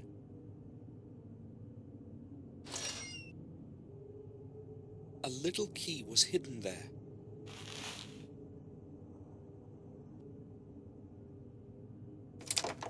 It's locked. It's locked.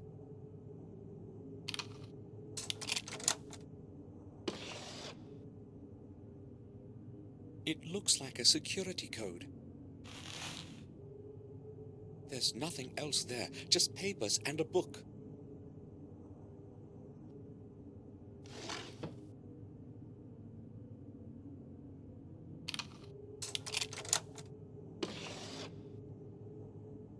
Sophie, Robert's wife. She left him many years ago.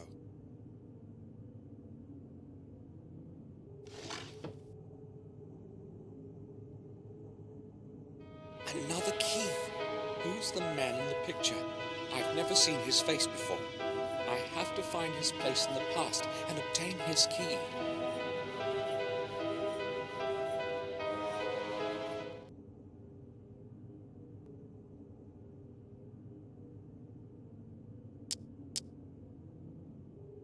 A code of some sort. Strange, there's no writing on it.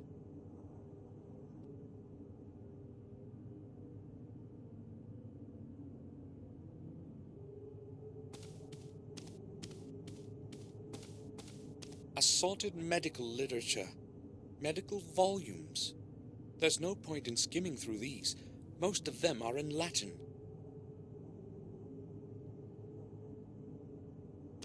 That is a year prior to building the foundation of the castle. That is a year.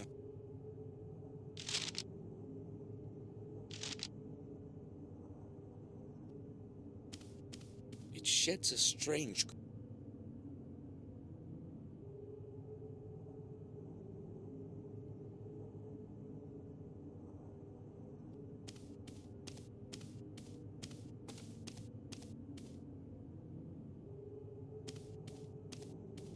Robert's diploma in medicine.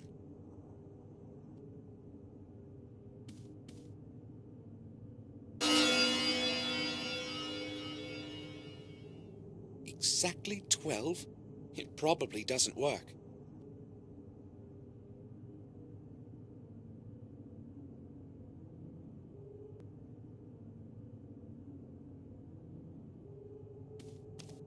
It sheds a strange green... It sheds a strange...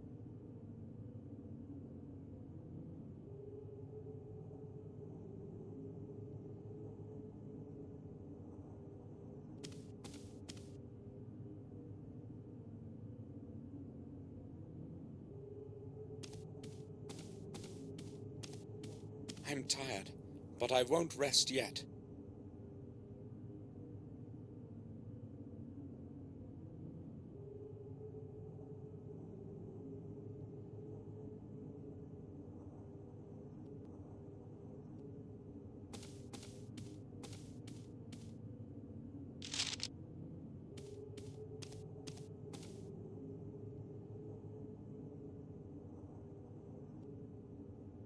Six, 3, 0, 8, 1.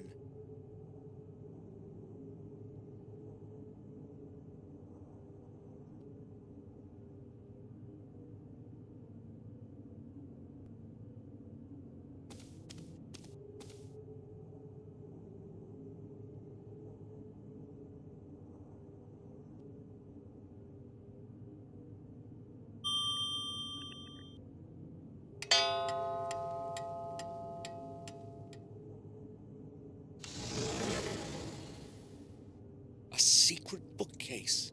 Robert had more secrets than anyone would have suspected.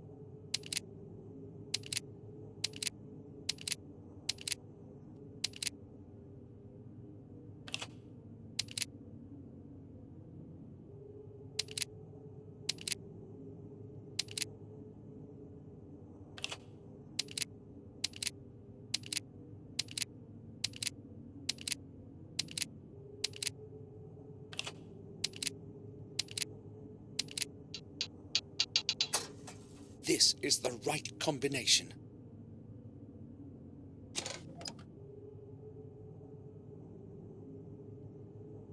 More tubes with that smelly solution. Robert's diary. May 2nd. Tomorrow I will visit Dr. Herman in the morgue.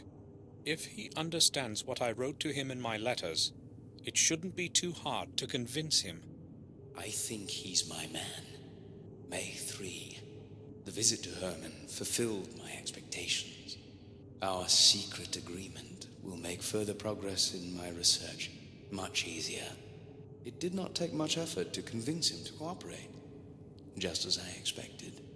Herman understands that science and research of novel concepts sometimes demands sacrifices.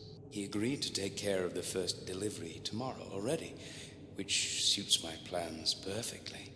If it were not for him, I do not know how it would be possible for me to keep on disposing of those damn bodies. Letting a few corpses disappear without a trace certainly will not be a problem for him as a pathologist. Last, I can resume work on the tests. May 8th.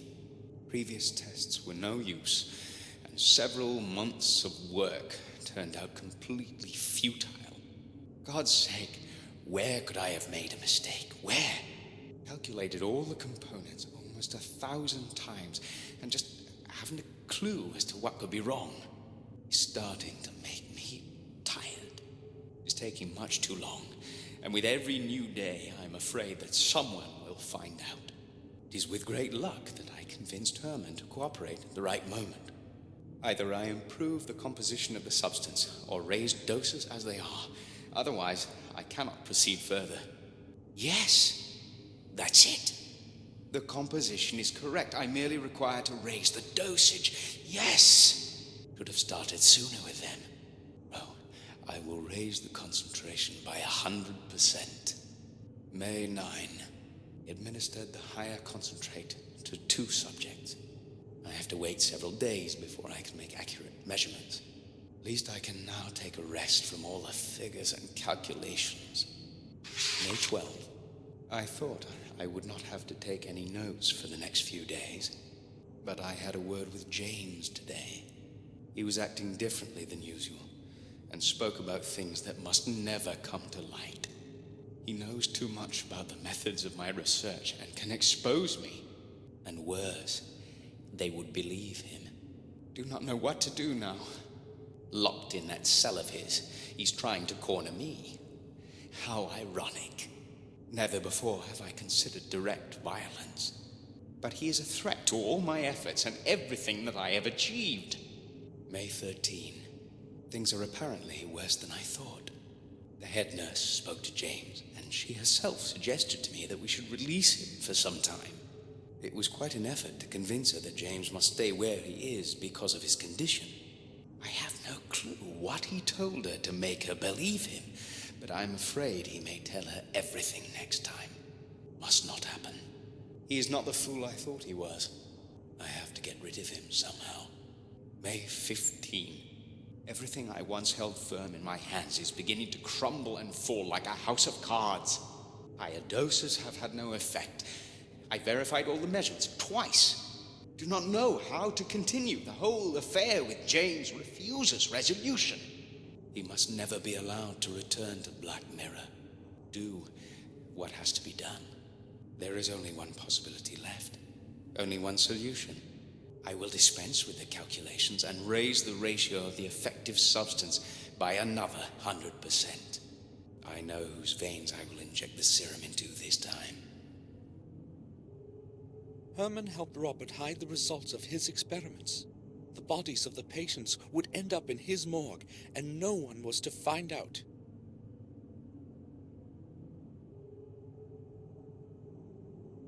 It must be very old.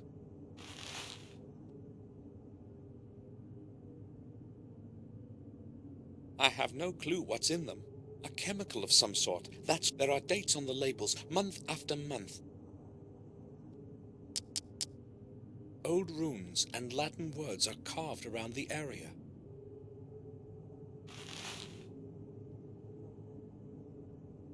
Dear Samuel, it was not easy for me to find fitting words for these first lines that I hope you are reading. As well as it was not easy to find out where you were living. I hope that my letter will reach your hands as soon as possible, as there is not much time left. Since your departure, I have contributed all my efforts and endless hours of sleepless nights looking for the truth about our family. I feel that I am already very close to beholding its full face, and I am concerned that I might not have the strength to look at it alone. Therefore I am turning to you, Samuel, for I know that you will hear out my plea. In this envelope, you will find the ancient ring of our heritage.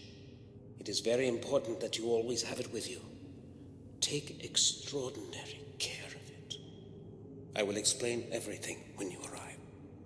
Please return to our manor and help me. I know my time is closing in. I can feel it. I am afraid. William knew something, but now there's no way to find out what. Maybe I could have helped him if I had received the letter on time. I hope you're frying in hell. Can you hear me, Robert?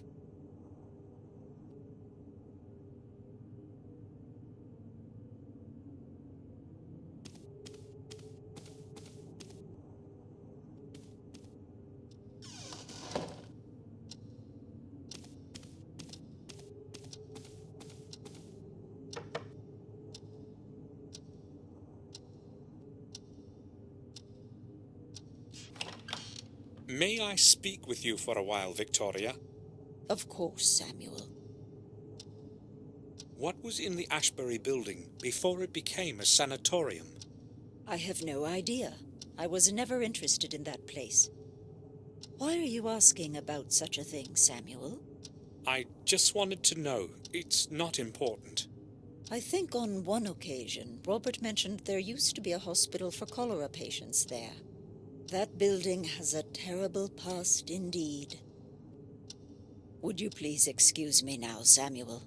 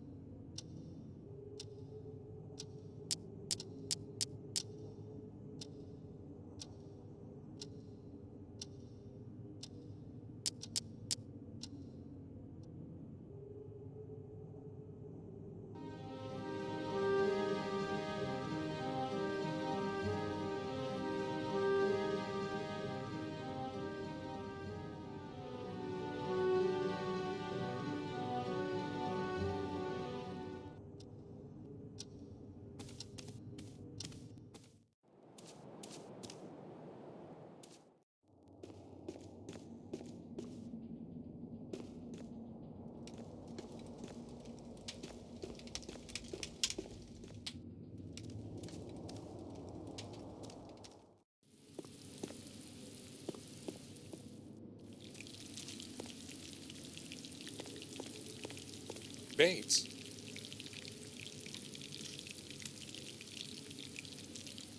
Yes, sir? Bates, I have just returned from Ashbury. I spoke with the head nurse, and... Any news of Sir Robert? Well, unfortunately... From your tone, I anticipate bad news? It's worse, Bates. Much worse. Robert is dead. What? Sir Robert? That's inconceivable. Oh my, I sensed something terrible would happen. All this time since Sir Robert disappeared, this is going to be a tremendous shock for Madam. Maybe it would be preferable not to let her know, at least for the time being. But how could we possibly not tell her about this? Bates, we cannot tell her now. Try to understand. We need to give this some time. But Madam will continue to look for Sir Robert. She will find out the truth by herself soon anyway, and things will be worse for her. Believe me, Bates, the later she learns about Robert's death, the better. Oh, you are probably right, sir. We have to give Madam more time. The news would destroy her right now. Would you excuse me now, sir? I need to organize my thoughts. I think I will go now. I'll return to my work.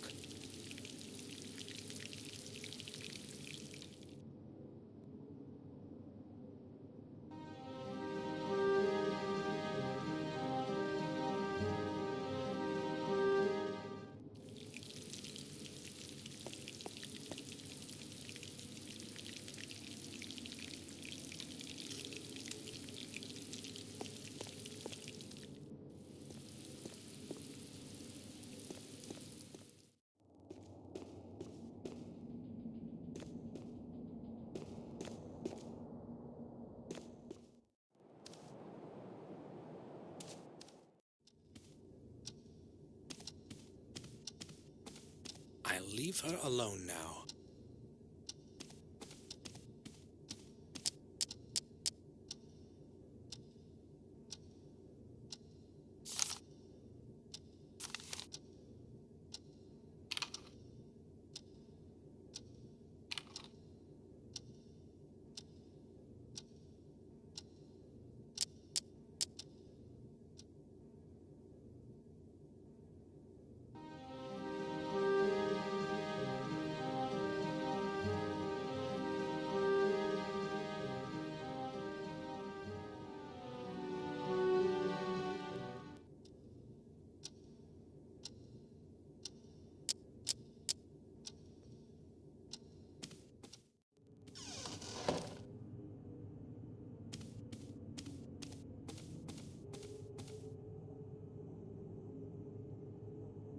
It's a 3.5 million.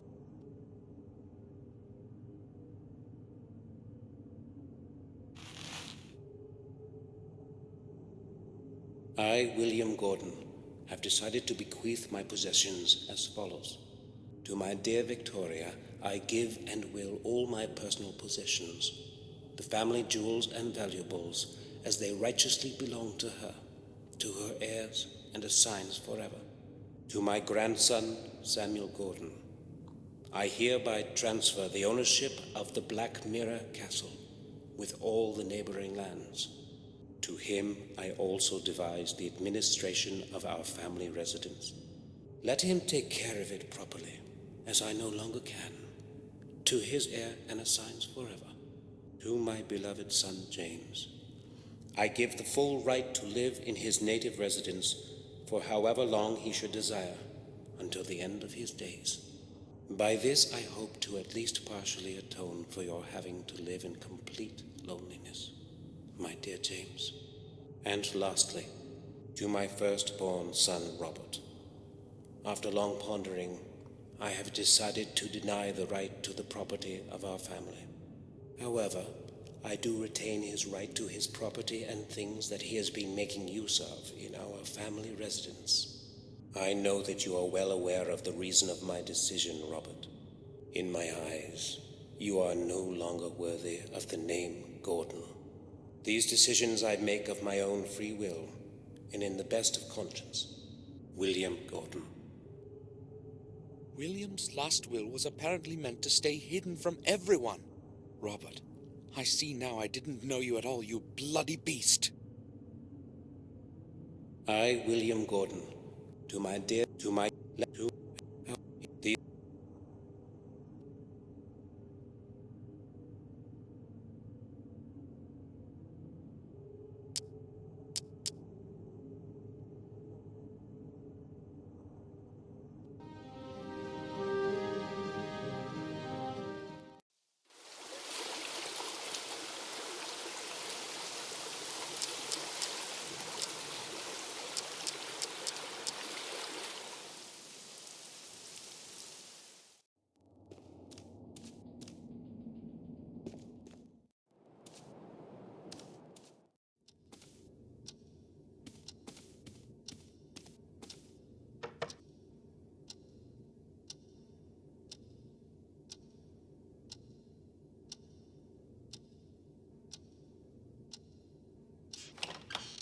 I would like to ask you about something. I'm listening, Samuel. Victoria, I was in Robert's study and I saw a picture of a man that I had never seen before. Is it someone from our family? A picture? You shouldn't have entered that room, Samuel. Robert does not like anyone to go in there, not even me. I merely tried to find something that would help us figure out where Robert could be. His things are all in order. Oh, good. He would be angry if he found out that you had been in his study. That picture is a portrait of our ancestor. It was he who founded the sanatorium where Robert works. And when was that? Some 200 years ago. I'm not exactly certain. Ashbury has been a hospital of some kind for quite some time. Tell me more about Lothar Gordon. He was chief doctor in a hospital for the mentally disordered for many years. In those days, however, they did not speak about therapy or medication. He would probably have carried on with his work if he had not fallen ill. What was his ailment? Over time, that place completely absorbed him. All those mad minds that he was spending days and nights with. In the end, he broke down, and his mind succumbed to insanity too. He died as one of those he was helping. A truly sad end. When Lothar died, where did they bury him? I see you are testing my memory. As far as I know, his body remained there as he wished. They buried him in a modest grave behind the sanatorium. Later, that place turned into a graveyard. Many who died within the walls of the sanatorium found their rest there. Would you please excuse me now, sir?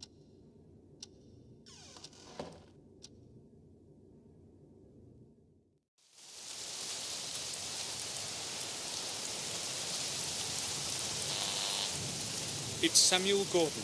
Please, open the gate.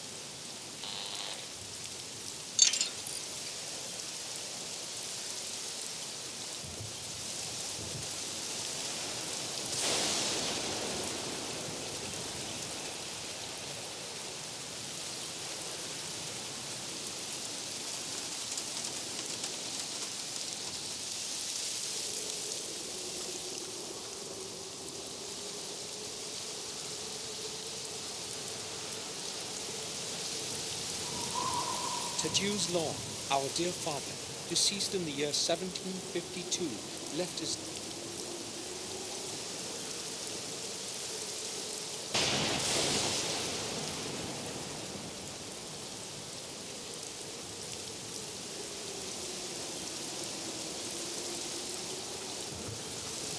There are no names on these, just illegible remains of memorial epitaphs.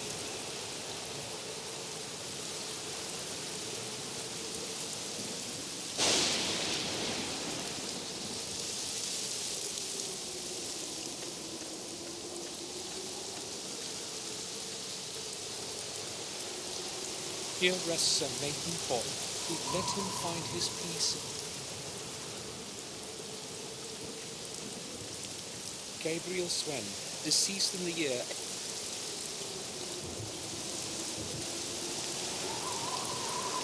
Damien Gay, our...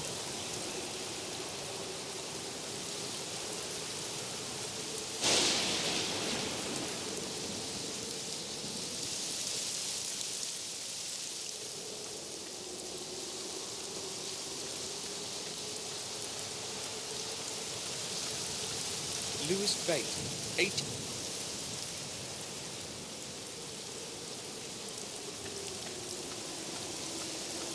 Evelyn, our dear daughter, buried before her 12th birthday. Let her soul find the resting place it couldn't have in this world.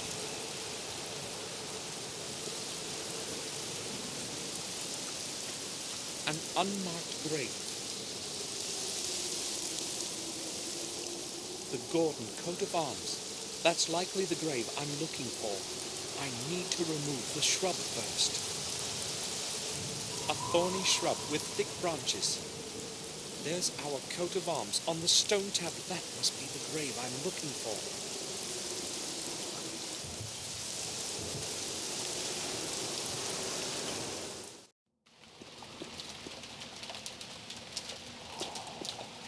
gardening scissors. I hadn't noticed it before. Damn, it's broken.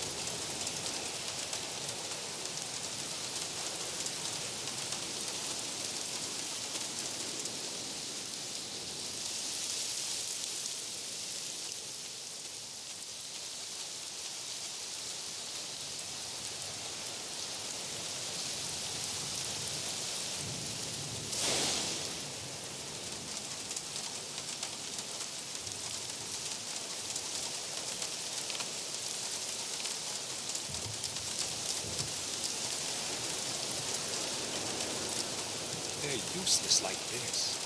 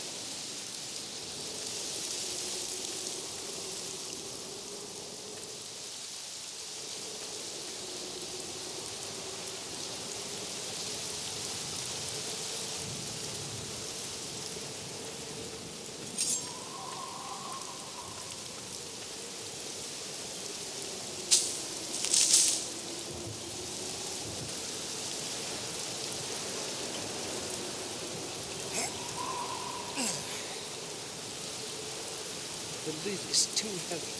I cannot move it.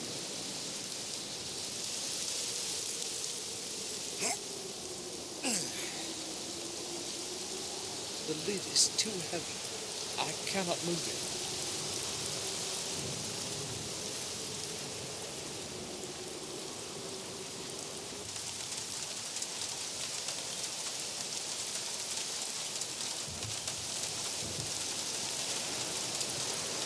A metal rod.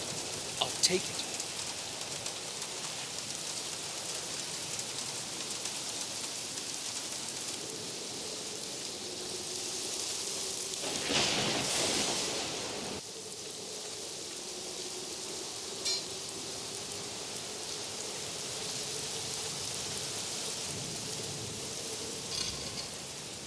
Oh no, the grave is empty. How do I obtain the fourth key? I can't stop now. I must carry on.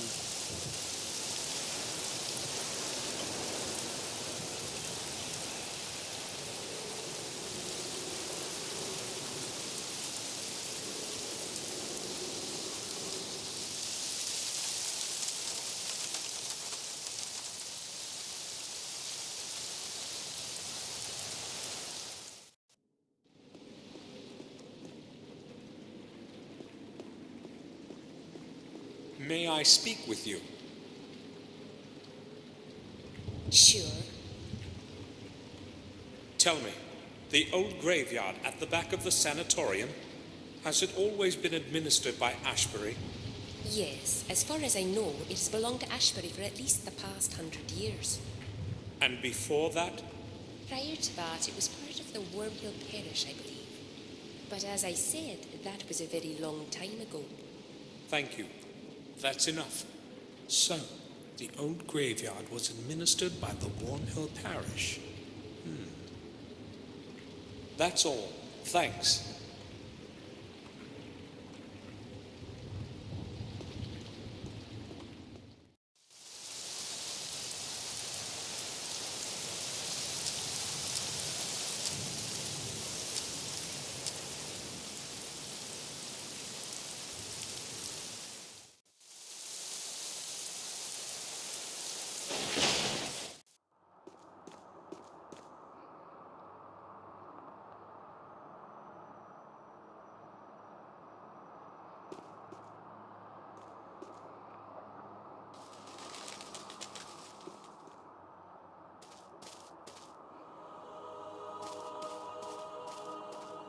Father Frederick, Yes? can I speak with you? Certainly, my son. I am listening. I need to research one of my ancestors. Can you help me? I would be happy to help you, but I sense that something is troubling you. Would you like to discuss it? You would relieve your soul. Believe me. You are kind, Father, but I have come for a different reason. I promise I will return again when I have finished what I must. Very well, then. What do you require from a servant of the Lord? I need to figure out where the remains of Lothar Gordon are preserved. I suspect there might be a record of it in the chronicle of the parish. Our chronicles reach far into the past. I believe I should be able to find the information you need. Please, come back later. It's going to take me a while to locate the record. Thank you, Father.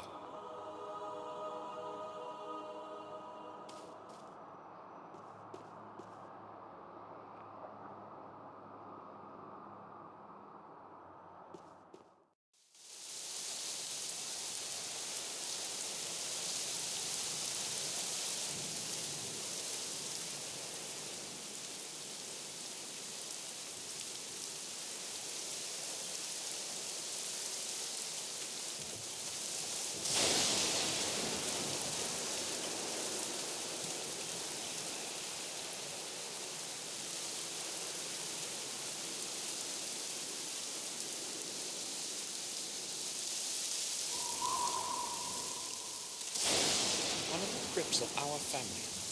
I don't even know who's buried in it.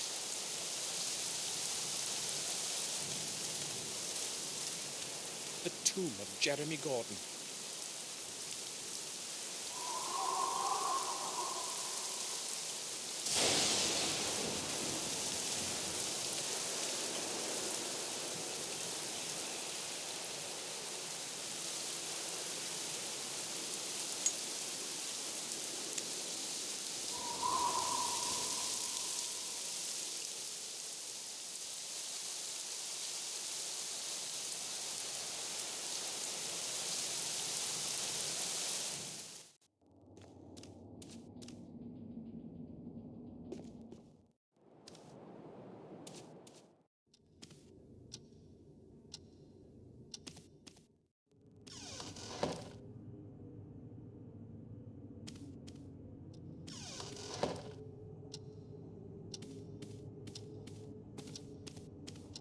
I'll talk to her later. This is not the right time.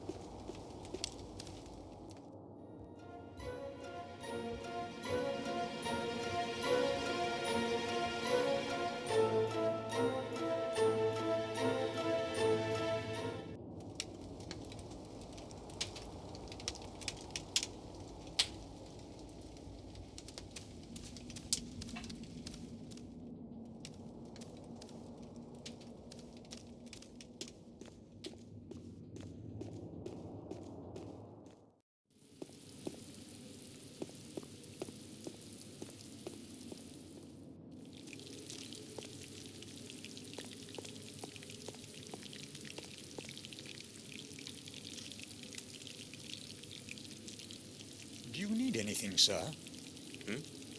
Not really.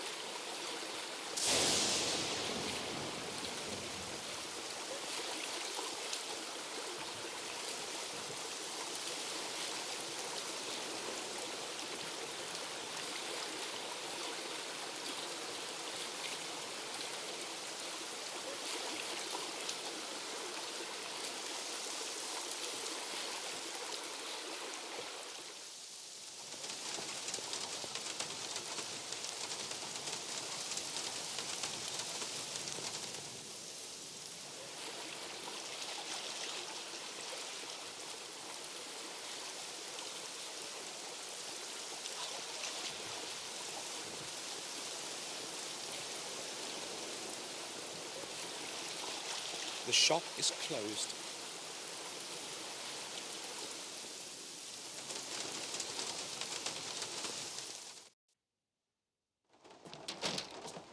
Good afternoon, Harry.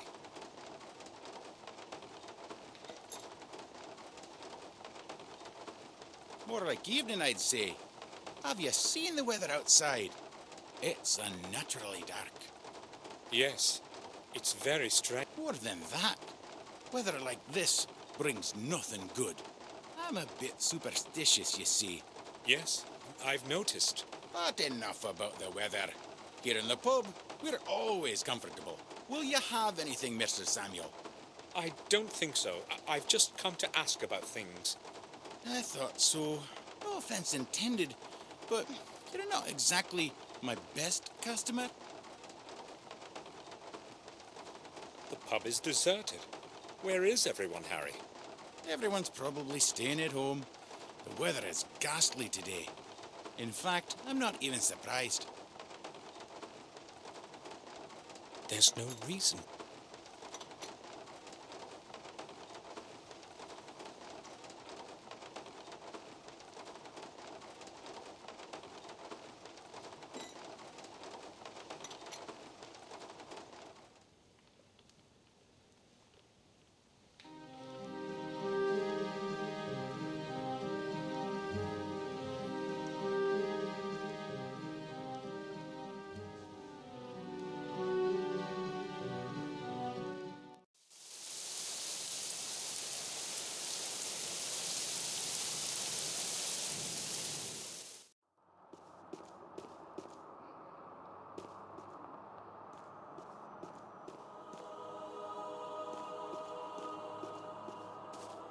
Father? Yes, my son? Can I disturb you for a moment?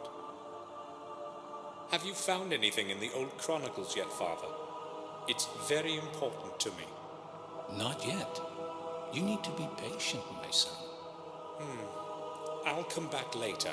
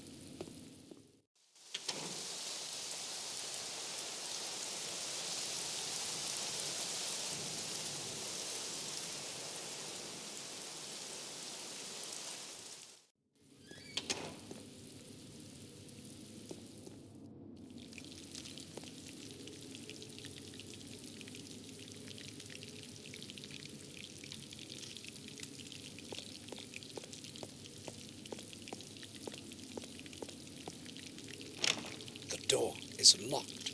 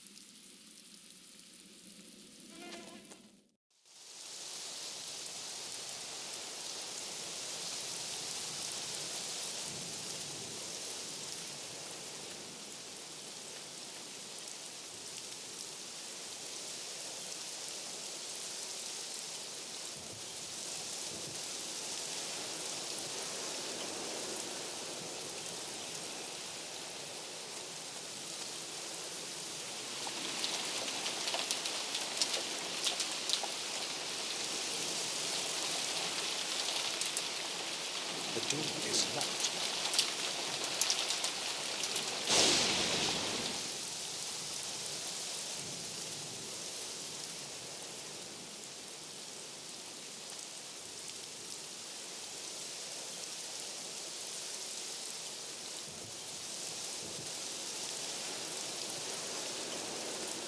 It's empty.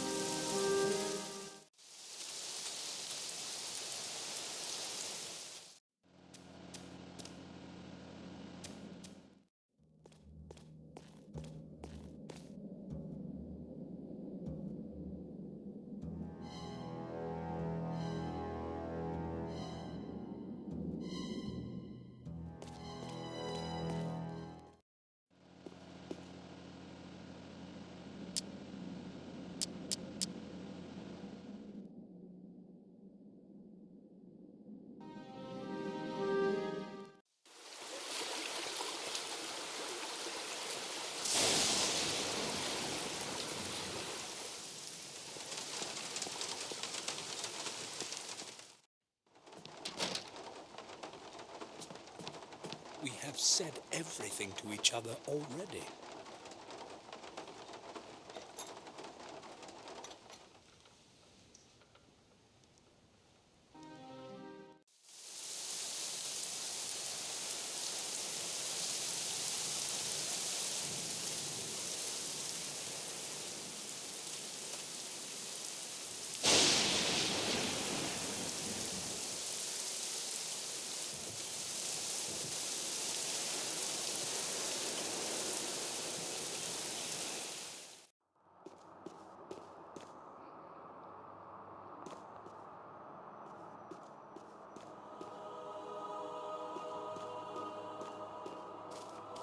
Father, I need to talk to you. Yes. You have returned just in time, Samuel. I found the record you need in the Chronicle. Lothar Gordon was the father of Thomas Gordon, who was the father of William. His remains were buried near Ashbury, as per his last wishes. In Ashbury? After some time, however, his body was cremated and transferred into one of your family tombs in the graveyard of the vicarage. That is where it is resting now. Thanks, Father. You have been a great help. You need not thank me. I am happy to have a look at the Chronicles.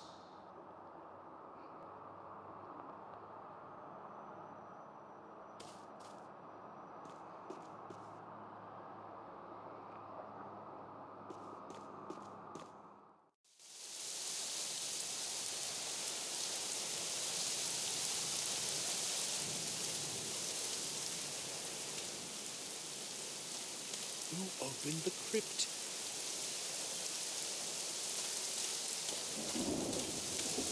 Is anyone there? Who's there this late at night?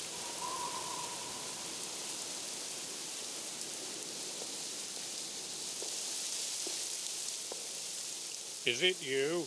What are you doing here? I know this is not exactly the right hour to take a walk around the graves, but I have my reasons. Yeah, you've probably got some real good reasons. I'm looking for Lothar Gordon's remains, and this is the last possible place. I would like to have a look inside. It won't take long. No, I won't let you in at this time. I've got my work to finish.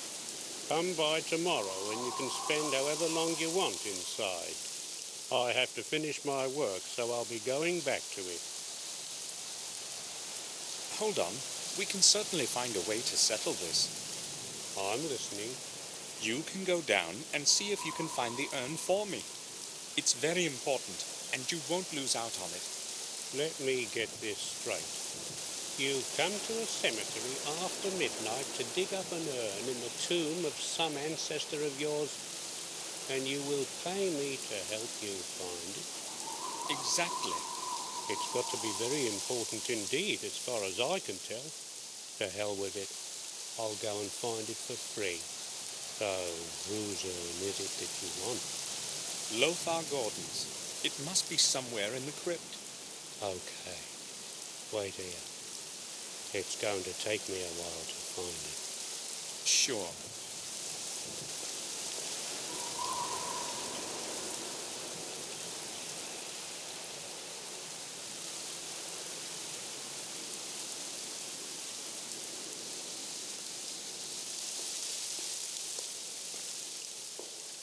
You were right.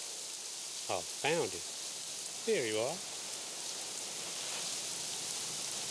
Now I've got to get back to work. You've cost me a lot of time already. I would still like to go to bed today. I'll leave you to your work. Good. The sooner I get to my bed, the better.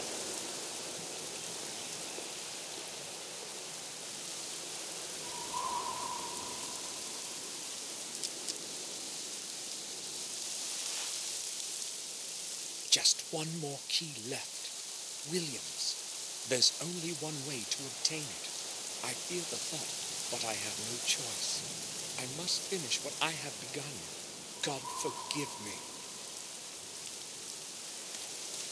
The flashlight might come in handy in this darkness.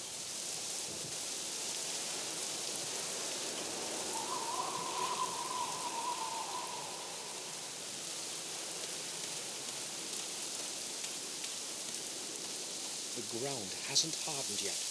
What is it I am saying? The ground, what is it I am saying?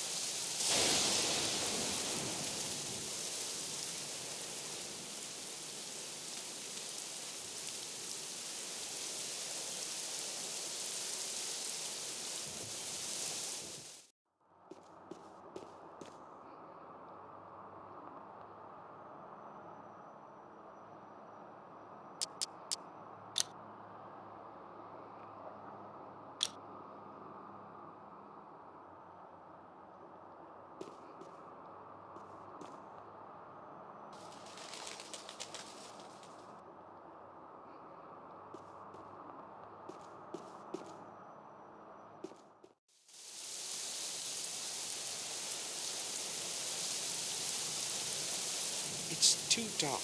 I can't see anything in there.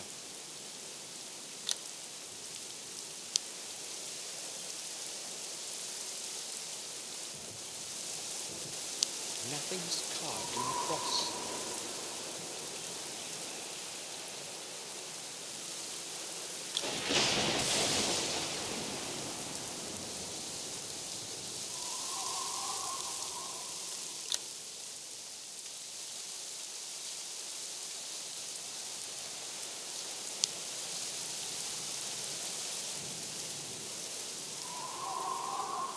Isabella Santi died in 1932.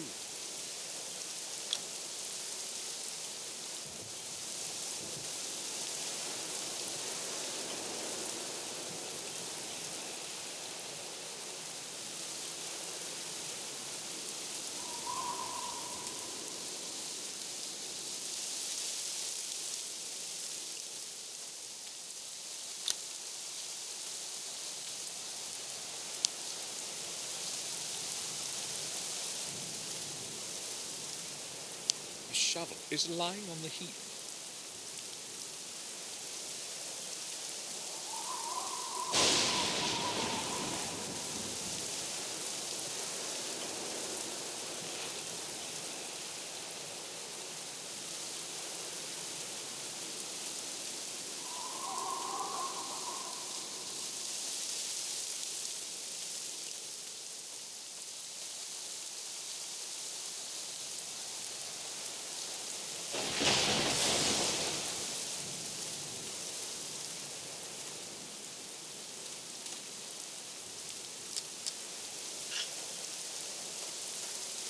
Got to get rid of the gravedigger first. It's holding the metal door up.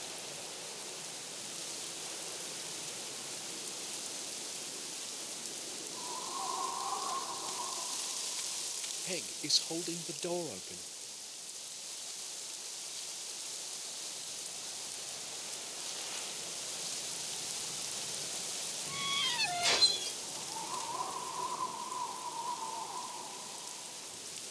He won't be getting out easily.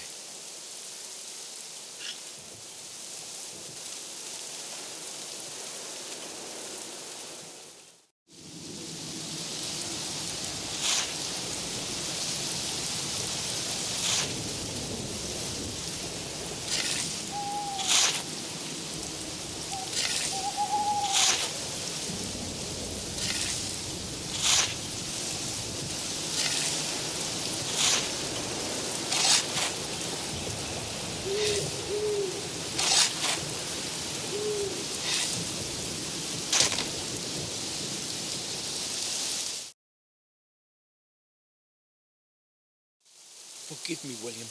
I had to do it. Fifth key, the last one.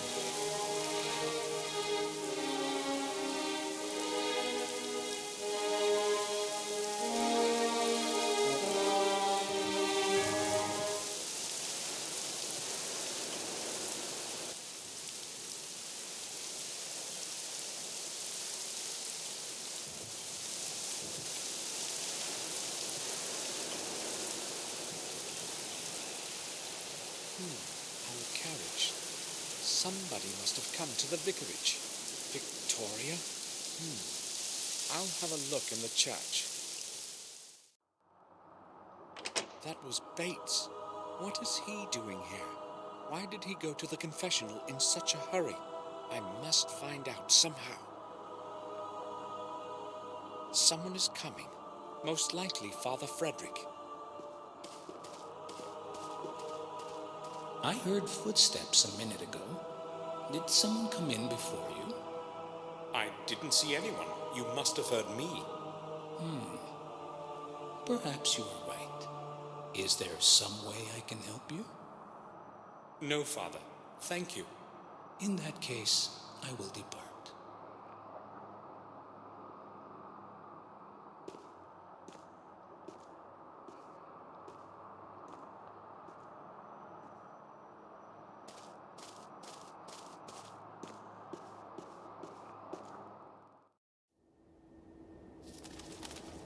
Father, I am haunted by a terrible secret.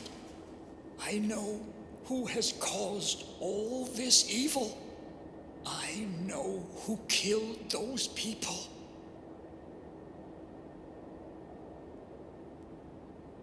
I can no longer bear keeping this secret to myself, so I must confess. I saw him sneaking through the night, covered by the darkness. His palms, they were stained with blood, a terrible sight. I hid quickly so that he would not see me. When I briefly looked into his face, I was stunned with awe. I still have his expression before my eyes. All this time, I remained silent. I could not tell anyone. They would not believe me anyway. Even I would not believe it if I had not seen his face with my own eyes.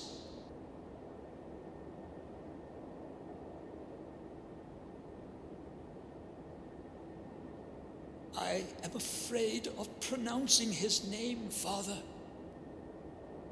Do go on, son. I know the devil has many faces.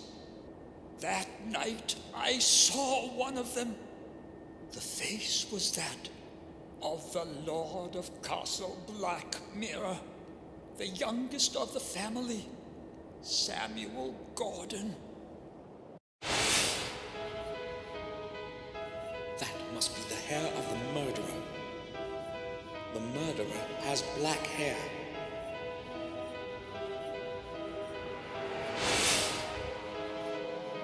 He kept saying that he hadn't killed him. That's what he was saying. He said he knew who killed him. That he knew. Of your blood, others will rise with your name, bearing my curse. One of your heirs will convert 5 souls of 5 mortals. This will be the catalyst to bring my anger back to life. And I will return. When your days have ended, there will be no one to stop me.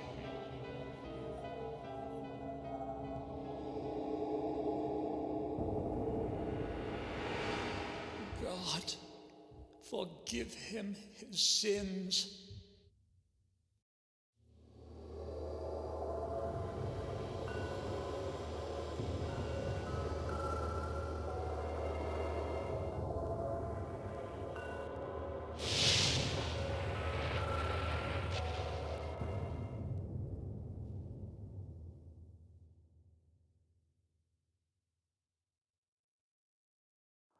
Forgive me, my Lord, for my sins, and give me strength to carry on.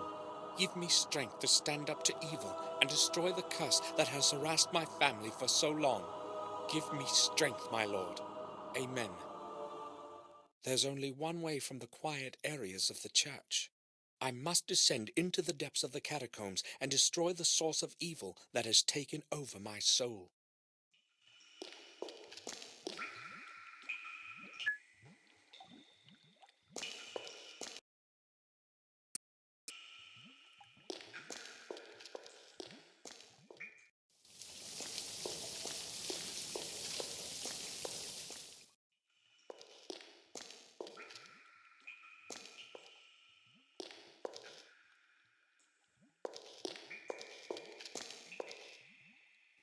Some strange symbols in a circle.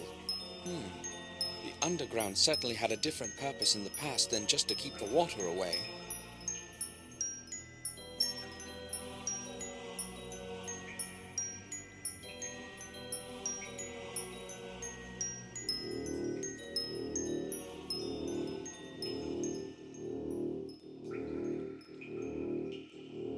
Those symbols, they led me as far as here.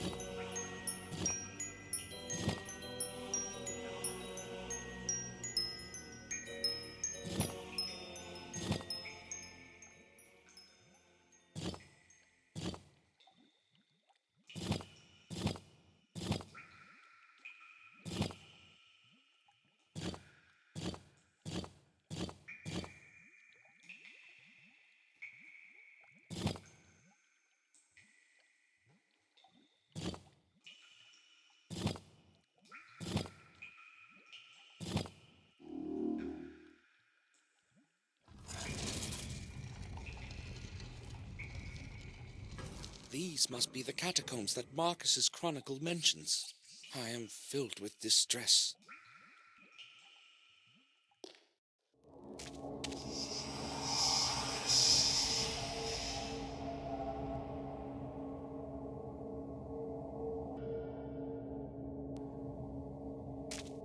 I don't know what the writing means.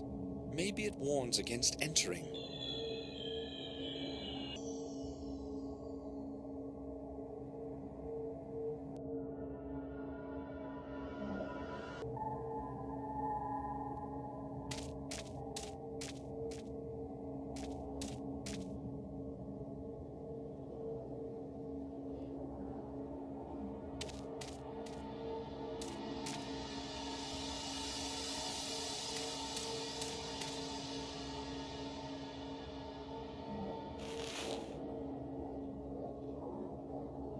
It's probably from the time of the siege, but who knows?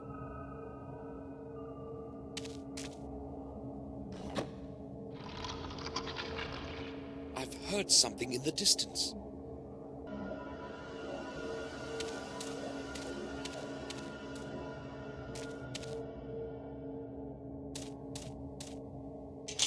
It can't be opened. There's no lock on it.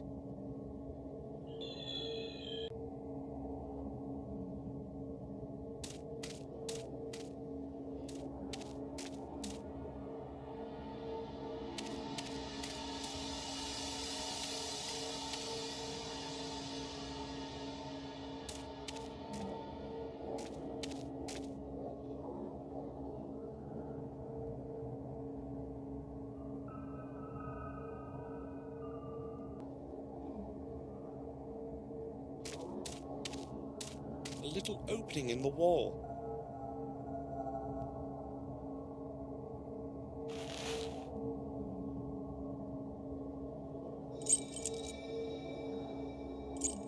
It fits the hand perfectly.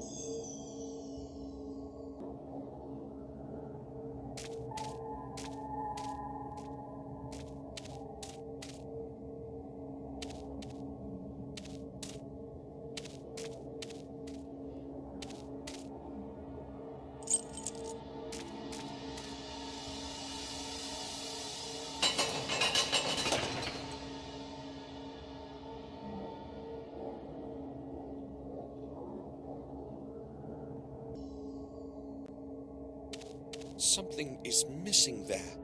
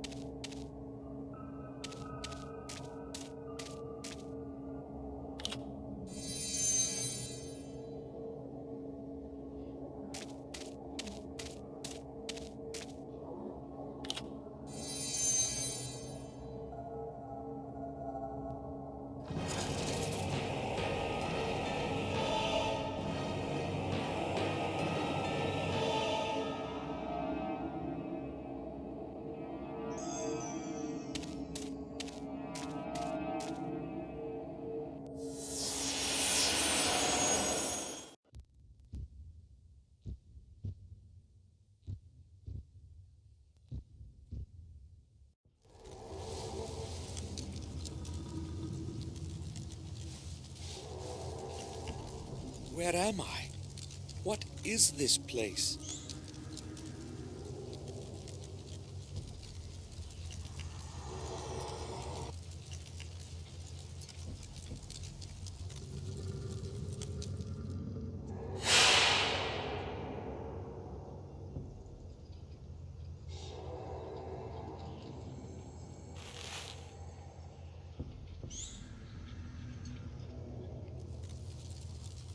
Vorpal, an ancient ritual dagger.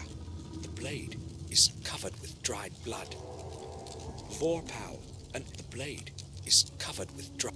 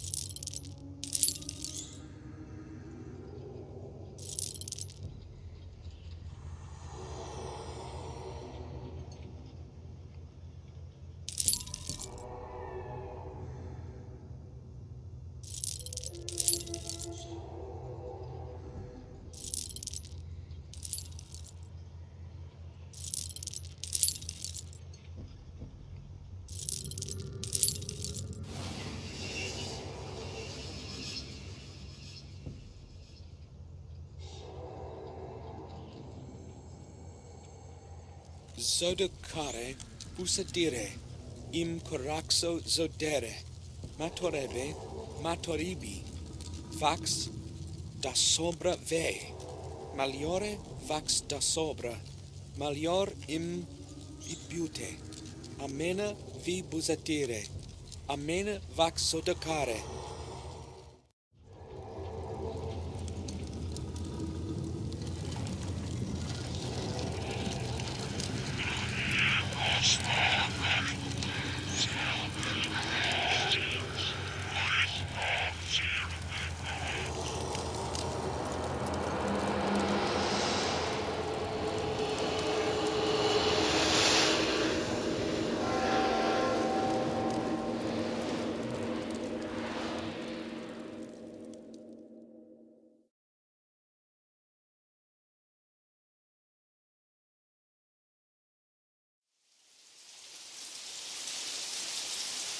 Such is the end of my story.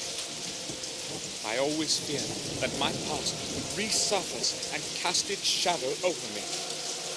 My soul has blackened from sins that cannot be undone. Evil has many faces, many forms.